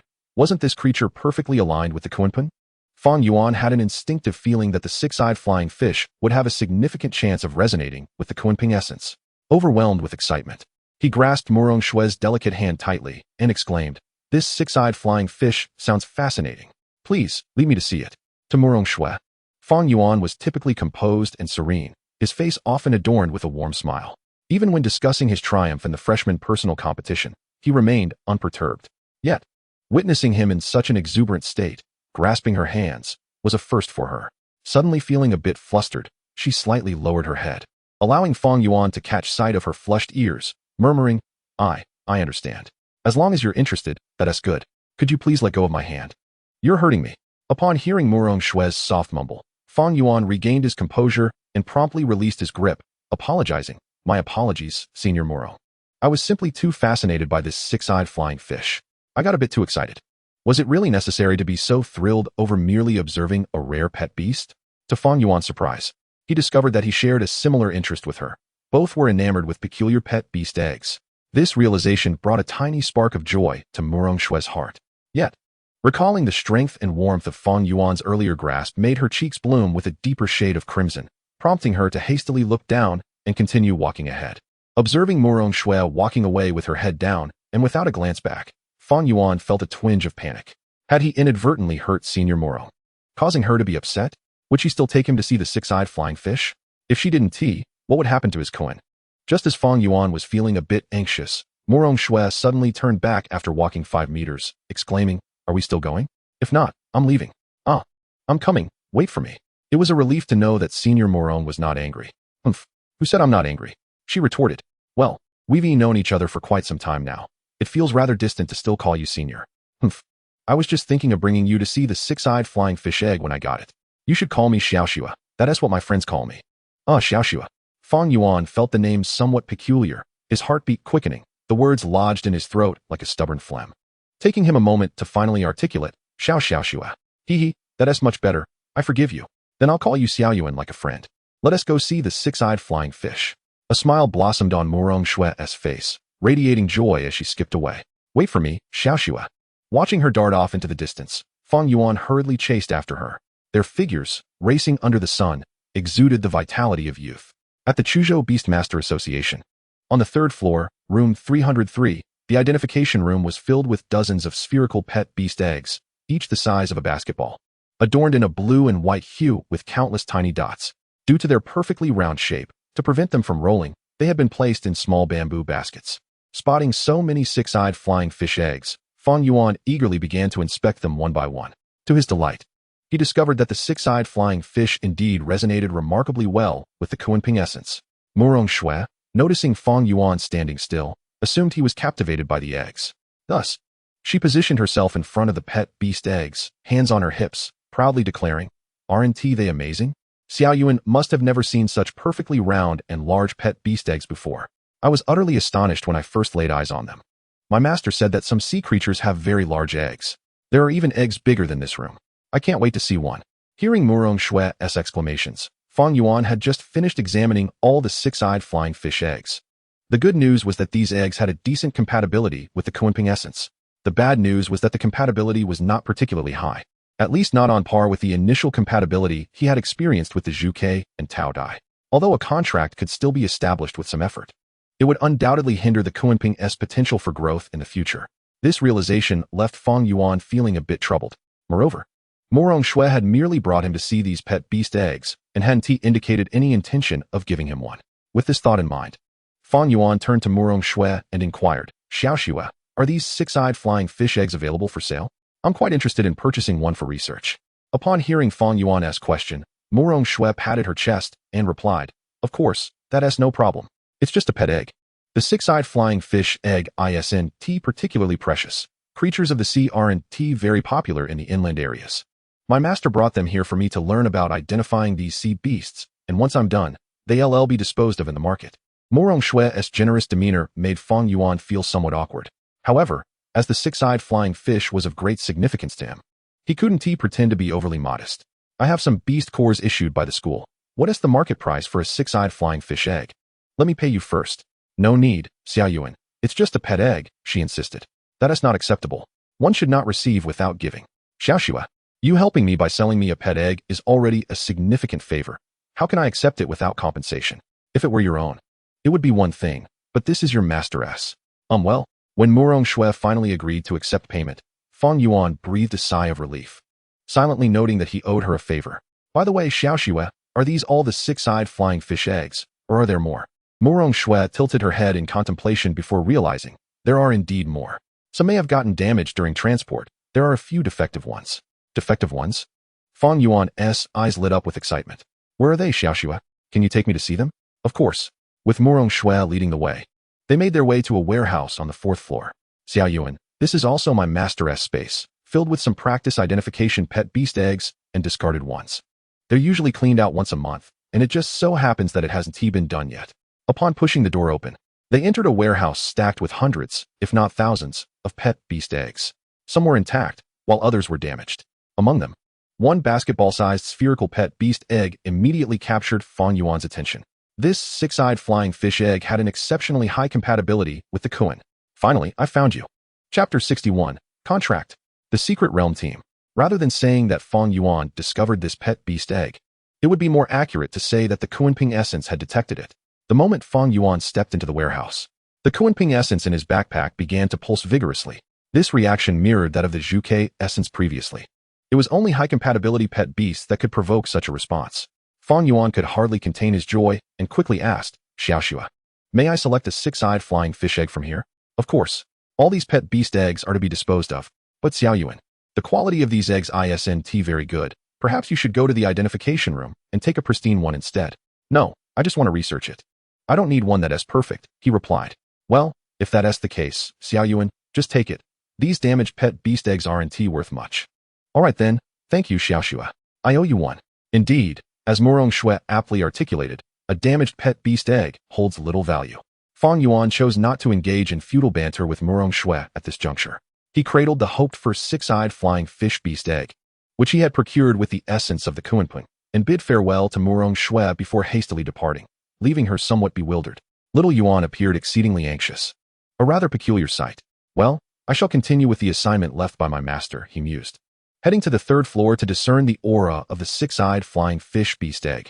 Half an hour later, Fang Yuan returned to his villa number 16, clutching the six-eyed flying fish beast egg. Upon entering his room, he placed the egg upon the table and summoned the Qiongqi and Taotie. He then rubbed his hands together, an air of excitement enveloping him as he seated himself on the sofa. Both Qiongqi and Taotie, curious, gathered around to examine the six-eyed flying fish beast egg. Chirp. Is this to be our third companion? Its aura seems somewhat unfamiliar. I have encountered it before. It appears not to be a native creature from the classic of mountains and seas.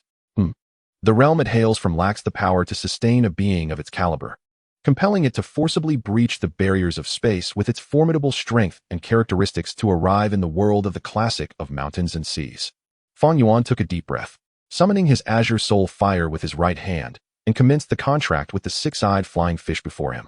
The egg, cracked and steadily losing vitality, instinctively grasped onto the contract as if it were a lifeline. In an instant, the pact was forged. Under the contract's power, the six-eyed flying fish beast egg instantaneously hatched, its shell fracturing. With anticipation sparkling in the eyes of Fang Yuan, Qiongqi, and Taotie, a creature emerged, its body a striking blend of blue and white. Measuring 20 centimeters in length, adorned with 3 pairs of eyes symmetrically placed above its gills, and sporting a pair of transparent wings as delicate as cicada wings on its fins. Is this the six-eyed flying fish? The name is indeed quite apartment. Without hesitation, Fang Yuan produced the essence of the Qiongqi at the very moment of the six-eyed flying fish's hatching and promptly placed it into its mouth. Master.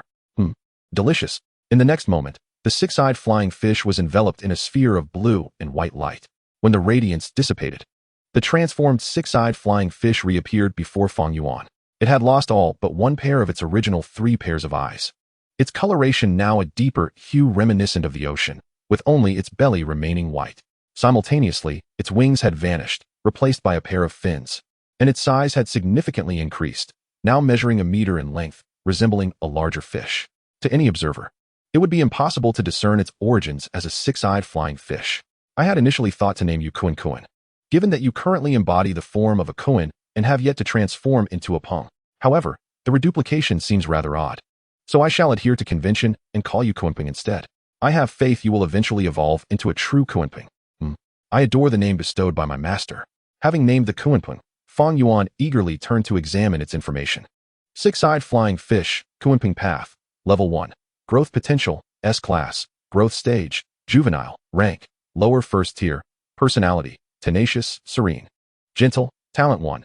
S-class sovereign of water, immunity to A-class quality or lower water attribute damage. S-class illusory fish, enormous size, has comprehended the ability to transmute distance and time. Capable of traversing space-time. Note: this talent exhibits poor stability when the realm is insufficient. Unique mythical Qiongqi true form can gain 10 seconds of Qiongqi power, significantly enhancing its capabilities, after which it enters a state of weakness for 7 days. Skills: carefree swim, can survive in any environment, free to act, cannot be restrained. Gigantification, can amplify its size 10-fold, with the multiplier increasing with realm advancement. Qiongqi path, acquires the growth path of the divine beast Qiongqi, can evolve into a true Qiongqi upon reaching its pinnacle. After perusing the Qiongqi skills, Fang Yuan found himself quite agitated. Were these abilities and talents of the Qiongqi not a tad exaggerated? The inclusion of temporal and spatial powers?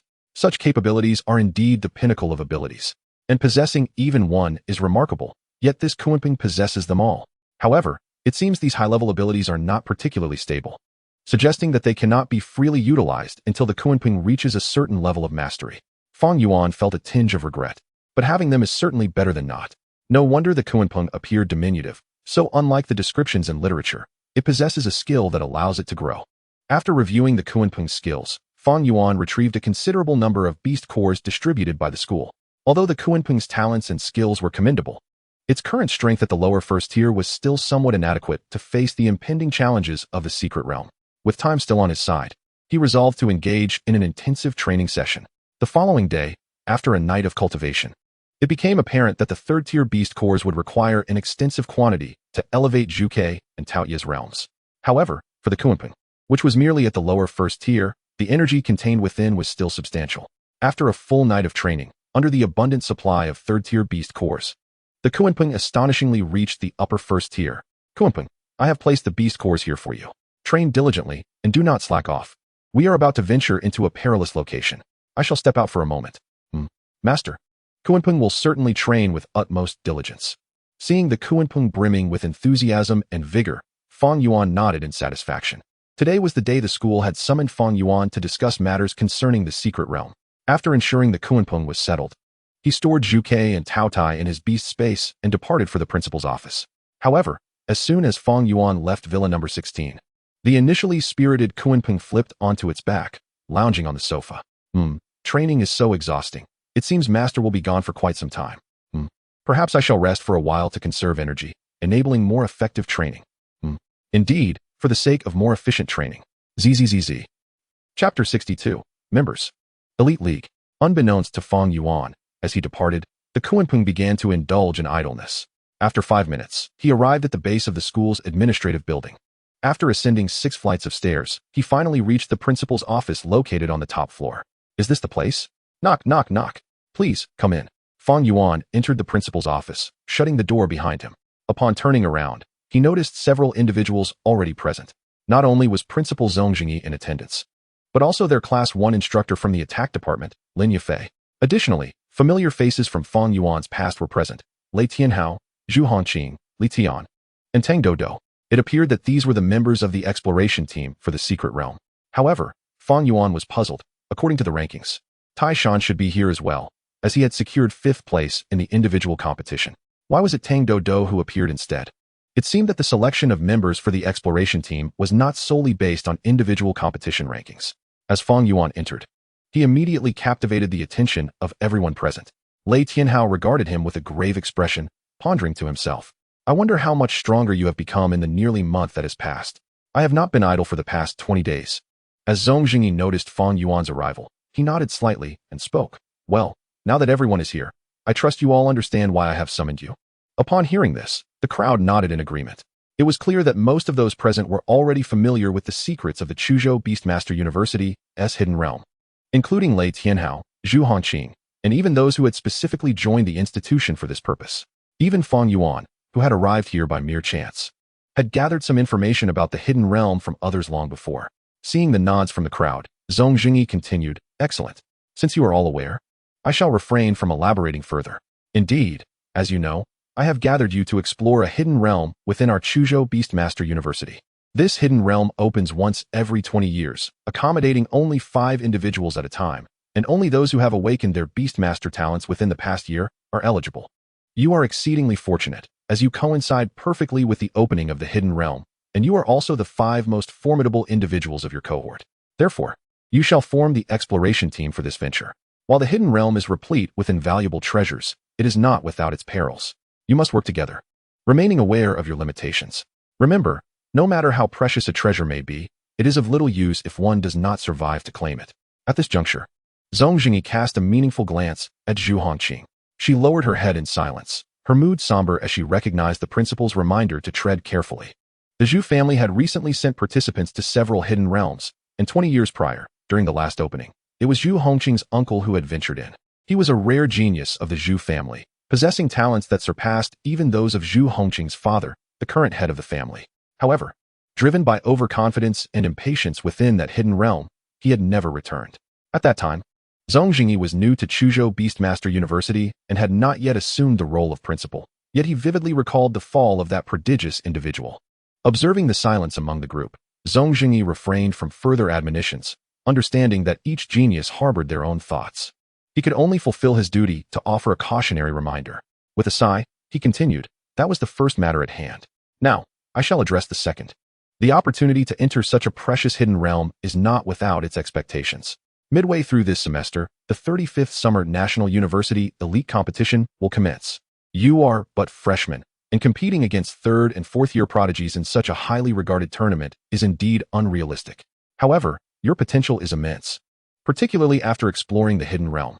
I believe that within a year or two, you will be able to harness the insights gained and represent our university in the subsequent 2 or 3 elite competitions, securing a commendable ranking for Chuzhou Beastmaster University. Upon your emergence from the hidden realm, focus on your training and consider participating in this year's elite competition as substitutes. Accompany your upperclassmen to absorb the atmosphere of the grand event and gain invaluable experience. Yes, Principal, regardless of their inner thoughts. Each individual present responded with unwavering commitment at this pivotal moment of the Hidden Realm expedition. Seeing their enthusiastic agreement, a smile crept onto Zhong Zhengyi's face, and he nodded in satisfaction. He retrieved 5 documents from the table and distributed them to Fang Yuan and the others. All right, you have a few days to prepare thoroughly. You may also take this time to establish rapport among yourselves. On the day the Hidden Realm opens, we shall reconvene. Yes, Principal. The group, all outstanding representatives of their freshman class, resided in the villa area located at the foot of the school's rear mountain, conveniently heading back together. Fang Yuan, ever since I lost to you, I have not rested for a single day. I feel my strength has improved. In this expedition, I shall uphold my promise to regard you as the captain and follow your lead. However, once we emerge from the Hidden Realm, I demand a rematch. Gazing at the fervent and resolute Lei Tianhao, Fang Yuan felt a twinge of irritation as he rubbed his temples. How did he get entangled with this battle-crazed individual? It was merely one victory. Yet, Fang Yuan could not bring himself to dislike Lei Tianhao's straightforward nature. All right, we shall discuss it after we exit the Hidden Realm. By the way, Tang Do, how did you end up joining the exploration team? Fang Yuan inquired, voicing his curiosity. Reporting in, Captain. It is as follows. The principal believes that, as a primary offensive support beastmaster, my skills will be especially beneficial for our upcoming expedition. Thus, I have been included. Observing Tang Do standing at attention and saluting with a playful demeanor, Fang Yuan felt somewhat embarrassed. We are all classmates. There is no need to be so formal. But won't Taishan have objections? Tang Do, noticing Fang Yuan's awkwardness, became even more animated. With a swift salute, she almost created a gust of wind with her hand. Yes, Captain. Of course, Taishan has objections. However, after a one-on-one duel witnessed by the principal, I completely won him over. Fang Yuan chose to ignore Tang Do's antics, reflecting inwardly. A primary offensive support beastmaster managed to convince Taishan? She must not be as simple as her performance in the individual competition suggested. Upon arriving at the villa area, the group exchanged pleasantries before parting ways. I wonder how Qiongqi is faring in his training. He must be diligent, Fang Yuan mused while opening the door. However, as he stepped into the living room, he was greeted by a chorus of rhythmic snores. Who? Upon closer inspection, he found Qiongqi sprawled on the sofa, exposing his soft belly, occasionally slapping it with his fins, blissfully asleep. Chapter 63, The Giant Dragon, The Back Mountain. The blissfully slumbering Qiongqi jolted awake at Fang Yuan's thunderous roar, trembling violently as he sprang from the sofa. What is that noise? Upon seeing Fang Yuan's darkened expression, he stammered. Master, please let me explain. No, allow me to clarify. Fang Yuan was in no mood to entertain Qiongqi's excuses. He directly assessed Qiongqi's cultivation level and found it unchanged. His expression darkened further. So, you haven't practiced at all since I left? Fine. I share some responsibility for not tailoring your training to your needs. You are different from Taotie and Zhuke, the gluttonous beast. Known for its ability to naturally enhance its strength by consuming energy-rich items, stands in stark contrast to the disciplined Zhuke, who, despite needing to refine the beast cores it devours, remains a source of reassurance for Fang Yuan. In contrast, the Qiongqi lacks both the innate talent for effortless strength augmentation that the glutton possesses and the unwavering resolve of Zhuke. Instead, it revels in leisure, content to engage in idleness. Typically, if there were no pressing matters at hand, Fang Yuan might allow the Qiongqi to cultivate at its own pace, without pressure. However, with the imminent journey to a perilous secret realm, Fang Yuan, recognizing the Qiongqi as a pivotal combat asset, would not permit such carefree behavior. Zhuke, please take the Qiongqi under your wing for training. As a senior, it is your responsibility to set an exemplary standard and guide the Qiongqi towards holistic development in virtue, intelligence, physique, and aesthetics, he instructed. Chirp, leave it to Zhuke, master. Zhuke, proudly puffing out its chest and flapping its right wing, contrasted sharply with the ashen-faced Qiongqi, prompting Fang Yuan to nod in approval. He provided them with several beast cores distributed by the academy before retreating to his own training. Time flew by swiftly. 4 days passed in the blink of an eye, and today marked the commencement of the secret realm's opening. Early in the morning, Fang Yuan concluded his training punctually and awakened to a noticeable acceleration in his cultivation speed, a result of utilizing the marrow cleansing elixir. Yet, within such a short span, and with only third-tier crystal cores at his disposal, his cultivation level had not significantly advanced and remained at the lower tier of the third stage. Meanwhile, Zhuke and the glutton, endowed with exceptional talents, had yet to feel the weight of any bottlenecks, but were similarly constrained by resources, still lingering at the lower tier of the third stage, just a step away from the mid-tier. The Qiongqi, however, under Zhu Qiue's one-on-one training, had reached the lower tier of the second stage. While still weaker than Zhu Ke and the Glutton, the Qiongqi's S-class potential, combined with its formidable innate skills, had at least equipped it with the means for self-preservation. As Fang Yuan packed his belongings, he cast a satisfied glance at his pets, feeling a twinge of guilt. With your talents, if provided with adequate resources, you should be far beyond your current levels. It seems I, as your master, am the one holding you back. He reassured them, but soon. We will enter a secret realm that many noble heirs covet, rich in resources. The extent of what we can claim will depend entirely on our strength. Let us embark on this exploration together. Chirp, meow, woof. At 7 in the morning, within the office of the president of Chu Prefecture Beastmaster University. The atmosphere mirrored that of 4 days prior. Upon confirming that his designated exploration team had gathered, Qiongqi assessed their readiness with satisfaction. Excellent, you all appear spirited. It seems you are well prepared, he declared. I have conveyed all necessary instructions in the preceding days. Let me emphasize one last point. You are still young and represent the hope of Chu Prefecture Beastmaster University. Regardless of circumstances, prioritize safety and return alive. He then appointed Fang Yuan as the captain of this expedition, acknowledging him as the strongest among the new students. The team nodded in agreement, recognizing that only Fang Yuan's leadership would inspire confidence and cohesion. Qiongqi understood that a singular voice within the team would enhance efficiency and safety. Can you uphold this responsibility? He inquired earnestly. Fang Yuan, perceiving the gravity of the president's demeanor, nodded firmly. As long as they heed my directives within my capabilities, I will ensure their safety. However, should my life be gravely threatened, I may not be able to protect them. Though Fang Yuan's response was tempered, Qiongqi felt reassured by the seriousness of his consideration, finding him far more reliable than those who boast without thought. Very well, that is sufficient. We must not delay. Let us depart.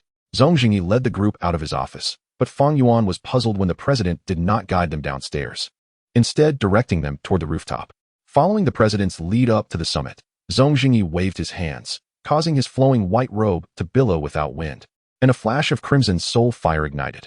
Suddenly, a massive, jet-black lizard, measuring 15 meters in length and adorned with great wings, materialized atop the building. Exuding an overwhelming sense of power, the group halted their breaths, awestruck by the formidable presence of the creature. Heavens, is that a dragon-type beast from the west? Li Tian exclaimed in disbelief.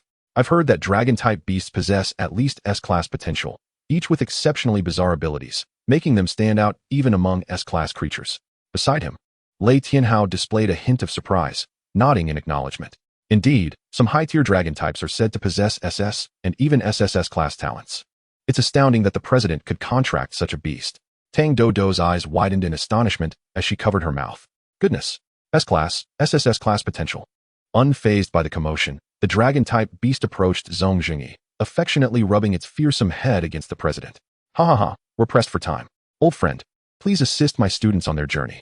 With a mighty roar, the dragon took to the skies, its wings unfurling as the group climbed onto its back. Gripping the scales tightly. Hold on tight, we're off. Qiongqi commanded, and the dragon ascended gracefully into the air.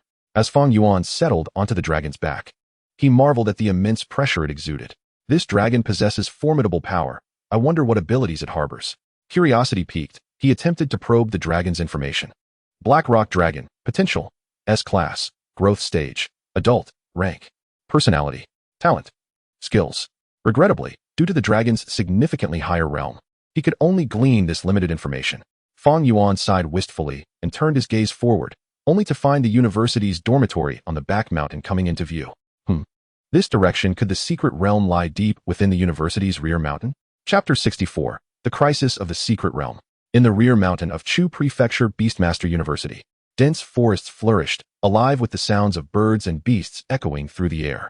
Fang Yuan recalled a day when he had intended to explore the rear mountain with Murong Shui after dinner, only to be informed by the administrator of the presence of ferocious beasts, which barred entry. Now, entering this mysterious area under the president's guidance, Fang Yuan curiously surveyed his surroundings.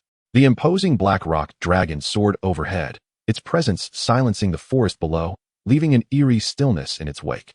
Through the gaps in the branches, Fang Yuan caught sight of several ferocious beasts cowering on the ground, trembling in fear, too afraid to make a sound. Indeed, there are ferocious beasts, albeit seemingly mere first-tier weaklings. The school's prohibition against venturing into the back mountain appears to be a mere facade. The true reason likely lies in the existence of a hidden realm within. The Black Rock Dragon did not exert its full flying capabilities. Yet the school's back mountain is not extensive. Within mere minutes, they arrived at their destination and landed. How delightful it is to possess a flying beast. Despite the short duration of flight, traversing this distance on a land beast would have been exhausting. Li Tian sighed with envy. He possessed a B-rank potential beast, the Thunder Galloping Horse, which could also serve as a mount. However, its speed paled in comparison to the headmaster's Black Rock Dragon. There are indeed numerous flying beasts, yet most are relatively small in size. Those capable of serving as mounts are invariably creatures of remarkable potential. Zhu Hanqing shook her head, surveying Fang Yuan. If her memory served her right, the fire element flying beast summoned by Fang Yuan when he defeated Lei Tianhao appeared to be of considerable size. Thank you for your efforts, old friend. With a smile, Zhong Jingyi affectionately patted the head of the Black Rock Dragon before summoning it back into the beast's space. Well then, we have arrived at our destination. The next steps are yours. Have we truly reached the hidden realm? Upon hearing this, the others began to scan their surroundings. Yet they saw nothing unusual, nor any sign of an entrance to a hidden realm. Zhu Hanqing, however, refrained from searching aimlessly. She possessed knowledge passed down through her family from multiple explorations of hidden realms and was well aware of the methods for entry. Yet she remained discreet, offering no outward indication of her understanding. After a thorough search, Tang Dodo grew increasingly agitated, ruffling her ear-length hair. Where's the hidden realm? There's nothing here at all. Headmaster, please stop being cryptic. Anyone observing the surroundings would conclude that they were merely in an ordinary corner of a forest, devoid of any hidden realm's presence. Zhong Jingyi simply smiled and remained silent. Fang Yuan recognized the headmaster's intent to test them and chose not to inquire further, instead focusing intently on the intricate details of their surroundings. However, it had been 20 years since the last hidden realm was opened, a span sufficient to erase all traces. After some time searching, Fang Yuan found nothing. Just as he contemplated giving up, a sudden inspiration struck him, and he activated the detection ability bestowed upon him by the system to scan the area.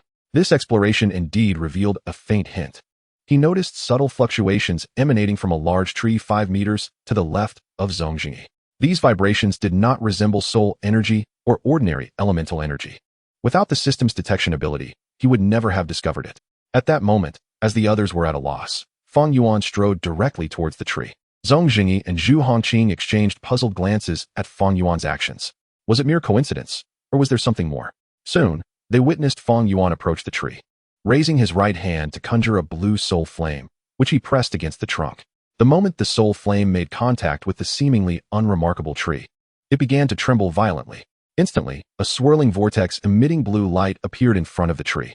Fang Yuan, how did you discover this? Zhong Jingyi's face bore an expression of disbelief. The entrance to this hidden realm was exceptionally well concealed. Without fortuitous circumstances, they would never have uncovered its existence. Yet Fang Yuan had managed to identify the entrance in such a brief span of time. Zhong Jingyi had intended to caution them about being vigilant and safe regarding the hidden realm entrance before they entered.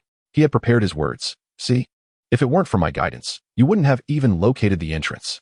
However, he found himself outshone by Fang Yuan's effortless discovery. With a resigned shake of his head, he remarked, it appears that selecting you as the team leader was a wise decision. Be attentive while exploring the hidden realm. 7 days from now, regardless of your location, a passage will appear nearby.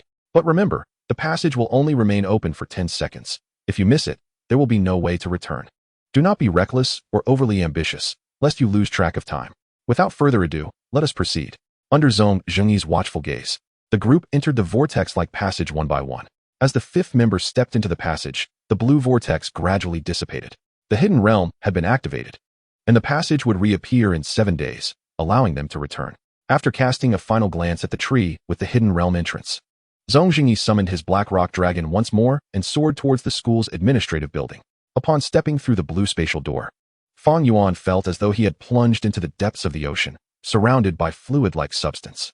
It seemed as if mere seconds had passed, yet it felt like days. Just as he began to feel an overwhelming urge to succumb to the depths, he suddenly spotted what appeared to be a robust, rounded fish that carried him to the surface. When Fang Yuan opened his eyes, he found himself lying on the ground, surrounded by several concerned faces. It was Lei Tianhao, Zhu Hanqing, and others. Upon seeing Fang Yuan awaken, they all breathed a sigh of relief. Just moments before, they had traversed the spatial door and found themselves instantly transported to this realm. Ironically, the strongest among them, Fang Yuan, who entered first, seemed to have experienced something that left him unconscious, alarming them all. How could their captain faint before they even began exploring the hidden realm? Fortunately, it wasn't long before Fang Yuan regained consciousness. You're finally awake. You scared me. Tang Do Do exhaled deeply, smoothing her flat chest. Fang Yuan appeared somewhat dazed. It seemed that only he had encountered an unexpected event. And what about that large fish? It bore a striking resemblance to a koan. Just as he pondered these questions, the koan from his beast space suddenly spoke. Master, you just experienced a spatial turbulence, and I was the one who rescued you. It may be because you are not a native of this world, leading to a slight mishap. Now it makes sense. Although he didn't fully comprehend the situation. Since the koan could resolve it, there was no need to dwell on the past. I'm fine. Perhaps I was just dizzy from not having breakfast, Fang Yuan chuckled, brushing off the dirt from his clothes and rising to his feet. Sure, believe that. As a beast master, how could you possibly suffer from low blood sugar? Tang Do Do rolled her eyes at his dismissive attitude. Seeing that Fang Yuan was all right, the others turned their attention to the surrounding environment of the hidden realm. They found themselves in a vast and expansive grassland, not markedly different from the outside world, though the air felt significantly fresher. Taking a deep breath invigorated them considerably. The air here seemed to possess a higher energy density. Cultivating in this environment would surely yield remarkable results. Indeed, it's a pity we can only remain here for 7 days. You are free to remain here if you wish. It is entirely possible to refrain from entering the portal for another 7 days. However, be warned, should you choose this path, it will be 2 decades before you can emerge again. Ignoring the playful banter between Li Tian and Tang Do Do, Fang Yuan surveyed his surroundings, noting no peculiarities. He then inquired of his companions, what knowledge do you possess about the secret realm? Where shall we venture next? The group fell silent, including Lei Tianhao, who was aware only that the secret realm harbored treasures coveted by 9th-tier powerhouses, yet they remained oblivious to the specifics of this particular domain. Their gazes instinctively turned towards Zhu Hongqing, who hailed from a prestigious family known to possess insights about the secret realm. Zhu Hongqing, does your family not have knowledge regarding the secret realm? Which direction should we take? Zhu Hongqing shook his head slightly, replying, our family's records contain only a map of the abandoned ruins within the secret realm, merely noting that the ruins lie within a forest, without providing a precise route. After all, according to our family's inherited information, the entry point into the secret realm may differ each time. Upon hearing Zhu Hongqing's words, Fang Yuan nodded thoughtfully and summoned his Zhuke. Upon witnessing the Zhuke that had once defeated him, Lei Tianhao's pupils constricted. Fang Yuan mounted the Zhuke, grasping its feathers, and glanced back at the group, stating, I shall ascend and survey the surrounding area from above to ascertain our next course of action. With that, Fang Yuan took flight on the Zhuke, searching for the forest Zhu Hongqing had mentioned. To the south, nothing. To the west, still nothing. Wait, what is that ominous shadow in the sky? This dark mass appears to be moving, and it is directed towards us. Fang Yuan furrowed his brow and scrutinized it closely. Species, black wind sparrow. Growth stage, adult. Tier, upper second tier. Growth potential, C grade. Temperament, bloodthirsty. Talent, wind element affinity. To his alarm, it was a swarm of black wind sparrows, an unknown multitude of upper second tier ferocious beasts. Realizing the nature of the shadow, Fang Yuan hastily directed the Zhuke to descend. A flock of unidentified black flying beasts was rapidly approaching from the east, evidently headed in their direction. The others, having not seen the dark shadow, lacked any concept of its numbers. However, Zhu Hongqing's expression grew tense, and he suddenly seemed to recall something. Looking at Fang Yuan with urgency, Fang Yuan, were you able to discern the specific appearance of those black flying beasts? They seemed to resemble avian creatures, but I couldn't see them clearly.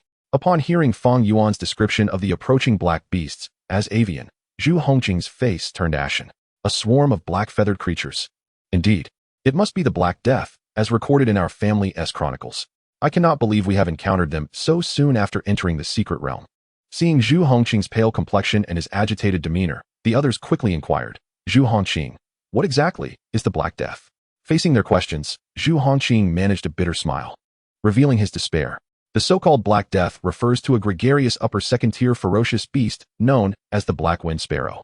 Do not be deceived by its individual weakness. Whenever the Black Wind Sparrows mobilize, they do so in the thousands. Even 4th-tier beasts struggle to survive against a swarm of Black Wind Sparrows, let alone us. If we were in a forest, we might stand a chance, but we currently find ourselves in an open plain. There is no escaping this. What? Thousands? And all upper second tier. Zhu Hongqing's revelation left the group ashen-faced. Even Lei Tianhao, who was typically brimming with confidence in his strength, appeared troubled. These were gregarious, ferocious beasts, numbering in the thousands. Not to mention, each black wind sparrow was at least upper second tier. Even if they were merely first tier, their sheer numbers would wreak havoc. I can unleash my full power, which rivals that of a fourth-tier beast. Yet the overwhelming number of black wind sparrows poses a grave threat. My 7-colored illusion butterfly can only affect a limited number of them, beyond 100. The effectiveness diminishes significantly. Moreover, my demon ape knight possesses few area of effect attacks. Just as despair began to settle among the group, Fang Yuan's gentle cough broke the heavy atmosphere. Ahem, there is no need for such despair. I have a plan to deal with these black wind sparrows. In their moment of hopelessness, his words were akin to a refreshing oasis in the desert. Captain, is that true? We won't have to die? Exclaimed one, astonished. Have you truly grown this strong in just a few days? Fang Yuan smiled and replied, my pet, the Qiongqi, possesses a wide area attack skill that is more than sufficient to handle these black wind sparrows. However, the sheer number of them is daunting, and the skill does have a cooldown of several seconds. During this interval, the black wind sparrows will likely swarm us. We must work together to defend ourselves and protect one another. Once the Qiongqi has eliminated a sufficient number of them, they will inevitably flee. Fang Yuan spoke no exaggeration. His Qiongqi, at first tier, had a skill, flame envelopment, with a range of several dozen square meters. Now, having reached third tier, the coverage of flame envelopment had expanded to several hundred square meters.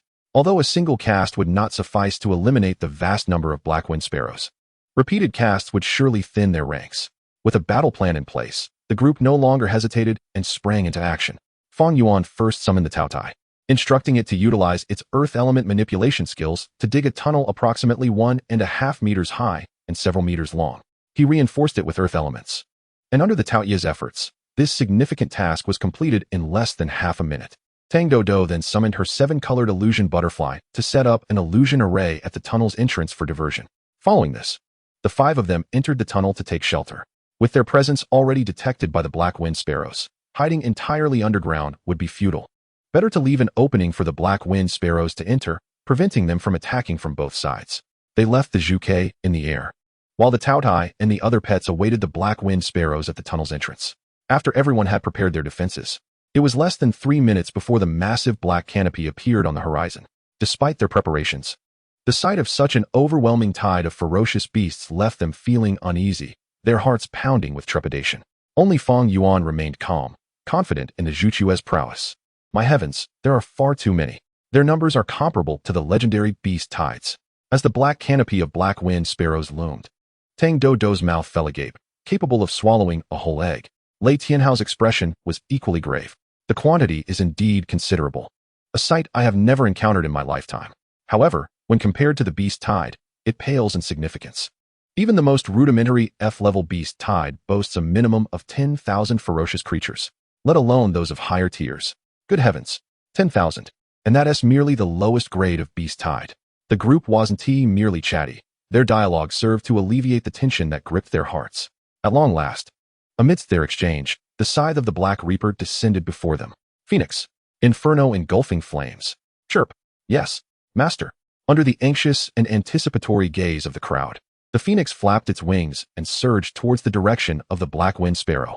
In an instant, a torrent of crimson flames, staining the entire sky, surged forth towards the darkened celestial canopy, tearing a massive gash into the black firmament. Thud, thud, countless charred black wind sparrows plummeted to the ground like dumplings. Bravo, Captain. Splendidly executed. Goodness. Captain, you're incredible.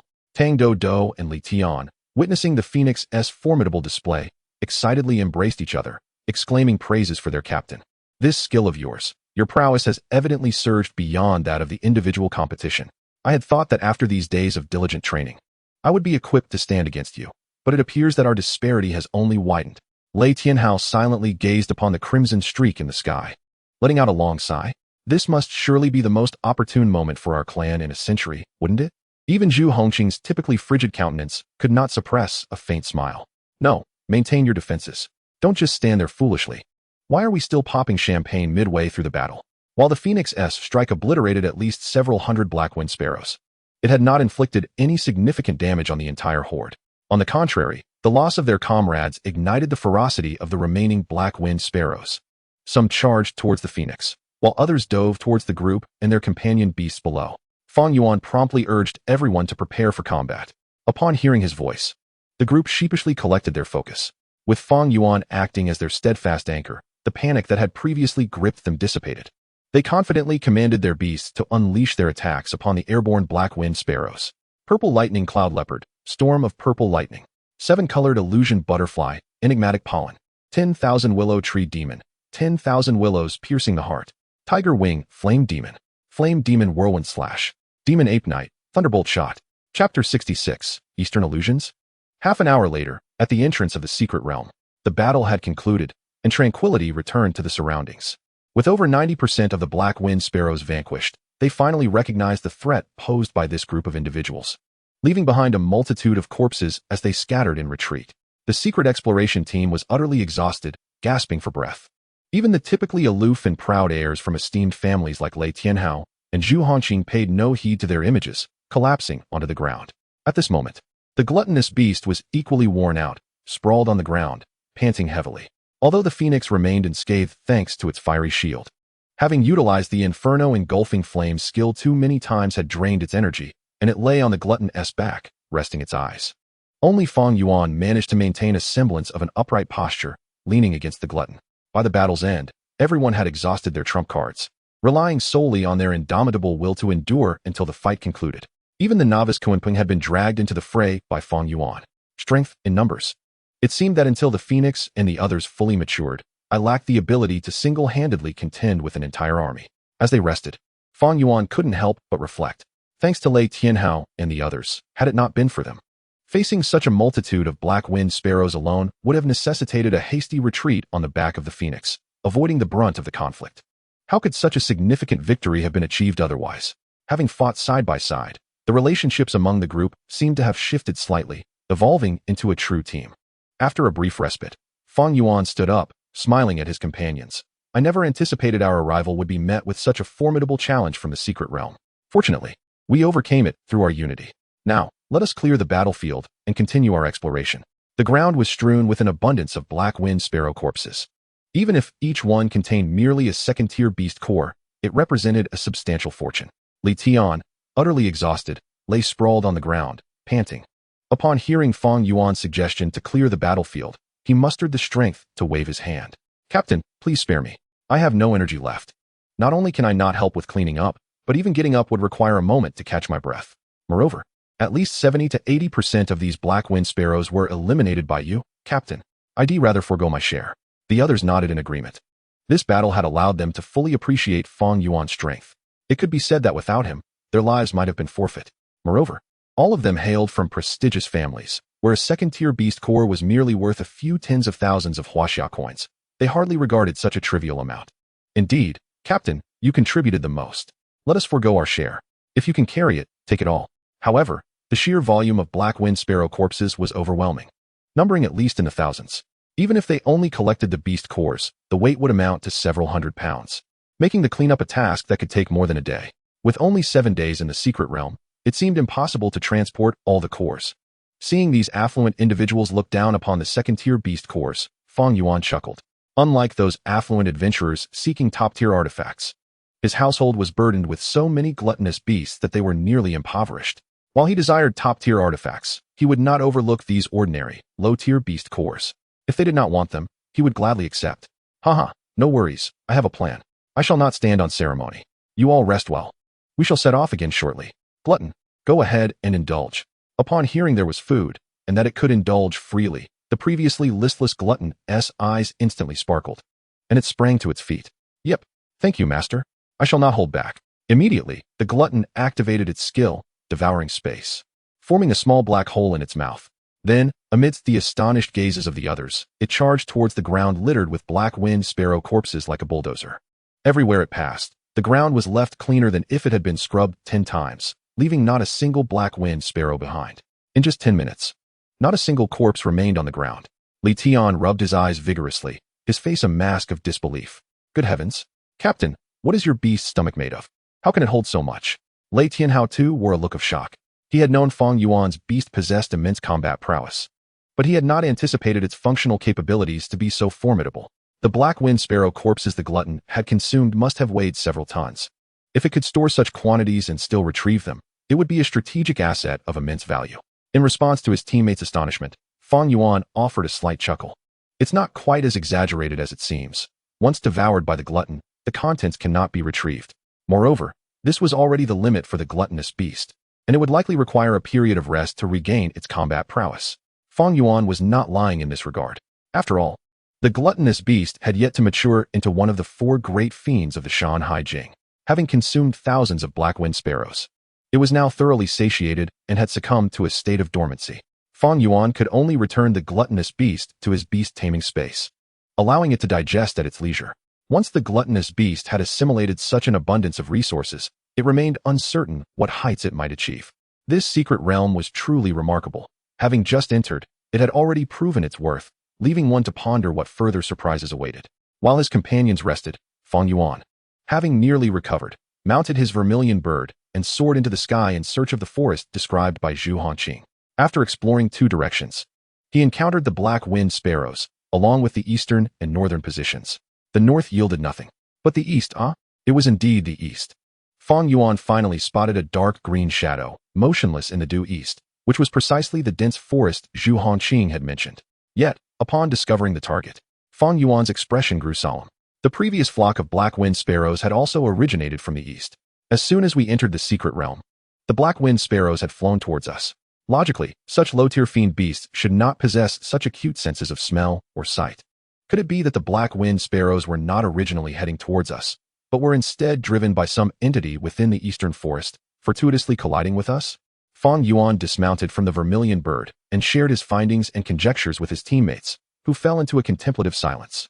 Having just endured the sudden onslaught from the black-winged sparrows, their initial confidence had waned. Yet, they were not so fragile as to be easily deterred. They had just entered the secret realm, and with nothing to show for it, it would be foolish to retreat now. Indeed, that would be quite humiliating.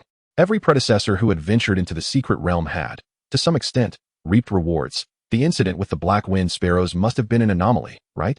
As beast tamers, if they feared danger, they might as well return home and live the life of a pampered heir. Precisely. Since we've discovered the direction of the ruins, let us proceed forthwith. Observing the renewed confidence among his companions, Fang Yuan nodded. Very well, let us head east. Although everyone had yet to fully recover, time was of the essence. We shall travel while resting on our beasts. Except for Tang Do, everyone had a mount. Since only Li Tian's Thunderhoof horse could accommodate 2, he would have to carry Tang Do. Hey, where are your hands going? You lewd scoundrel. What are you doing? I'm merely giving you a ride, and you dare to slander me. You little rascal. You've got nothing to show, and I do feel embarrassed to even touch you. You, shameless. Amidst laughter and banter, they pressed onward toward the eastern forest. Chapter 67, A Surge in Power. The mountains appeared deceptively close. Similarly, the forest that seemed just within reach was, in reality, a great distance away. After a full 2 hours of travel, Fang Yuan and his companions finally arrived before the dark green thicket. Towering trees, some reaching dozens of meters in height, loomed within the forest, blocking out light and sound, enveloping the area in tranquil stillness. Even before entering, they felt an oppressive aura. It was as if a warning was inscribed at the entrance, proclaiming the inherent danger. The group did not rush in recklessly, but under Fang Yuan's direction, retreated a full 3 kilometers to regroup. The soul power they had expended in the previous battle had yet to be replenished, and the gluttonous beast remained in a state of slumber. This forest exuded an air of peril. It was imperative that they regain their optimal condition before venturing inside. Lei Tianhao and the others nodded gravely in agreement. They had indeed consumed a significant amount of soul power while deploying their beast-taming skills, and the journey had not allowed for any recovery through the use of crystal cores. They promptly sat down, beginning to meditate and replenish their soul energy. Fang Yuan first checked on the status of the gluttonous beast in his beast-taming space. It was soundly asleep, and it remained uncertain when it would awaken. However, the gluttonous beast's once distended belly, swollen from its feast of black-winged sparrows, had noticeably shrunk. It appeared that digestion would not take long, and it would soon rouse. After assessing the gluttonous beast, Fang Yuan opened his system shop. He glanced at his points. Current points, 113,000.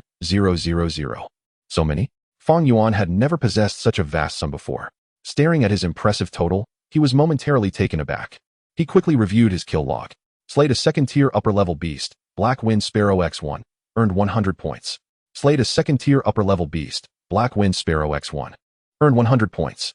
The sheer volume of information was overwhelming. Having previously spent all his points, he now realized that each black wind sparrow yielded 100 points. By this calculation, he had just slain a staggering 130 black wind sparrows. Initially, he thought the corpses and beast cores represented his greatest gains. But it turned out the most substantial reward lay within the points themselves. Containing his excitement, he perused his system shop. Spirit Spring, degrade, 1,000 points. Spirit Food, degrade, 1,000 points. Spirit Fruit, degrade, 10,000 points. Random Beast Tamer Skill Book, limited to 1 exchange, 10,000 points. Beast Tamer Skill Advancement Book, limited to 1 exchange. Select any Beast Tamer talent skill to enhance its quality, 10,000 points. The once seemingly unattainable Random Beast Tamer Skill Book, requiring a staggering 10,000 points, now appeared less grand in the eyes of Fang Yuan, who held over 100,000 points. The Random Beast Tamer Skill Book had been a long-standing resident of his system shop, and it was time to acquire it. Furthermore, he would also obtain the Skill Advancement Book. The Qiongqi had never consumed a spirit fruit to enhance its growth phase, and both the Gluttonous Beast and the Vermilion Bird still had D-grade spirit fruits to consume. 1 F-grade spirit fruit, 1 E-grade spirit fruit, and 3 D-grade spirit fruits totaled 36,000 points. How affordable. I'll take that. After a spree of purchasing, Fang Yuan exhaled in satisfaction. Having acquired so many items, he still had a substantial 57,000 points remaining. There was no way he could spend it all. Delightful. I've longed to shop in this system store, and now I finally indulged. It seems that in order to accumulate points, one must seek out social creatures like the black wind sparrows. With the gluttonous beast still in slumber and digesting, Fang Yuan decided to place the spirit fruits into the beast taming space for the Qiongqi and Vermilion Bird to consume first. He then utilized the Random Beast Tamer Skill Book he had just exchanged. He was eager to see what kind of talent skill this random skill book would bestow upon him before deciding which skill to enhance with the advancement book. Using Random Beast Tamer Skill Book, acquired Beast Tamer Talent Skill, Damage Transfer. Damage Transfer. The Beast Tamer can transfer the damage they endure within 10 seconds to a designated pet beast. Surprisingly, it was a life-saving skill. Upon witnessing the newly acquired skill of Damage Transfer, Fang Yuan felt a profound sense of satisfaction. Although this skill did not augment his combat prowess, it significantly enhanced his survival capabilities as a beastmaster, particularly in light of the formidable strength of his beasts. The ability to avert a fatal blow from an adversary proved to be remarkably practical.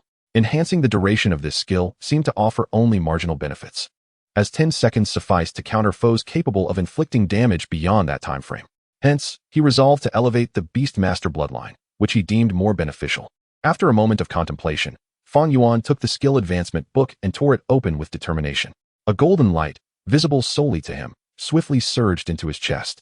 Skill advancement successful. B-grade Beastmaster bloodline has been elevated to A-grade. Beastmaster bloodline. A-grade. The Beastmaster gains access to all attributes of their beasts at level 20. In that fleeting moment of ascendance, Fang Yuan felt an overwhelming torrent of energy penetrate his being, filling him with newfound vigor. Possessing the attributes of the divine beasts, the Vermilion Bird, Taotie, and Qiongqi, it would not be an exaggeration to refer to him as a humanoid monstrosity. Feeling the surging power within, he could not help but clench his fists in exhilaration, imagining that he could now rend fierce beasts apart with his bare hands. In the distance, Li Tian, who was resting, observed Fang Yuan tearing a book and then excitedly clenching his fists, his face a canvas of thrill. He instinctively recoiled, muttering to himself, "Wow, the captain certainly has a unique way of unwinding. Could it be that he is also academically challenged? Is tearing books his method of relieving stress?" The arduous process of restoring spiritual energy was slow. They had just come close to exhaustion, and it would take at least an hour to regain their peak condition. Once Fang Yuan completed his skill upgrade, he busied himself by examining the growth of Qiongqi and Vermilion Bird in the beast space. Noting they had both reached adulthood and significantly increased in size. After a brief consideration, he delved into the system shop, engaging in a fervent shopping spree. Spent 1,000 points. Acquired Spirit Spring D-grade, X1. Spent 1,000 points. Acquired Spirit Spring D-grade, X1. In total, Fang Yuan redeemed 57 bottles of D-grade Spirit Springs, leaving his points utterly depleted. As they were about to enter the dense forest, he reasoned that these points would yield no interest if left unused. Converting them into strength was far more prudent.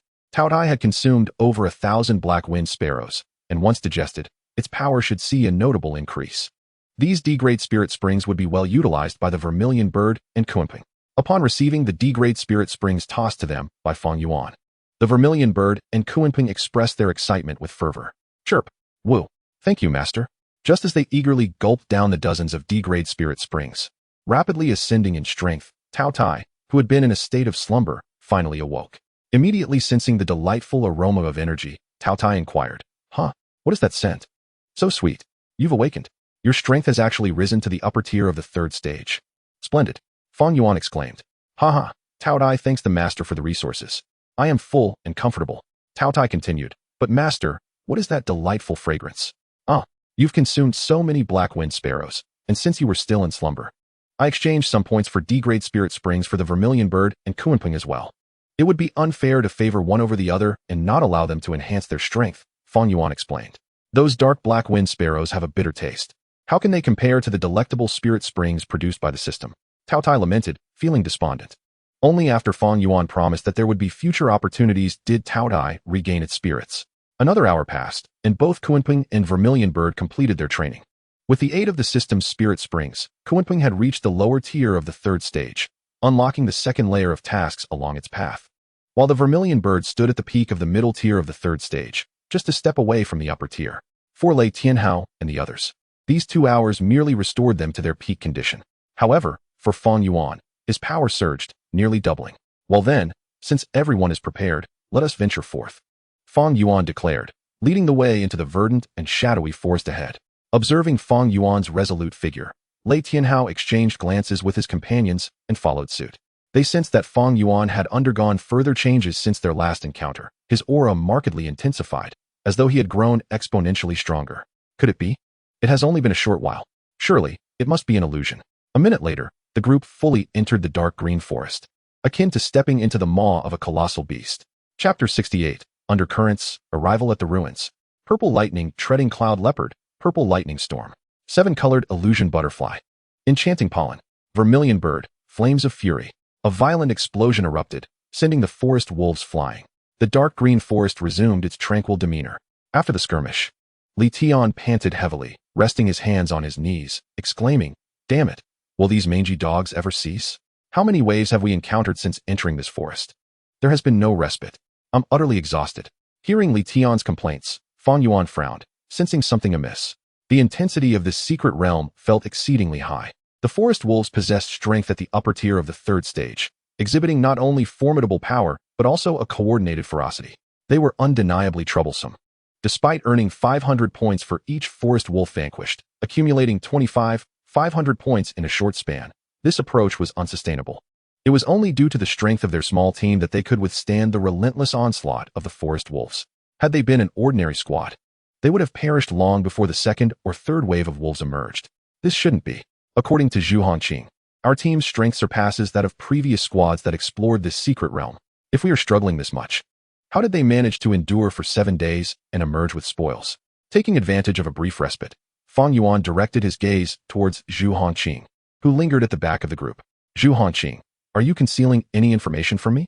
The intensity of this secret realm is clearly abnormal. Had I not intervened in time, Tang Do could have been bitten by the forest wolves. If you do not divulge what you know, I may have to consider leading the team out of this forest for the safety of the others. Treasures are worthwhile, but one must have their life to enjoy them. Upon hearing Fang Yuan's words, Tang Do shivered in fear, clutching her arms, and cast a grateful glance at him. The others regarded Qiongqi with skepticism. Among them, only Qiongqi possessed the most knowledge about this secret realm. Could it be that she was withholding something? Under the scrutiny of her companions, Qiongqi felt uneasy and stammered, and no, that's not it. I have concealed no information. Moreover, according to the family records, this secret realm has never undergone significant changes. Each time we enter, the circumstances we face are quite similar. However, this time, we were confronted not only by the Black Reaper at the outset, but also faced relentless attacks from the forest demon wolves as we ventured deeper into the dense woods. This indeed seems rather unusual. It is highly probable that some unknown transformations have occurred during the 2 decades the realm remained closed. Unknown transformations? What distinguishes these past 20 years of closure from the previous cycles of 20 years? Why has such a considerable change manifested this time? Observing Qiongqi's demeanor, which did not suggest deceit, Fang Yuan nodded slightly and addressed the group. Qiongqi is our comrade. She has fought alongside us through numerous battles, confronting the same perils, and has always exerted herself without reservation. I have faith that she has not withheld any information. We all heard her explanation just now. If anyone has further doubts, please voice them. If not, let us unite and cast aside any suspicions. If we allow discord among ourselves, the path ahead will become increasingly arduous. As the others nodded in agreement, Fang Yuan cleared his throat and spoke with conviction. We entered this secret realm in pursuit of invaluable artifacts, for which we have all made significant sacrifices. For instance, Lei Tianhao, you forsook a superior institution to attend the Beastmaster University in Chuzhou for this very endeavor. Surely, none of you wish to return empty-handed? Let us continue our exploration deeper into the forest. If the dangers ahead exceed our expectations, we shall withdraw decisively and refrain from entering this woodland again for the next few days. Upon hearing Fang Yuan's proposal, the group responded eagerly. Captain, we shall heed your guidance. After the recent intense battles, I feel on the verge of a breakthrough. It would be regrettable to leave with nothing. Though treasures would certainly be a welcome addition, Lei Tianhao remarked with a chuckle. I would indeed feel discontented to merely retreat, but as captain, I will follow your orders. Fang Yuan, whether to remain or depart. As the group regained their trust in him, Zhu Hongqing cast a grateful glance at Fang Yuan. Having established their operational plan, Fang Yuan led the exploration team further into the dense forest. Unbeknownst to him, he surveyed the surrounding environment with keen observation. After enduring several fierce assaults from the forest demon wolves, the group took a brief respite. It seemed the ferocious wolves had been sufficiently intimidated, vanishing entirely from sight. What is going on? I thought the forest demon wolves were fierce. Have they lost their nerve? Thank goodness we weren't frightened by them earlier, otherwise we would have suffered greatly, Li Tian quipped, effortlessly dispatching a forest cat demon of mere third-tier strength with his demon ape knight. Are you an imbecile? Have you forgotten who was sent sprawling by the forest demon wolves just moments ago? Now that the danger has passed, you've conveniently forgotten the fear? Humph. At least I didn't turn pale as you did, nearly crying for your mother, retorted Tang Dodo, sparking a playful exchange of banter between the two. Nevertheless, the atmosphere among the team lightened considerably, dispelling the earlier tension. Fang Yuan smiled, instructing Taotie to devour the corpse of the forest cat demon before turning to Zhu Hongqing. We must be nearing the ruins, correct? Zhu Hongqing nodded, replying, according to the information left by our ancestors, it should take an entire day's journey. However, this calculation accounts for encounters with ferocious beasts and rest periods. Our journey thus far has been relatively undemanding, aside from the initial skirmishes. At this rate, we should reach our destination by dawn tomorrow. Of course, this estimate is based on the absolute time consumed. In this dim forest, our sense of time may not be entirely accurate. The darkness of the woods posed a challenge. Were it not for the rougher bark of the trees leaning towards the east, discerning direction would have been even more problematic. By dawn tomorrow, then? In that case, there is no need to rush. Let us camp here for the night and take turns keeping watch. After resting, we can make a concerted effort to reach the ruins. The group hastily set up camp, consuming a bit of their provisions before falling into a deep slumber. Last night was peaceful. The anticipated onslaught of ferocious beasts never materialized, allowing them a restful night. It was eerily tranquil, prompting even Li Tian to comment, "What is going on? Why were there no beasts last night? Did I guard for nothing? You should be grateful there were no beasts. Had a horde of forest demon wolves arrived, you would have been in for a rude awakening." Another member quipped, "All right, let us eat and make haste towards the ruins." "Yes, Captain," Li Tian and Tang Dodo responded in unison, their voices booming as if trying to outdo one another. "Keep it down, you two. Are you trying to attract the beasts?" After more than an hour of travel, they encountered a few more moderate beasts along the way. Finally, the path opened up before them, revealing a spacious clearing. Zhu Hongqing's eyes gleamed with excitement. "We've arrived. The ruins are just ahead." Chapter 69, The First Challenge. Figures. Upon noticing the light filtering through the forest, Zhu Hongqing dashed forward eagerly, with the others hastening to keep pace. Just a few steps in, they were captivated by the sight before them, rendered momentarily speechless. Before them lay a circular clearing spanning over 1,000 square meters, seemingly untouched by the encroaching dark green wilderness, as if some arcane spell had been cast to preserve its sanctity. At the center of the clearing stood a magnificent structure, over 30 meters tall, constructed entirely from gray marble. The edifice remained intact, adorned merely with a cloak of greenish moss from centuries of exposure to the elements. A massive stone door, towering 5 meters high, stood ajar, revealing an abyss of darkness within, reminiscent of an ancient beast's gaping maw. Such a grand monument must surely be the remnant of some extraordinary entity. The realm is indeed shrouded in mystery. Wait, I can't shake this ominous feeling. Something about this relic seems off. Must you be so dramatic? Why not take a cue from the captain and exhibit a bit more composure? Surely, a relic without danger wound simply present its treasures for us to claim? Fang Yuan nodded thoughtfully, stating, "A renowned water-type beastmaster once said, the greater the storm, the more valuable the fish. Since we have come this far, retreating is not an option. Let us proceed and investigate." With that, Fang Yuan took the lead toward the entrance of the ruins. Did a beastmaster really say that? Li Tian murmured in confusion behind him. But it sounds so profound. Does it mean that higher risks yield greater rewards? With a leader as capable as Fang Yuan, possessing both strength and knowledge, Li Tian resolved to remember the phrase for future use. The group followed closely behind Fang Yuan, crossing the threshold into the ruins. As soon as they entered, dim yellow lights illuminated the interior, prompting everyone to prepare for battle. Stay calm, everyone. According to our family records, this has been the case each time we entered the ruins. Seeing the tension among the crowd, Zhu Hongqi hurriedly offered an explanation. Upon hearing her words and observing that nothing was amiss, the onlookers gradually calmed their minds and began to take stock of the environment within the ruins. They found themselves in what appeared to be a grand hall, soaring over 20 meters high, flanked by 12 pairs of robust stone pillars that were symmetrically arranged. These pillars were adorned with intricate carvings, exuding an eerie yet captivating beauty. At the far end of the hall stood a statue of a deity, towering several meters high, featuring 4 arms and 4 legs, clad in formidable armor, with a grotesque visage and hollow, pitch-black eyes that bore little resemblance to humanity. What manner of being is this? Is it the creature that constructed this ruin, or merely a figment of imagination? The 4 arms and legs are rather abstract, aren't they? Enough, speak less, came Tang Dodo's interjection. However, Li Tian, unfazed by her admonition, was about to continue his jest when suddenly, the enormous stone door behind them, towering 5 meters high, seemed to be propelled by some mysterious force and slammed shut with a thunderous sound that reverberated, causing discomfort to their eardrums. Yet, rather than panic, the crowd regarded it as part of the normal proceedings.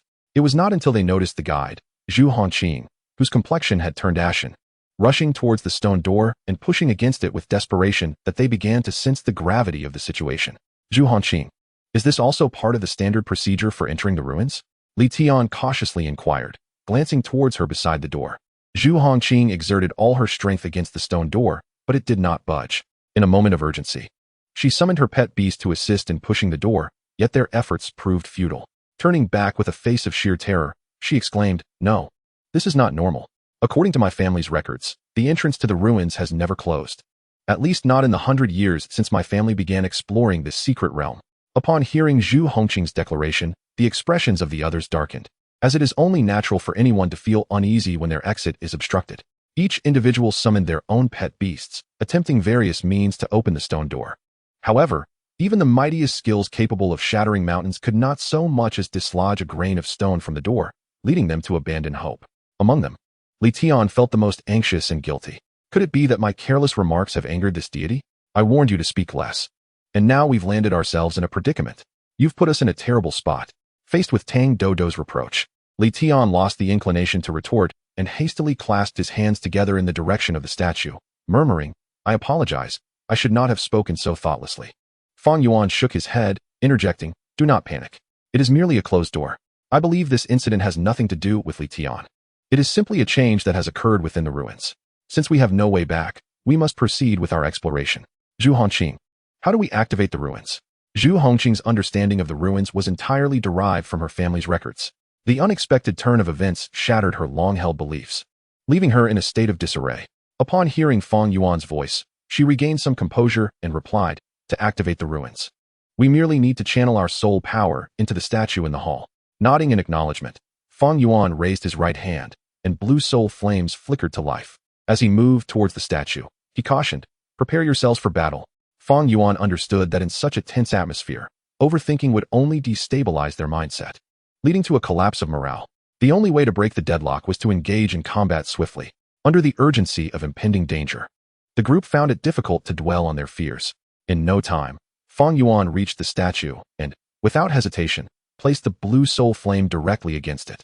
He then swiftly retreated to stand alongside his companions. The others had already adjusted their states as Fang Yuan approached the ruins. Summoning their pet beasts and forming a protective circle, their expressions grave as they surveyed their surroundings. They did not have to wait long. Within a minute, a deep, resounding voice echoed throughout the temple. The first challenge of the ruins has commenced. Defeat the guardian to receive rewards and advance to the next level. Before they could react, a blue portal appeared before the statue. Suddenly, a figure emerged, disheveled and clad in tattered clothing, with greasy hair cascading down to the waist, head bowed, obscuring their features.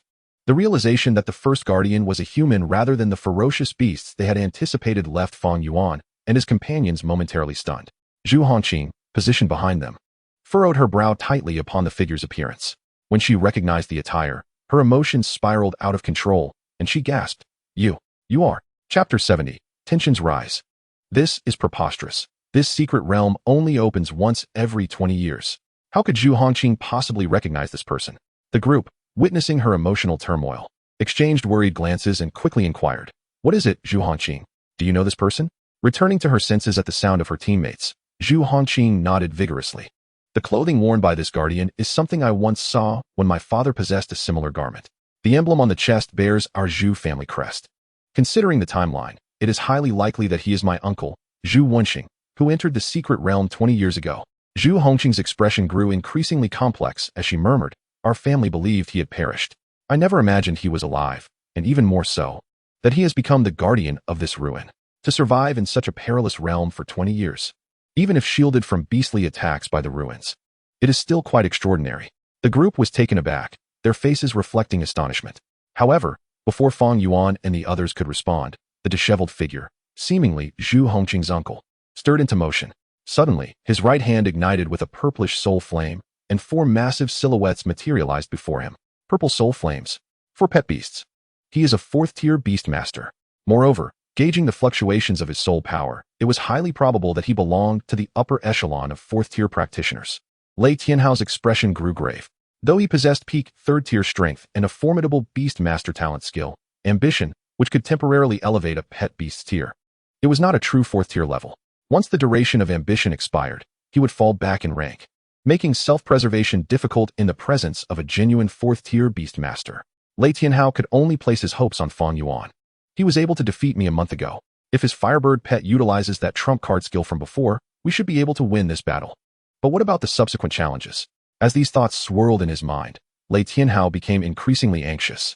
Recalling that Fang Yuan's Zhuke would take an interminable amount of time to regain its combat strength after using true form of the Zhuke.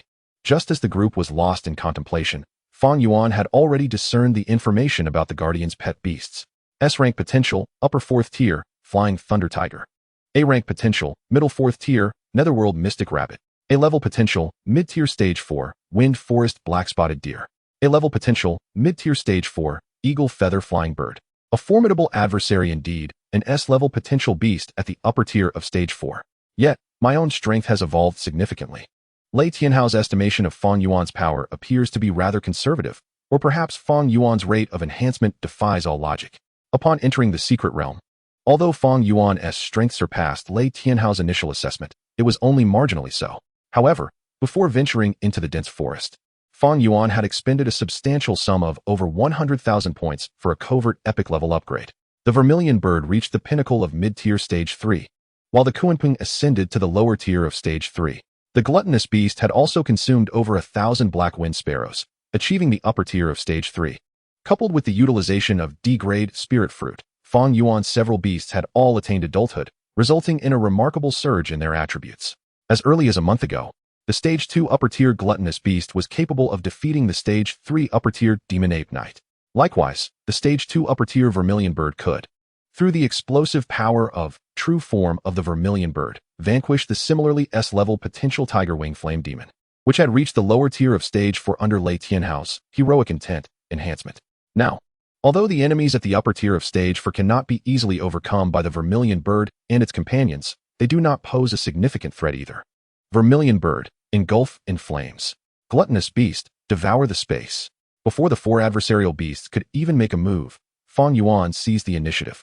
He retained the comparatively weaker Qiongqi as a mobile force while allowing the Vermilion Bird and gluttonous beast to launch a direct assault.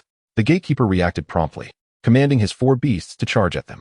In genuine combat, every fraction of a moment must be contested. Opportunities must not be squandered. Observing Fang Yuan's actions, the others hurriedly followed suit, directing their beasts into the fray. Only Zhu Hongqing stood hesitantly, torn, for the gatekeeper before her was likely her own uncle. She could faintly recall scenes from her childhood, of her father lamenting before her uncle's memorial. Zhu Hongqing, regardless of whether he is your uncle, he is our enemy now. Focus on the battle if you wish to survive. Yes, Captain, although the Vermilion Bird and Gluttonous Beast were considerably stronger, the presence of 4 stage 4 beasts on the opposing side meant that even the mightiest could be overwhelmed. The distractions provided by Lei Tianhao and his allies' beasts were crucial, rendering Zhu Hongqing's combat prowess far from inconsequential. Chastened by Fang Yuan's admonishment, Zhu Hongqing quickly regained her composure and joined the battle. With her participation, each of the gatekeeper's beasts faced 3 to 5 adversaries, effectively restraining them. Seizing the opportunity, Fang Yuan's Vermilion Bird and Gluttonous Beast unleashed a decisive strike.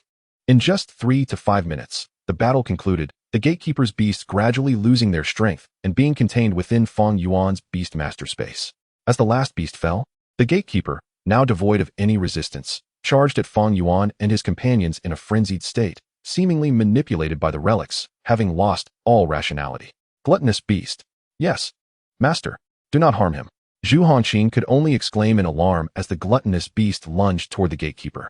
With a mighty swipe of its jaw, it struck. Slap. Zhu Hongqing shut her eyes, dreading the sight of a gruesome spectacle. Yet, when she cautiously opened them, she found the gatekeeper unconscious on the ground, devoid of the horrific scene she had envisioned. It turned out that the gluttonous beast, under Fang Yuan's instruction, had merely held back, sparing the gatekeeper from being crushed entirely. Relieved that her uncle was unharmed, Zhu Hongqing breathed a sigh of relief and cast a grateful glance at Fang Yuan. Thank you, Captain. Fang Yuan, however, shook his head, saying, it is not so simple.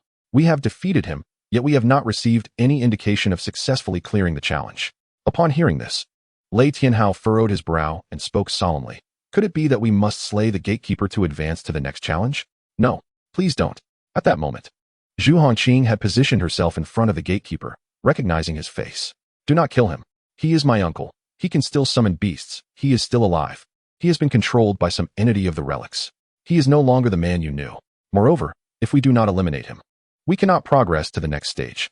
Do you wish for us to be trapped here? The expression on Lei Tianhao darkened as he responded coldly. Li Tian and Tang Dodo also positioned themselves beside Lei Tianhao, regarding Zhu Hongqing's uncle as the gatekeeper, as an entity that must be slain. Faced with their escalating pressure, Zhu Hongqing remained resolute, standing defiantly before her uncle. As the team seemed poised for internal discord and disintegration, Fang Yuan suddenly interjected. Do not be so anxious. Perhaps I possess a solution. Really, Captain? Captain, you seem to have a solution for everything. You are truly omnipotent. At Fang Yuan's words, the tense atmosphere among the group dissipated instantly. Their trust in Fang Yuan, cultivated over time, assured them that if he claimed to have a solution, it must indeed exist. Only Lei Tianhao remained skeptical. While he acknowledged Fang Yuan's strength, he felt the current situation transcended mere power dynamics. Fang Yuan offered no further explanation, smiling softly as he approached the gatekeeper, still shielded by Zhu Hongqing. His Vermilion Bird possessed a skill that had yet to be utilized, and now seemed the opportune moment. Seeing Fang Yuan approach, Zhu Hongqing lowered her guard, allowing him to proceed. Fang Yuan halted beside the unconscious gatekeeper and inquired, by the way, Zhu Hongqing, what was your uncle's level upon entering the secret realm? Chapter 71, Rewards, Awakening. Fang Yuan's seemingly casual question caught Zhu Hongqing off guard, plunging her into contemplation. My uncle must have been at the upper tier of stage 3 when he entered the secret realm. Captain, why do you ask? Upper tier stage 3. Upper tier stage 4. Ha ha ha. Oh, it's nothing, just a casual inquiry. Vermilion Bird, let us test. Purifying Flame. Yes, master. The Vermilion Bird performed a graceful spin and landed beside Fang Yuan. A golden light began to emanate from it, gentle and warm rather than blinding. Zhu Hongqing and the others nearby felt enveloped by the comforting golden radiance, as though their very beings had been cleansed, invigorating them immensely. Captain possesses such restorative abilities? Indeed, though I wonder about its efficacy. As the warmth permeated her, Zhu Hongqing relaxed her anxious heart, eagerly gazing at the Vermilion Bird. At that moment, the Vermilion Bird had not yet fully unleashed the purifying flame. The golden light was merely the elemental energy generated in the skill's initial stage. Purifying Flame could indeed be instantaneously activated, but to ensure its purifying effect, Fang Yuan allowed the Vermilion Bird to gather energy for a full minute. Only then did he release the amassed elemental energy toward Zhu Hongqing's uncle, Zhu Wenqing. The golden holy flames erupted, entirely enveloping Zhu Wenqing. What surprised Zhu Hongqing was that a mere flicker of the purification flame, which could invigorate the spirit, unleashed a violent reaction within Zhu Wenqing. Under the purifying glow of the purification flame, Zhu Wenqing's body contorted painfully, resembling a shrimp scalded by boiling water. his face a mask of agony and rage as he writhed violently, emitting blood-curdling screams that sent shivers down the spine. "Ah, uncle!" Zhu Hongqing, witnessing Zhu Wenxing's torment, rushed towards him but was abruptly halted by Fang Yuan. "Do not move. Look." Once Zhu Hongqing was restrained, he regained a semblance of composure and turned his gaze to the agonized Zhu Wenxing.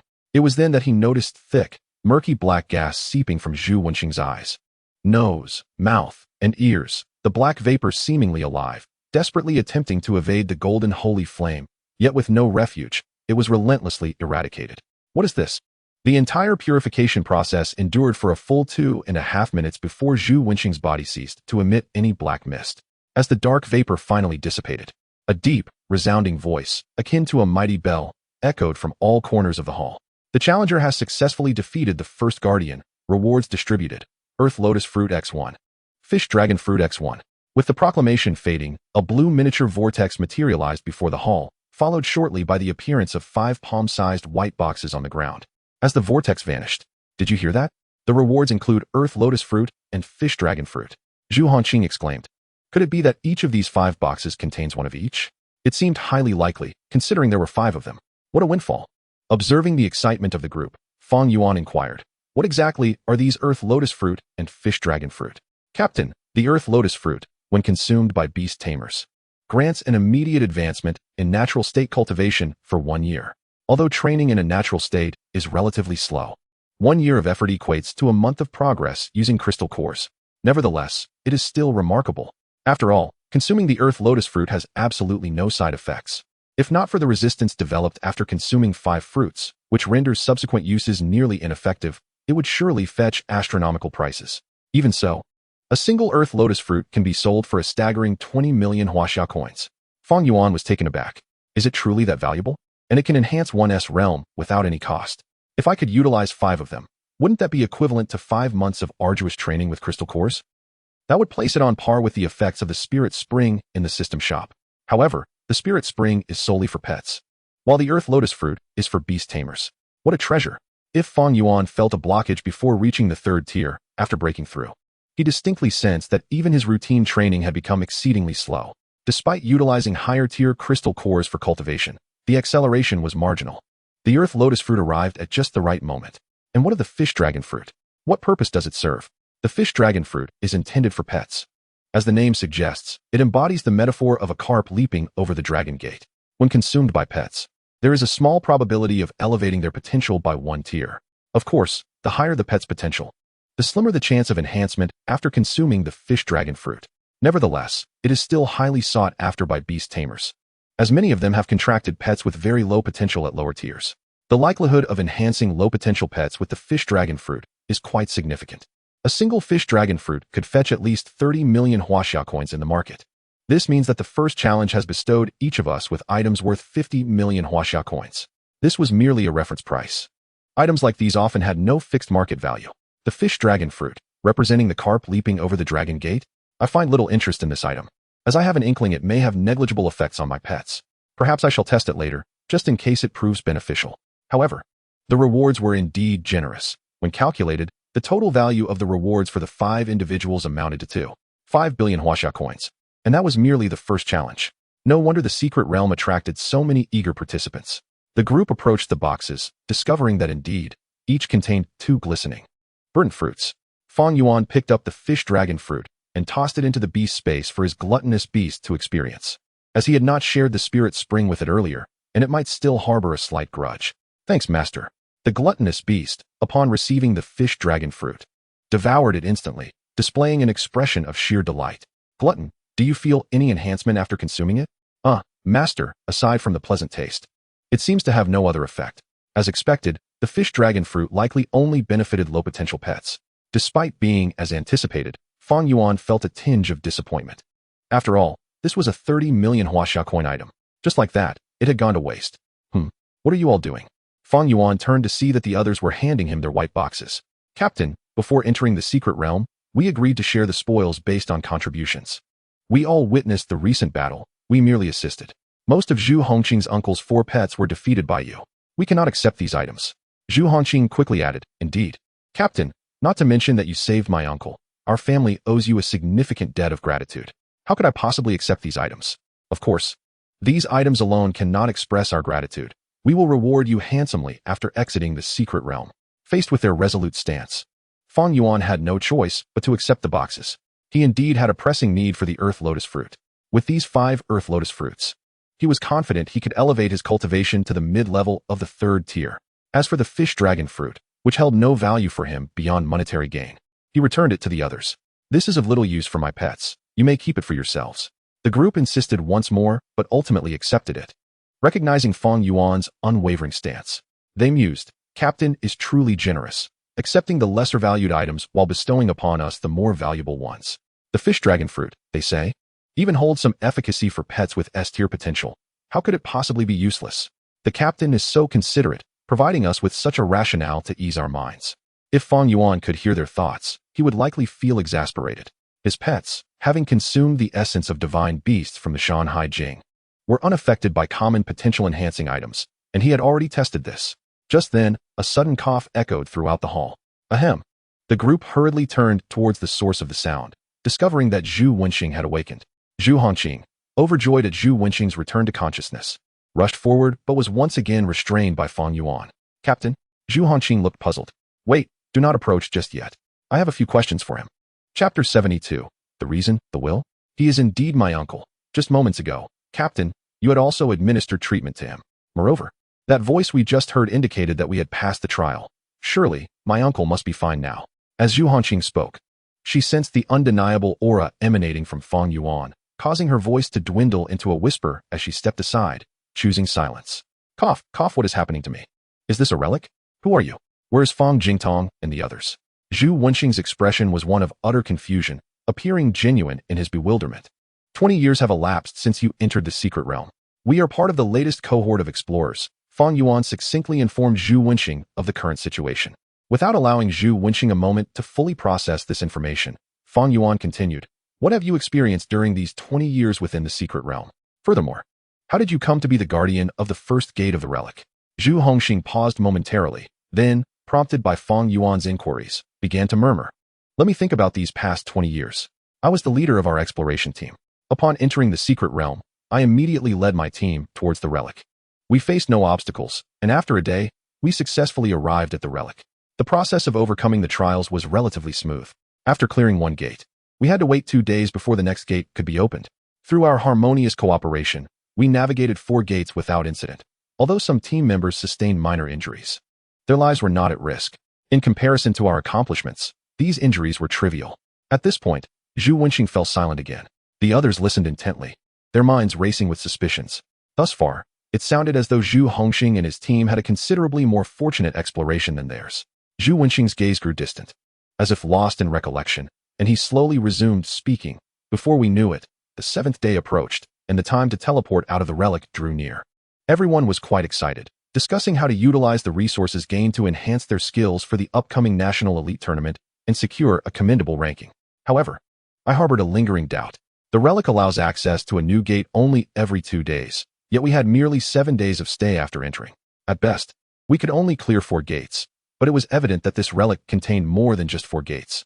During this time, I recalled the family mission, which required me to locate the remaining fragments of the Breaking Army combined formation within the secret realm. I had an inkling that these fragments might be concealed within the subsequent gates of the relic. Yet, time was limited, and I had no choice but to forego this pursuit, intending to return to my family and relay this information. Soon, the time came for the teleportation portal to activate, allowing our return. The forest was fraught with fierce beasts, yet during our days of rest within the relic, it felt exceedingly safe. The beasts dared not approach, and everyone was at ease. As the teleportation portal activated, we awaited quietly within the relic.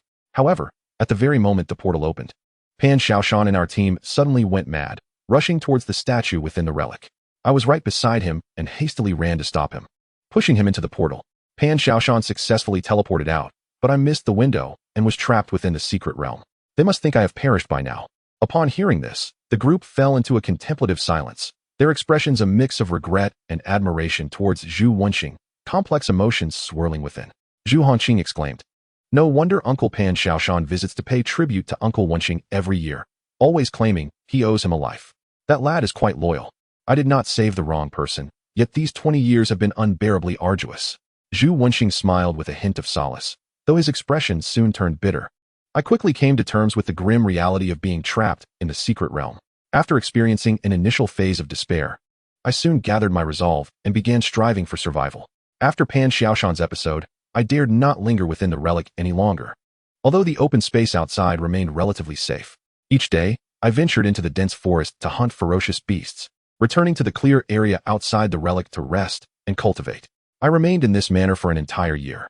Finally, just as my spirit teetered on the brink of collapse, I broke through to the lower fourth tier. I made a long-held decision, a decision to enter the relic alone and continue through the subsequent trials. What? Alone? Observing the shock on the faces of those around him, Zhu Wenxing seemed to grasp their unspoken thoughts. He shook his head and continued, I understand this is perilous. Each trial is significantly more challenging than the previous. The fourth trial alone had pushed our entire team to their limits, inflicting considerable injuries. Even with my breakthrough to the fourth tier, I lacked absolute confidence. Yet, I found myself with no other options. Breaking through to the fourth tier and exploring the relic was the only thought that kept me going through the year. If I did not continue searching for a way out, I would truly lose my mind. Fang Yuan nodded in agreement. Individuals like the protagonist of Robinson Crusoe, who could endure prolonged solitude in the wild, were indeed a rarity. The majority of people could not withstand the pervasive loneliness that accompanied such isolation. With ample preparation, I entered the relic and began challenging the fifth trial. Then, at this juncture, Zhu Wenxing's entire visage contorted in anguish. Then what? I seemed to have lost all memory of what followed. The next thing I recall is a void, followed by the present moment. As for the memories of the intervening years, they have vanished entirely. This left the group momentarily at a loss. Just then, Fang Yuan, deep in thought, nodded and dropped a heavy bombshell. Indeed, as I suspected, if my deductions are correct, there should be others within this secret realm. What? Others? The astonishment was palpable on the faces of the group at Fang Yuan's conclusion. Captain, are you suggesting there are other explorers, like Uncle Zhu Hongqing, who entered the secret realm before? Fang Yuan shook his head, clarifying, no, it should only be him. The others I refer to may not be human at all, but rather other sentient beings. Zhu Wenxing appears to have been manipulated by the consciousness of this entity.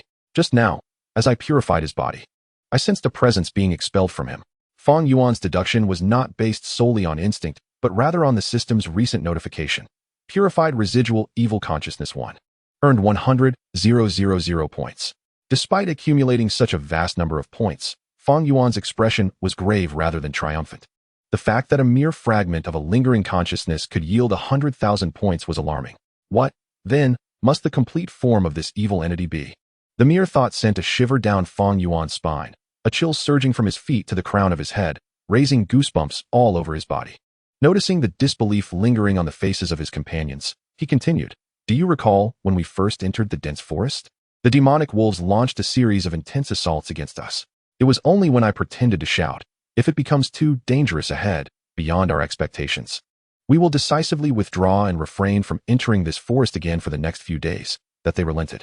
Chapter 73, The Seed of Evil. Is the secret realm coming to an end? The group reflected on this. As they ventured into the dense forest, the ferocity of the beast attacks was undeniably intense. However, after Fang Yuan allowed them a moment to recuperate, the subsequent ferocity of the beasts seemed to wane, enabling them to reach the ruins with ease. Could it truly be as Fang Yuan suggested? Nodding, Fang Yuan continued, from my deductions, that entity deliberately guided us into the ruins.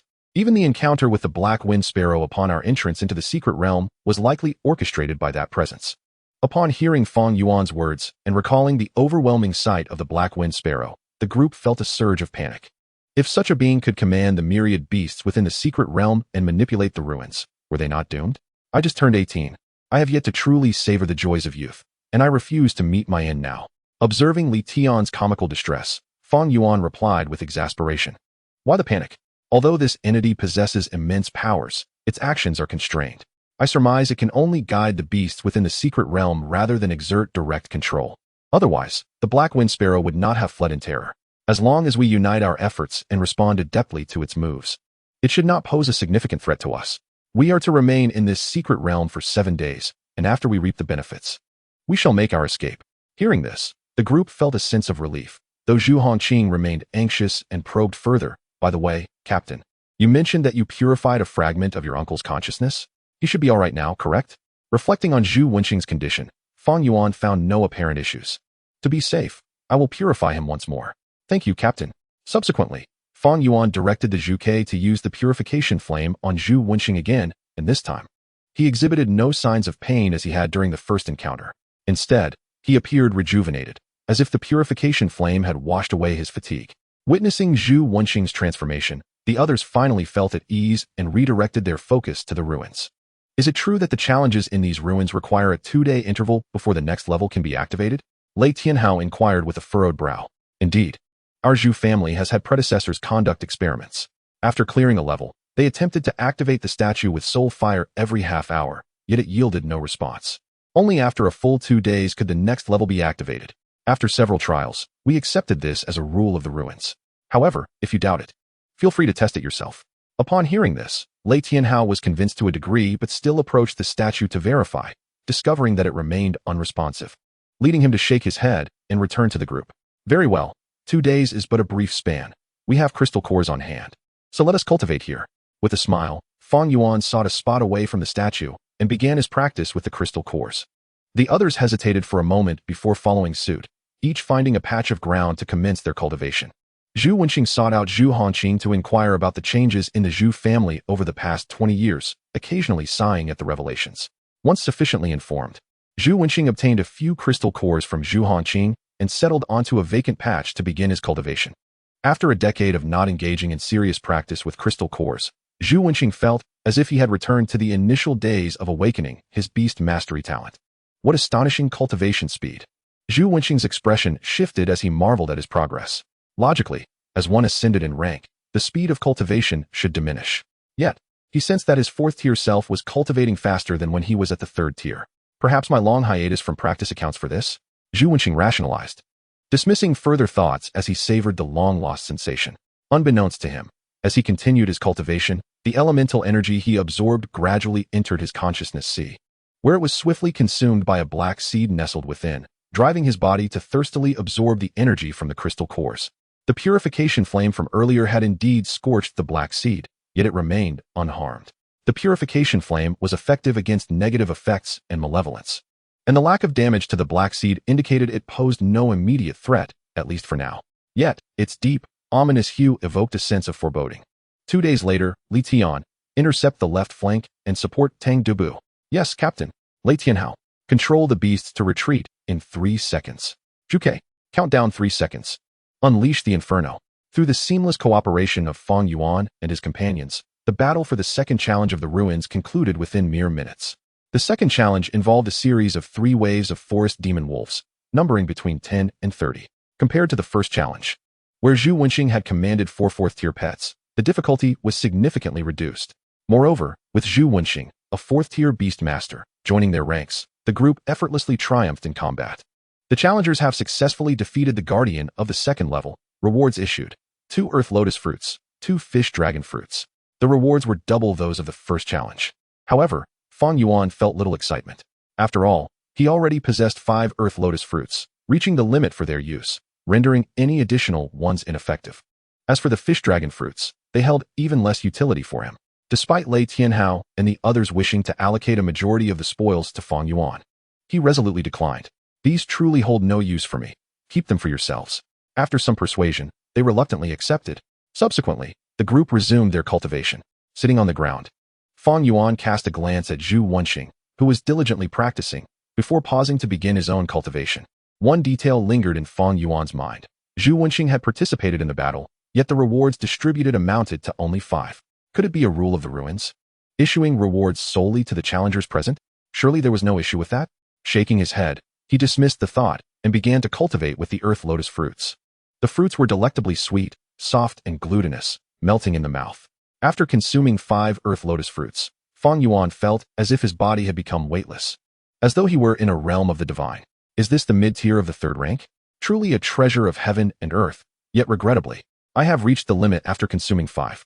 For the next 2 days, he would have to rely on crystal cores to gradually cultivate. 2 days later, the challengers have successfully defeated the guardian of the 3rd level. Rewards issued: 1 heaven lotus fruit, 1 strong bone powder, 1 elemental resonance potion, enhancing the absorption speed of elemental energy for 1 year. 4 days later, the challengers have successfully defeated the guardian of the 4th level. Rewards issued: 2 heaven lotus fruits, 2 strong bone powders, 1 vitality elixir, allowing stamina and energy to recover more swiftly for 1 year. Today marked the 7th day since Fang Yuan and his companions had entered the secret realm, and their time before exiting was drawing near. Chapter 74. Humanity, a shocking transformation. With the addition of Zhu Wenxing, a 4th-tier beast master of remarkable talent, and the utilization of items acquired from the ruins, their strength had notably increased. Over the past few days, Fang Yuan and his companions had navigated the challenges of the 3rd and 4th levels of the ruins with ease and without incident. The effects obtained from the Heavenly Lotus Fruit far surpassed those of the Earth Lotus Fruit, effectively enhancing 2 years' worth of natural cultivation progress. Consuming a single Heavenly Lotus Fruit equates to an immediate advancement equivalent to 2 months of cultivation using crystal cores. The usage limit for the Heavenly Lotus Fruit is likewise capped at 5 fruits, and according to the principle of equitable distribution, Fang Yuan has received the maximum allowable quantity. This implies that, upon utilizing all 5 Heavenly Lotus Fruits, Fang Yuan could directly reap the benefits of 10 months of cultivation with crystal cores. Having just ascended from the lower tier of the 3rd rank to the mid-tier, he is highly likely to directly break through to the upper tier of the 3rd rank. He would then be merely a step away from the 4th rank. In addition, the rewards from the ruins include a potent concoction known as strong bone powder, which can augment the physical strength of pet beasts. This powder is particularly beneficial for those whose primary attribute is physical strength, such as Lei Tianhao's pet beast, the tiger-winged flame demon, which specializes in power and fire elements. After consuming a sufficient quantity of strong bone powder, its strength can increase by 10%. Do not underestimate this seemingly minor enhancement. It is worth noting that Lei Tianhao's tiger-winged flame demon possesses S-rank potential, and a 10% increase in power is equivalent to the total strength of a weaker A-rank potential pet beast of the same level. However, this item holds little utility for Fang Yuan. His pets are elegant mages rather than brutish warriors. Even the seemingly ferocious Taotie and the large-bodied Qiongqi predominantly employ elemental damage, seldom relying on raw physical strength. Moreover, as beings infused with the essence of divine beasts from the classic of mountains and seas, their inherent physical strength already surpasses that of most pet beasts, rendering such external items rather insignificant in comparison. It would be far more practical to consume additional beast cores or imbibe a few more bottles of spiritual spring water. Coincidentally, Lei Tianhao requires a substantial amount of strong bone powder, so he generously purchased 3 portions of it from Fang Yuan at a premium using the crystal cores he had on hand. Thank you for your generosity, Captain. A rare smile of delight appeared on Lei Tianhao's otherwise calm and serious face. No trouble at all, we each get what we need. This crystal core is precisely what I require, Fang Yuan replied with a smile, gazing at the bag containing 25th rank crystal cores and 25th rank beast cores, quietly marveling at the wealth. Truly, he is a scion of a prestigious family, a veritable tycoon, carrying such a significant number of 5th rank crystal and beast cores, each valued at 2.6 million Huaxia coins. The total is over 100 million.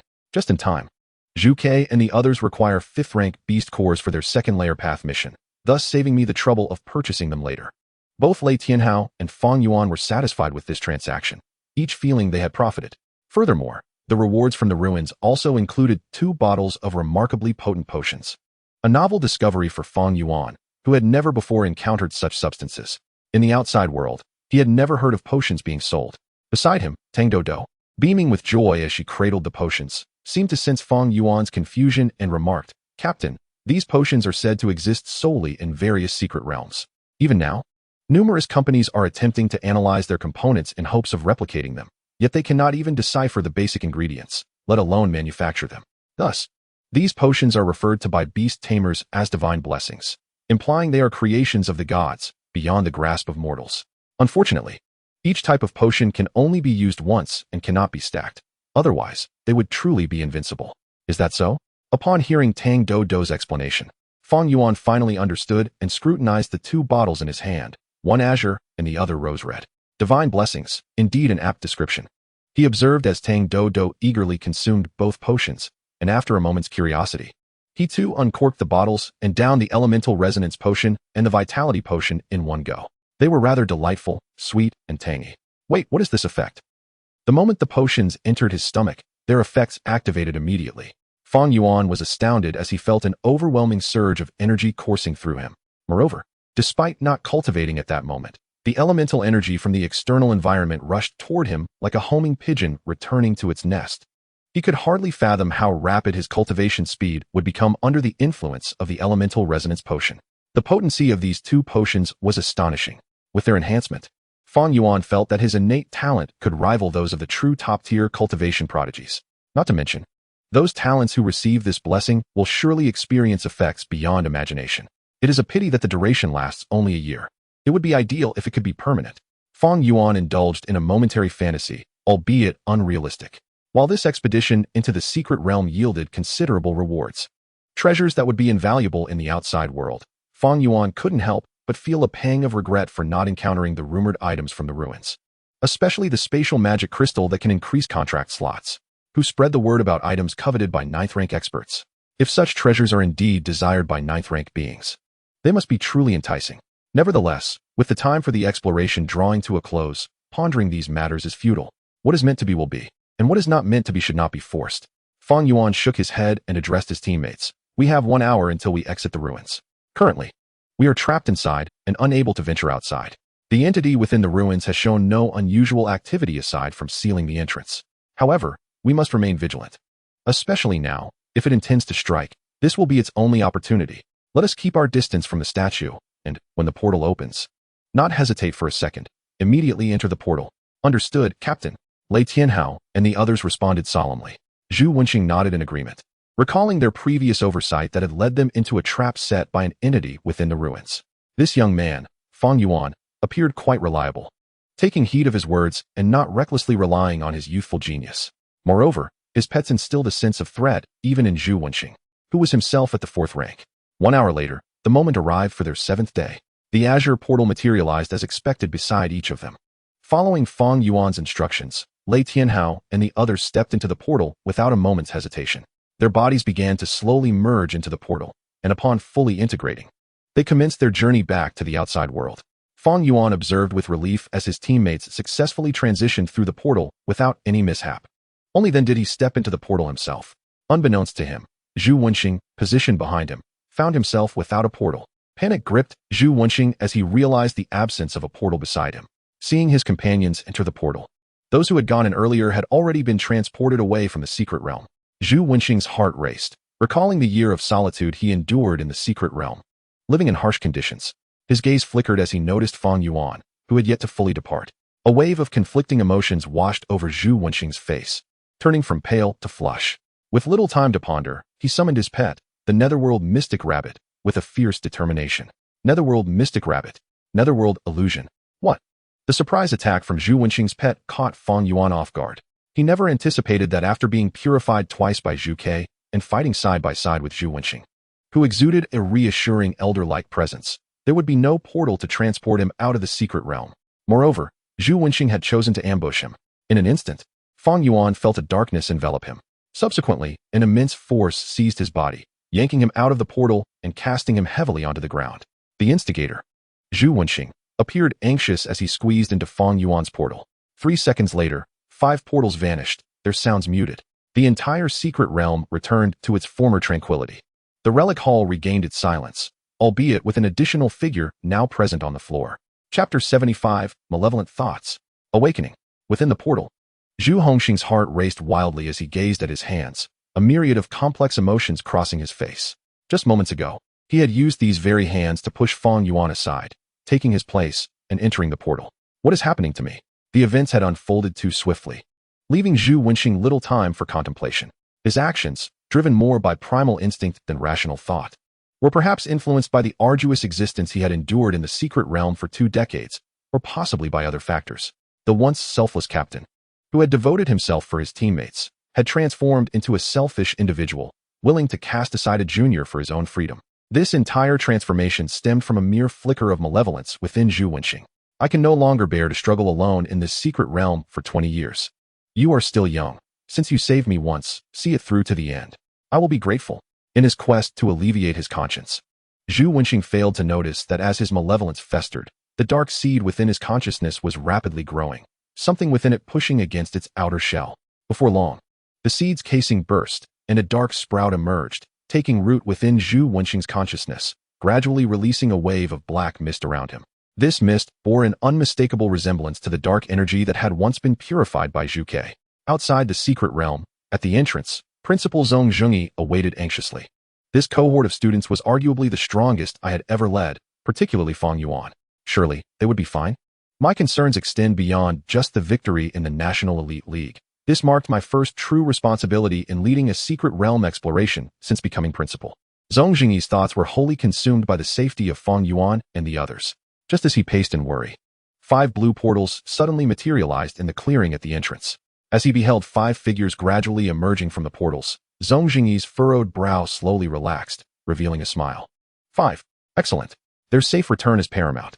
Before Zhong Jingyi could finish his thought, the individuals had already emerged from the portal, and upon recognizing who they were, his expression froze.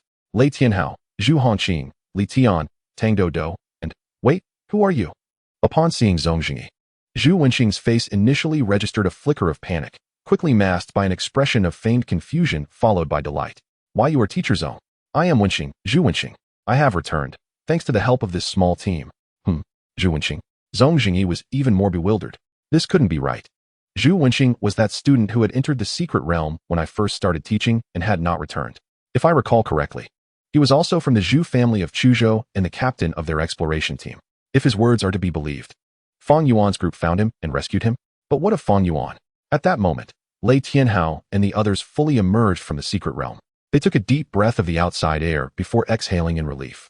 Although the secret realm was rich in elemental energy and conducive to cultivation, it was fraught with a terrifying and enigmatic presence that made the outside world feel far more secure. Now that they had exited the secret realm, they felt a profound sense of relaxation. Yet, when they turned to survey their surroundings, they sensed something was amiss. Ha ha ha, Captain. We owe our success in the secret realm to you. We finally made it out. Let us go and unwind. I know plenty of fun places. Where's our captain? Captain, Fang Yuan, don't hide. Li Tian, unable to find Fang Yuan on either side, felt his initial joy morph into a growing unease. Could it be? The captain didn't make it out? Impossible. In Li Tian's mind, Fang Yuan had always epitomized strength, wisdom, and composure. He had never considered the possibility of something happening to him. Did any of you see the captain? Lei Tianhao's brow furrowed as he quickly scanned the surroundings. Shaking his head, I didn't see him. Logically, we should have exited together. Moreover, Principal Zhong has been here. He should know best. A flicker of hope reignited in Li Tian as he turned to Principal Zhong Jingyi. Principal, did you see the captain? Zhong Jingyi shook his head. I arrived here an hour ago and only saw 5 portals appear, which were you 5. There were no others. As for what happened to Fang Yuan, I was just about to ask you. Upon hearing Zhong Jingyi's words, Li Tian's hope shattered, his heart sinking as he murmured, 5? Yes. We went in as 5 and came out as 5. But our captain has been replaced by Zhu Wenqing. With this thought, Li Tian's head snapped up, his gaze fierce as he fixed it on the calm-faced Zhu Wenqing. If I recall correctly, you were closest to the captain when we were preparing to transport at the relic, right? So, did you see the captain? Caught under Li Tian's penetrating gaze, Zhu Wenqing felt a twinge of guilt. His eyes flickered, but he maintained a facade of composure. Having learned from the lessons of 20 years ago, I dared not hesitate and entered the portal the moment it appeared. As for Fang Yuan, I truly did not pay attention to his situation. Could it be that he encountered the same fate as Pan Xiaoshan 20 years ago? Pan Xiaoshan had been drawn toward the statue when the portal appeared at the end of the secret realm. If not for Zhu Wenqing's intervention at the time, he would have become trapped within the secret realm. Under the circumstances where none of them had witnessed Fang Yuan's exact state, Zhu Wenqing's explanation seemed quite plausible. Yet, just because it was plausible, did it mean it was true? Li Tian remained unconvinced, sensing that Zhu Wenqing harbored secrets. Fang Yuan's absence very likely had something to do with him. You're lying. You harmed the captain, didn't you? Why did you emerge while he did not? Is there something within you that has yet to be purified? Li Tian, calm down. Seeing Li Tian's agitation, Zhu Hongqing, who had remained silent with his head bowed, hurriedly stepped forward to intervene. None of us wish for this situation, but it is not Uncle's fault. Moreover, my uncle was personally purified by the captain, and it was done not once, but twice. You have witnessed the formidable intensity of the captain's cherished beast's purification. Even the ruins acknowledged my uncle's successful purification and declared our passage. Or do you believe that my uncle, who remained in the secret realm for 20 years to save his comrades, would pose a threat to the captain? You. In any case, I suspect him. I will keep a vigilant watch over him. Li Tian shot a fierce glare at Zhu Wenqing, summoned his thunder steed, and turned to leave. Wait, I'm coming with you. I refuse to be with a potential murderer who could harm the captain. Tang Dodo called out to Li Tian and mounted his thunder steed. Lei Tianhao also summoned his beast, casting a meaningful glance at Zhu Wenqing and then at Zhu Hongqing before departing on his own. What is this madness? Zhong Jingyi had just grasped the general situation but lacked evidence and a full understanding, making it difficult for him to pass judgment. He could only shake his head, summon his Black Rock Dragon, and said to the remaining two, "Sigh, let us go back for now. We can slowly uncover the truth once we return." In the ruins, the figure that had been lying on the floor for quite some time stirred slightly and gradually sat up. Rubbing his still dizzy head, he let out a wry smile. "How careless of me, damn." Chapter 76. The Temptation of Returning Home? Fang Yuan muttered a curse, feeling a tumult of emotions ranging from regret to relief. Since awakening the Shan Hai Jing system, my path as a beast master has been remarkably smooth.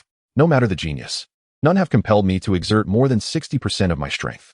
Although I appeared calm on the surface, I must admit there was an underlying sense of arrogance brewing within me. Fang Yuan pushed himself up, slowly standing, brushing off the dust from his attire, and murmured, "Had I remained vigilant, I would have uncovered this sooner." Zhu Wenqing participated in the challenge of the ruins alongside us, yet after each round, only 5 rewards were distributed. This implies that, within the ruins or the secret realm, Zhu Wenqing is non-existent or, in other words, not recognized as an explorer by the secret realm. He must have been excluded from the secret realm after succumbing to some entity within the ruins, akin to having his identification stripped away. Even after I purified him and restored his human consciousness, he had no means to reissue his identification. In the eyes of the secret realm, he remains an unregistered entity. If he is not acknowledged by the secret realm, how could it possibly open a portal for him to leave? Perhaps Zhu Wenqing was once a model youth. Yet after being imprisoned in the secret realm for 20 years, even if his psyche hasn't warped, it certainly cannot be considered healthy. At such a critical moment for exiting the secret realm, it is only natural that I would feel uneasy in trusting my safety to him. Nevertheless, logic aside, I demand an explanation for being ensnared in the secret realm due to you, Zhu Wenqing. No, it is not just Zhu Wenqing. Suddenly, Fang Yuan recalled that prior to entering the portal, he was confronted by Zhu Hongqing. Just before her teleportation, her gaze was directed toward me, and she should have witnessed Zhu Wenqing's little maneuver. Yet, in the choice between her uncle and an outsider like myself, she chose her uncle. She did not issue a warning, instead allowing me to be ambushed by Zhu Wenqing and left behind in the ruins. Very well. What a splendid Zhu Hongqing. What a remarkable Zhu family. Zhu Wenqing, the Zhu family, and you, Zhu Hongqing, as long as I, Fang Yuan, draw breath, I shall seek justice for myself. Releasing the pent-up frustration within, Fang Yuan felt a weight lift from his spirit. Fortune and misfortune are intertwined. This incident served as an early warning, dispelling the arrogance that had begun to fester within me, and perhaps it is a blessing in disguise.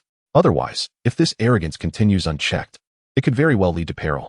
However, Fang Yuan stretched his limbs and smiled wryly. Though I am still recognized by the secret realm, the portal shall not open for me again. I cannot remain in this secret realm for 2 decades like Zhu Wenqing, can I? Despite his lack of optimism, Fang Yuan did not succumb to despair. Instead, he began to survey his surroundings. The entrance to the ruins has been opened. This signifies that I may either continue to challenge the ruins or depart to explore the outer secret realm. This is indeed fortuitous. The provisions I carry are insufficient for a 20-year survival, without the abundance of beasts in the external secret realm to supplement my food supply. I could very well starve to death in the ruins. The opening of the entrance to the ruins implies what? Has the entity within achieved its objective, or? Fang Yuan stroked his chin, descending into contemplation. It is highly probable that I could remain in the secret realm for 2 decades. Understanding the goals of that malevolent and powerful entity is crucial, as it will dictate my subsequent course of action. What could that entity's purpose be? To find a host for parasitism? That is not all. If it were solely to find a host, Zhu Wenqing has already been parasitized by it.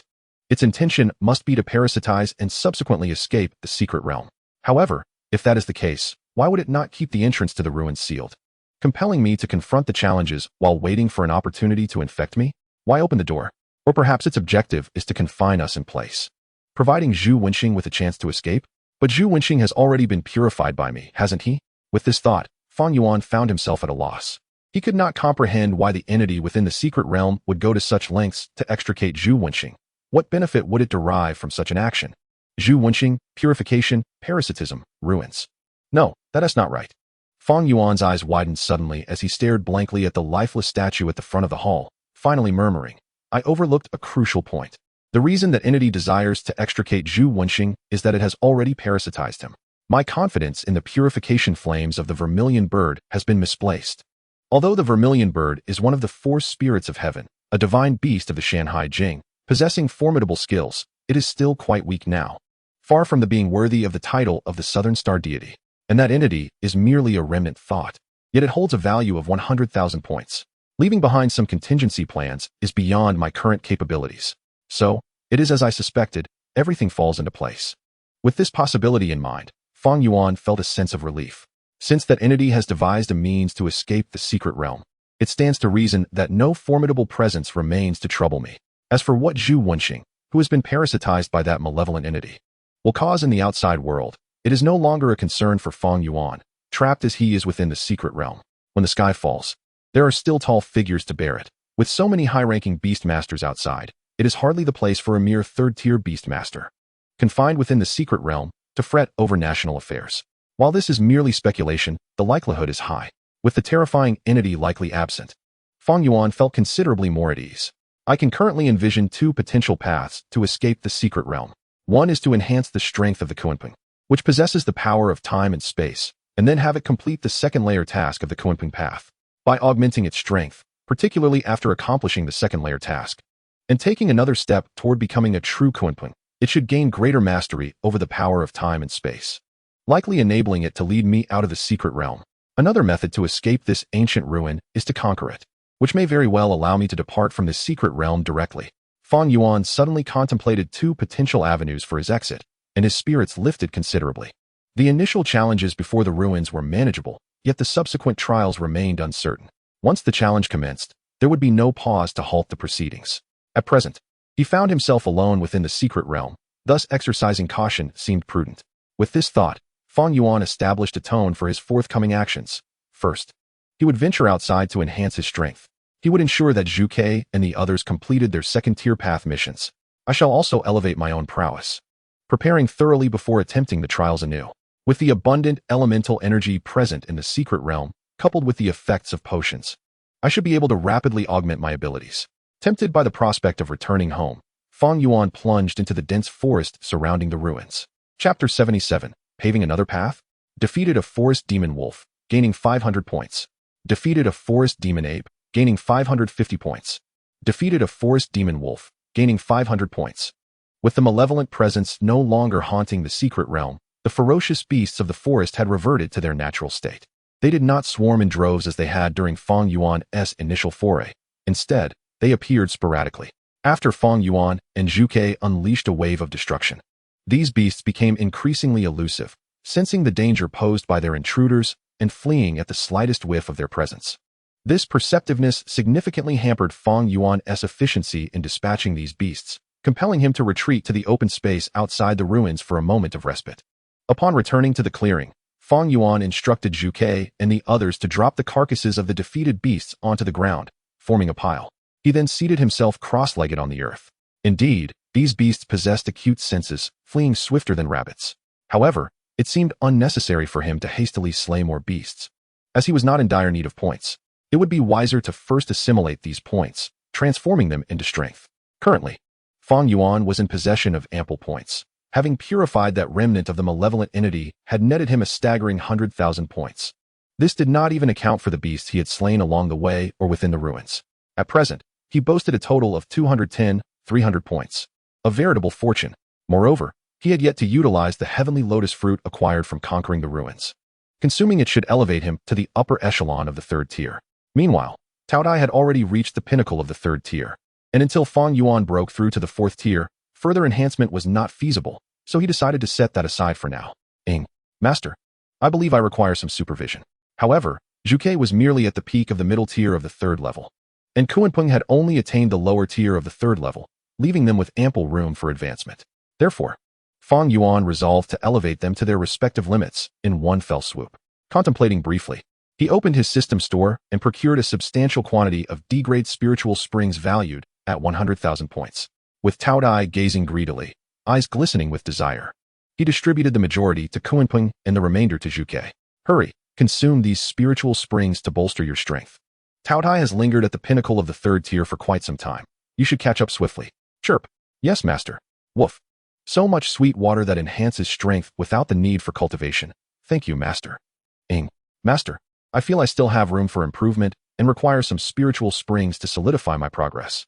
Zhuge and Qiongqi hurried off to relish their spiritual springs while Taotie remained by Fang Yuan's side, tongue lolling and eyes darting towards Zhuge and Qiongqi. Observing Taotie's woeful demeanor, Fang Yuan chuckled and patted Taotie's head, subsequently exchanging some additional D-grade spiritual springs from the system store. Consume them sparingly. Your strength has reached a bottleneck. Even if you drink, it will merely serve as a taste without enhancing your power. Seeing that Fang Yuan had not forgotten him, Taotie's eyes glimmered with tears of gratitude. Thank you, Master. Sniffle. With an abundance of points still at his disposal, it seemed worthwhile to use a portion to mend Taotie's wounded spirit. Fang Yuan shook his head with a smile, glancing at his three companions delighting in their bottles of spiritual springs, before taking out the heavenly lotus fruit to commence his own cultivation. The heavenly lotus fruit was the size of a fist, pure white in color, and possessed a soft, sweet consistency. Upon consuming a single fruit, an exceedingly pure energy swiftly radiated through Fang Yuan's limbs and bones. The richness of the energy even induced a mild sensation akin to oxygen intoxication, causing him to shudder momentarily. The energy from this heavenly lotus fruit is remarkably rich. Fang Yuan's face lit up with joy.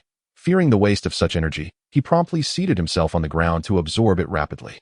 Thus, he and his three beasts engaged in their respective practices in the clearing. After half an hour, Fang Yuan slowly opened his eyes.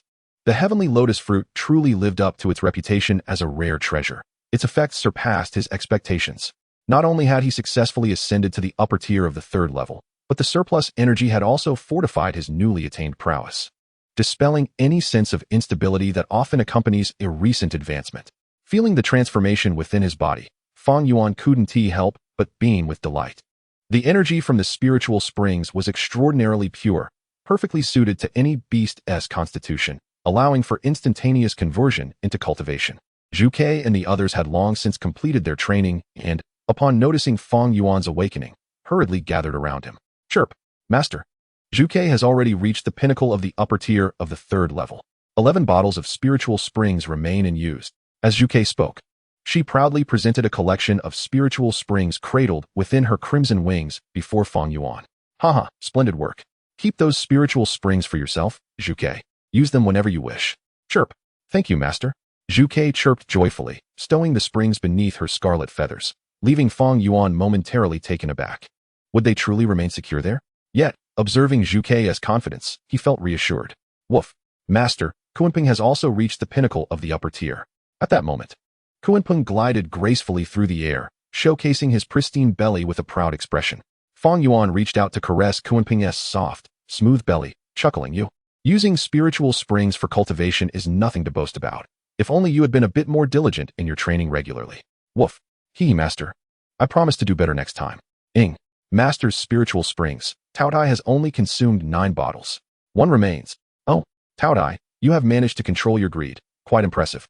However, you might as well drink the remaining bottle. Wouldn't it be bothersome to keep it on your mind? Then I shall not be modest. Gulp, gulp, gulp. After interacting with his 3 companions, Fang Yuan fell into contemplation. His next objective was to assist Zhuge and the others in completing their second-tier Divine Beast Path missions. He had already acquired the 5th-tier Beast Core, fortunately obtaining it through a trade with Lei Tianhao during his time in the Secret Realm. Otherwise, he would have been at a loss as to where to procure one. Furthermore, he needed to independently slay 10 4th-tier ferocious beasts. Each of Zhuge and the others required 10, totaling an impressive 30 beasts. However, the fiercest beasts I have encountered in this secret realm possess only the strength of the upper echelon of the 3rd rank. To speak of 34th rank beasts is mere fantasy. Not a single one has crossed my path. What shall I do now?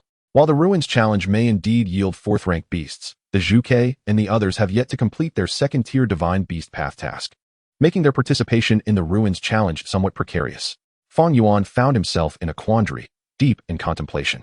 Suddenly, a spark of inspiration ignited in his eyes as he conceived an idea. Whether this method would prove viable remained uncertain, but it was certainly worth a try. Zhuge, Taotie, Qiongqi, venture into the dense forest and capture a few 3rd-rank upper echelon beasts for me. Chapter 78. Extravagance and Hope. Chirp, whimper, growl. Yes, Master.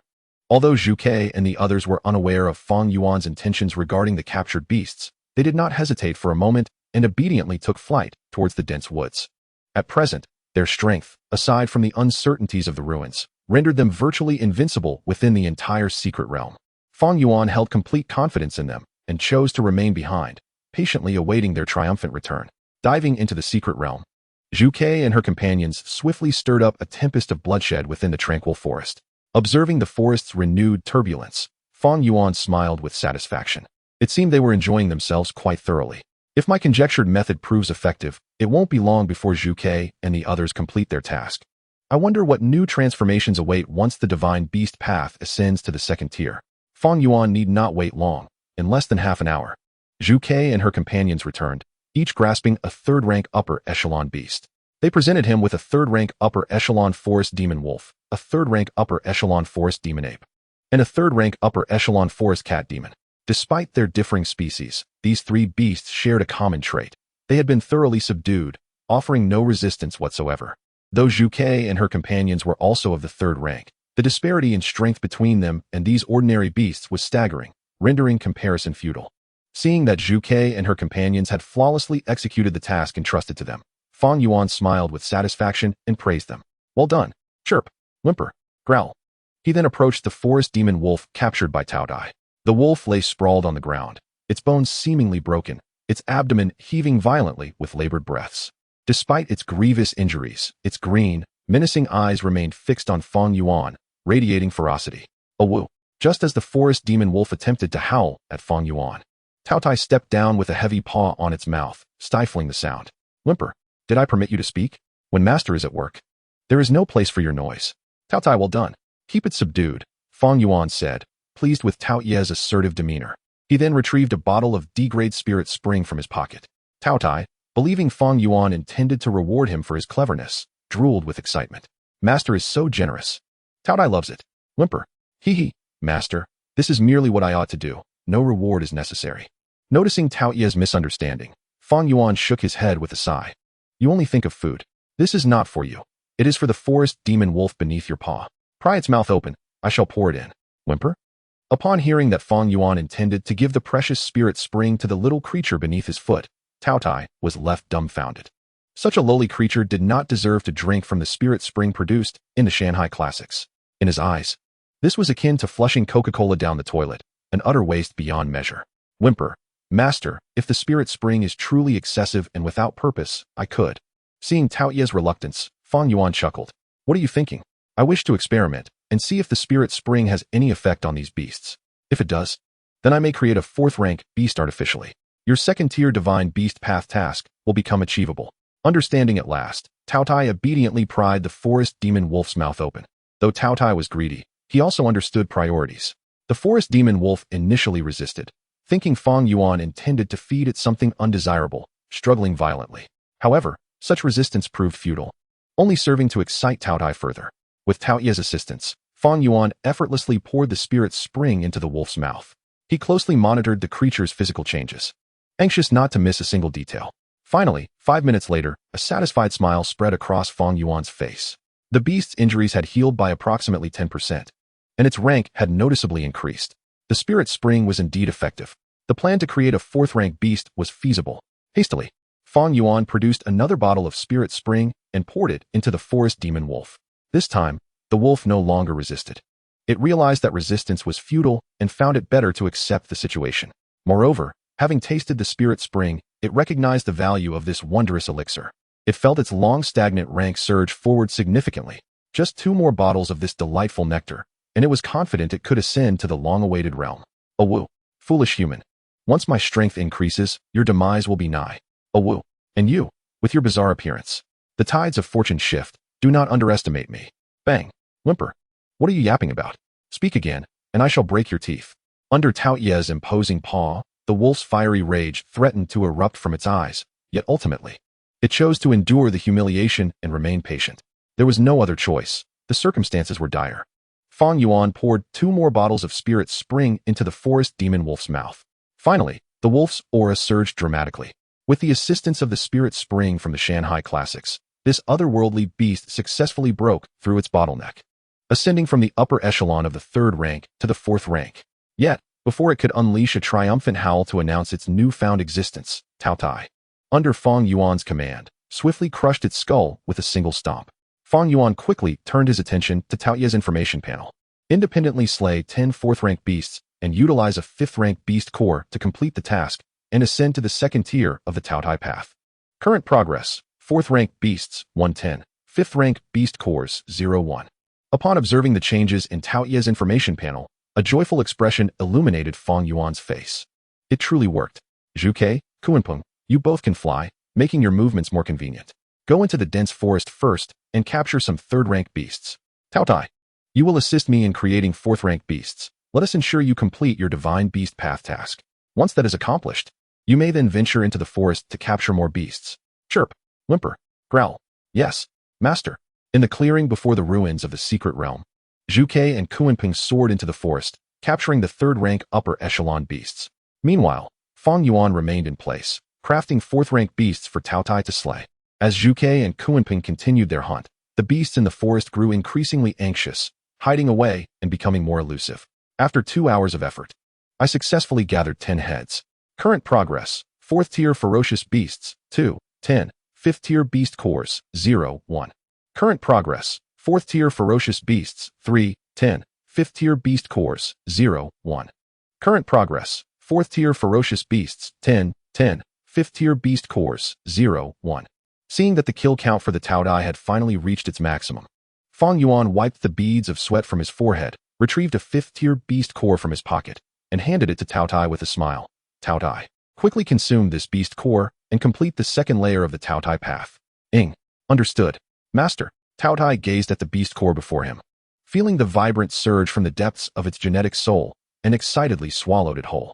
Chapter 79. All members ascend. SS rank. As Taotie consumed the beast core, all the conditions for the 2nd layer of its path were finally fulfilled. Current progress: 4th tier ferocious beasts 10, 10, 5th tier beast cores 1, 1. Taotie path 2nd layer task completed, evolution commencing. Under the watchful, anxious, and curious gazes of Fang Yuan, Zhuke, and Qiongqi, Taotie's evolution began.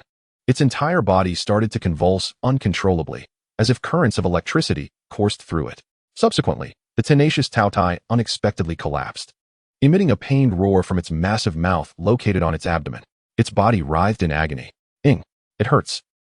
Witnessing Taotie's distress, Fang Yuan hurriedly approached, gently massaging Taotie's body to alleviate the pain while encouraging, "Hang in there, Taotie. To become a true ferocious beast, you must endure this trial on your own. You survived when you were just an egg, on the brink of death. Now you are not alone. You will be just fine." Fang Yuan's brow furrowed. He faintly sensed that if Taotie could not withstand this challenge, it might face life-threatening danger. However, this was a battle that belonged solely to Taotie, and he could only wait and trust. Thus, under the tense scrutiny of Fang Yuan, Zhuke, and Qiongqi, Taotie's body gradually ceased its trembling, lying quietly on the ground as if it had perished. Yet, there was no sorrow upon Fang Yuan's face. Instead, he let out a long sigh, revealing a relieved smile. Finally, it was a success. This little glutton truly kept one on edge. Pet evolution completed, entering the 2nd layer of the Taotie path. With the system's information elevating his spirits, Fang Yuan was undeterred by Taotie's appearance. Upon closer inspection, although Taotie's size had not dramatically changed, Fang Yuan sensed a subtle shift in the aura surrounding it, a faint, primal essence. He then glanced at Taotie's panel information after reaching the 2nd layer of the Taotie path. Tiger-toothed demon goat, Taotie path, 2nd layer. Growth potential, SS rank. Growth stage, adult. Rank, upper 3rd tier. Character, tenacious, greedy, gluttonous, ferocious. Talent 1, SS rank Earth Sovereign. SS rank Devourer of Heaven and Earth. Unique mythical true form of Taotie. Grants 20 seconds of Taotie's power, significantly enhancing its abilities. After which it enters a state of weakness for 7 days. Skills, Space Devouring, Earth Element Manipulation, Dark Judgment, Chaos Devour. Taotie path. Growth stage reaches adulthood. Rank reaches 5th tier to trigger the 3rd layer task of the Taotie path. Upon discerning the information on Taotie's panel, Fang Yuan could not help but feel elated. The growth potential had indeed elevated. It had reached SS rank. Growth potential significantly influences a pet's overall attributes. Even within the same rank, there are distinctions in strength, let alone across substantial levels. With Taotie's growth potential elevated to SS rank, it had moved one step closer to the ferocious beast Taotie of the Shan Hai Jing. I had always believed that the legendary Taotie could not possibly possess merely S-rank potential. It had only reached the 2nd layer of the Taotie path, and indeed, there was ample room for advancement. However, I I recall from my high school textbooks that the classification of pet potential only included 7 grades. F, E, D, C, B, A, S. Is it that SS rank exceeds the limits of this world, or are pets with potential above S rank so rare that they have not been documented in textbooks? Fang Yuan, at his current level, could not ascertain the answer to this question, but he believed that as his strength increased, he would eventually unravel it. Not only had the growth potential risen, but the 2 originally S-rank talents had also ascended to SS rank. The duration of the unique mythical talent, true form of Taotie, had increased from 12 seconds to 20 seconds. Upon witnessing this change, Fang Yuan harbored a vague suspicion. Would it be that once Taotie completed all layers of the Taotie path and fully transformed into the divine beast Taotie, the effect of this unique mythical talent would become permanent? After all, if it truly became the divine beast Taotie, would it even need to transform? The enhancement from the divine beast path task was indeed monumental. This was a leap in life level, far greater than a mere rank increase. The information regarding Taotie indicated that the next layer task required 5th tier to activate. That was a concern for another day. I wonder what kind of enhancement would accompany the completion of the next layer task, reaching the 3rd layer of the path. At this moment, Taotie slowly regained consciousness, returning to its previously lively demeanor, scampering over to Fang Yuan, panting and nuzzling playfully. It exhibited none of the fearsome and intimidating presence of a ferocious beast. Master, I did it.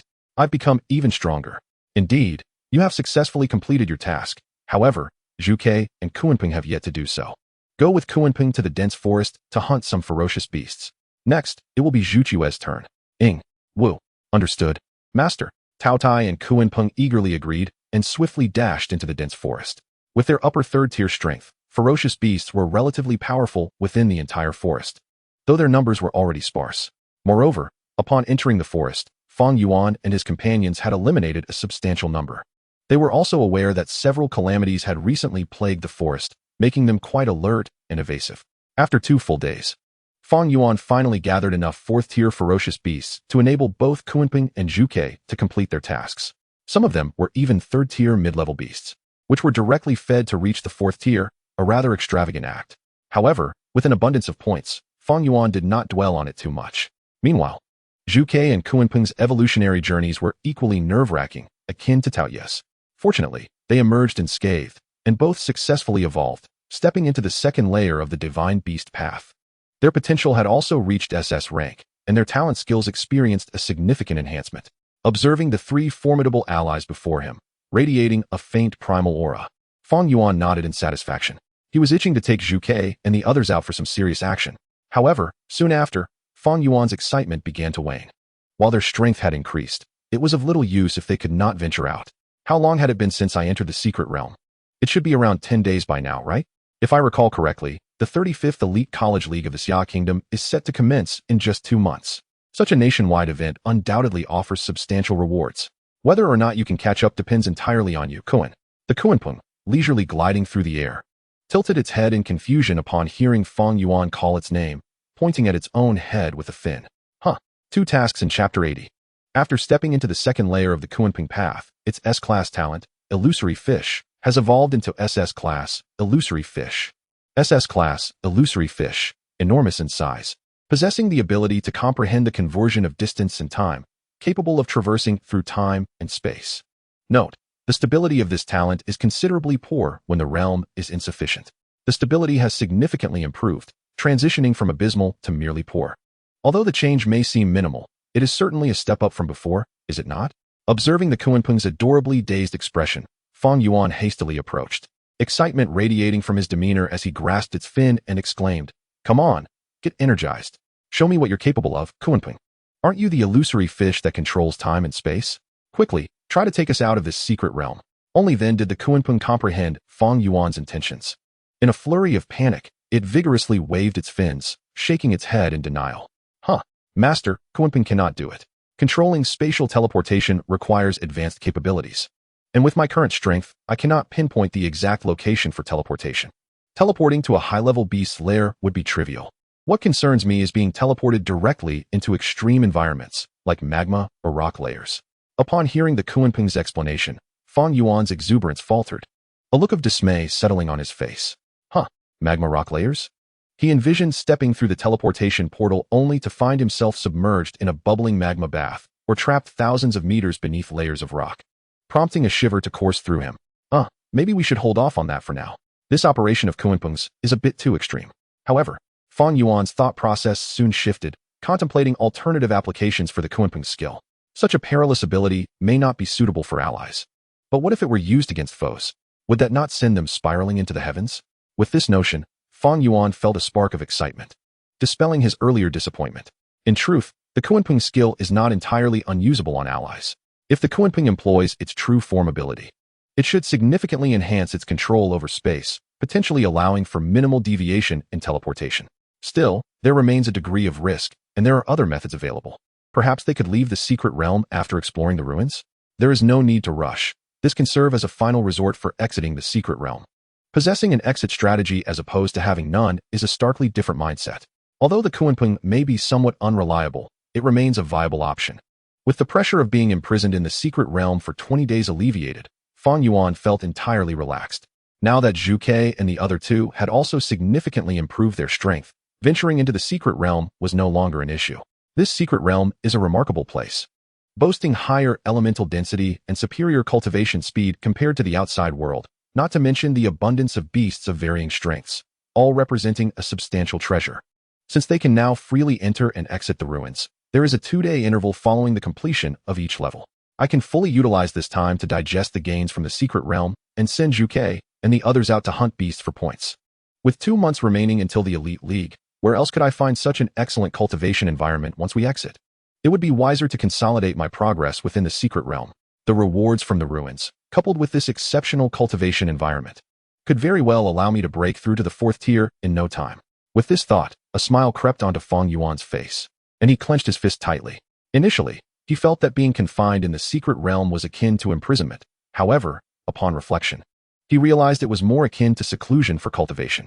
With Zhu Ke, Taotie, and Qiongqi as his companions, he experienced little in the way of profound loneliness. Let us proceed and explore this ruin.